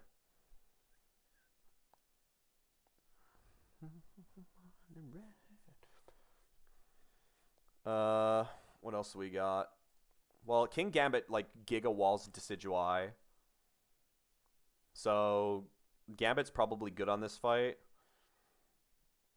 I can switch I could switch Coco in on like close combat from Mienshao and just fast luring voice kill it. Realistically, Cinccino you want to have Togi for so that it kills itself with Tail Slap. How do we want to kill Entei though? Oh, Rhyperior. Rhyperior. How well you do into this Entei. This guy does tickle damage. Rhyperior doesn't give a shit.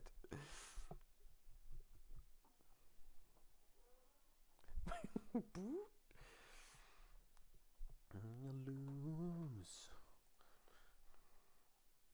Infernape can also just fast kill Cinccino too. What does Infernape bait in?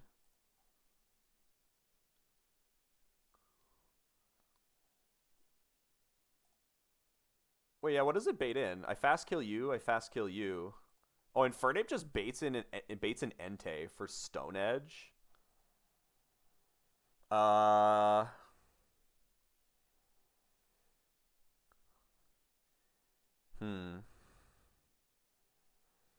If I just left Infernape in and killed Metagross and did that.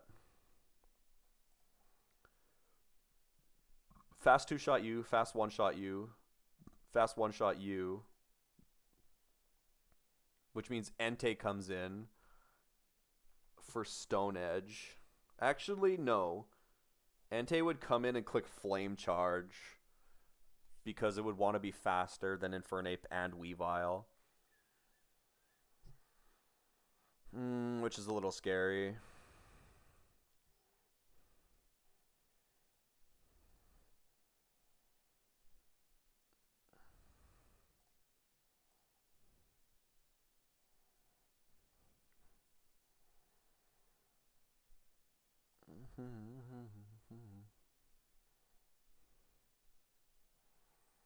I don't like Entei coming in that early, so I kind of think Volcarona is a better lead.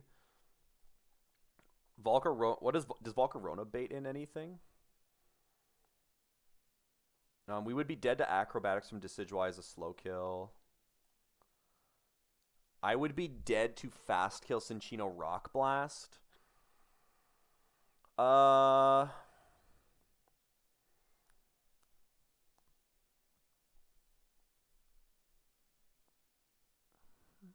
my head. Frustration is getting bigger.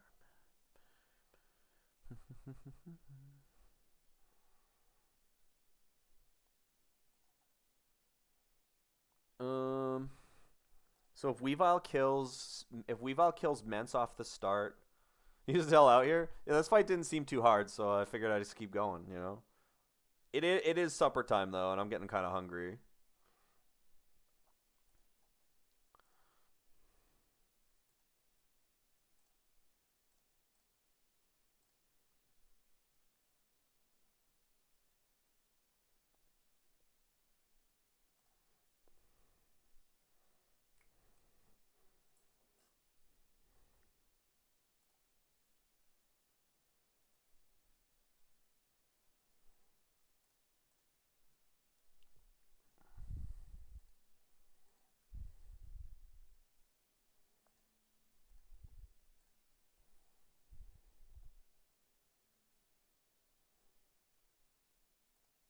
Okay. Just open up some streams on the side.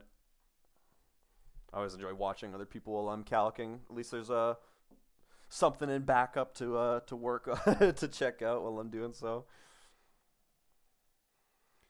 Okay. So Salamence lead. I can also fast kill Mence with like Draco. That would bait in Ice Spinner from Mienshao.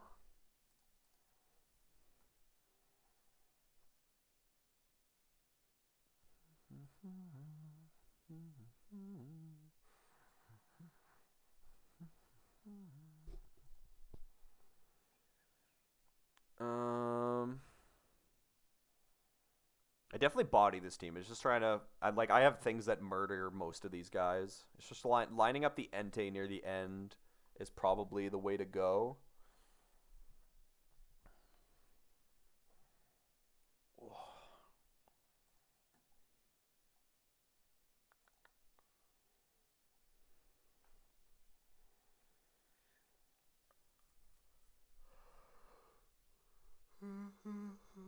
What if I What if I switched directly into Tapu Koko off of the overheat? What is that guy? What does Coco bait in? I fast out damage you. I fast out damage you. No, I get out now. Tapu Koko baits in Entei as well.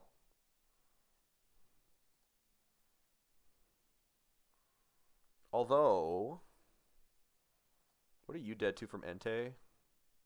Fucking everything. I can force Flame Charge, I guess.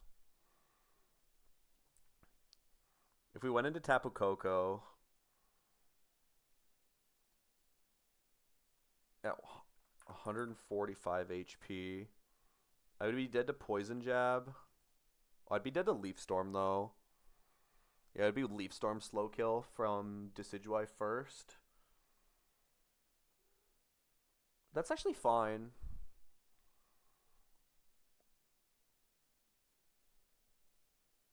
Well, no. It's not really that fine.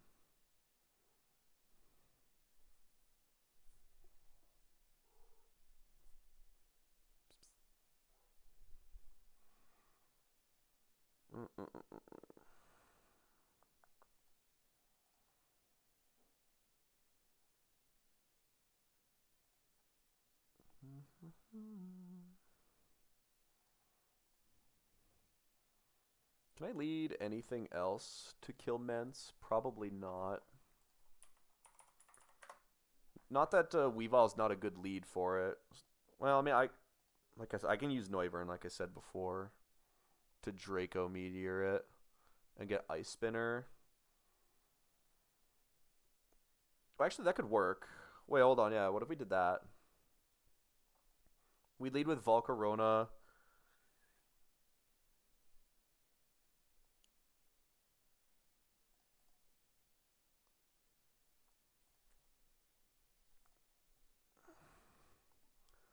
Uh, Volcarona baits. Oh no, Volcarona if it stays in baits in Rock Blast Fast Kill, which is some ass.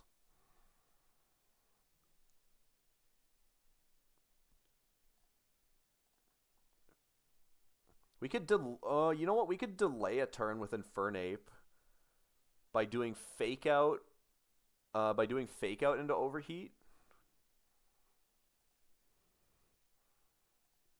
Which always kills without damage boost. So we can use something else or use an eject pack, but we could delay it with Infernape. Which I kind of like actually, yeah. So you like Dragon Fang, Draco Meteor, Salamence on the lead. Fast kill that guy. Fake out the Metagross. Fake out the Metagross.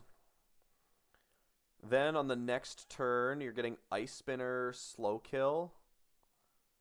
Yeah, you're getting Ice Spinner slow kill from Mienshao into Noivern as the switch in. You go into Weavile on the Ice Spinner with like a Never Melt Ice. And you overheat eject pack into Tapu Koko, who is low enough to be dead to Leaf Storm slow kill from Decidueye, because it's the first slow kill on the team. Tapu Koko has a Fairy Feather and Alluring Voice. So we kill Mienshao with Tapu Koko, and we kill Decidueye with Icicle Crash from Weavile. And then at 156 HP,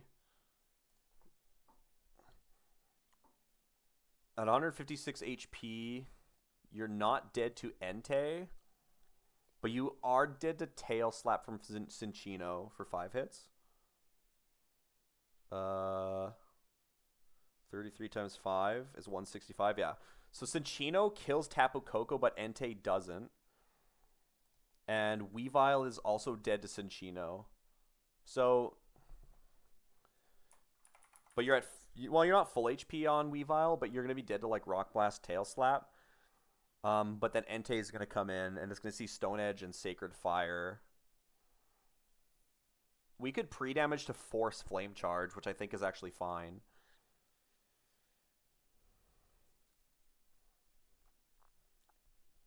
Yeah, I think that's completely fine. And then, okay, let's write it out. So turn 1, Draco Mence, and fake out Metagross. Switch to Weavile on Ice Spinner, and Overheat. Because Infernape would never be dead to Mienshau's close combat at full HP, so we're getting the guaranteed diagonal targeting. And you overheat Metagross, eject Packing into Coco, and then you Icicle Crash the Decky who came in.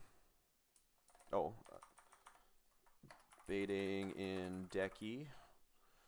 And the Icicle Crash the Decidueye and Alluring Voice.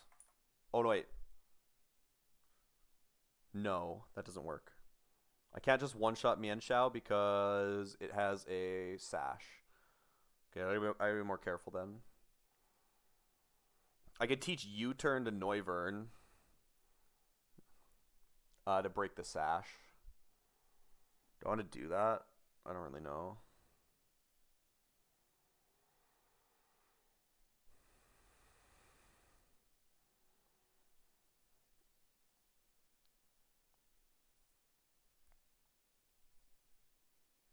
Okay, it's a little bit worse now. That line's a little bit worse now because I forgot the Sash on the Mienshao. I should have known Mienshao was gonna be sashed. Why wouldn't it be, right?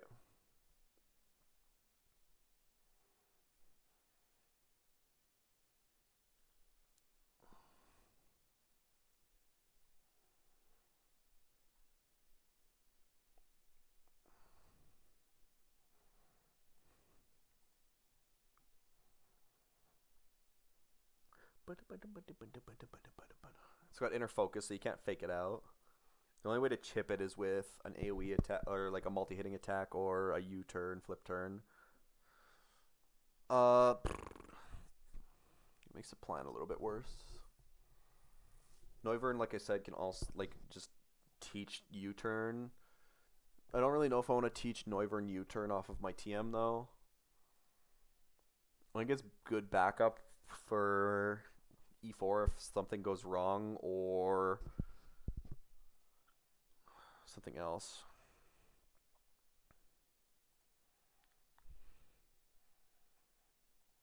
Actually, I would get intimidated on Infernape in the lead. Would that? I still wouldn't. No, I wouldn't show a kill. I would no longer show a kill to Cinccino with Infernape. If I just overheated and stayed in. I'd also no longer show a kill to... I'd also no longer show a kill to Decidueye.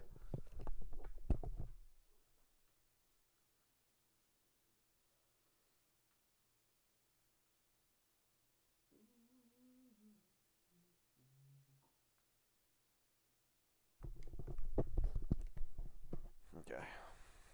We could go Togi on the Ice Spinner.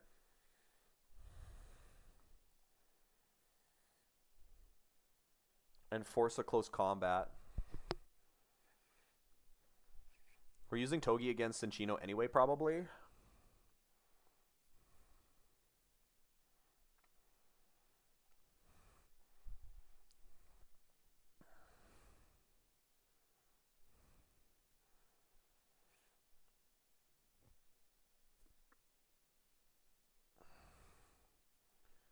Okay, instead of eject packing, what if we stayed in?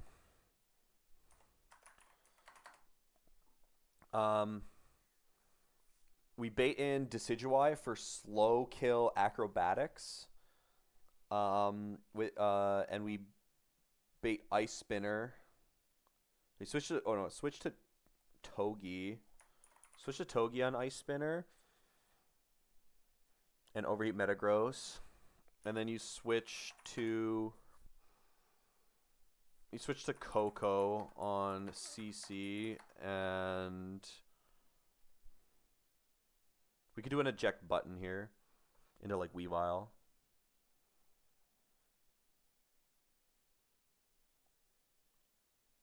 Or go back into Noivern on CC. I don't have enough damage with Noivern to like air slash kill Decidueye though.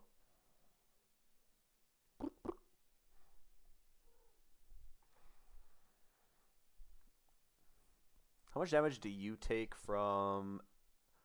You take like nothing from Acro. We could like Rhyperior eject button into Weavile,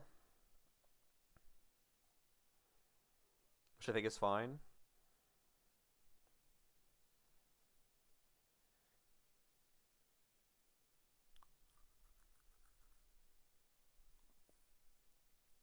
Yeah, I think that's fine. So, Ice Spinner is contact though, right? I'm pretty sure it is. Yes, okay. So Togi switches in on Ice Spinner, only baits close combat. This guy goes down to what HP? Goes down to 212. Coco with Alluring Voice can kill after that chip, so I don't need a damage boost there. After a close combat, though, I would always be baiting in Cinccino. If it crit me, though. If close combat crit me, I could go as low as 41%, meaning Cinccino could see Rock Blast and Bullet Seed. So we should go Citrus Berry. And then we're out damaged by both Cinccino and Entei. But neither would guaranteed see a kill if I got crit.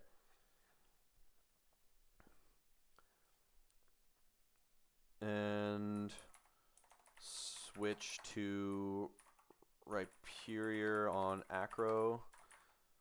Eject buttoning into Weavile.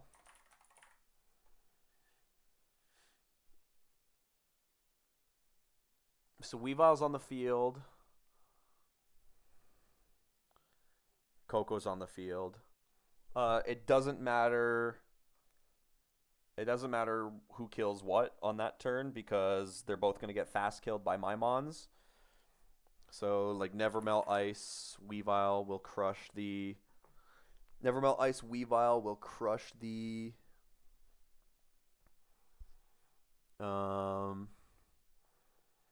the Decidueye. I think I want Weavile to be pre-damaged, so I'm dead to Flame Charge. I want to force a speed boost from Entei and not Sacred Fire, so that I have a turn with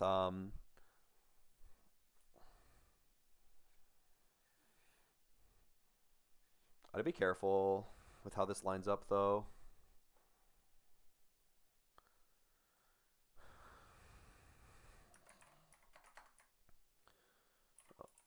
Alluring Voice, Frag Mienshao, and Icicle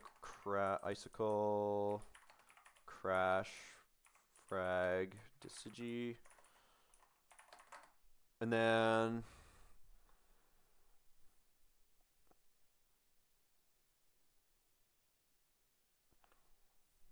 so Coco's in slot 1 after the close combat.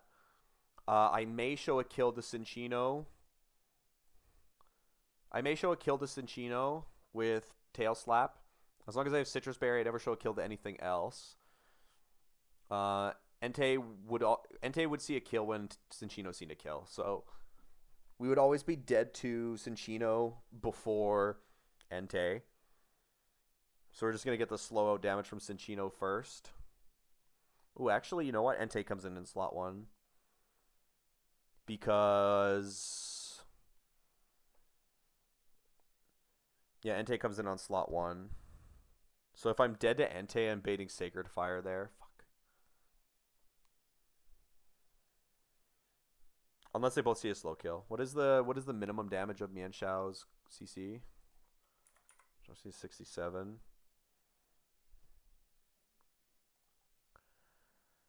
I would show a kill to Cinccino guaranteed.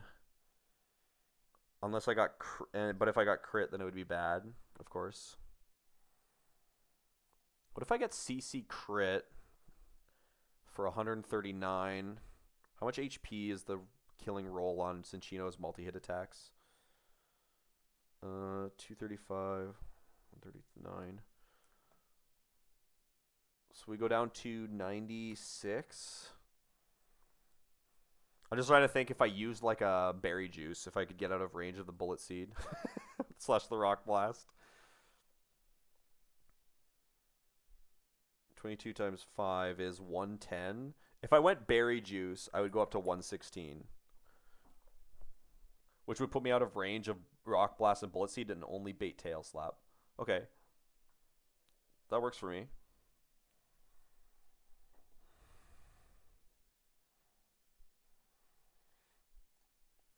And then I just need it, like, I don't know how much damage Cinccino is going to take from... If we U-turn Cinccino, Cinccino goes down to 74.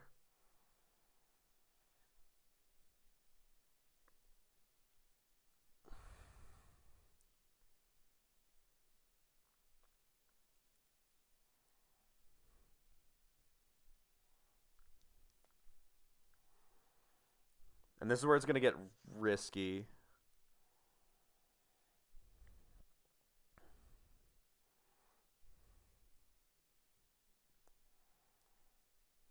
Yeah, this is where it's going to get risky, right? So if you switch to Togi... If you switch to Togi on tail slap... after U-turning Cinccino. So Cinccino's at 200 HP. And then 262 divided by 8 is 32. It's going to lose 32 HP 5 times.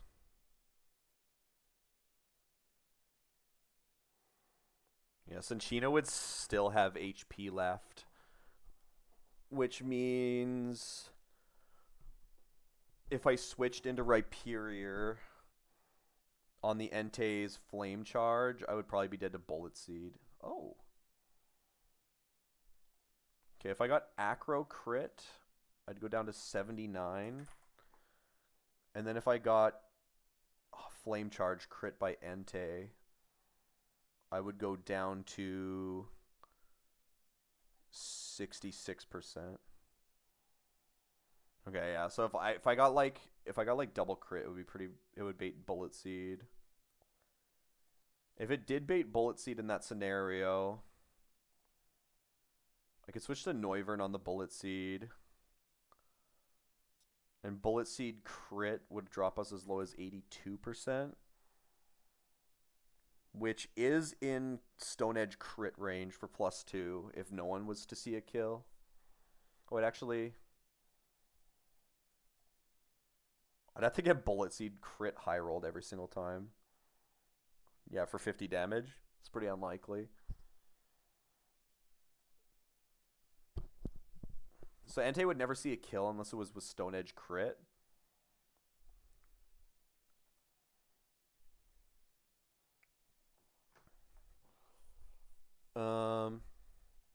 So Togi's taken an Ice Spinner, which could have high rolled me, of course. And then we're taking a Tail Slap. I might show a kill to nobody, which is also scary. But I have to go Citrus because I could be dead to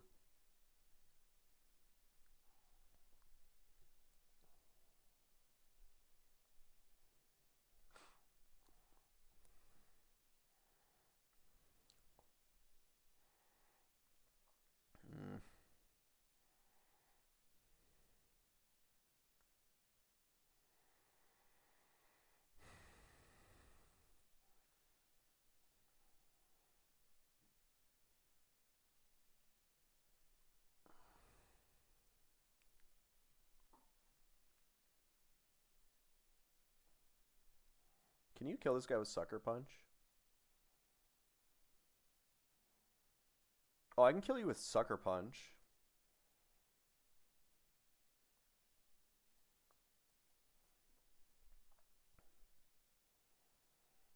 Uh, Dark Gem Sucker Punch can kill Decidueye.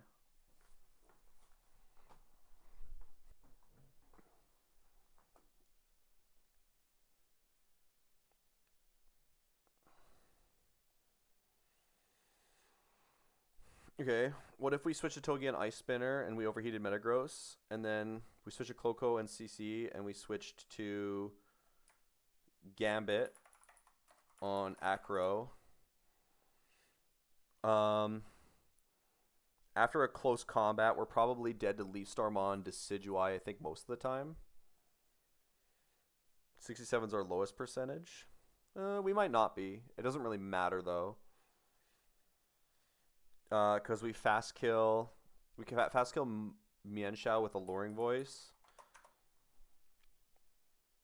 And we get the same switch in. We get Minccino in for Tail Slap. And Gambit's on the field. It is baiting Sacred Fire, though. But I don't need to do an eject button play.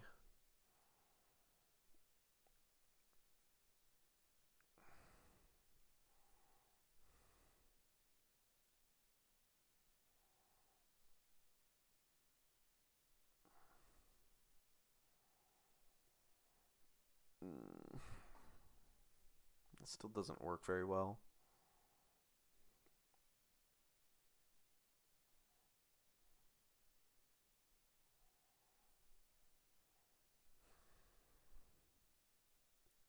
I need to, like, delay one turn in the middle. But I can't, like, flinch Decidueye.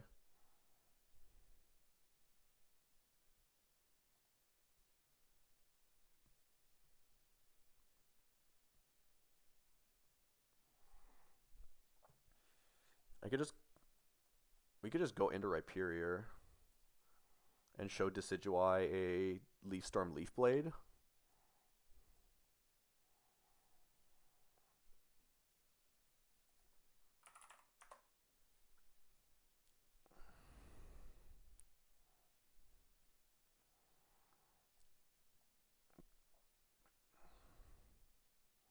For good or evil. Indiscretion.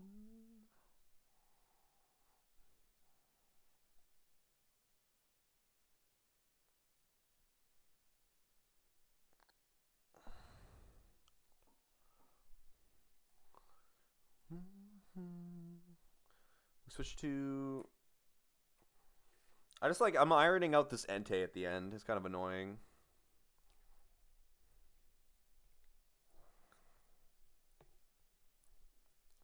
This is probably the last fight, and I gotta get something to eat and whatnot.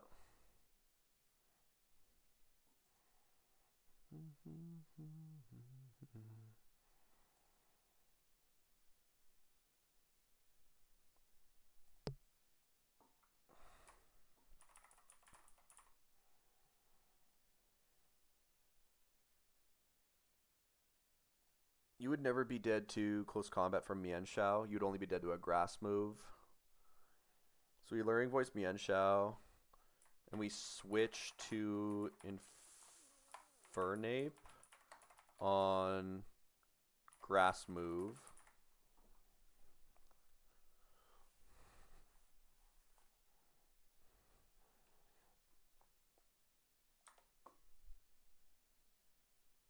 It is just an illusion like in the movie True.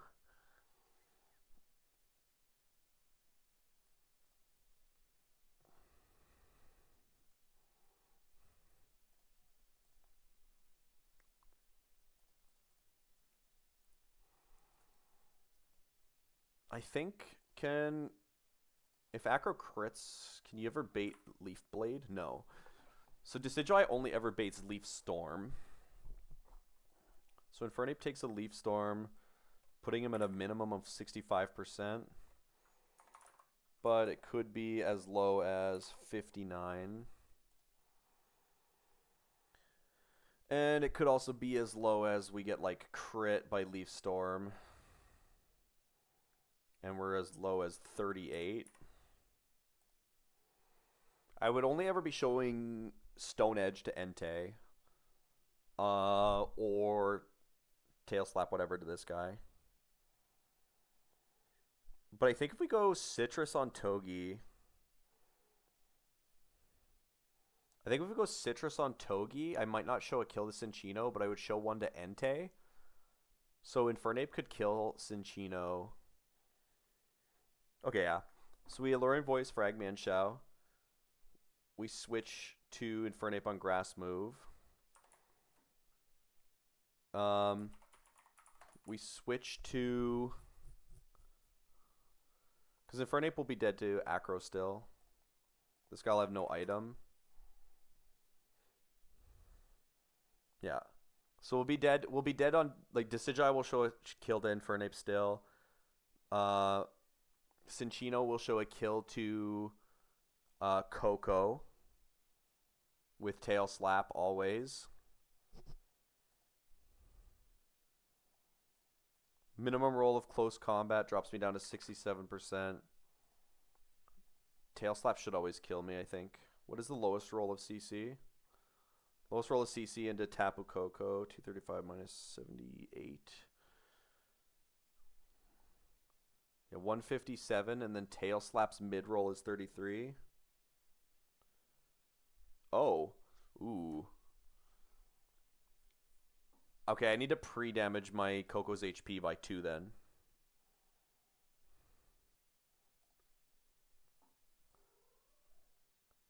Because if I get the bottom 2 rolls, then and it on close combat, then Tail Slap won't see a kill. So Tapu Koko is 233 HP. And then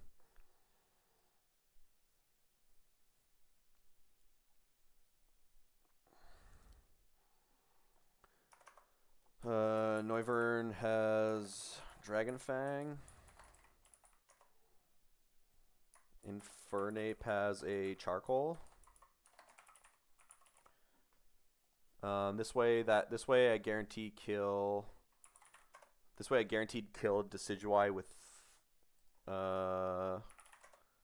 Overheat, and I don't need to use Flare Blitz. And then Togi is a Citrus. And Rhyperior is a Rostberry for the Entei burn from his good move.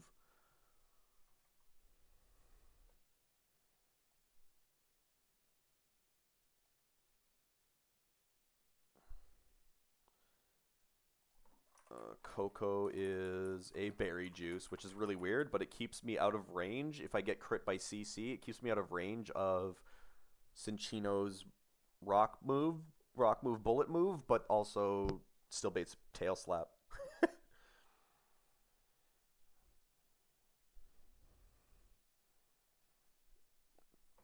So then we have Rhyperior and like Dozo in the back, I think, if depending on the way things go here. So switch to, or we U-turn into Togi on Tail Slap. Because Infernape could be dead to both targets. Coco would also be dead to... Oh, Coco would never be dead to Decidueye, I don't think. Because he's going to go minus 2 on special attack. So we're always going to bait Tail Slap there. So we U-turn into Togi on Tail Slap and Overheat Deki. And then Entei's going to come in. Infernape might be in range of Stone Edge if I got crit. I'll always be in range of Tail Slap. Togi with the Citrus Berry might be in range of Tail Slap. So this is where it could go a little strange here. So if Togi is dead to Entei, but not Minccino. Frag Minccino with Ape and switch Togi to Rhyperior.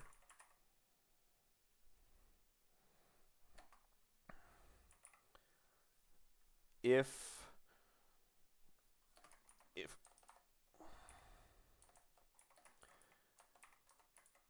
Togi is dead to Minccino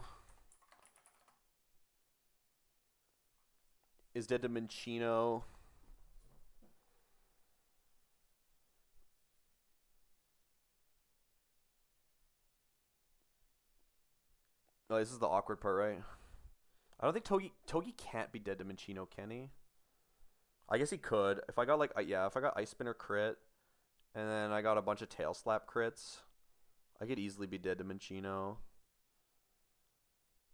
I guess we do need. I don't really want to bring Gambit though.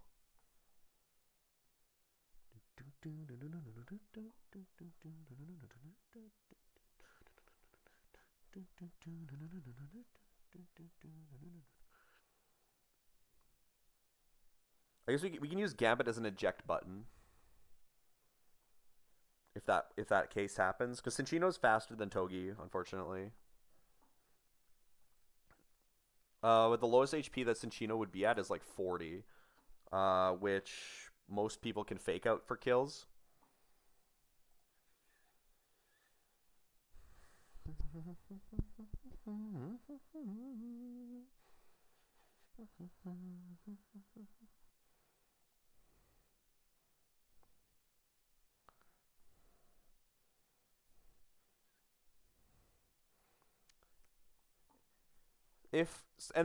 So Infernape will always be dead to Minccino.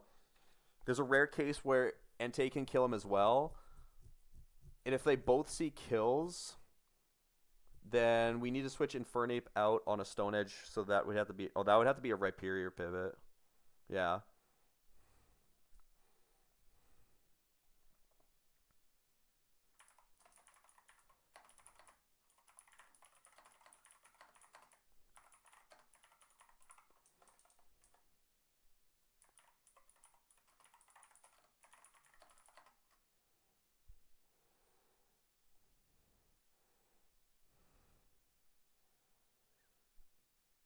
I guess it depends on the attack, or go King Gambit.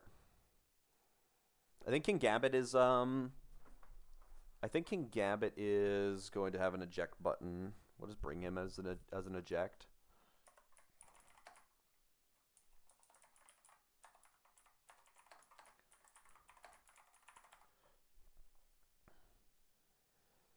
And I believe Stone Edge is only shows crit if it's super effective, right? Oh no, it's just critical hit in general. That shouldn't matter though. Yeah, it shouldn't matter. Stone Edge crit could kill Infernape, but it would never pick the Stone Edge kill over a killing roll into Togi if Cinccino saw a kill.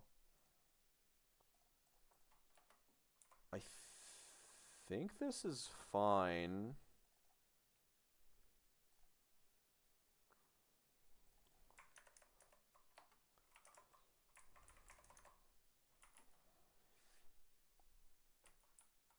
Yeah, this one took me longer than it should have because I'm getting a little tired. It's been a long stream.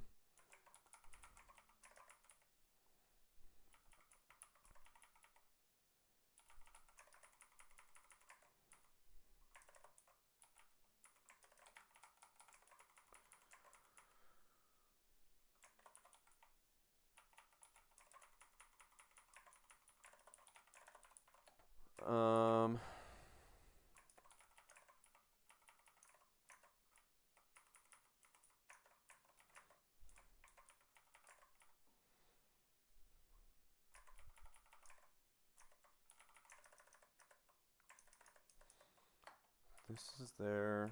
I think. I think it's fine.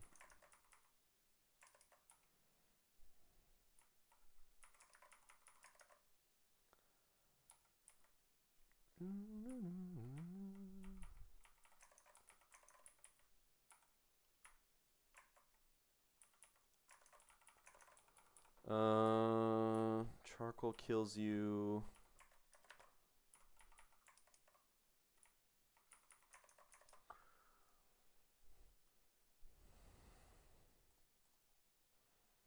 Draco fast kill. Fake out. Ice spinner here, kill. Switch here. Switch here.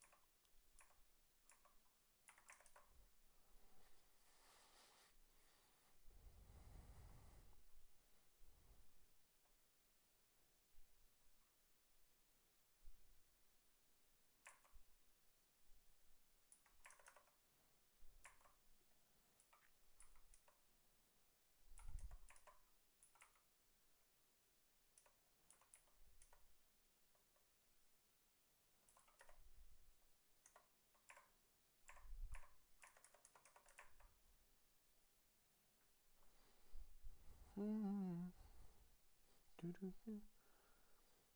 pretty sure this line all works. Not that I really need it, but I can get U-turn and spiky shield chip on you.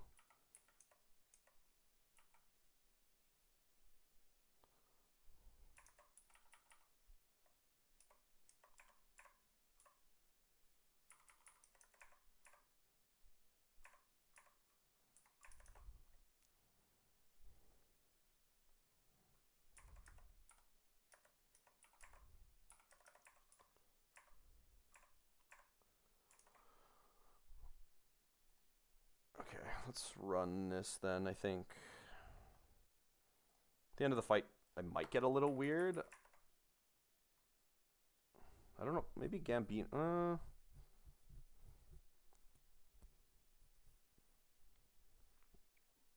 How much damage does Noivern take from Sacred Fire? Basically nothing. Yeah, we can switch there.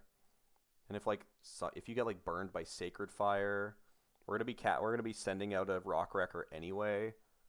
And then Noivern would with the Citrus Berry, Noivern might not kill. Rhyperior is kind of like fine though to just. And then you're baiting Stone Edge again. Yeah, we can kind of just like pivot a few times like that. If it's a speed boost, then Noivern just switches between King Gambit. Rhyperior might as well high horsepower first and then Rock Wrecker after in case I do get. No, I have a Rost Berry, so I'd have to get burned twice. Yeah, that's fine. Okay. Noivern.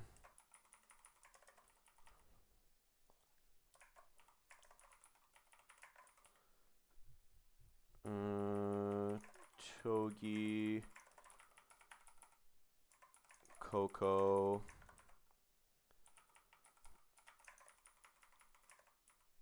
I might risk somebody against Entei, but Rhyperior will always be safe. We need to pre-damage you to 233, just in case I get lower rolled on CC. And then, no gem this time. We need charcoal. And Dragon Fang. Rostberry and Citrus Berry. An eject button on you just in case, I think, is probably fine.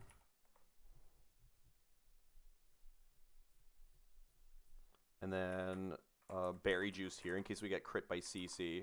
It should make it good.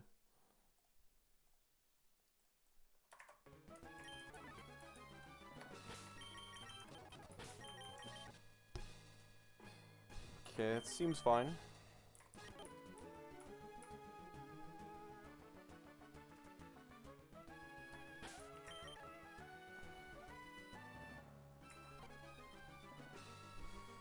Coco's 233, Dragon Fang, Charcoal, Citrus.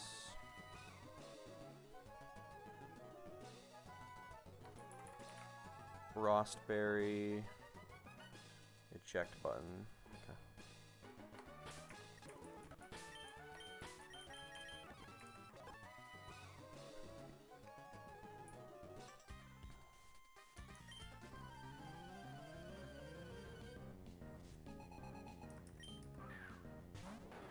Alright, Mence, Aggron, Noivern, Infernape. I just realized now too, I almost led with Eject Pack and I would have got immediately ejected by Intim earlier. Alright, Draco fast kills the Mence and we're going to delay a turn on Metagross by clicking Fake Out into it.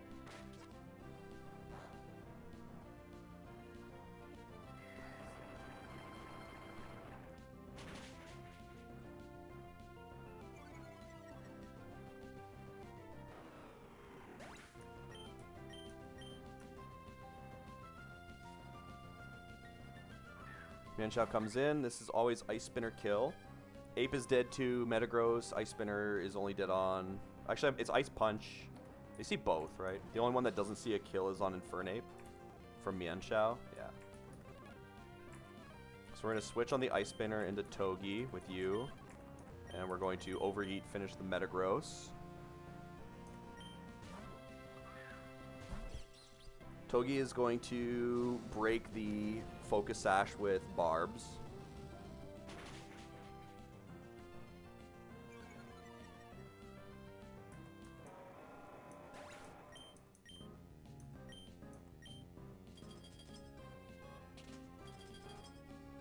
And then we're going to Fake Out Mienshao. No, it's kidding.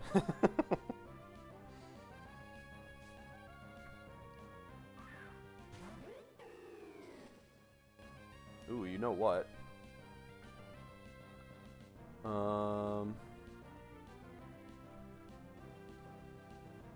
I have to Brave Bird Mienshao, I think.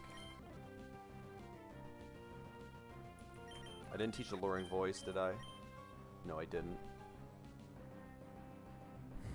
I had to Brave Bird then on Mienshao. Oh no, Mienshao's gonna drop its defenses with close combat. Okay, no, we didn't need Alluring Voice, we're good. The spread damage doesn't really matter. Okay, so Infernape is currently dead to Acrobatics. And Togi is currently dead to Close Combat. So we're going to switch Togi into Coco. And we're going to switch Infernape into Rhyperior.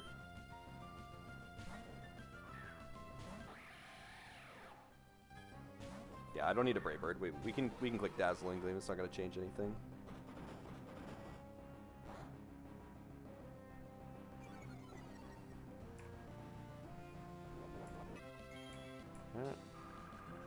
All the gems and shit are taking way too long to go through. Okay. Rhyperior is never at risk of anything except for a grass move. So Dazzling Gleam picks up this. And we go into Infernape on the grass move.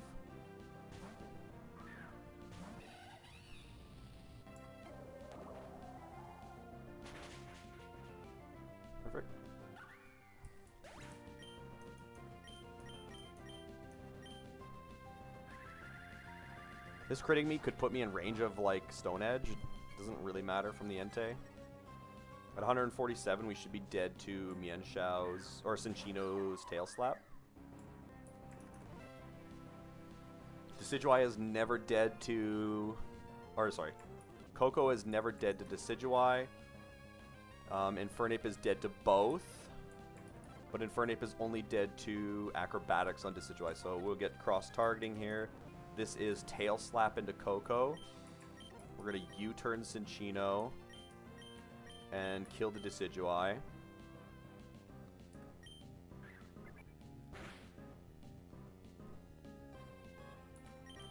Togi's going to switch in on the Tail Slaps for Big Iron Barb's chip. Decidueye's going to die here. So Entei when it comes in, we'll always see a kill on Togi. So regardless of what happens with the damage here, Entei will either be going for Stone Edge or a Fire move into Togi. Infernape is only dead to Tail Slap from Cinccino. So we should be able to kill Cinccino.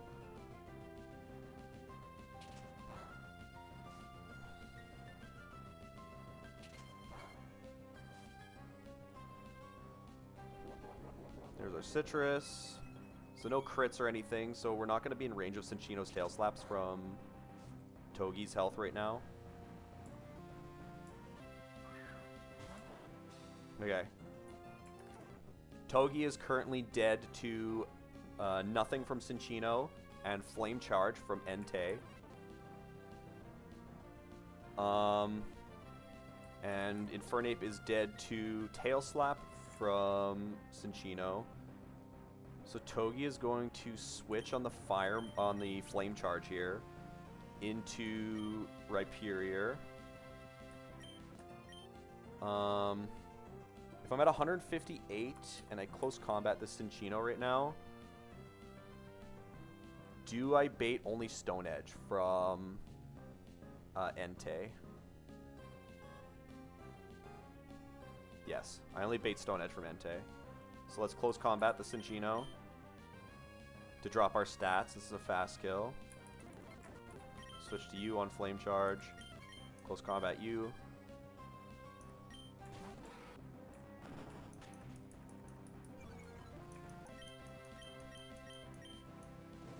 Flame Charge. Rhyperior doesn't care about that. Alright, now Ape is dead to Stone Edge only. We can Rock Record the Entei and switch to Gambino on Stone Edge. We're going to get eject buttoned, but if it hits, but it doesn't really matter. We can do this pivot infinitely with like Ape. But Rock Record one-shots this. But nice.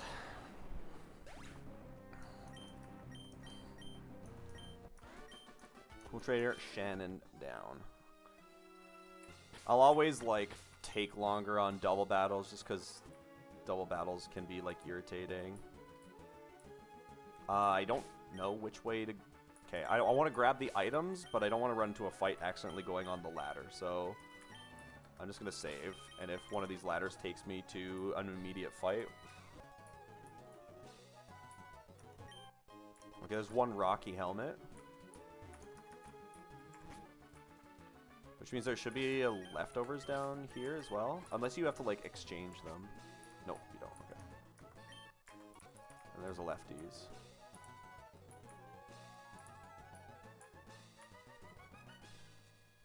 Okay. Kills on that fight. Infernape or Rhyperior got one. Infernape picked up 2.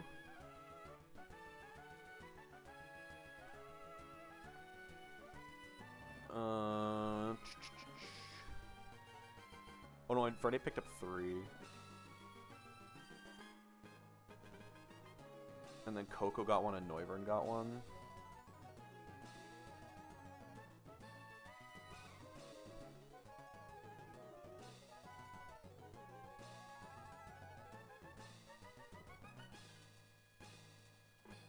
Okay. I think that's gonna be it. I've been going for a while.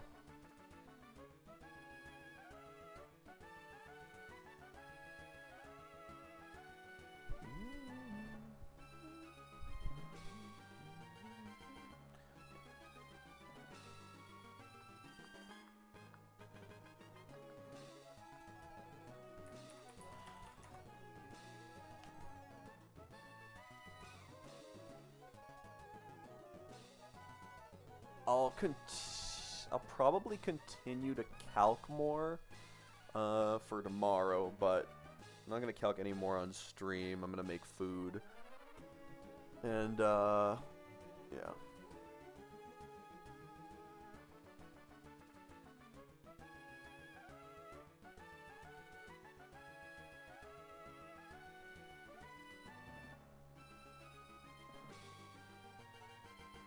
Okay. Yeah, I think that's good. Let's raid out of here. What do we got? We got Baron v Colt.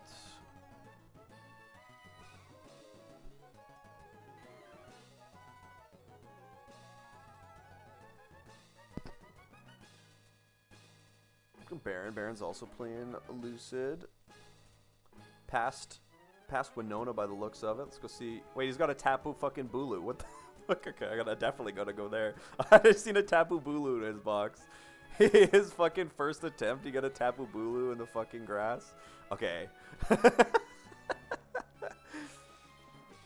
Alright, thanks everyone who stopped in today. Appreciate y'all. Should be back to. I mean, I'm gonna be back on tomorrow, even if I'm just cooking the whole time. Maybe a little bit earlier if I should get to sleep earlier today, so hopefully a little bit earlier for like more early streams. I'm like 12 fights away from E4. I'm hoping to do it this weekend, so keep that in mind. And yeah, we'll see you